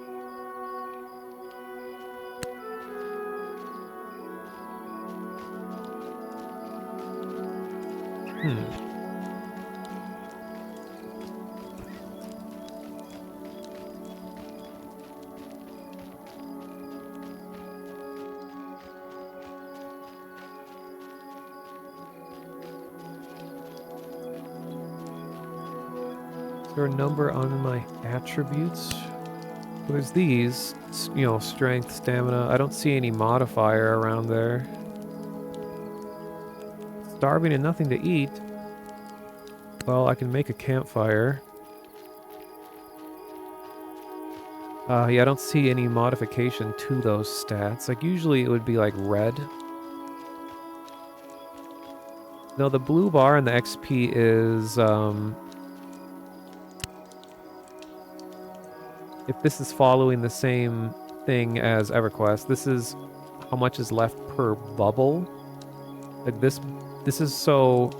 Instead of looking at the microscopic pixels of the yellow bar, this blue one is like kind of the magnified version of it. So every time the blue bar fills, the yellow one moves up a little bit. So that's a way to see how much experience that you got on like a more granular level.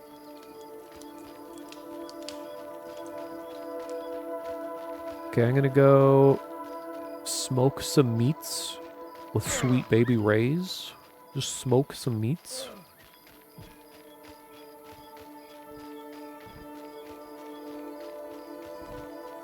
Here's the place I'm talking about. Yeah, at night it's a lot easier to see. It's like this glowing ruins. This is where the legendary Shifty Gnome hangs out here. Who will buy actual trash from you.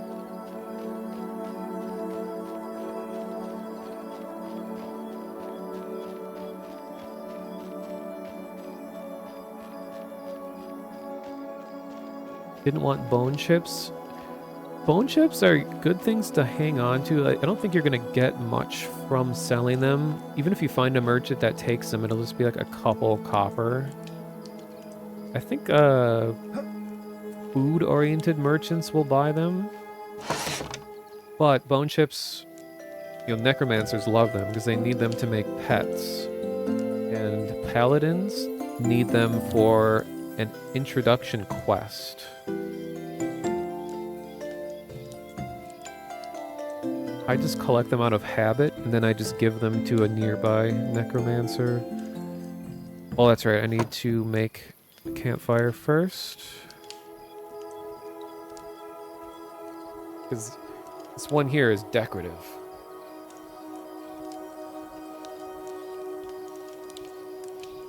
Yeah. Lay's brand bone chips. Crunchy, every bite.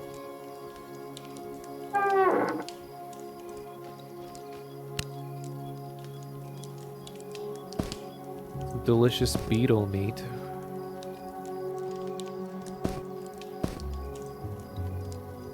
Instantly ate it.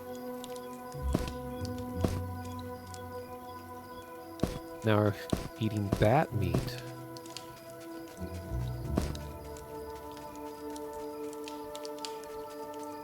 Okay. I always like putting actual edible food and water there. Put this here.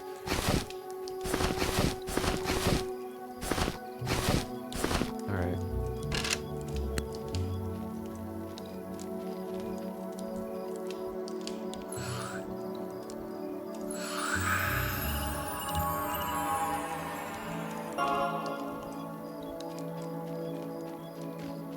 I should take a screenshot of this because sometimes people are always asking where this dude is. Here is that dude.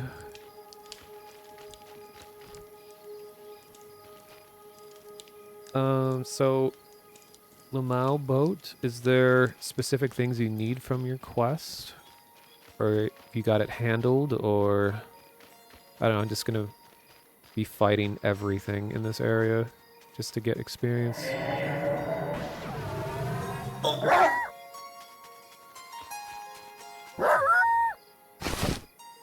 High quality jackal pelt. Well, that was a find. Damn. Hanging on to that. Had you deliver some stuff and sent you to the enchanter area. Okay. Usually get like standard MMO affair, like collect the boar asses. 47.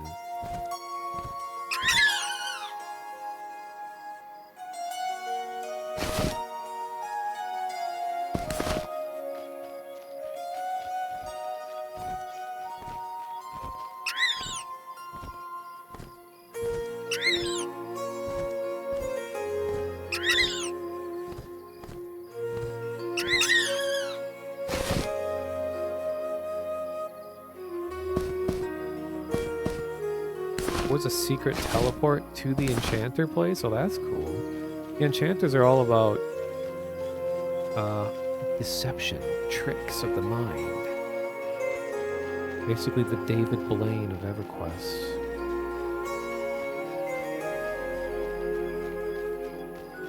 Well, this game too.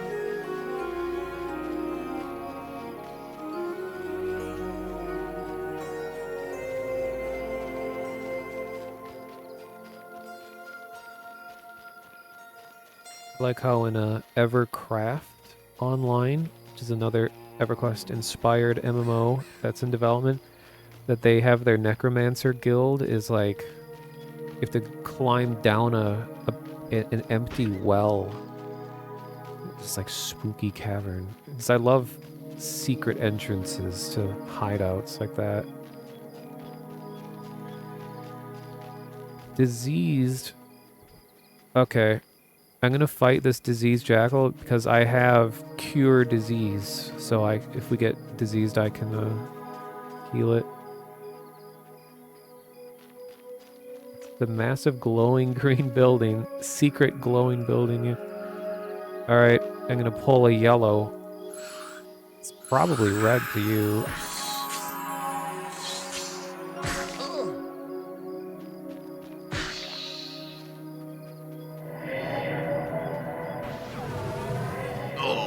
Ouch.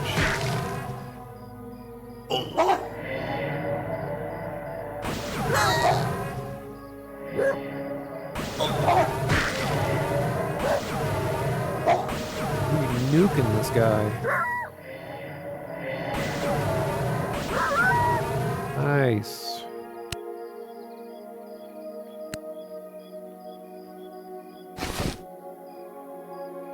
Diseased jackal blood. Sounds like a quest item.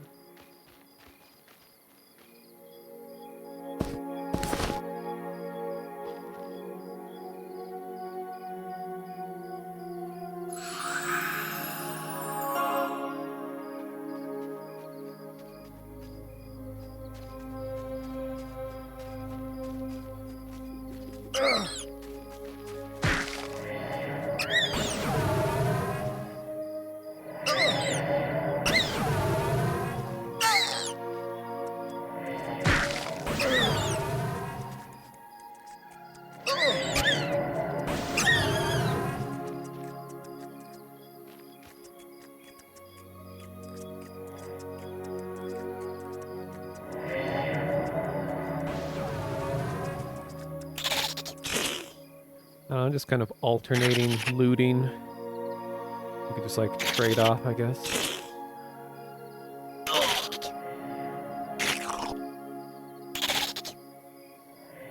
What I really want, though, are cloth scraps. I want that more than anything, currently.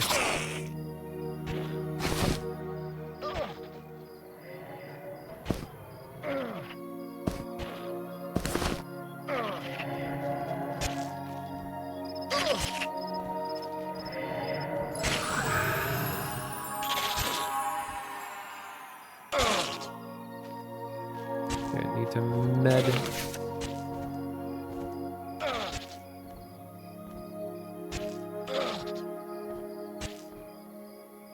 Need the cloth scraps for armor or tailoring it. I'm actually tailoring it. Puts on sunglasses, crosses arms. I can craft fine cloth armor, but I need 8 scraps to make one. To make like the cheapest piece. It might require more for higher level stuff.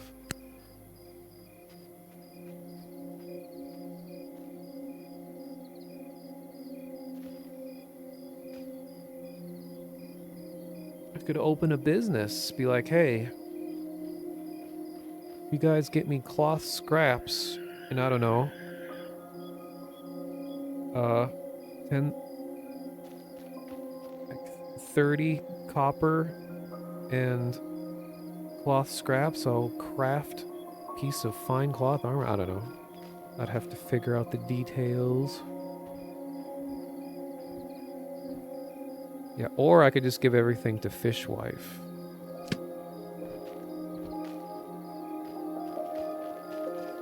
Also an option.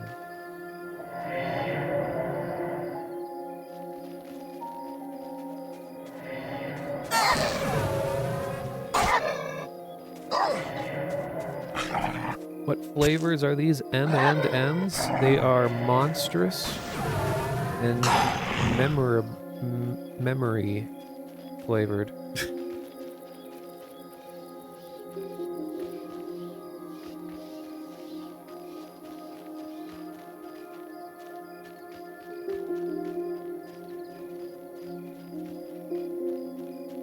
Theldurin, do you have ultra vision? Like, is it really hard for you to see right now?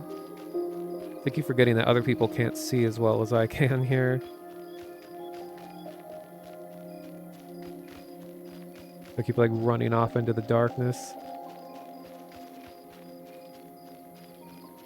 Ah, you didn't pick it. Okay. I'll try not to stray too far off. Just seeking stuff out.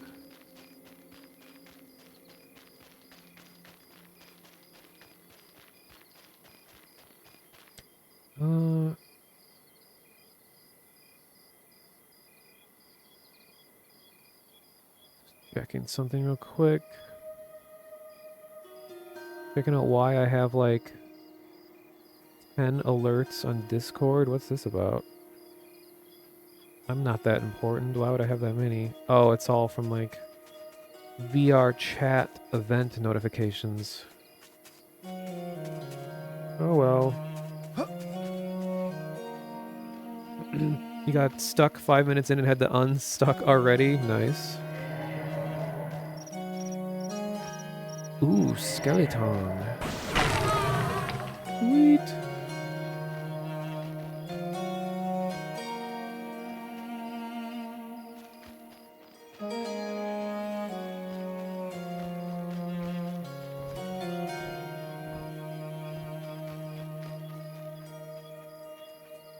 Nice, you got a mace. Really valuable. We should sell it to Rusty Weapons. former baseball player.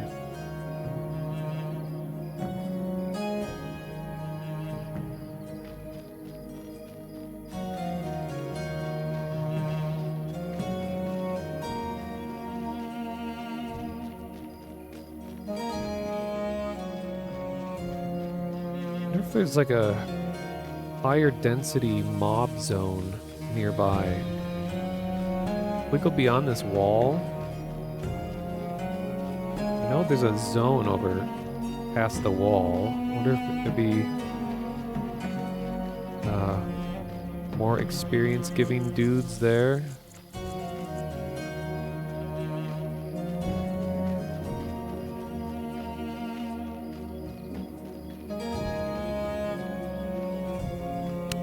Here, I'll put my torch on so you can see me better.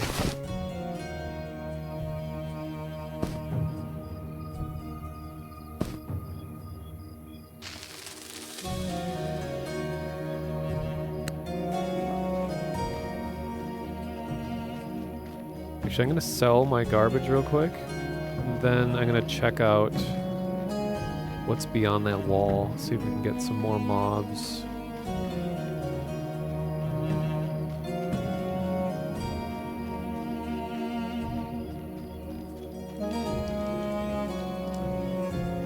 Oh, hey, my fire is still here. Sweet.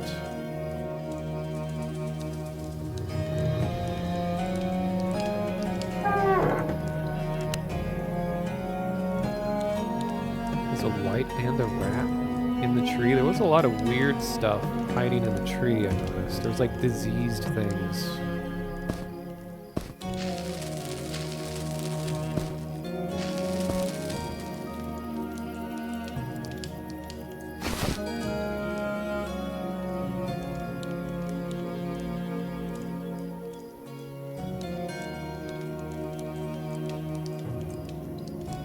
I should just put all of my food into this one bag because this is gonna get messy. Here we got bat meat, cooked bat meat. Let's put the water in here too. And I think, oh, that's a bat eye. Okay, wings.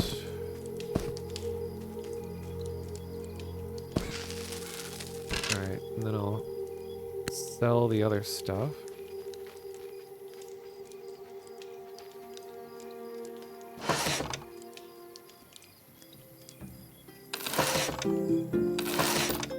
Definitely hanging on to this high quality pelt.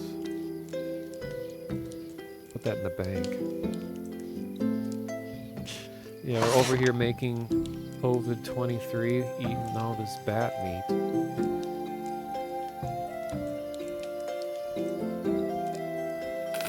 I know I'm gonna accidentally sell my lumberjack axe when it's all lined up with everything like this.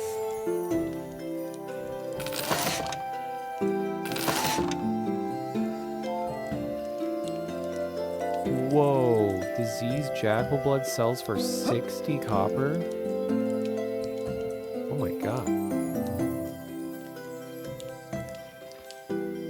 I could probably get more, but I don't feel like hunting around for who gives more for it, so just sell that.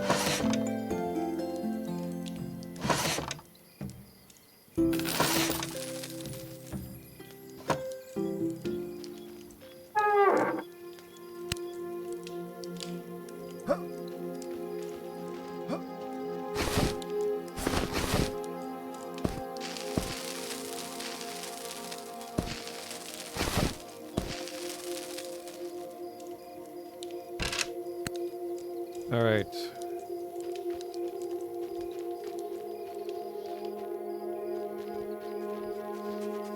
Gonna head out beyond the wall.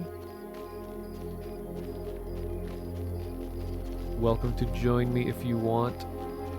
Mau boat. Just going to see what's out there. Ooh, cloth.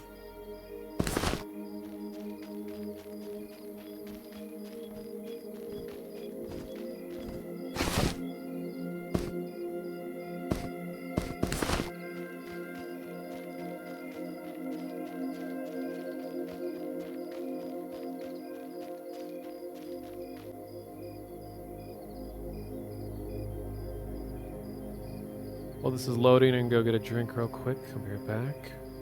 Hopefully I don't die at the zone.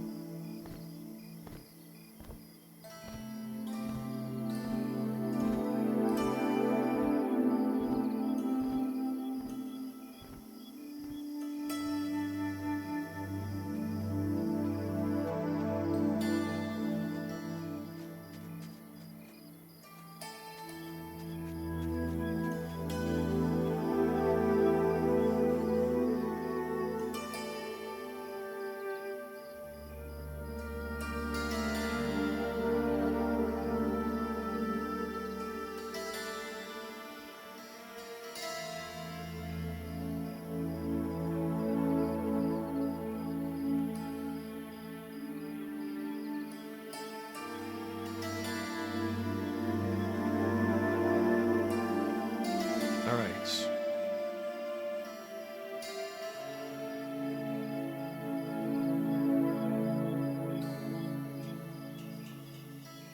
So I didn't die. It's a good sign.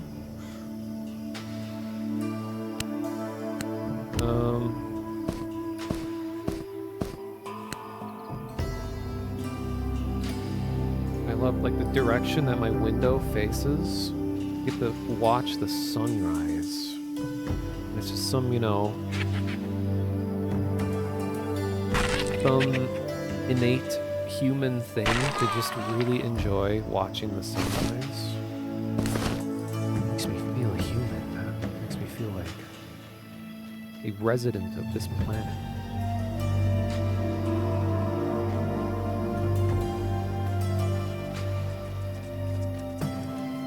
It's honestly all around improved my quality of life to have easy access to watching the sun rise and set in real life.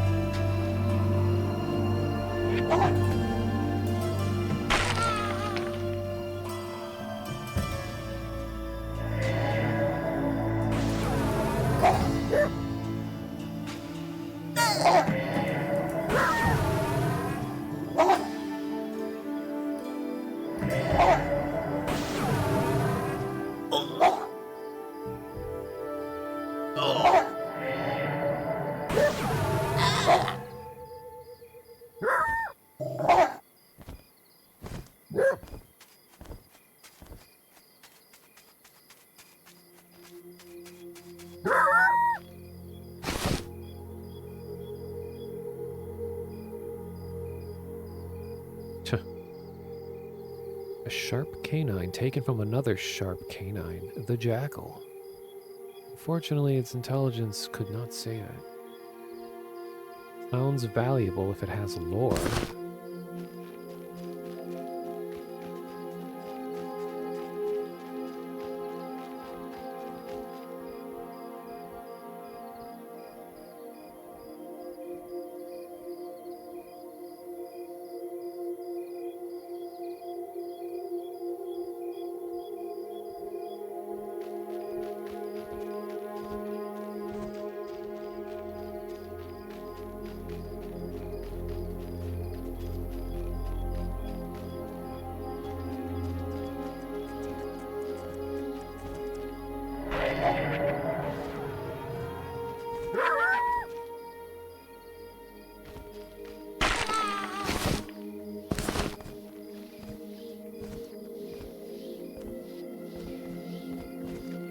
I love the sound the skeletons make when they die in here. They're like, ah. Sound like a turtle. Turtle doing things.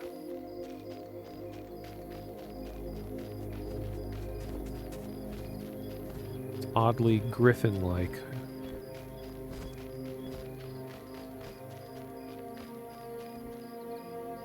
Shira Lookout.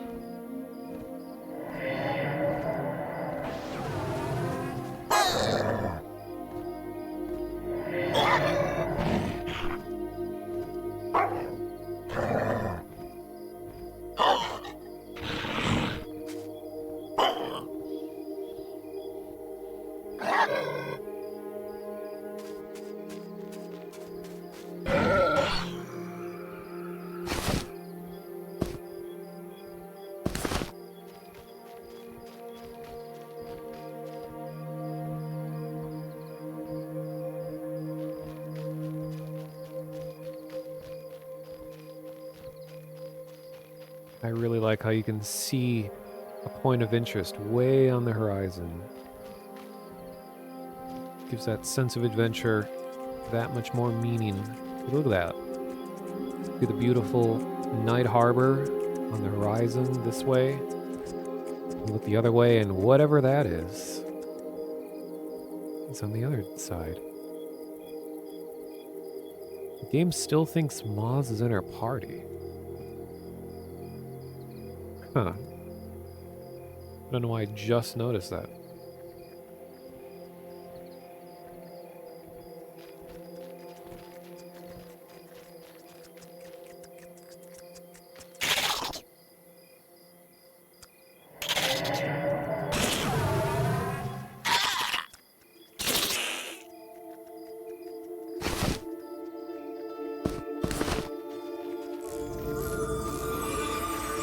Whoa. Hey. Thank you, Robert. Oh my god, Speed of the Wild. Can't wait until I can cast this. It's gonna be amazing. Holy crap, I'm fast. Alright, time to kite a guard. As it resists every spell, and then I die.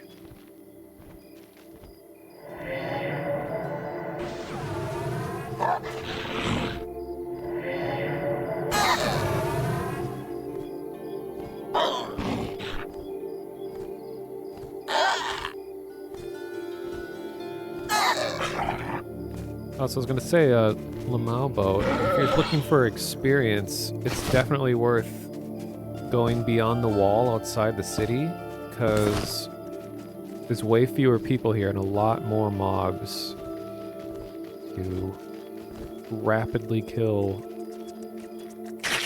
And you don't share experience unless you're in the same zone.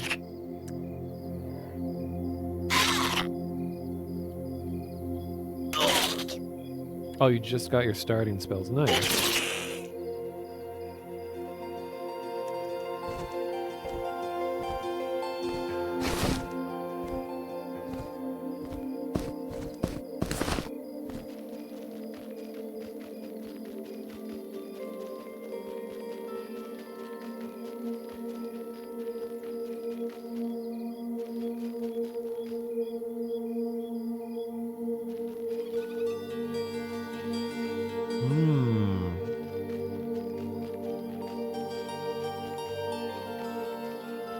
Placed a campfire by the zone line. Nice. So is that how you get rid of the you feel tired?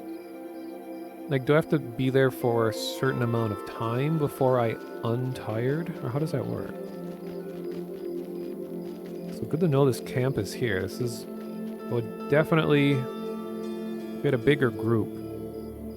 Bring people here. This is where I could use my Monsters and Memories version of Harmony to split this group up so they don't all social aggro and destroy me.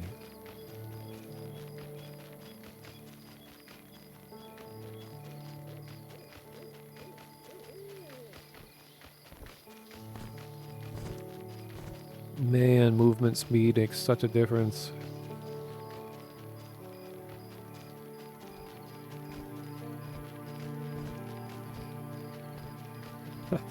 Yeah, questions an extraterrestrial would ask about sleeping when they take over a human host. How do I untired?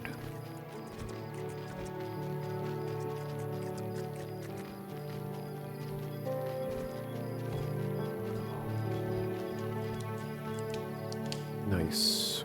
I can cook all my dog meat.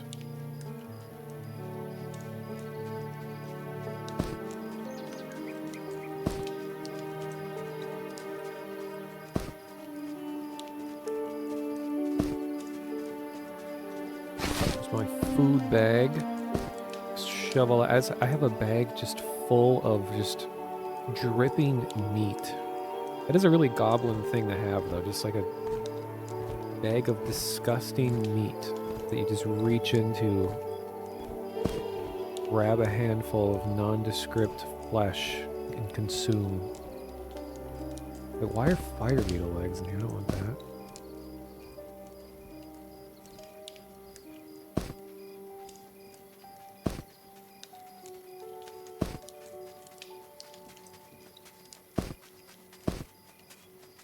This zone feels more responsive too, like the inventory stuff is like almost instant.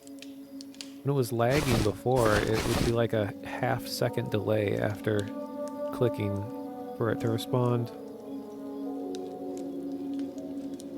I need 3 more cloth scraps till I can make another piece of fine cloth.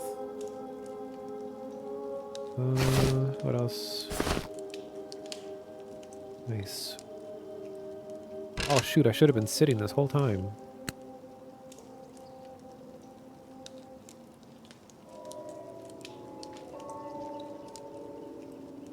Oh, we can watch the sunrise in-game just as I'm watching the sunrise in real life. This is full immersion.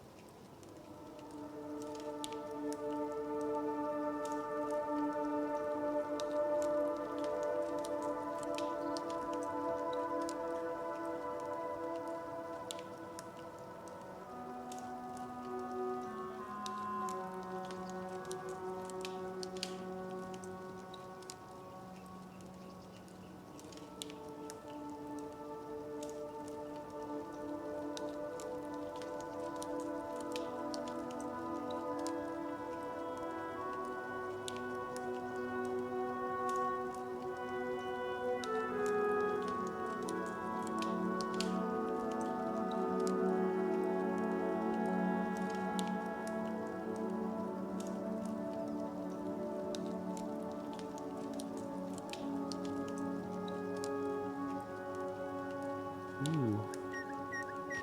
Look as our shadows. Long, stretchy shadows.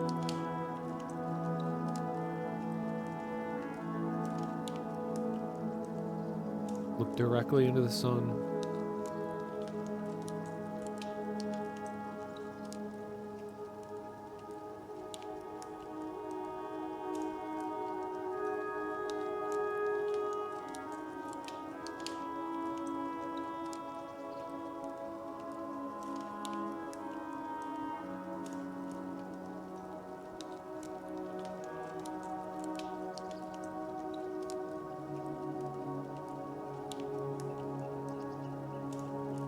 Hey, D loves puddin'. Glad you could stop by. Yeah, we still have, how many hours left of the test? I think, let's see, it ends roughly around midnight-ish US time, which would be, I can't math very well. Let's see, that would be like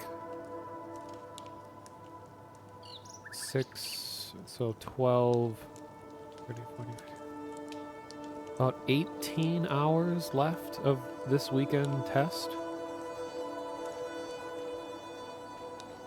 So if you or anyone who's been wanting to play, you still have time. And I have like a mega buff on right now. I'm moving so fast, the game can't even keep up with me.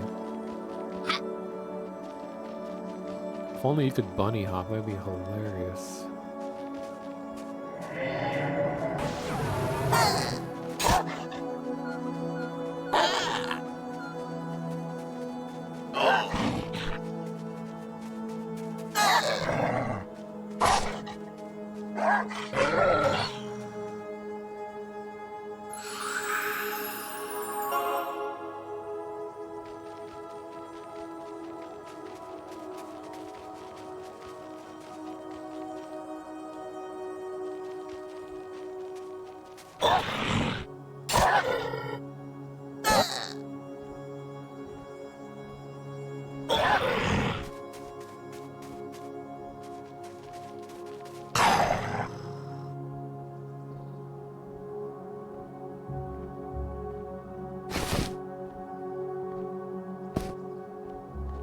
Hey, tattered cloth veil. My first mask. Let's see if there's actually a model for it. Also, there's someone in the server that's just named Goku. It's mind-blowing. Okay, let's see. So I already have the helmet. Well, the headpiece.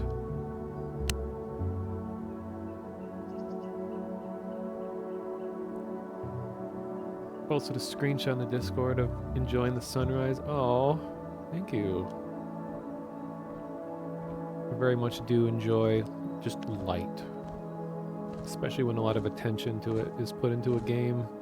Like, it didn't need to have a really good-looking sunrise and sunset, but it definitely is there. There's no model for the mask yet. But I can improve this, I believe, if I do take all this out, and then that here. Oh, it's too big. Turn tattered into patched. So right now I get 1 AC. Now I get 2 AC. Sweet.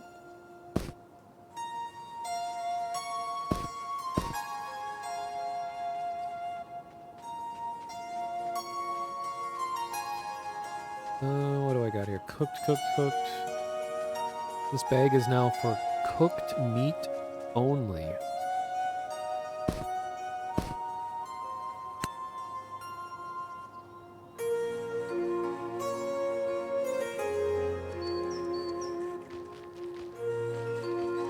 Even with the lower res character models, the world is beautiful as I'm running around. Remember, that was part of the original vision that Sean talked about in the game. He's like, he was playing Project 1999, which is like a modern fan revival of the original EverQuest.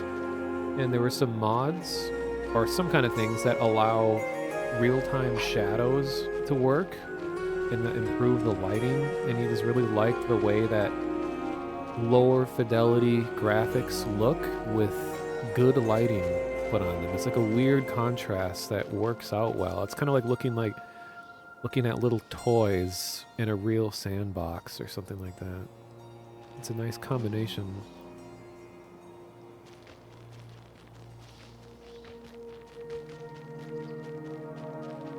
In college, a friend of yours was playing Diablo 2, found a server called Does Bell Ring. Inside was a single person named Me Chop Lizard.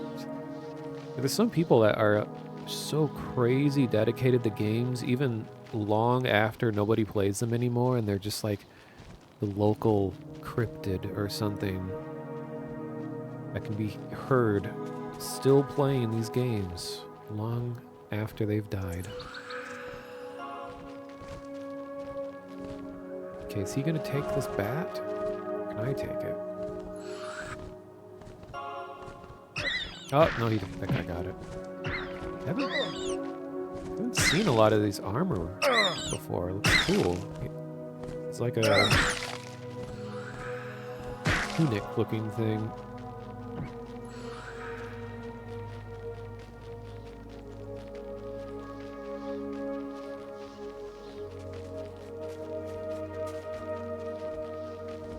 Oh, I'll look in the screenshots channel real quick on Eminem.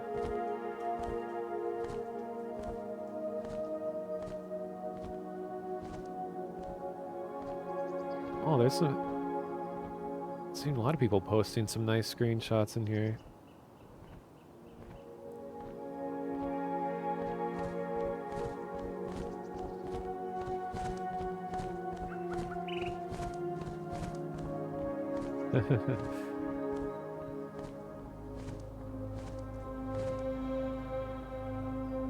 Oh, thanks for the follow, Radiant Eon. Yeah, if there was like a photo mode where I was able to just kind of free cam around to get screenshots, I would take so many.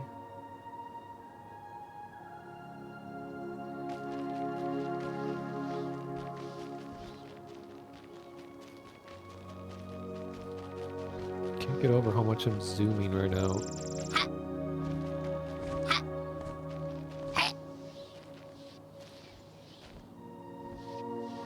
I have a feeling a rattlesnake is going to poison me, and I don't have a cure for poison right now, so I'm not going to even attempt it.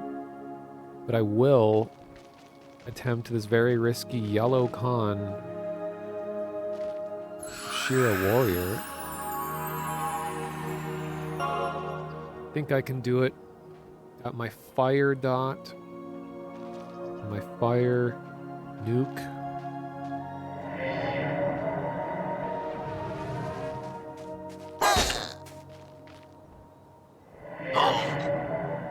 Okay, this is not going well at all. I think I need to run. Oh, okay, I'm running. And I'm dead. That's life, baby. Okay, he did way more damage than I was expecting.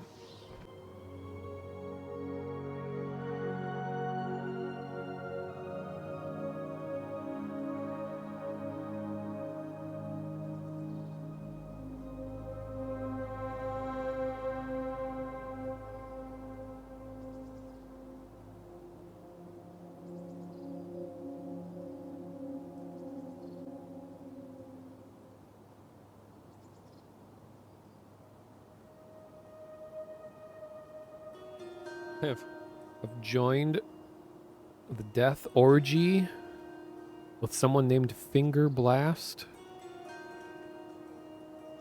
Oh my god, look at this abomination of people. Oh, look at that. That's like a cyberpunk, like hollow beard. Look at it. It's like transforming between colors in like a digitized looking way. It's amazing. It's like a gamer beard.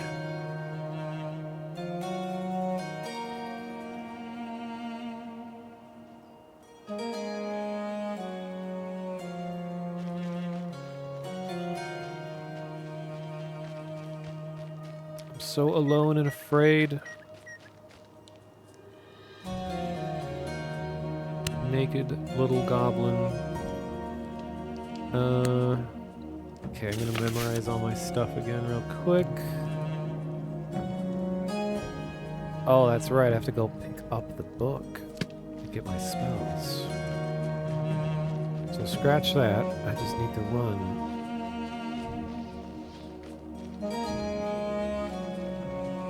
Aging and deadging rapidly.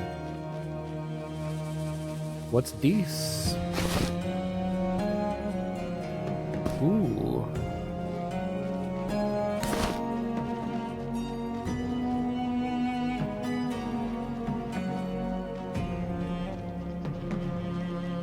Keep a spare spell book in the bank. Oh, you can buy additional books? I guess you'd have to.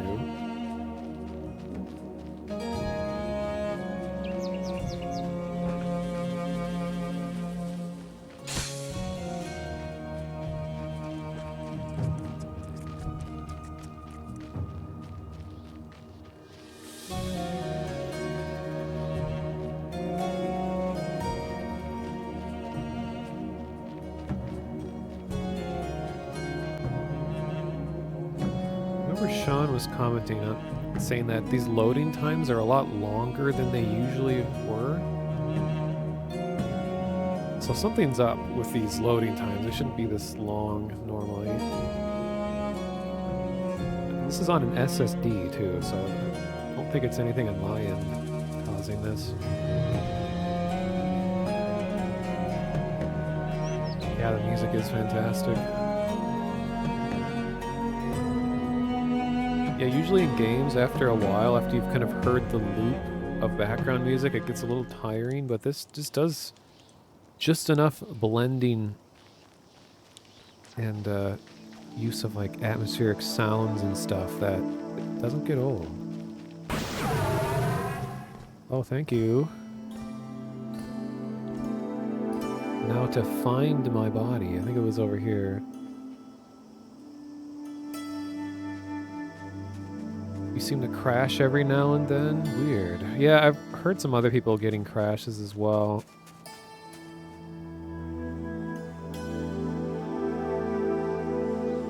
Do I want to res? Wouldn't hurt. If you're down for it, I'm down for it.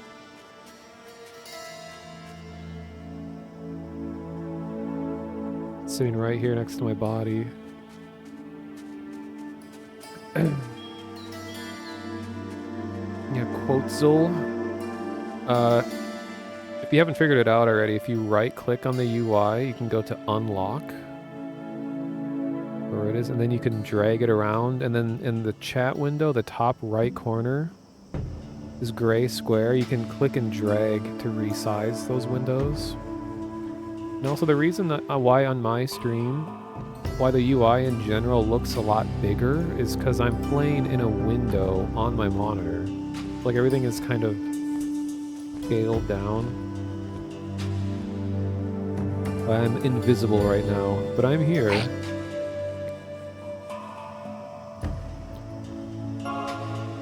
%, res, holy. Nice. Oh, we don't have a kneel command. Kneels in appreciation.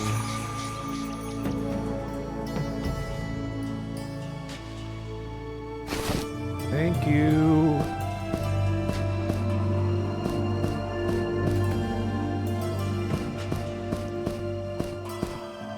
I remember hearing people talk about Robert and his crazy amount of like max level characters in Project 1999. I think the highest I ever got was a level 42 necromancer. Then I also have like a 40 monk, something like that. And man, usually around 40 I'm like, oh, I can't possibly keep going. And so it's really admirable if you can stick with the game, that much dedication to get like multiple max level characters. That's awesome. Okay, so I got bone chips. Where are the, okay, spell book. Here we go. So I got that.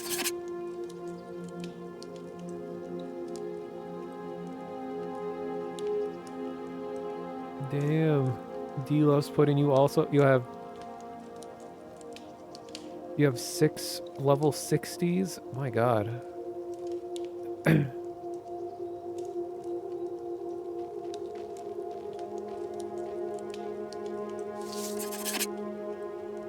You joined P99 Blue in 2016. I think I started playing green in 2020?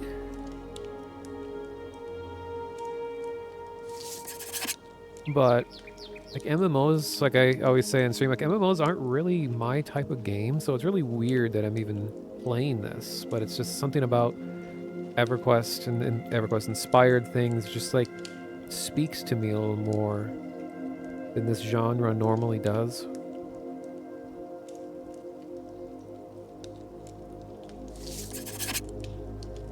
And I'm definitely a big fan of just like low fidelity, low poly kinds of graphics like this. That painterly look.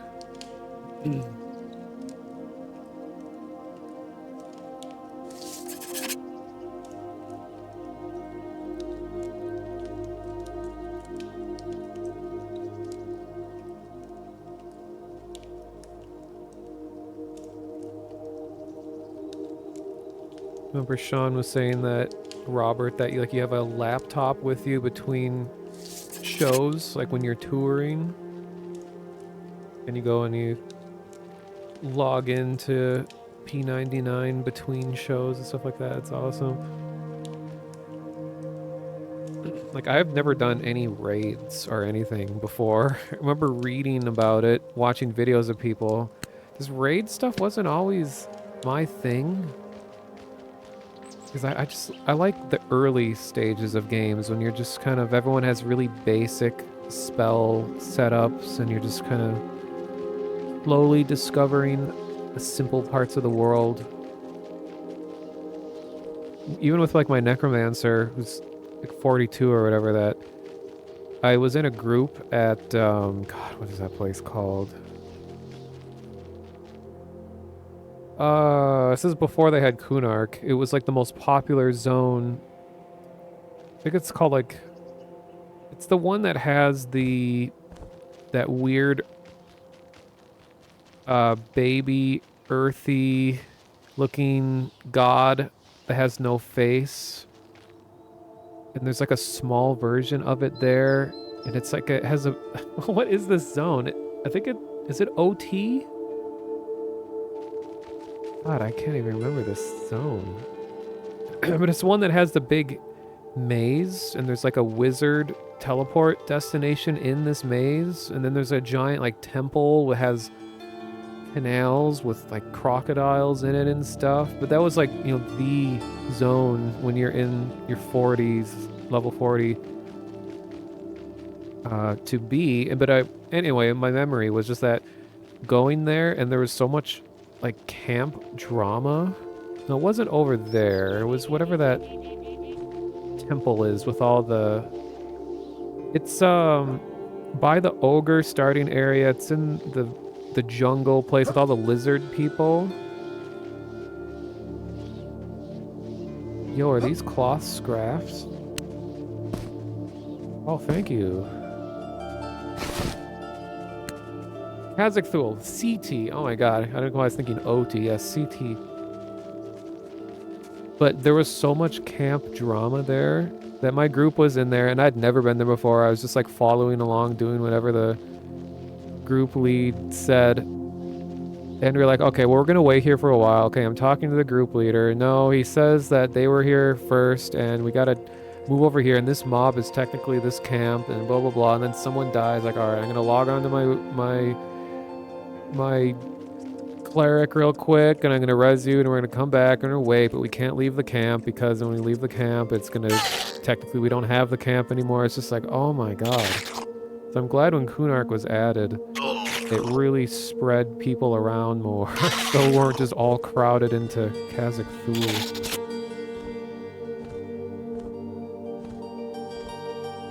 Done raids while backstage at shows before. That is legendary. A lot of camp drama when Rubicite still dropped. Was it Rubicite armor? That was some of the highest tier armor before all the expansions, right? Oh my god. Redcon Bandit walking around here, an ogre. I won't cover that.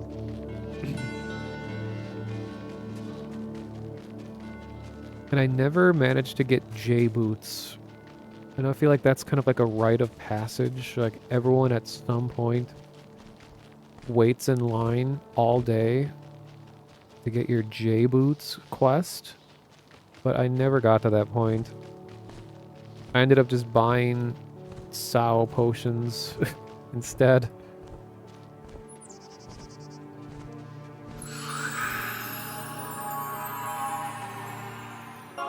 Been farming J boots for all your alts. Yeah. Kind of funny thing. It's like even if you have like the best characters in the game.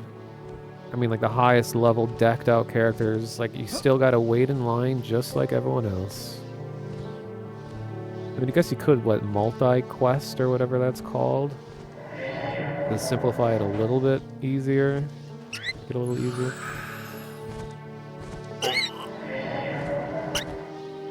You know, I should root this in advance in case I get my ass kicked.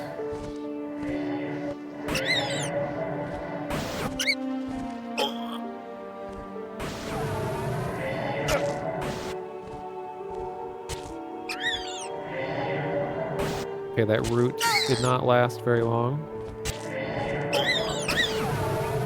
There we go, nice. Ooh, that was a good amount of XP.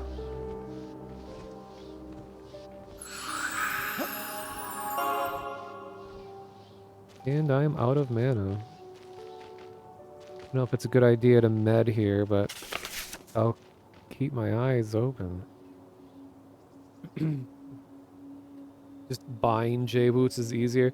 It always seems so sketchy to do the multi-quest thing. It's like not even an intended feature of the game, but just to trust that it's gonna work considering how like duct tape and stringed together EverQuest is. Just hope that that works.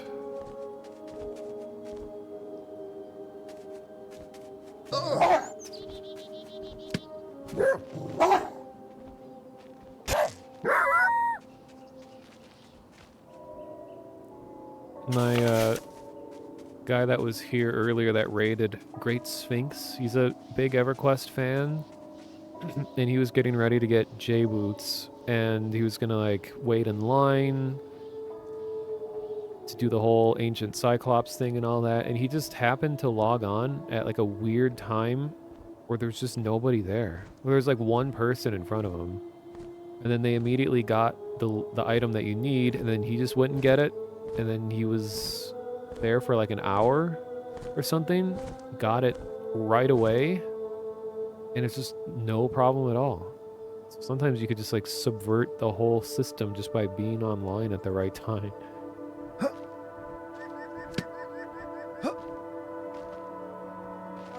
Like how when you jump, sometimes you just like teleport up into the air. Alright, we got another dune bat.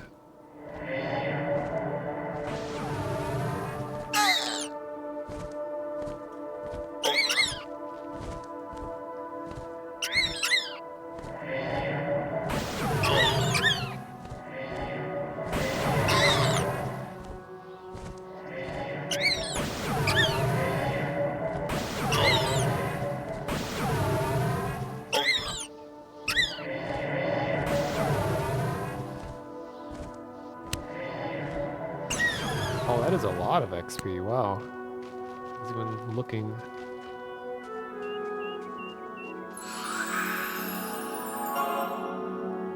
Getting Lift vibes from this game. What's that game? Sounds kind of familiar. I spent 13 plus hours doing J-Boots, Ancient Cyclops. Randomly showed up, killed one placeholder, and he spawned 6 minutes later. It's funny how that works. When I was getting my, with my druid on green, I don't remember the name of the book, but there's a mob that you have to camp in High Pass Hold. It's like some guard, and you have to get like a card that he drops or something. And that was the last piece that I needed. And I went there, and there was already a guy there. And the guy had spawned. Like, the rare spawn was sitting there, and there was a guy sitting, you know, a player, watching it. And I was talking to him like, are you going to take this? Hey, I'm looking for this quest. Are you there? Hello? And I waited 30 minutes and was like, okay, just to let you know, I'm going to go ahead and take the spawn or, you know, kill the guy in 30 minutes if you don't respond to me. And they never respond. Killed the guy, got the rare item, and left. I know some people just like either fall asleep or they... I mean, I don't blame them. You're like waiting hours and hours. It's Everything's days for something to spawn.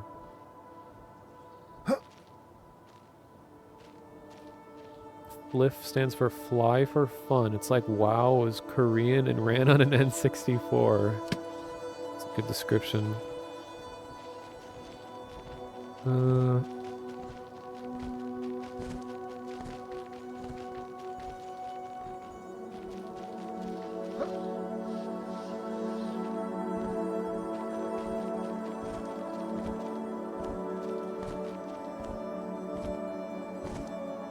You were there when there was a guy that was there for 18 hours. And you got it on the second spawn. Incredible.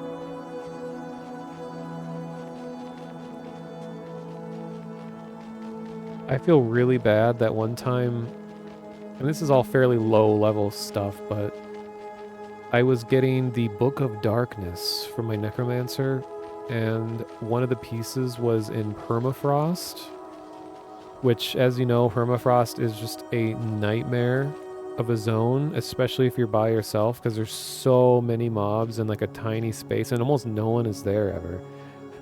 And I was under-leveled for the zone, and yeah, there was a named goblin that I needed to kill. It was in some room deep in the zone, and there was only like one other person in the zone even. And I was like, he's way higher level. I was like, is there any way that you could help me out? Just, I need to get into the room, and once I'm in the room, I'll go and camp there, and then I'll be good. And then I can just gate out of here, everything will be fine. And the guy, he went out of his way. He was like, oh, sure, man. And he killed everything in the path of the way over there, and I got into the room. And then he said, hey, do you know this person? And then someone else was in the zone. I said, no, I don't know who that is. He's like, well, he just took my camp that I've been here for like a day trying to get this thing. So he lost his camp going to help me. And I felt so incredibly bad. There's really nothing I could do to like repay him. And it's like, I'm just so sorry, man. I had no idea that you were camping anything or any of that. But he's like, yeah, it's fine. And he just left.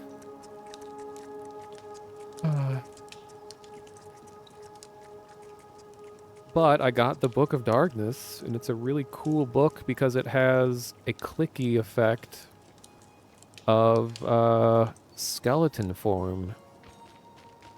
So it's a cool clicky to have as a necromancer. And it looks like a book. I always like sporting the two-book look. Okay, I don't know if we should dare take the warrior out. Especially since neither of us are really tanks. I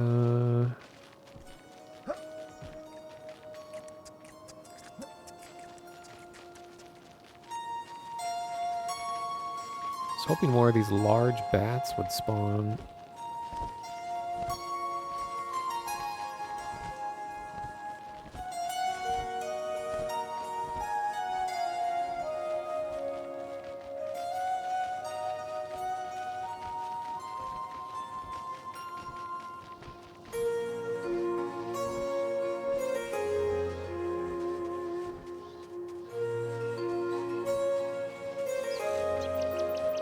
Yeah, permafrost is especially long trip to get to before they add the Surefall Glade destination. But even then, like, people don't like running all that way.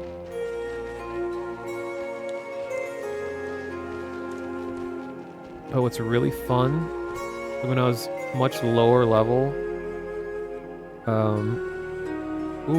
wait, before I say that story, Lamau boat. So where'd you go? There's a skeleton here, a yellow con skeleton that has a weapon.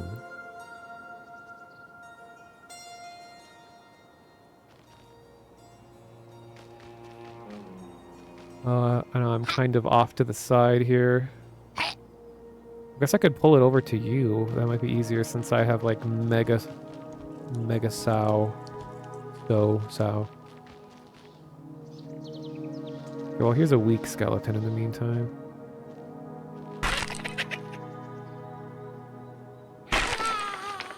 But yeah, the people hanging out outside permafrost killing the giants was always really cool. Because as a, oh, here you are. As a low level, sometimes I would go there and it'd be like, and the high level people would be like, oh, I have all these fine steel weapons. If you go and sell them for me, you can keep half the profits. And I get some like really nice starting melee weapons. I always love the dynamic of high levels helping low levels, especially if it's like a mutually beneficial. It's not just a charity, like you're actually helping one another in some way.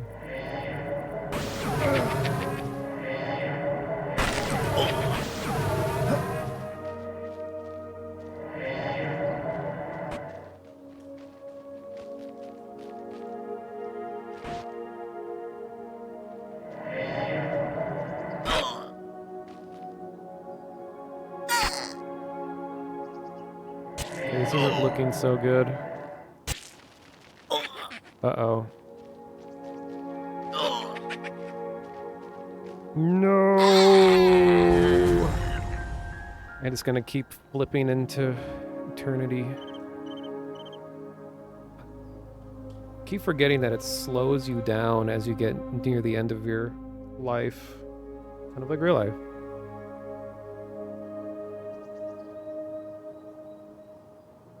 Lift's whole thing is that once you got the level 20, you could just get a broom or surfboard and fly anywhere.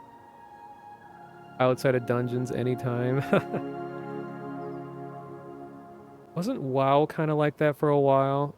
When you could, when you had mounts, or when mounts were introduced, that for a long time there weren't flying mounts, and now these high levels would get them and could just zoom around anywhere with no restrictions. Oh, you'll res me? Thank you.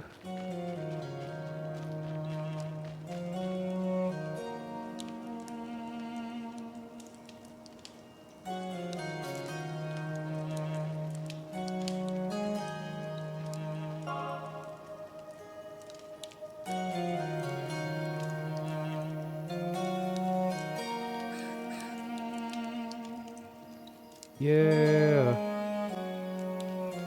People would pull out their pets to fly over the battlefield, just vacuum up all the loot. It is funny sometimes in games when like high levels are just like gods, like untouchable gods, that they're so ridiculously over the top, especially like in games that are extremely pay to win kind of thing, where like Spot the Whale as like this dude zooming around in like a cloud of particle effects, spraying out every direction, flies around with like RGB gamer lights on their flying mount.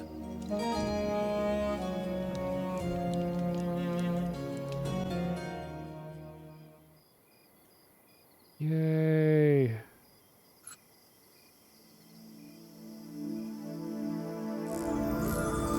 Thank you.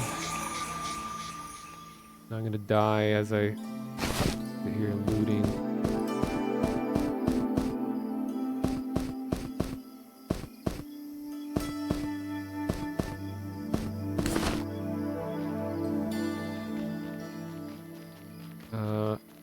Oh, it looks so nice with sort of like purplish glow with the orange lights, like the ultra vision combined with combined just with the way everything looks here. It's just looks so nice, like the color palette.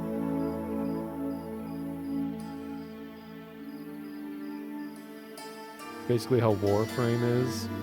In the end game, you've done everything, so you just focus on fashion framing. Well, I definitely am known to put a lot of emphasis on trying to look cool when possible.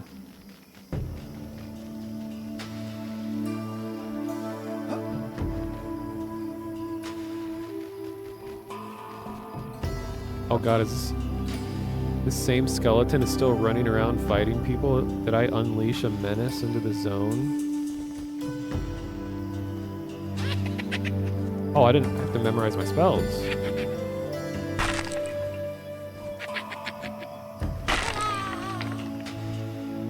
need to make it a rule that if I get beat down to half health within the first few seconds of a fight, I need to just immediately start running. Oh, the Mabot is still kiting the skeleton. That's what's going on. Oh my god. Legendary. Oh shoot. That would help, but I need to memorize spell real quick. I'll put a flame dot on it. Keep it up. Keep running if you can. I'll drop the dot.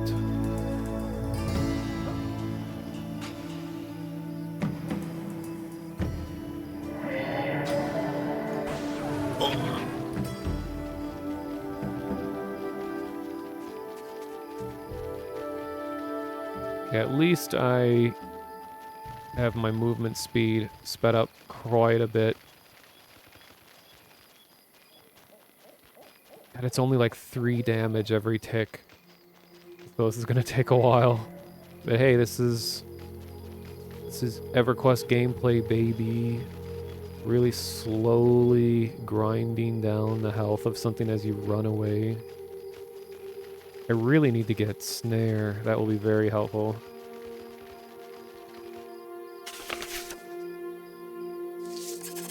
Go, go, go, go, go, go, go. He's coming. He's almost here.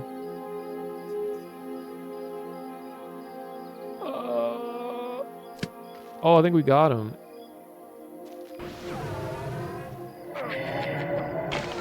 Yes. Yeah, that was awesome. Amazing work. Keeping that kited the whole time. I didn't even know you're doing that.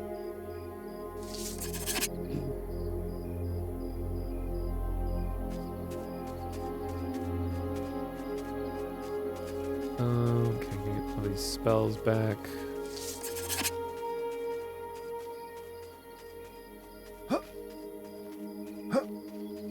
Oh, you didn't know that you were kiting it until you zoned back in? I wonder, is that an intentional thing? I've noticed that happen where, you know, like in EverQuest, we're used to, as soon as you lose aggro, the thing you're fighting just like instantly gets all its health back, and it acts like nothing ever happened. But you seem to be able to return to fights in this game. You continue fighting even if your group wipes. Wonder if experience gets affected by that? Curious to know. Like, is that a valid tactic to just keep coming back even if you die?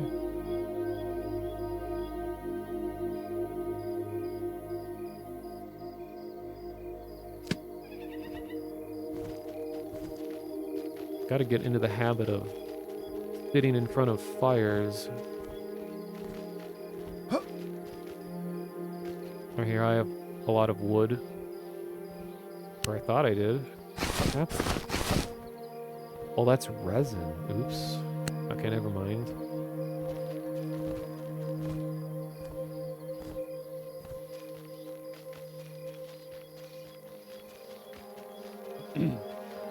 Yeah, when I was playing WoW, I was trying to... And this is like a year ago, so we still had, you know, the boatloads of add-ons and, you know, DLC and all that stuff. I was looking all over the wikis just to find how I wanted to make my character look. Because I already kind of decided that I'm not going to dedicate a lot of time to actually progressing through the game, but at least I want to try to just make a cool looking character. And there was some mount that nobody seemed to care about. And I couldn't even tell if it was working anymore. There was so little documentation on it that I couldn't tell if it was in the game anymore. And I was asking around and people are like, oh, I don't know, I never got that one. I don't know if it was like some limited time thing or what. I don't remember what it was. It was something skeleton related because I wanted to get all the, like, the bony mounts. I was trying to make something as close to a necromancer as I could. So, ended up doing the warlock, plague warlock, whatever it's called, the one that's dot oriented. Then I had like a skeleton horse, but then there was like a flying skeleton one. Affliction, that's it, yeah. Okay, I got a dune bat here. I'll pull it back to the path by the zone. Since when we're zooming like this, it's kind of hard to coordinate where everybody is. Oh great, where did it go?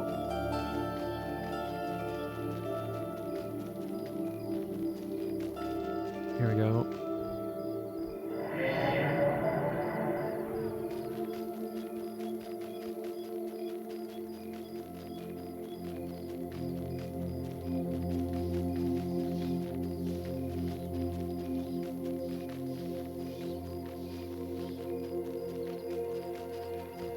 Alright, I have the bat coming to the end of this stone path.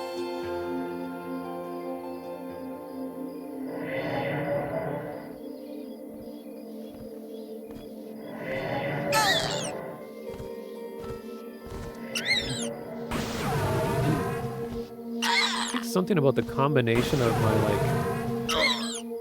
fire dot and my fire nuke aren't stacking. I keep saying that the my target already has some effect on it that the nuke isn't able to stack with.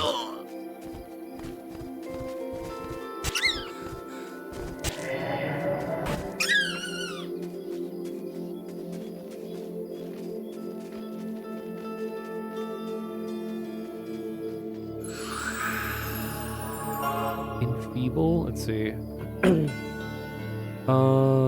So it has a fire damage over time, debuffs fire resistance. What do we have here? So I think it's just double fire damage, doesn't stack or something? The Dune Bat has a more powerful effect already on them.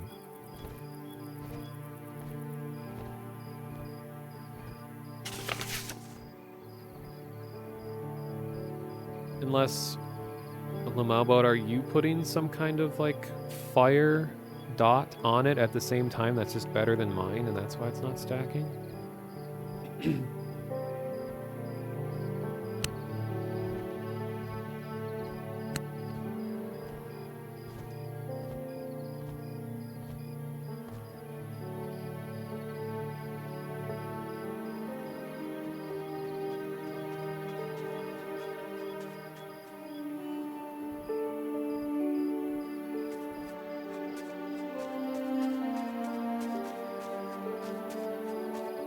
So you have a strength debuff and mental stats with another?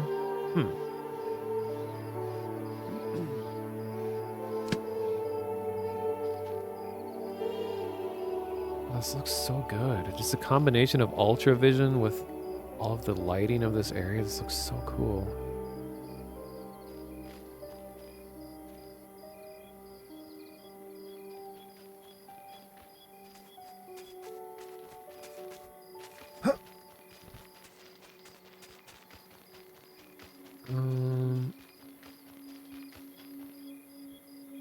Oh, here. It's a jackal.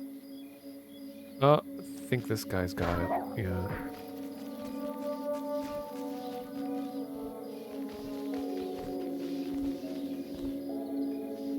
Here's a low-level Ashira.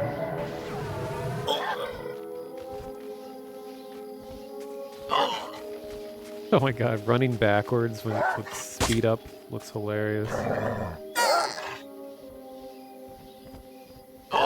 You just like vibrate.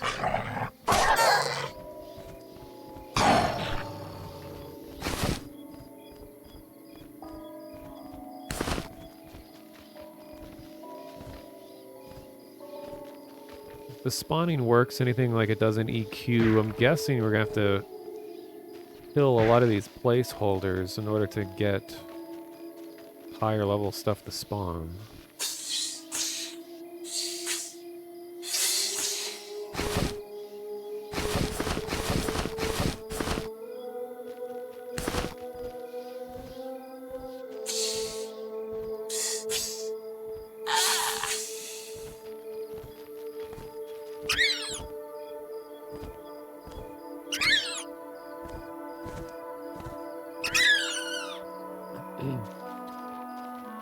when I think about modern vocabulary, it gives a whole new meaning to cracked staff. You know, it's supposed to be that it's bad, it's broken, but now these days people are like, this guy is cracked. This staff really is pretty cracked when I think about it. Alright, thanks for the follow, Rook's Castle. Which reminds me, I gotta figure out why my follow notifications aren't showing up in my other chat window. Yes, scuffed staff. Perfect.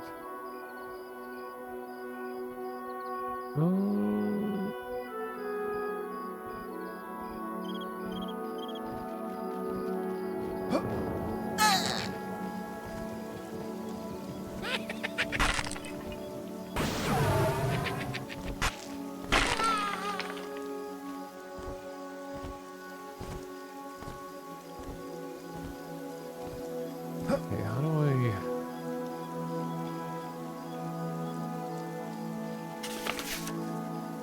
It's gonna fix this real quick while I remember to... Sorry, it takes a minute.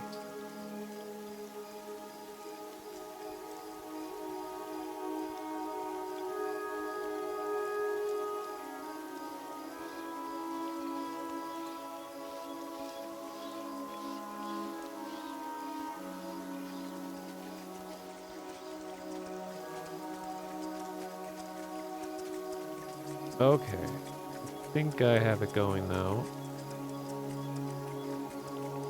Now I can much easier see when follows and stuff happen. It wasn't showing up earlier, so I missed like a whole bunch of follows in a row. Nice, okay.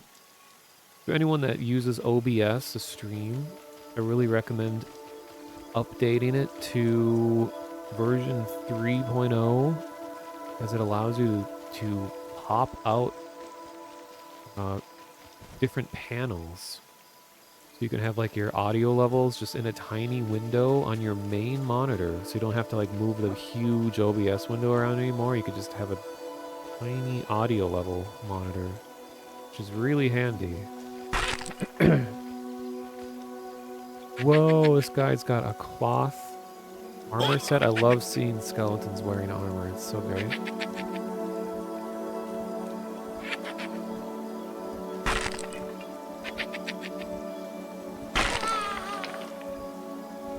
Realize this thing is not. Tattered cloth cap. Lamel boat. Can you use tattered cloth cap? Do you need it? Looks like all races and classes can wear it.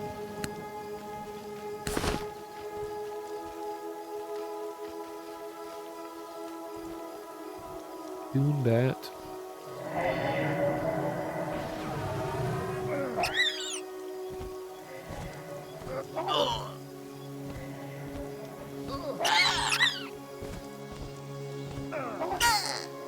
Oh, the Discord app update, yeah. It's rough. Wait, I gotta heal myself.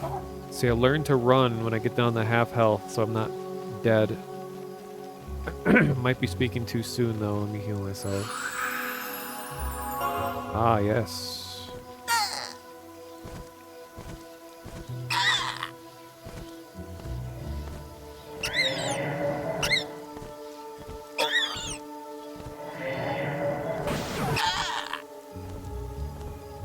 Get another heal in to be safe, even though it looks like I'm gonna win.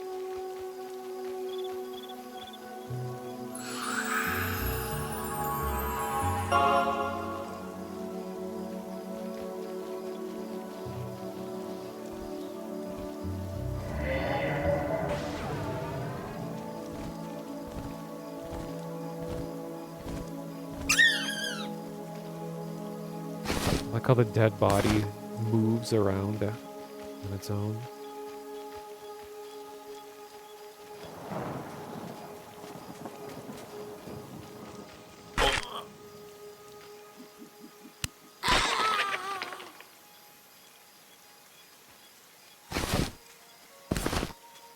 have enough cloth to make another piece? No. I have 5, I need 8.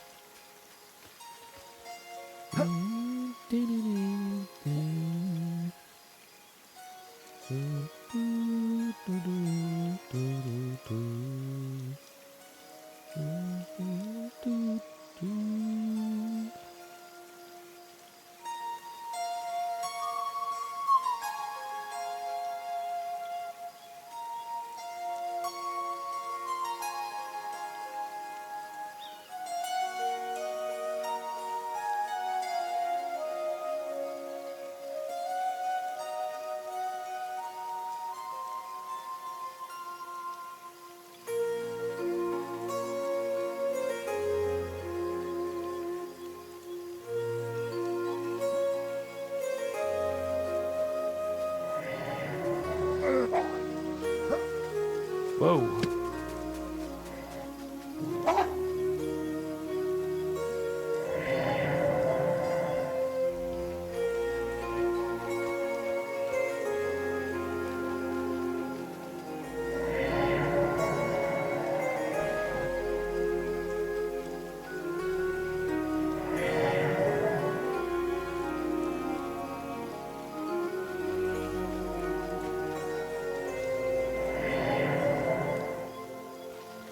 Yeah, I just pulled aggro on the jackal.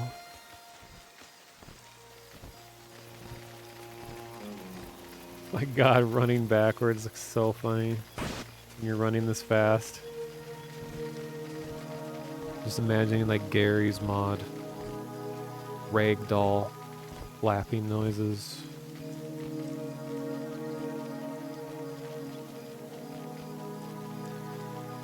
Ah.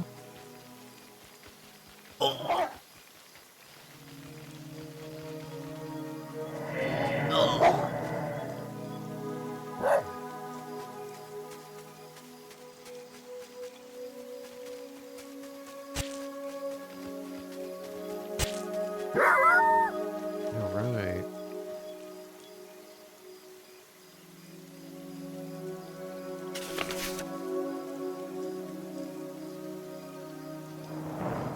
It's not red? What isn't red?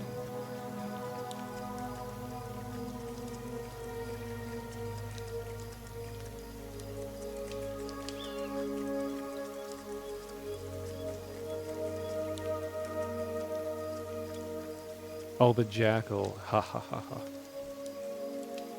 We're not a member of an agency either.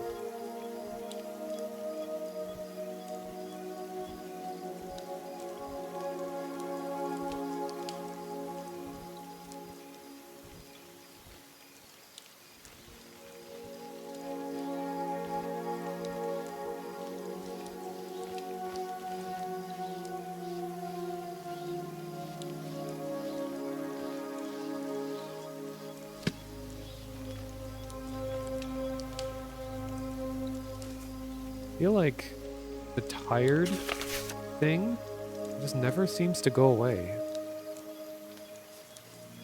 Unless you have to be by a fire for like a really long time. I think I've sat by a fire for like several minutes and it never seems to help.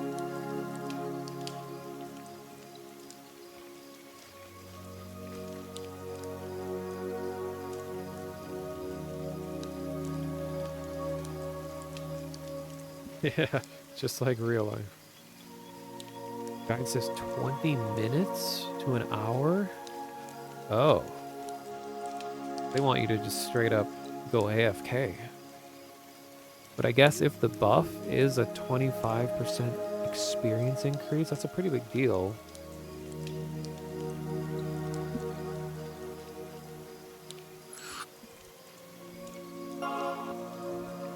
But I'm not about that right now. Oh hey, these cloth scraps.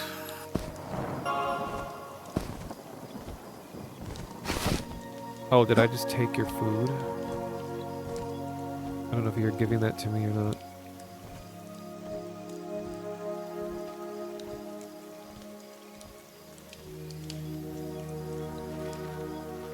Oh, you were giving it to me. Oh. I gotta make room.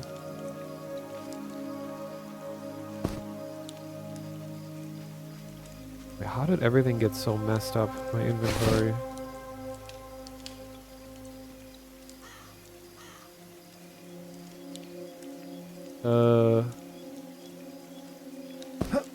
Here, I'll drop raw beetle meat.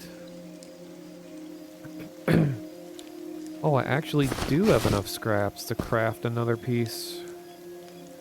They just weren't stacked. Huh.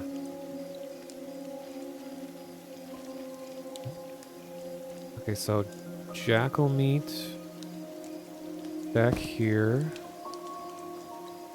Oh, oops, wrong one.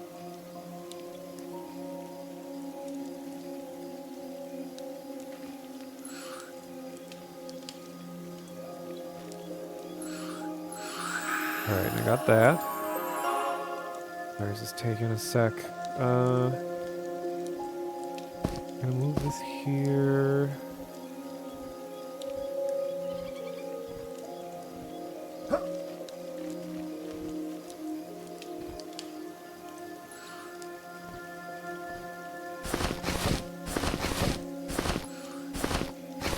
So I don't know if I want to make the cloth belt. Guess I do need it. But I'd like something that has a visual change on me as well. And I'll just keep saving up scraps, see if I can eventually make tunic to match my purple headpiece. Oh, there's all these people here now. Ooh. Acuity? What is that buff? No description. Huh.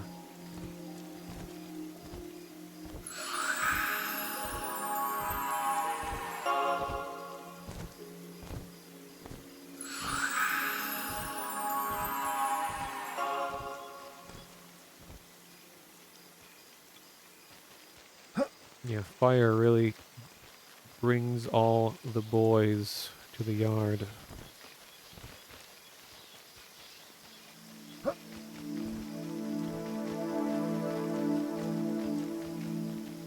Ooh, yellow con skeleton.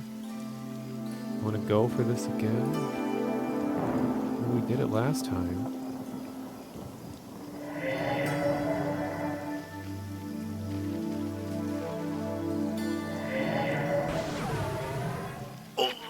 Now I know that I need to run a lot earlier than I think I should.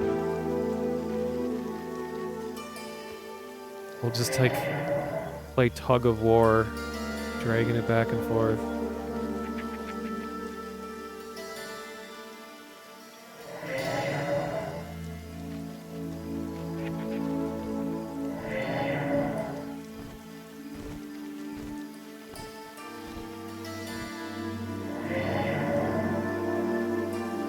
I love the way that moon flame effect looks. The beam drops from the sky.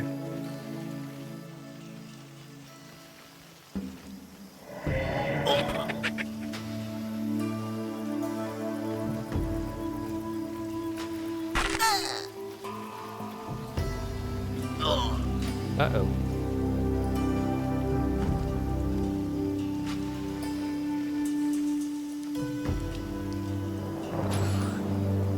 Use this opportunity to heal. Oh no, I don't have enough mana to heal. Shoot.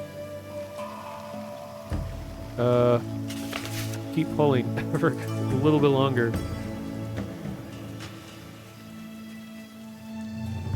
And I'll heal myself real quick.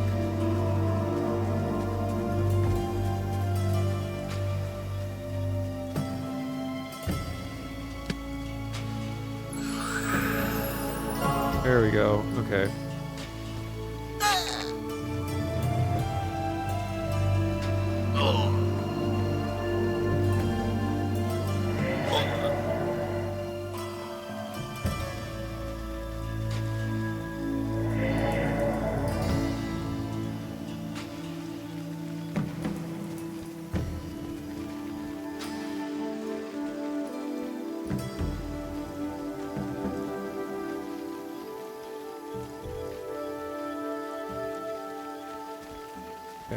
out of mana.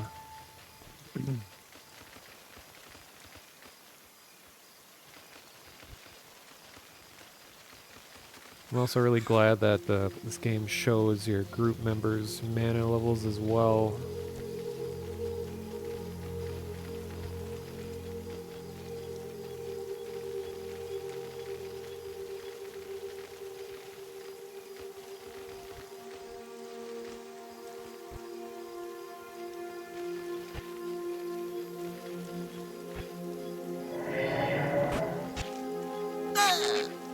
Yeah.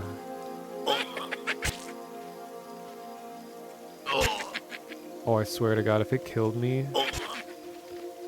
Oh no. Oh my God. Oh, a sliver of health left on that.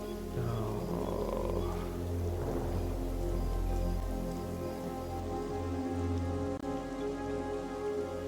Thought my fire dot would have taken into account.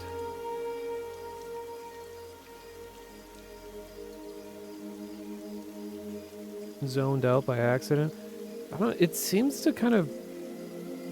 It seems to keep its low health pretty long. You might be able to zone in and just finish it off.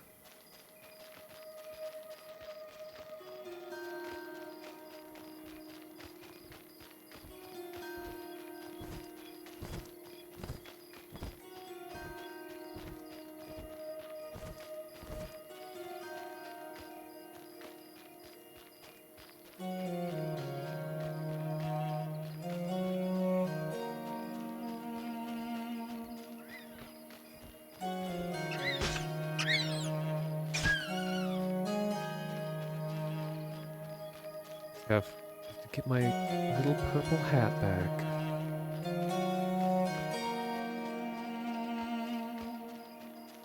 Yeah, I don't know if I should get a purple tunic.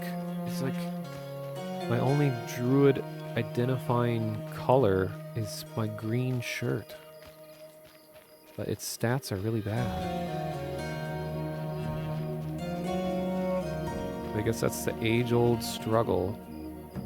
Oh, there's the deep dwarf you're talking about. This is a playable race you're looking at. It's like a stone automaton.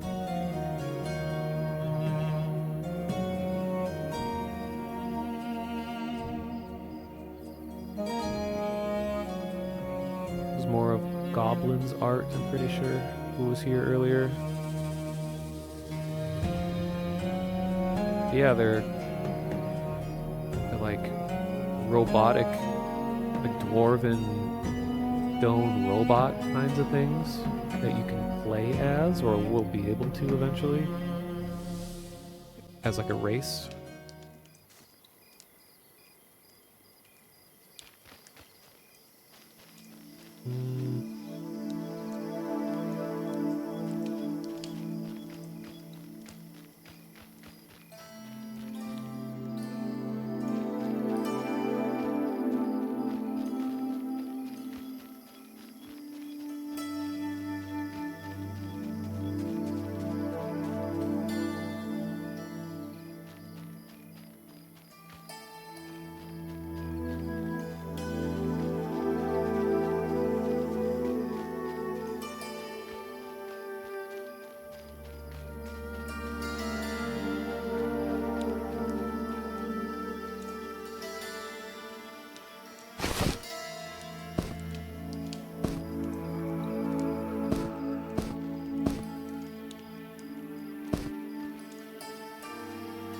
Dragging your own body back. The walk of shame.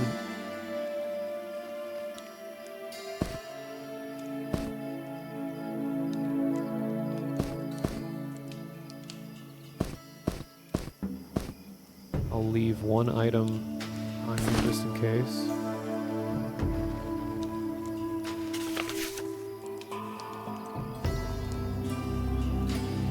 How did you manage to finish off that skeleton? Where did it go?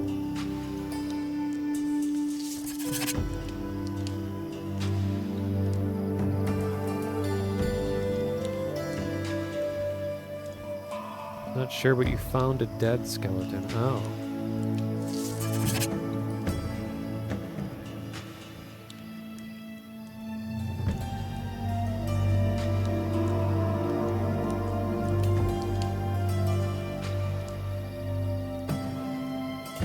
I think my goal for streaming tonight, I'm at 10 hours and 30 minutes. And I think the YouTube VOD limit is 12 hours. So I will probably go for like an hour more. I don't want to split the VOD up into multiple videos. And it's going to take so long to get this on the YouTube because I recently started doing 1080 60 FPS, which obviously looks better, but I don't have my account isn't big enough on YouTube to get priority for uploads, so it takes like literally a whole day to upload one video, or even longer, multiple days. You're to the left. Be over there in a sec.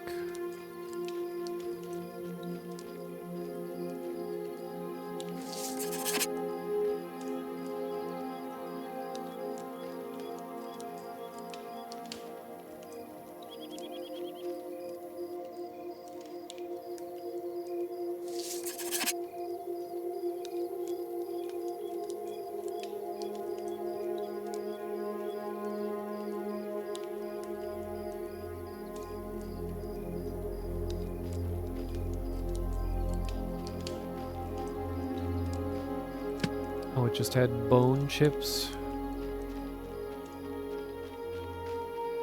More just looking for the experience. You know, this lighting right now is very Tatooine-esque. Look at this. This is straight out of Star Wars.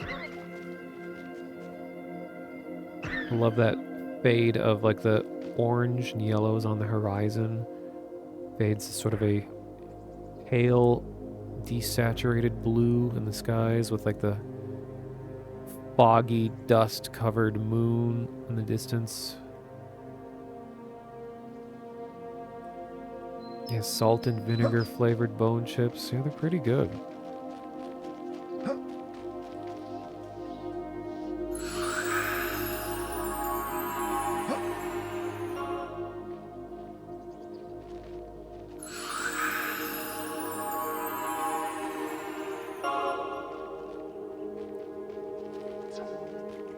Oh geez, we aggroed the blister beetle. Rookie mistake. I'm invisible.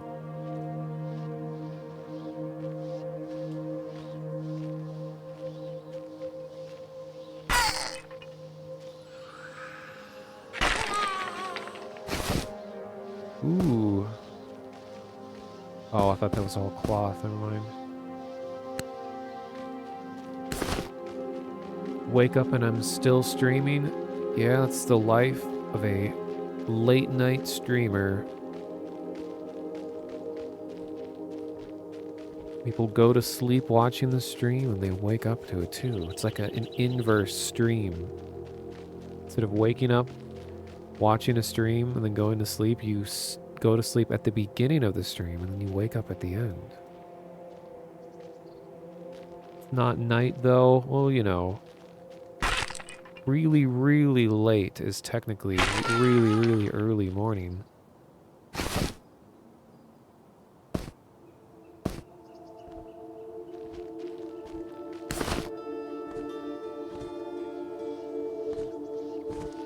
Well, that's true, Hexagon. Yeah. For some reason, Lamau boat here, his level and class aren't showing on the group menu anymore, because that's a bug. You go to sleep watching Vinny, and you wake up in a wetty Gongonian hellscape.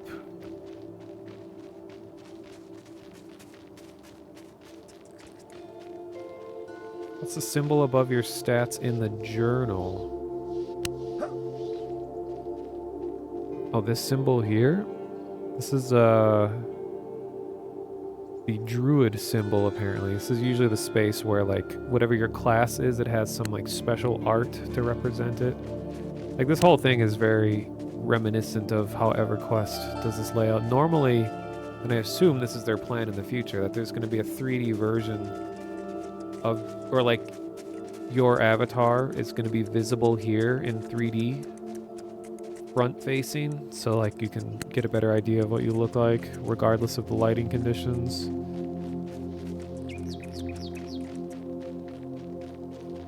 Oh yeah, there is going to be religions. I mean, they've already written a lot of the religions. I remember reading about some of it, but yeah, EverQuest always had it where you choose what god you worship, and then that could affect some things. And it sounds like they're going to, in this game, gonna have your faith have an even bigger effect on other interactions in the world than in EverQuest. It's like depending, in EverQuest anyway, depending on what god you worshipped, it could change if you're good or evil. You worship an evil god, others will treat you as evil. Well, NPCs anyway.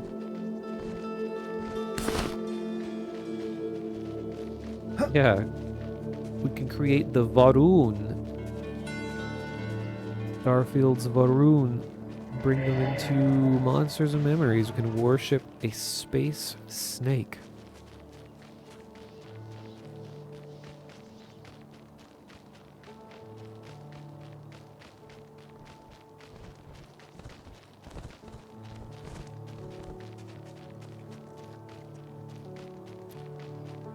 I am actually looking forward to whenever this DLC for Starfield comes out.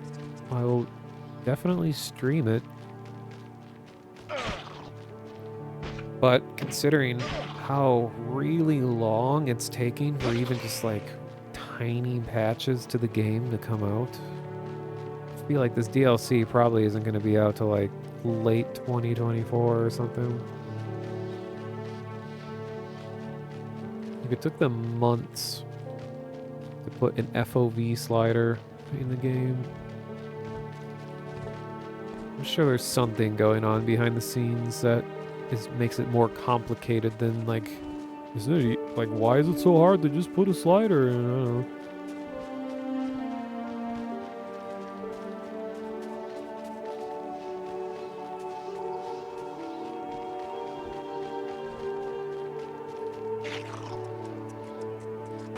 Ooh, look at this hotshot. We got a mage here fighting the blister beetle. Uh-oh, and his pet just died. Look at him go.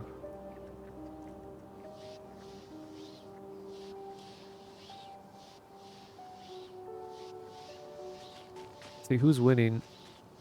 Blister beetle is about half health. This guy is full health. But he's half out of mana. Ooh, and he has a teammate moving in. Oh, they got it. Easy.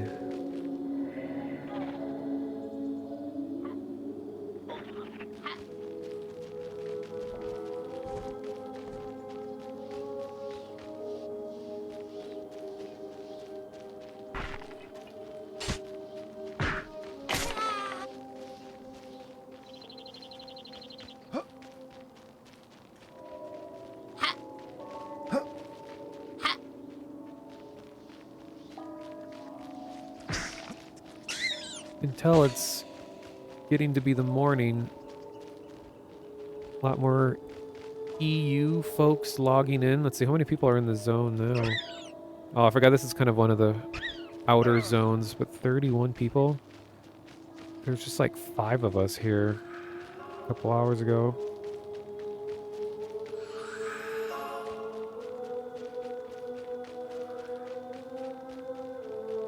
The other zone has like 150 plus people in it.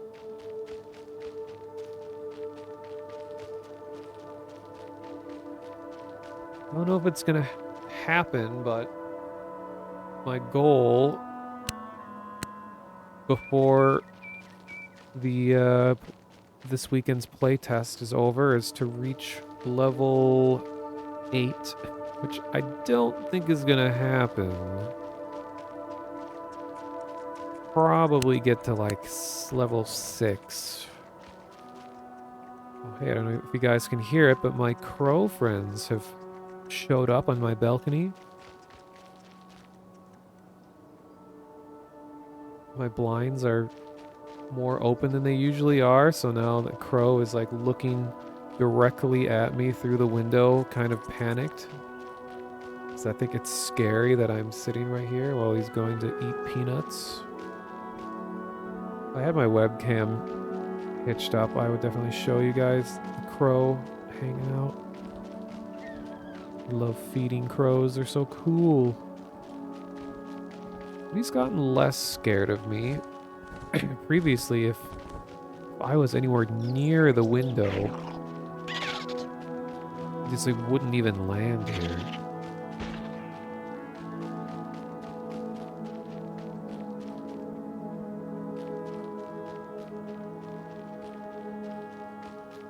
Well, I mean, part of it too is I don't want to hitch up my camera as to not dox myself. Because it would be very easy to dox me. Because of the view I have, you can basically like pinpoint exactly where I am just for like a second. Uh-oh. Alright. I got... Okay, I might have to zone. This jackal is... Oh god, there's 2 of them. Okay, I'm zoning.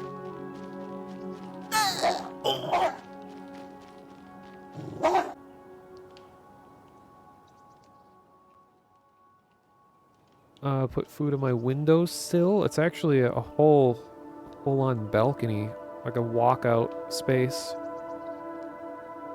It's funny, yeah, there's a crow that's just like 8 feet away from me right now. He's like hopping back and forth. He looks at me, moves away, moves in, grabs a peanut, runs away.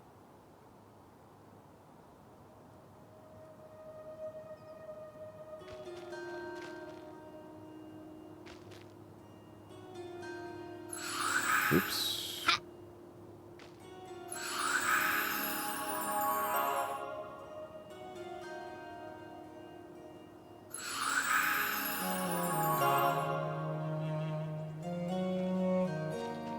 You wonder if you... Oh, wait, let me see.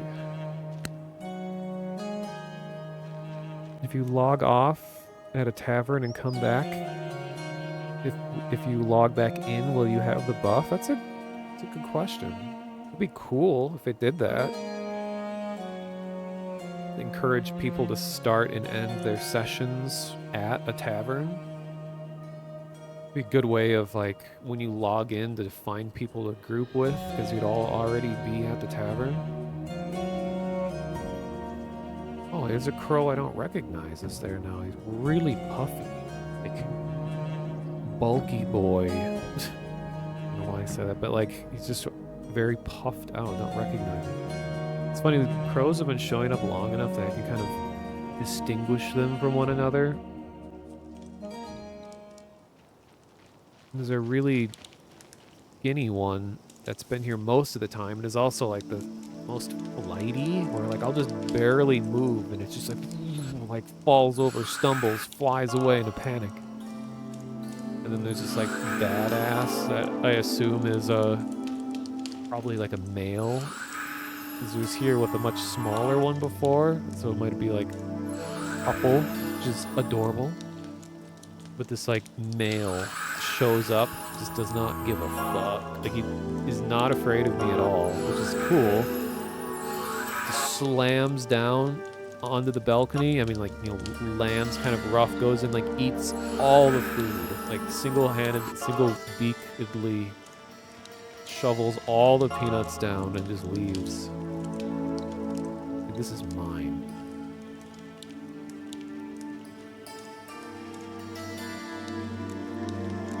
We got Bruce Lee over here again.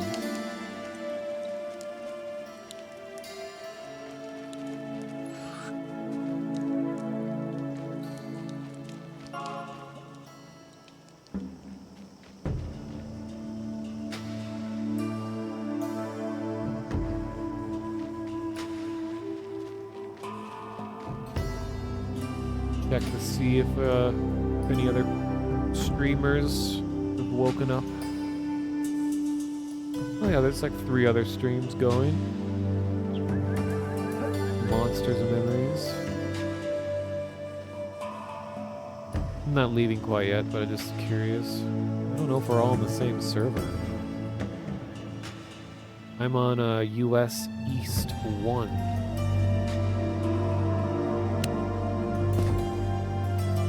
Thank you for the scrap. The crow just did like a Looney Tunes moment where he was out of my view and he's like perched on the railing, just sort of like scooches really slowly into view, like, and then sees me and then flies away.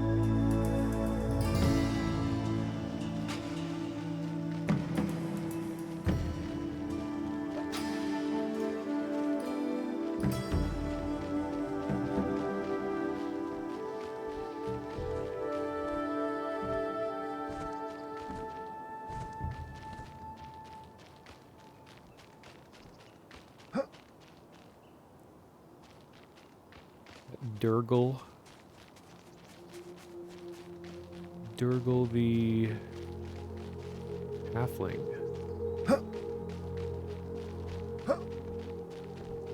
Oh, here. He's a large dune bat. I need to get the chat macros set up. If that even works, I don't know. So I can announce when I'm pulling something.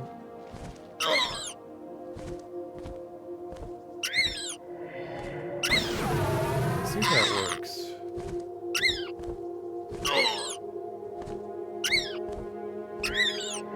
Oh, okay. I think it does. Do percent. Oh, I gotta manage my health here.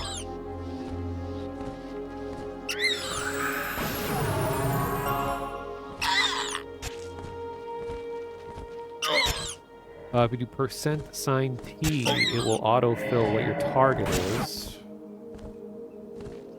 so that you can keep your group informed about what's going on.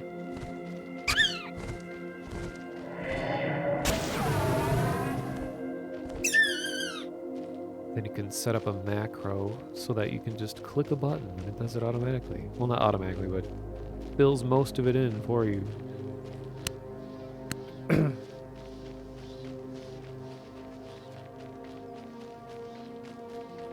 But thankfully, characters from this test, I believe, are going to transfer to future tests. So I feel like putting in effort into these dudes.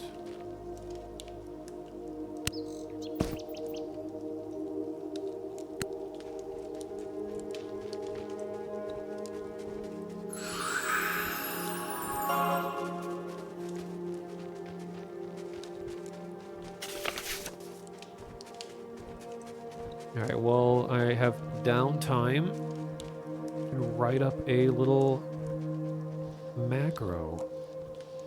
See how it can... How do I do this?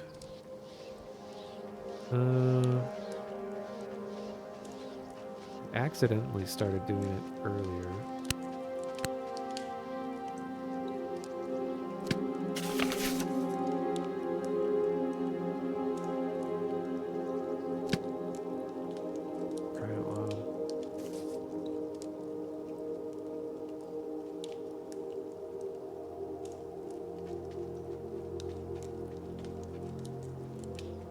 Game statistics? What does that show? Just my IP address, maybe? Oh no, that's the FPS.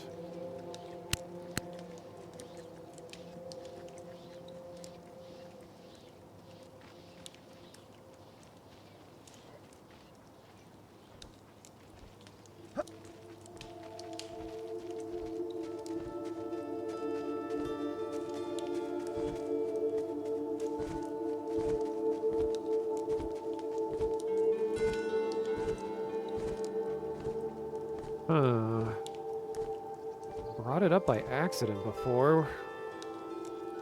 Where it lets you write a custom macro. Is it over here? Oh, macros. There's just straight up a button for it. Alright. Oh, you can even set your own icon? Here, do,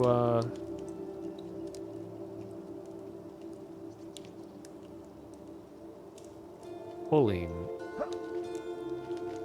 Oh, and you have all the icons here, too?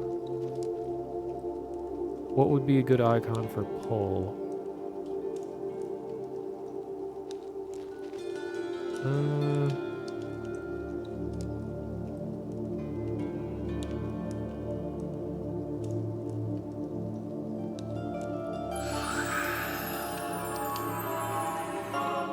It'll be pulling, then do T.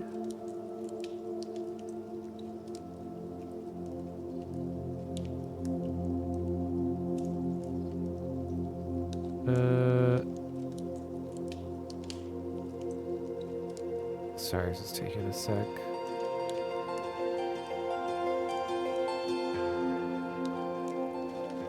I don't know, I guess I'll just do sword.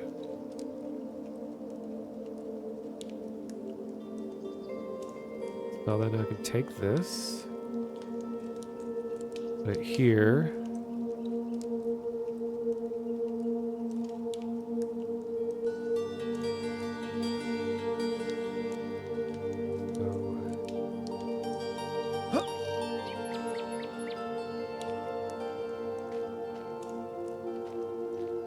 Oh, thank you for the scrap.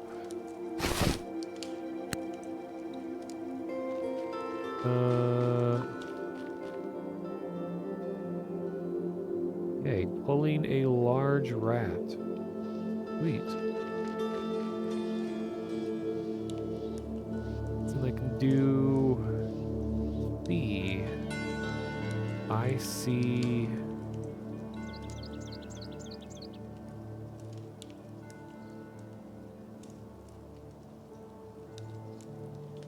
Is there anything that looks like binoculars? Oh, mask. Nice.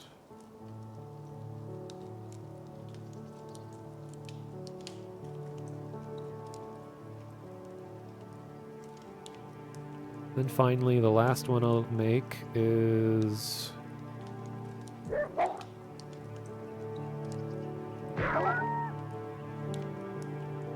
is focus. And I'll say focusing on this.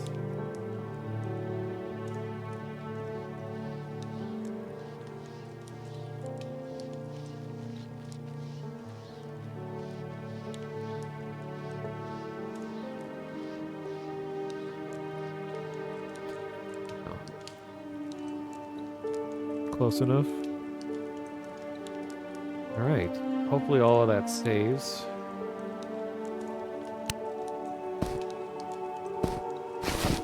I'm being showered with cloth strap, or cloth scrap, thank you.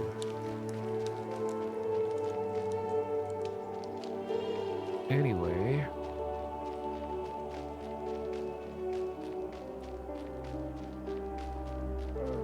Lethal Company got an update. Has an arachnophobia option though. And it replaces a spider with a Gmod air thing. Amazing.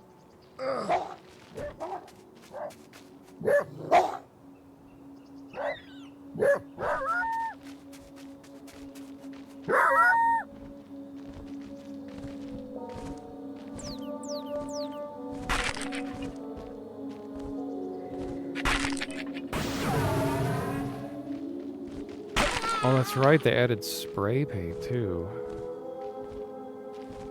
Can you actually just draw anywhere at any time? It sounds so dangerous to let players do that.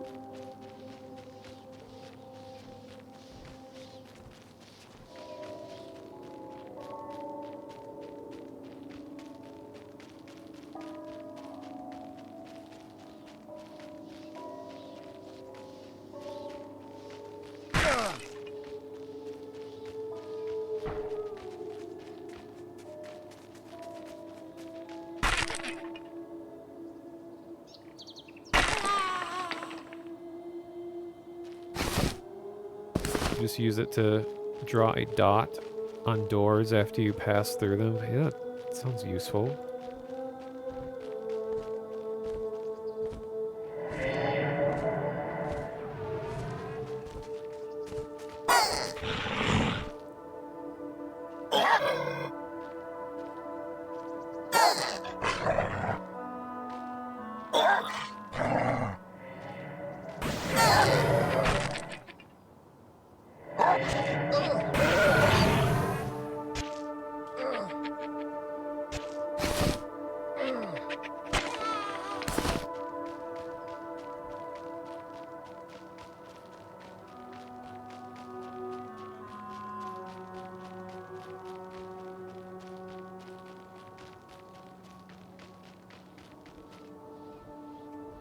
Oh, it just announced across the server that a hardcore player died. Permadeath player. Zalor.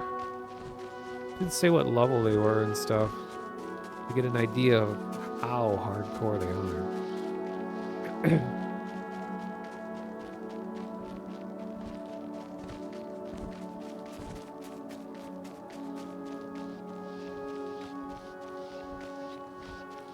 Okay, so I'm gonna stream for about 30 more minutes.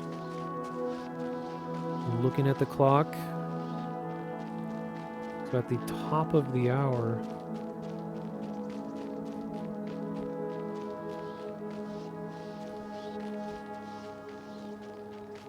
They'll probably be raiding another Monsters and Memories stream. There's a few others going.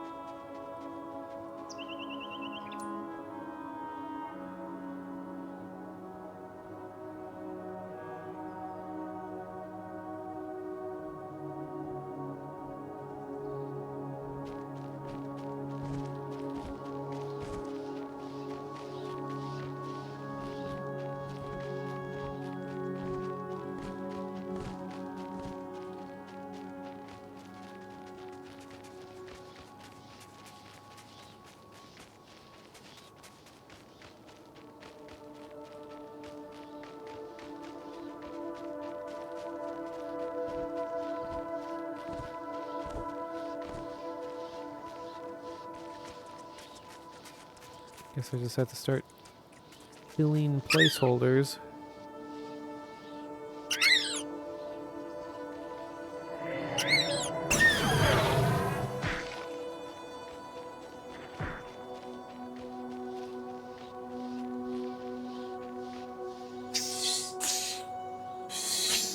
And as is tradition, the snakes are able to kick.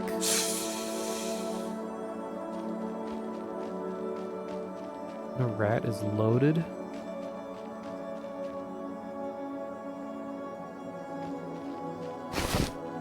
Oh yeah. Meat, tooth, foot, ear. Jeez, like the whole rat is lootable.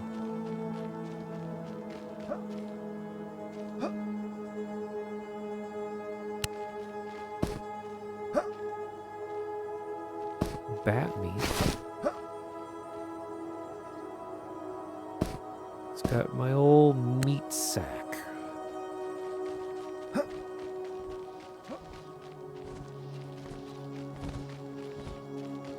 was hoping before I log off to get 16 cloth scrap.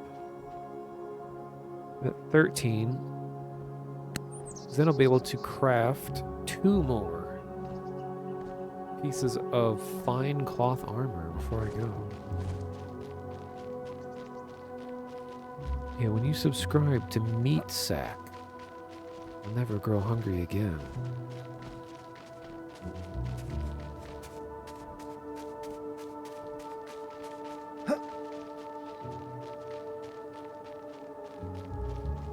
So I think the things that drop cloth are the Ashira and skeletons.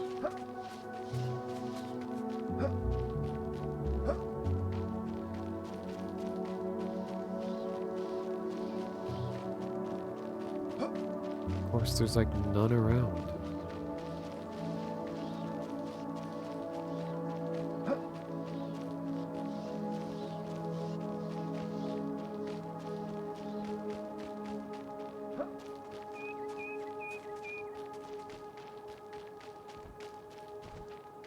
What's over here anyway? Got bats, the boat. All these people running from this direction. Is there like a dungeon over here?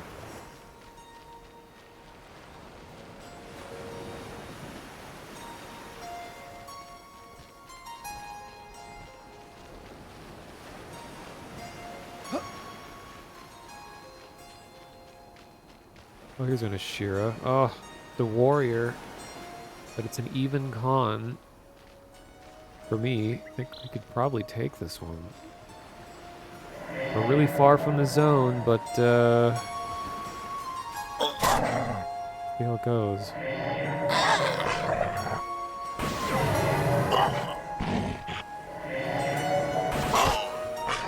Oh, it's dying pretty quick. Nice.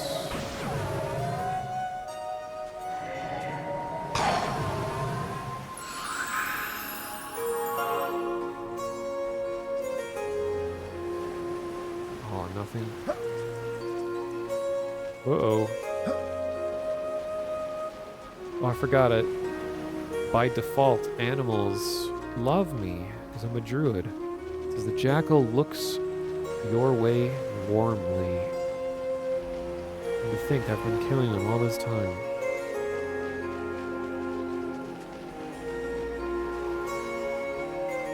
The boat's leaving. Or is it?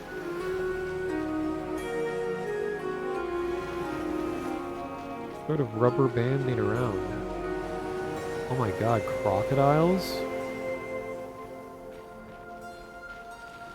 This must be why people are over here. Reminds me of Oasis of Mar. Just need Lockjaw over here to just destroy everyone.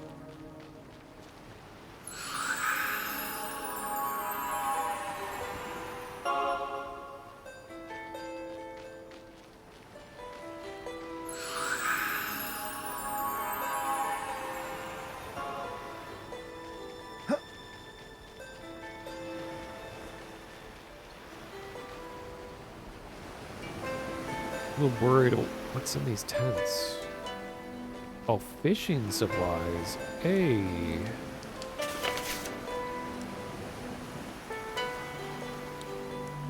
Actually, did they buy anything?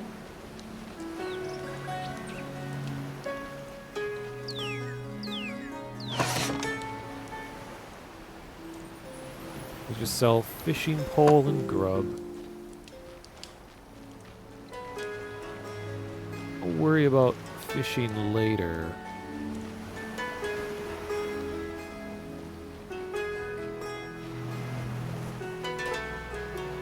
Oh, that's right, I was taking notes.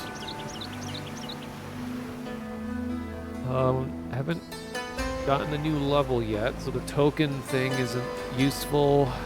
Money for spells. And I've been getting cloth scrap, and that's what I'm doing right now. I definitely have enough money for at least one more spell. I think when I sell everything that I'm carrying, I should be able to get enough for maybe 2 spells.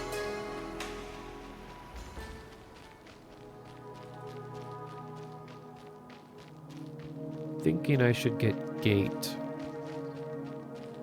because that will allow me to venture out really far away and not have to run all the way back, because I could just teleport back. There's a red con bandit. Oh, this is a whole bandit camp. Okay, good to know that this is here.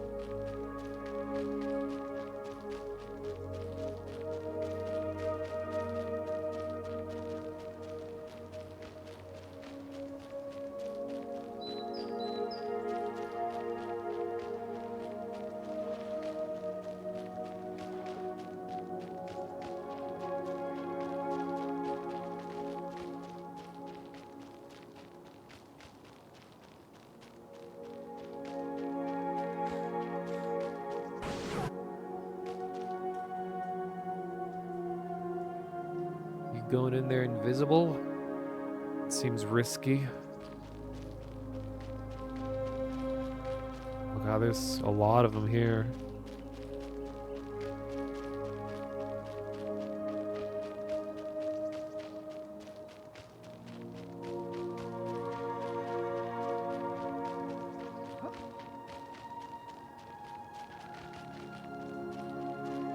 And they all con red, so I wouldn't even be able to do anything to them.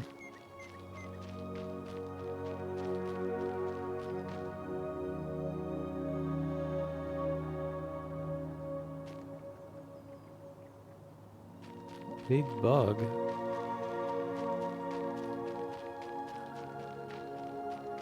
You pulling something?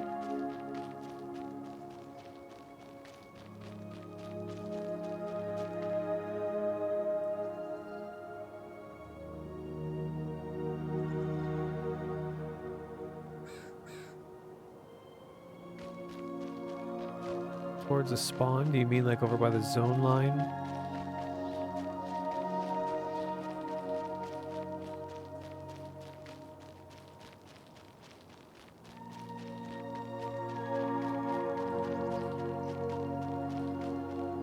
Oh, you weren't kidding. Giant dune scarab. Damn. I love watching higher levels fight massive things.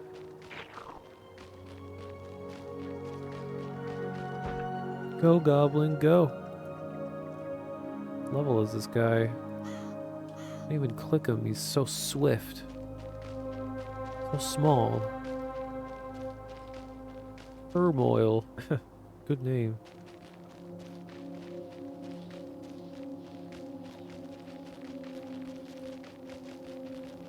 I like how its eyes glow in the dark.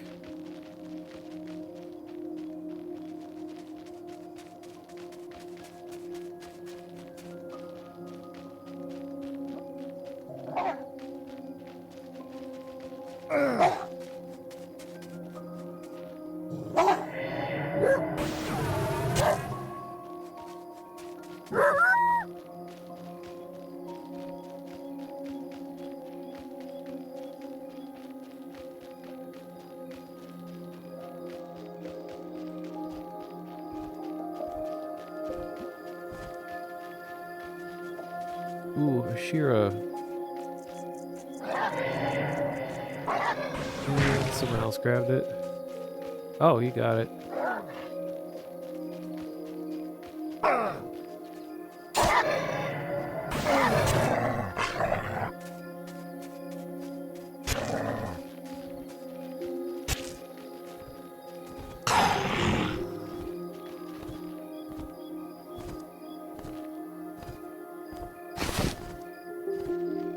Yay, scrap.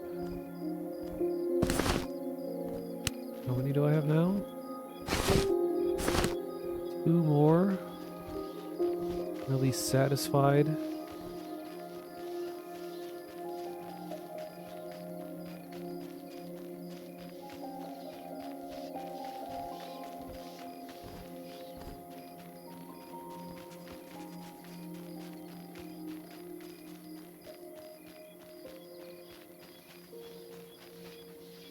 I have to just get rid of these placeholders.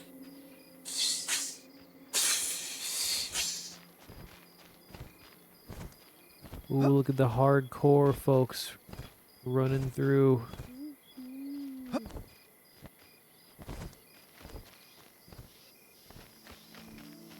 Is that a will-o-wisp? What is that?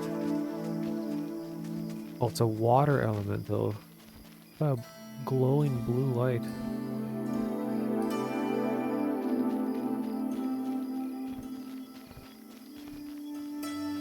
Here's a large dune bat.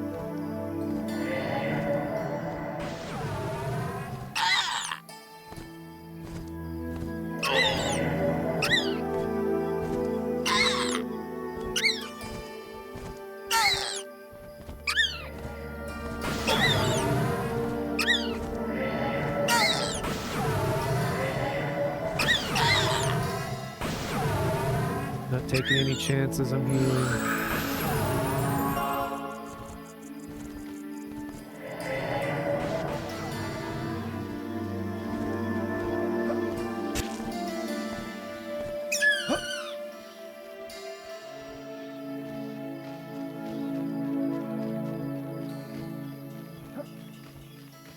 And when I log out, I'll try logging out at a tavern and see if that actually works.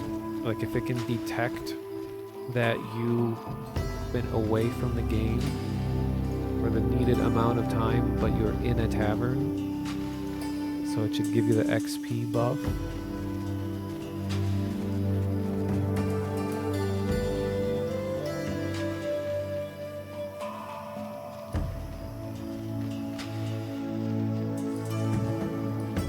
I feel like it would actually be faster to farm cloth scrap in the necropolis area, because skeletons, the lowest level skeleton can drop in. And there's a ton of them over there.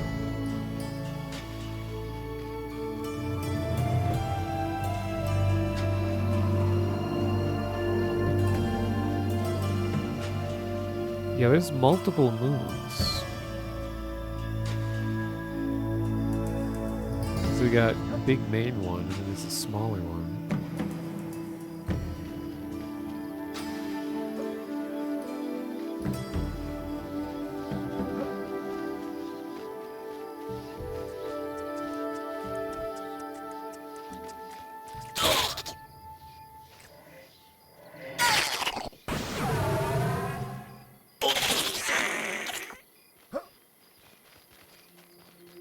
The Mauve, thank you for the follow.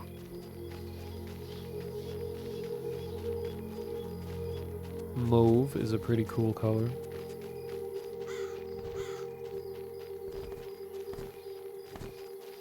That elemental really glows. Look at that.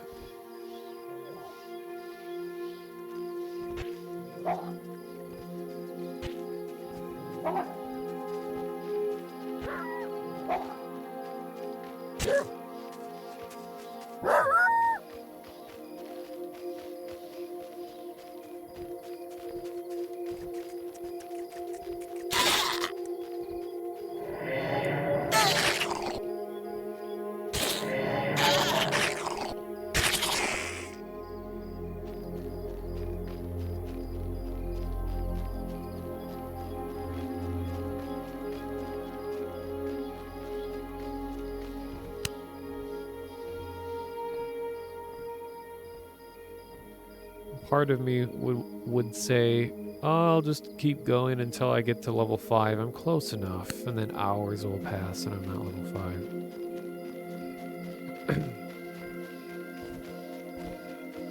5. So instead, I'll just have a cutoff in like 10 minutes.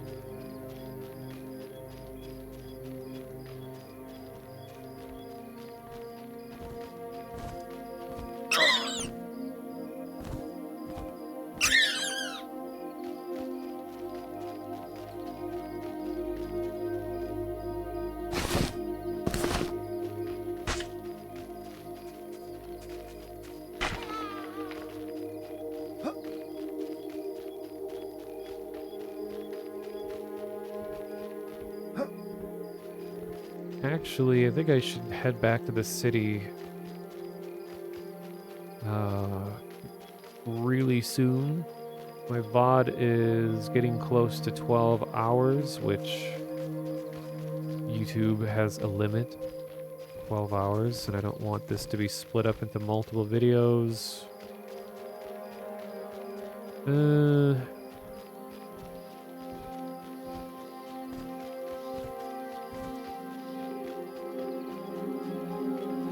And I want to do a couple things before I log off. Yeah, I'm gonna just head back there now. I don't want to like run out of time. So, yeah, I'm loaded back into Night Harbor.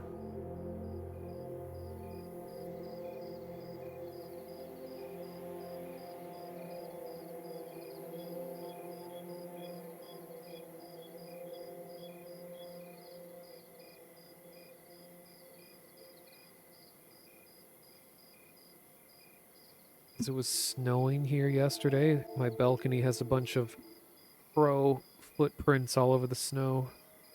So cool.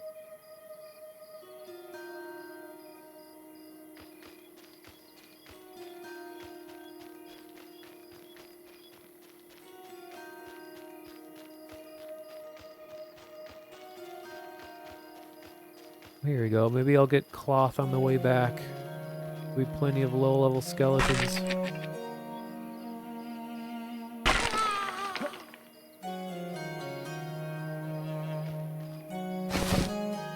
Hey, got one.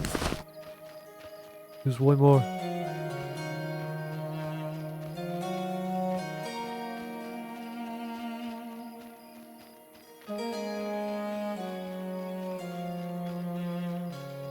Upload the video at 2 times speed, so people have to watch it at half speed to be normal speed. That is a big brain idea.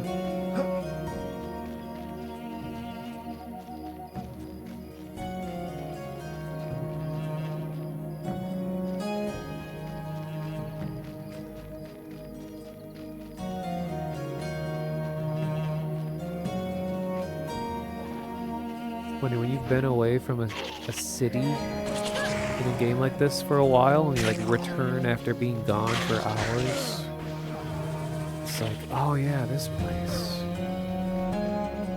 Spent all this time here. Still lots of people around. Doing that messes up the audio quality. Yeah, I'm sure there'd be some kind of weird distortion when you do anything like that. I like how people are just dropping fire pits anywhere.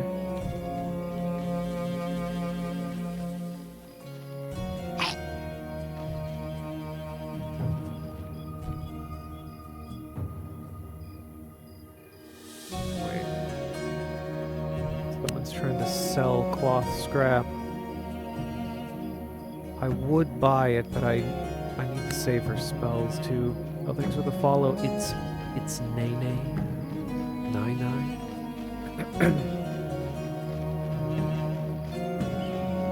Oh shoot, I still need one more. Right? Wait, I'll go to the necropolis. It's sort of, kind of on my way to the druids.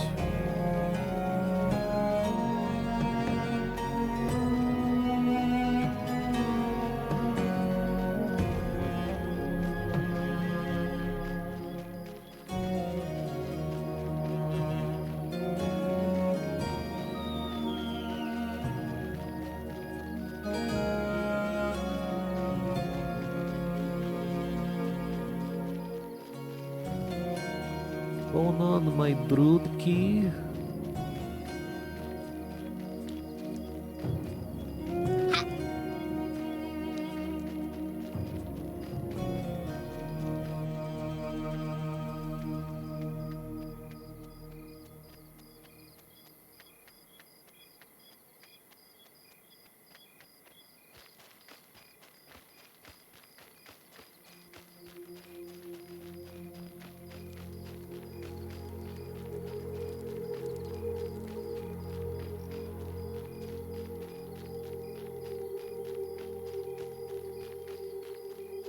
Now entering the bone zone.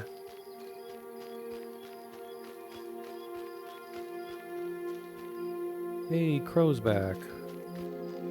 What's going on, dude? Seems a little less afraid.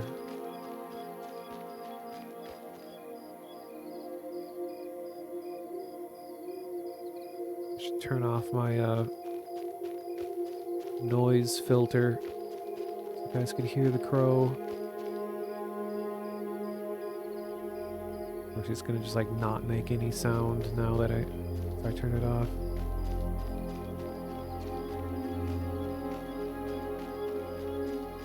Man, they cleaned this place out, unless it's not rendering properly.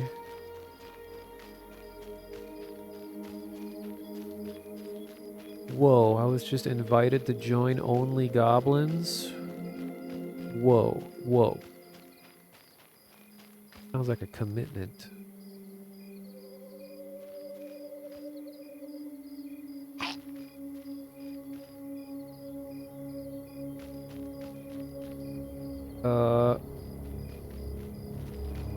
Guess I don't see any reason why not to join.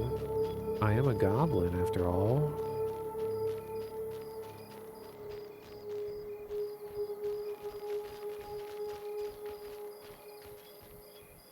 Oh geez, there's now 2 crows on my balcony. Now if one more shows up, it may be gone forever.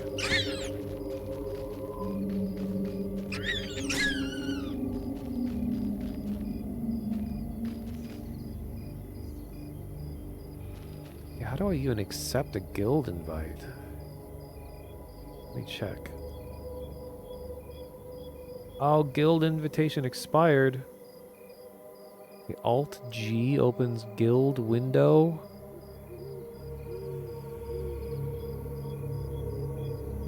What? GU is guild chat.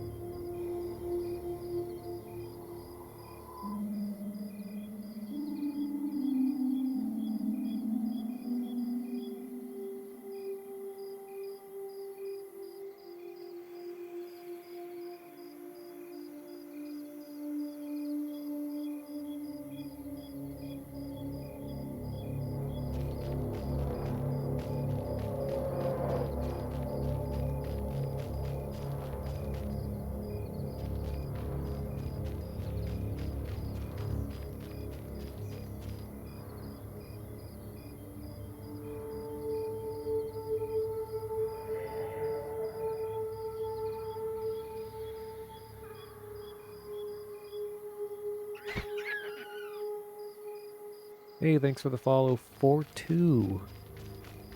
The meaning of life.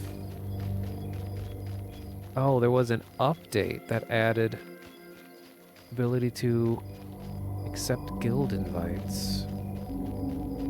But I'd have to restart.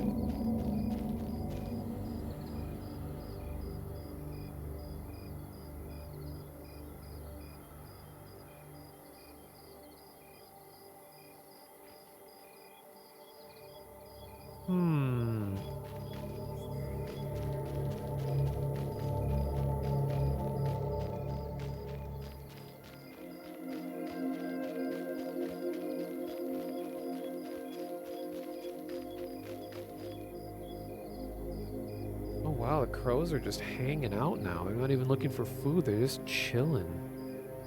I gotta get a picture of that. Sorry, I'm getting distracted.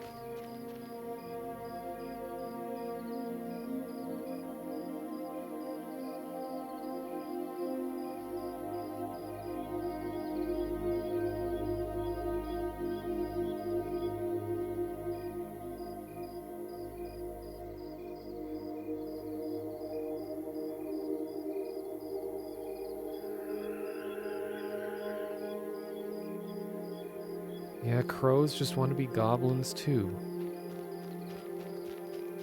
Oh my god, I just need one more cloth scrap. Give, please. Oh god.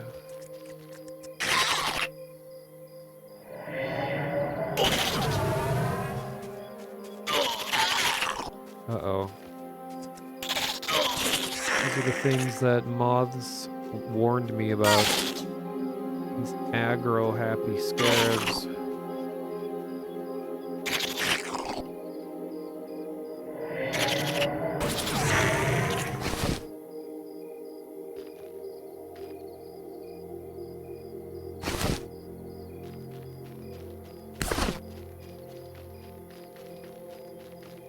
There was a lot of stuff here earlier.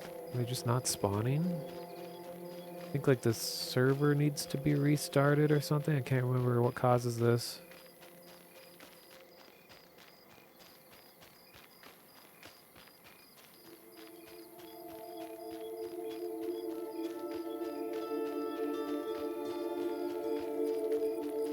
I might just buy the last scrap.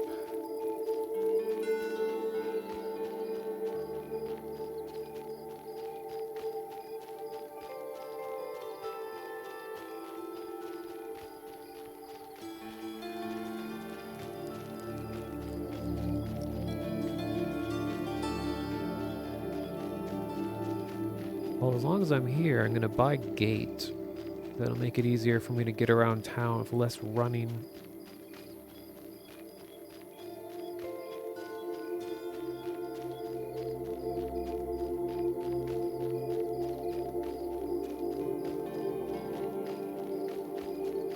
Do I have the money?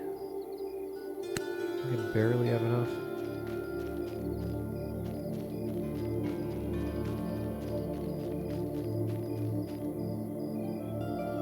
This crow couple hanging on my balcony. Those are some real life goals there. I want to be a crow couple. Sounds awesome.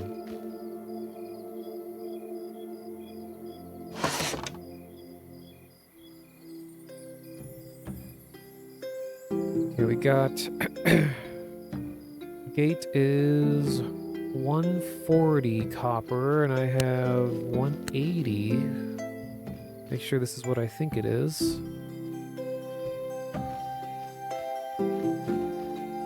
Teleport yourself to your bind location. Yes.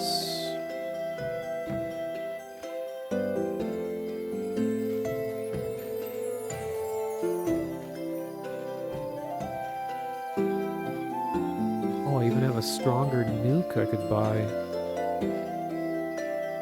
And snare. Oh, there's too many spells. Money from... Okay, gate is going to be the most useful in the long term, so I'm going to buy that.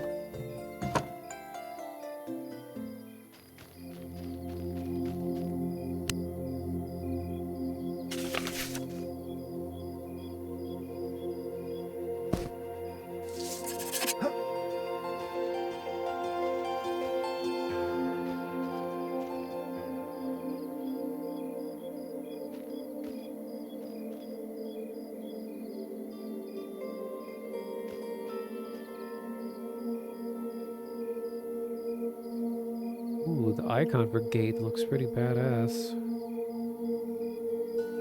Put it right in the middle.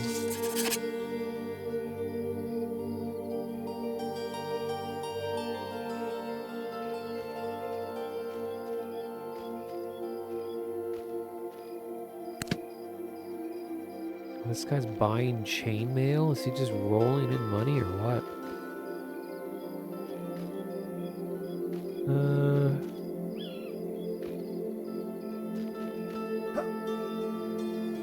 So what I'm gonna do next is...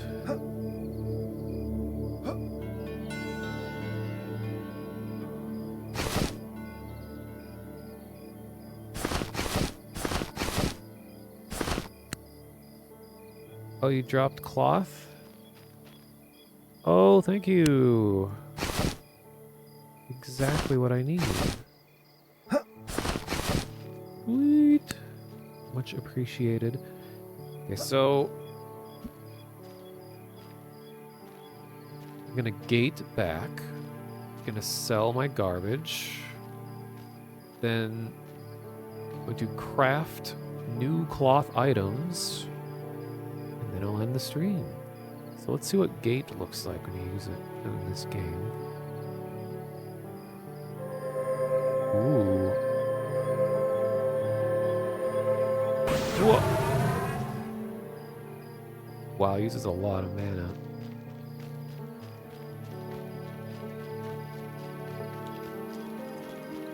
And it takes a sec to load all the players.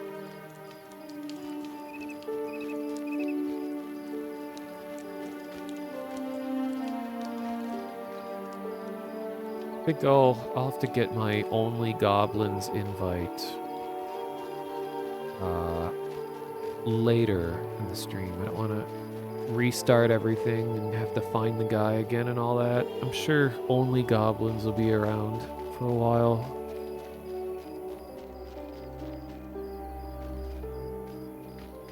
Alright, so I'm gonna go over to... Oh, I gotta sell my trash.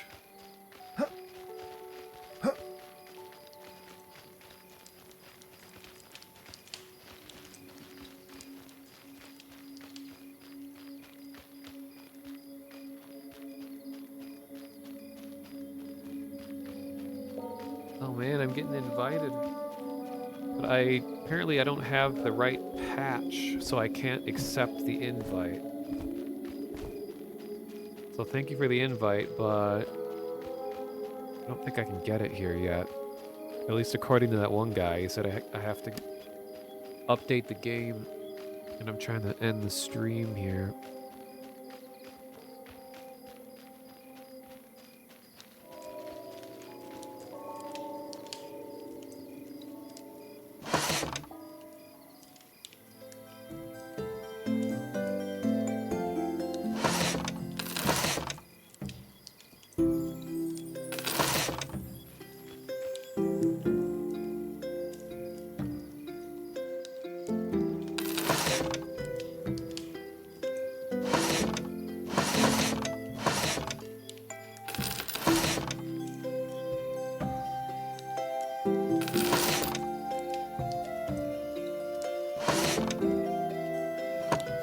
Alright.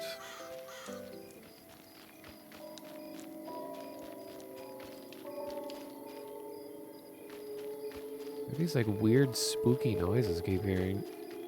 Like bells ringing.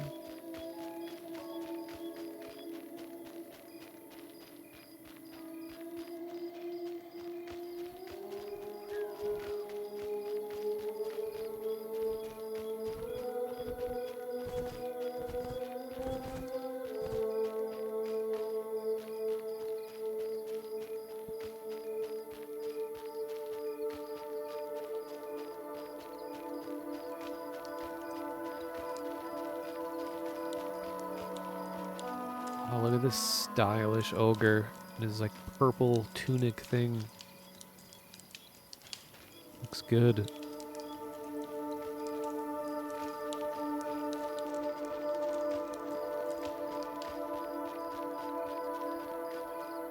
Alright, so night market. You'll get the tailoring patterns. Hopefully gonna make a fine cloth tunic to match my purple hood.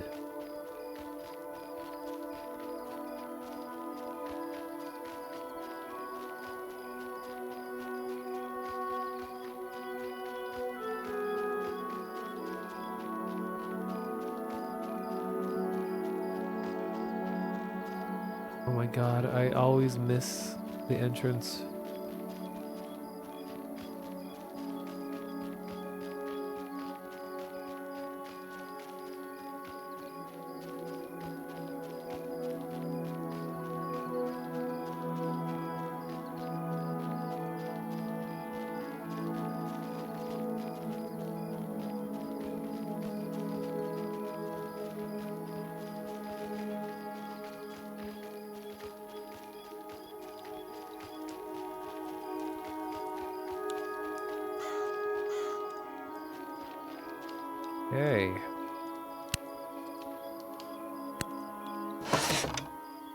What do we got? Armbands, belt, boots, bracer, cap, cape, gloves, pants, robe. Do I want to become a... Oh, I can do robe or tunic.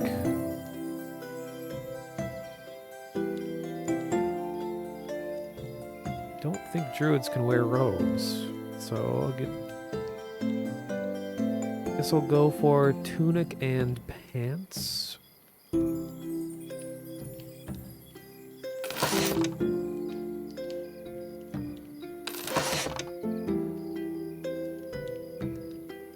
All right.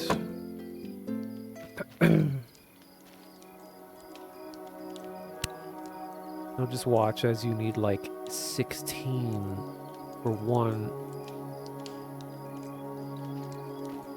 Oh, I need 20 cloth scraps for the tunic. Well, rest in peace, my hopes and dreams.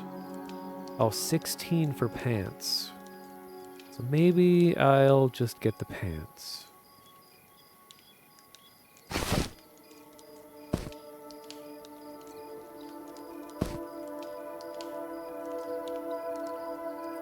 Okay, yeah, 16.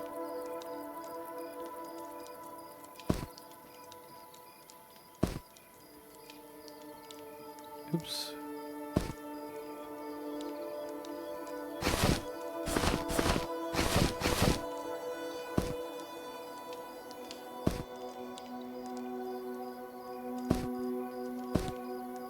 Ready we go.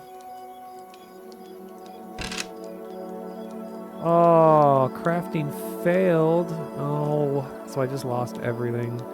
But I'm level 50. Oh, okay, I don't even get pants at the end of the day. I thought tailoring skill of that high wouldn't fail in like low-level armor. Yeah, you lose all the ingredients when it fails. That's like old school rules. Well, that sucks.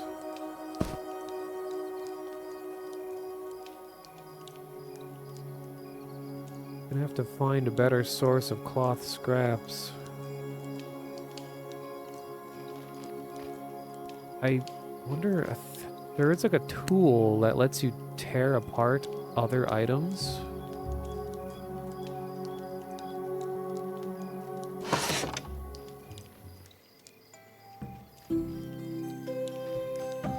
Seam Ripper. Designed to rip seams and stitches. Not totally sure what it does, but...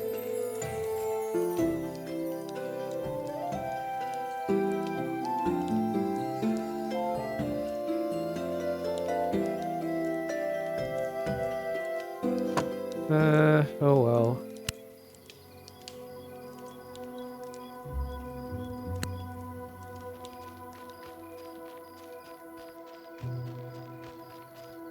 I'm at 11:46. Getting close to where I have to stop the stream.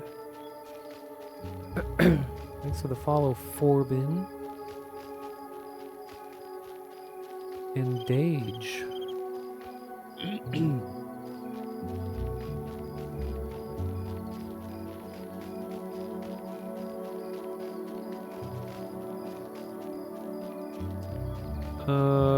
What was the last thing I was gonna do? I was gonna do...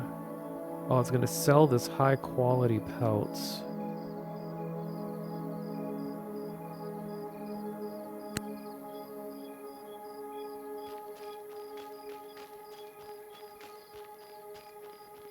Oh yeah, Thildurin. Yeah, enchanter pets. It's like their fuel for the pet are those daggers. You gotta buy like a stack. And it uses one every time. It's just like bone chips.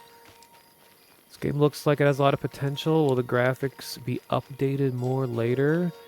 Well, I mean, they're very much set on this kind of low poly style. The world is, I'm sure, like texture-wise and stuff, they're probably gonna upgrade stuff more. This is the only big city in the game currently. So I'm sure that will be touched up more in the future, but like the general style of everything being kind of low poly, low fidelity looking, that's here to stay. Very much referential to like old MMOs. Of course I'm going the wrong way. Yeah, there's a guy that buys furs by the necropolis, so I'm gonna see if I can get the most money I can out of this high quality pelt.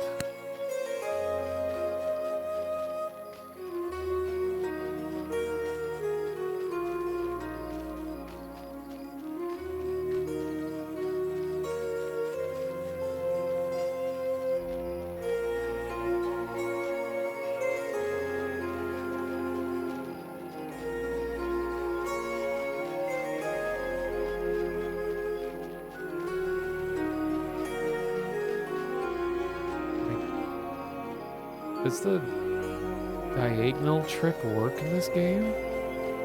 Or moving diagonally lets you go slightly faster? Hard to tell if it's happening.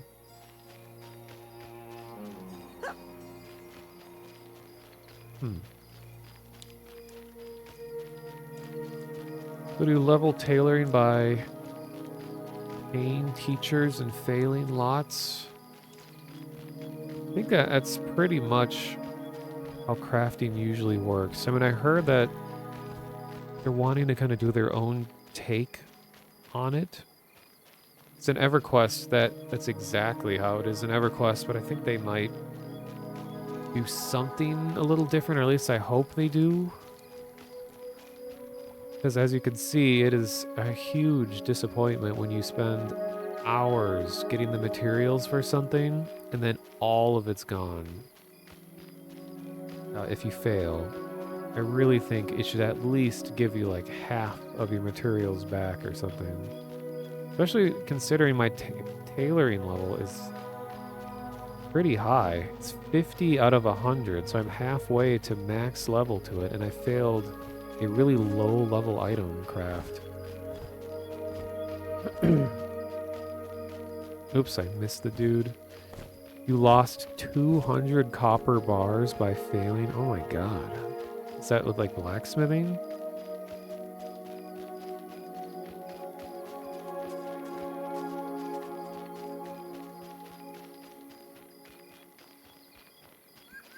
I mean, it's hard when, you know, their goal is to sort of recreate the older mechanics of MMOs like this.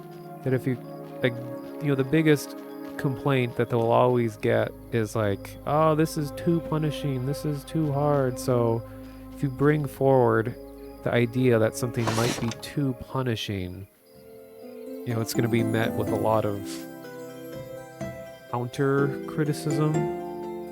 I don't know the word for it. A lot of defense.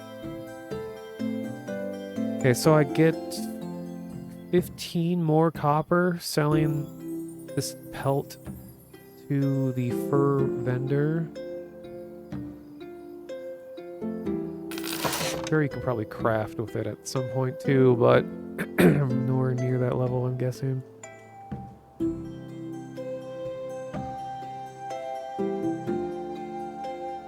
I got like 5 minutes until I have to shut down the stream to prevent the VOD from getting split up.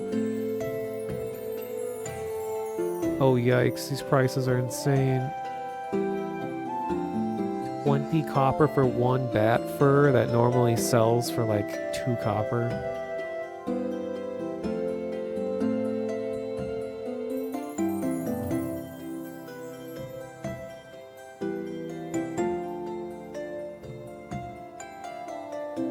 Ugh.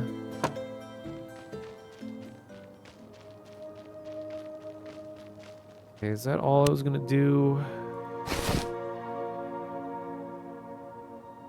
Oh, the meat person is here too.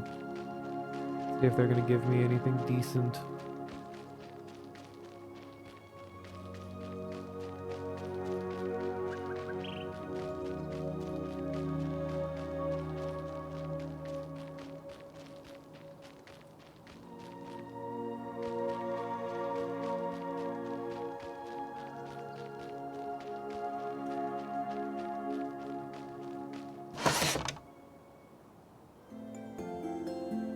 7 for raw bat meat. Not too bad considering I'll often get a stack of like 20 of those. Because there's so many bats. I'd have to look into that for making money, because you certainly pick up a lot of just random meat. Actually make some decent money. Ugh, when I've been streaming this long, pretty much lose my voice.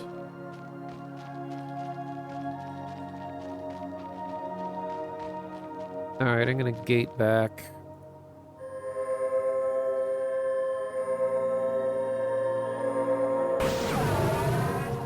Oh yeah, I'll leave a note for myself.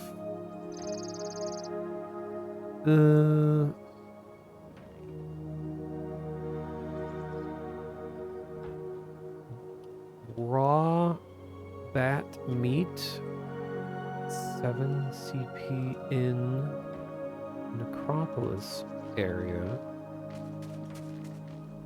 Or just a Necropolis butcher. Alright, so this ended up being false. It is 20 scraps for tunic. So it looks like my best bet would be to just make all of the smaller pieces first, rather than just high risk, high reward for the bigger pieces, like the pants and the tunic. Alright. Oh, and I'll log out at the tavern. Oh, look at all these people in their scarab green armor. Looks cool. Badass. The sun behind them.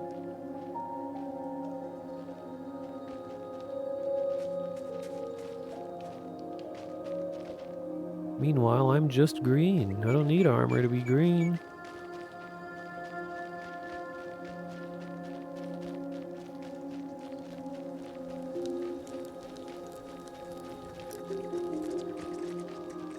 I'm naturally cool.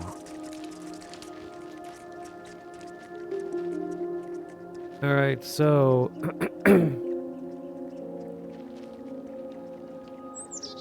I will log out right here.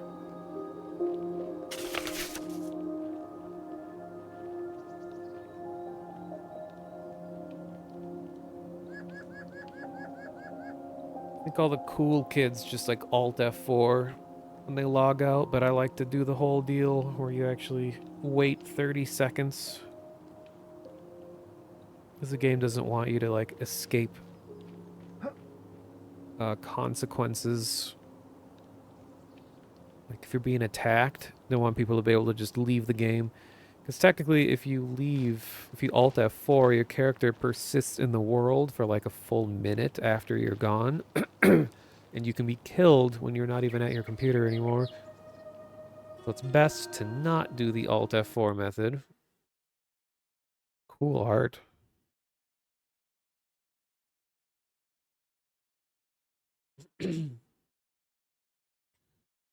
Rest in peace, my voice.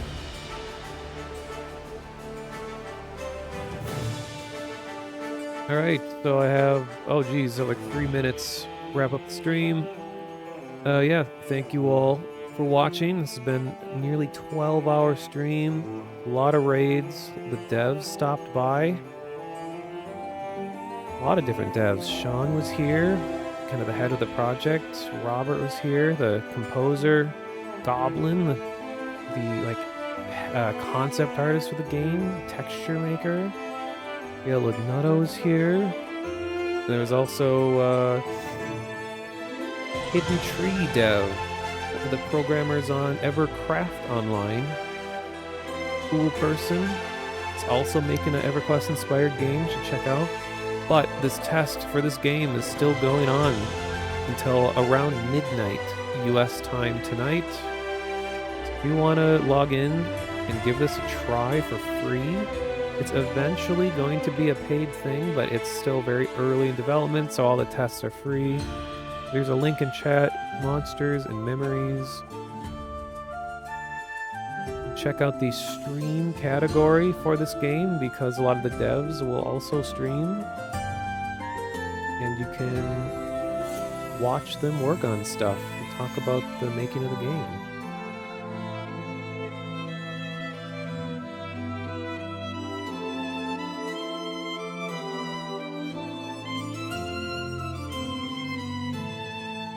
One-time payer subscription. I think they're going for subscription eventually. They don't have it set in stone yet, but I think it's going to be like a monthly payment of some kind. Because they don't want to go in microtransaction direction from what I've heard. So that their solution instead is to have just a monthly payment instead of allowing players to like dump a bunch of money to skip levels or whatever. I don't know. I don't know that as a fact. I just remember hearing a couple things here and there about that. Alright, just gonna find someone to raid real quick. Oh geez, I'm at exactly 12 hours, so no one's gonna even hear this part of the VOD. I could say anything, it will disappear forever. Because I'm gonna trim the video.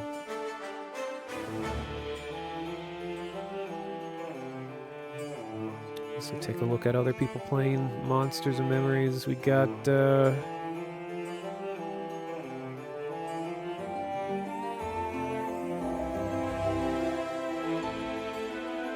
I'm gonna cut the music a sec.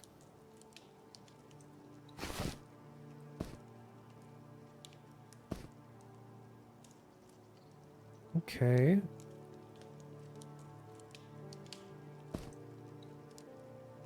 Someone also playing a druid, it looks like. Wait, is that druid? Oh, no, they're ranger. Nice. Okay, here's a potential raid target. And also, I had like 10 minutes before I actually started playing the game, so I technically have some extra time before I'm like cutting into this high value content. Okay, let's see what else we got. Literally hiding right now. Like he's like skulking in an alleyway, right? The concept of the shady vendor is like, say you're a high elf, right? And you're in a high elf city, but I'm an ogre. Well, like ogres are evil, but high elves are good, right? So the high elves, like, they're kill on sight to ogres. They want nothing to do with ogres. And if an ogre tries to sell their goods to a high elf, they can't because they're different alignments. It's almost like shitty comparison, but it's like Horde. Yo, look at Opsy's character. What? Bro, why do you look so cool, man? Okay. Okay, I'm gonna check one more stream.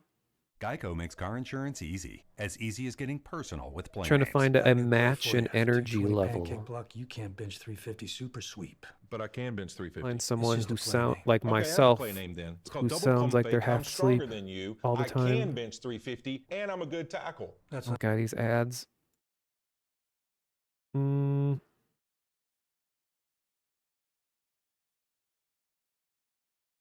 Okay.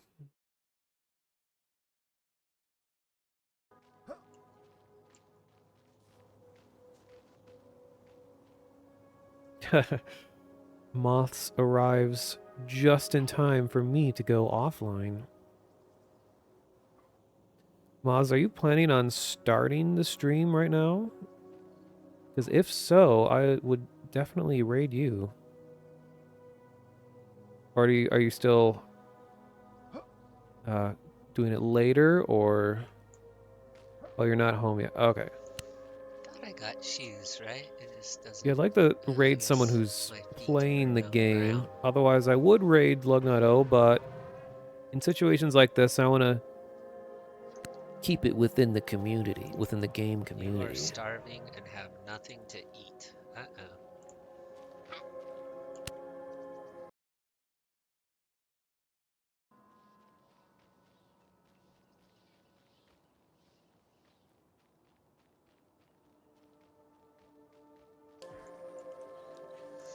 Oh, hey, this person is also a goblin. They're a goblin shaman. All right. I found my target, my goblin target. Going to raid the sanguine. The hemoglobin. Hemogoblin.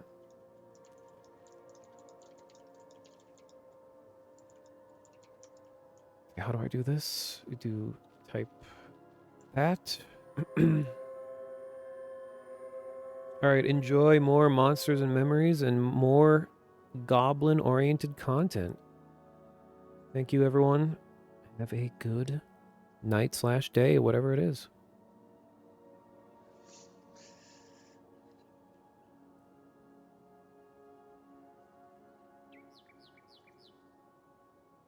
Oh, geez. Getting a big raid.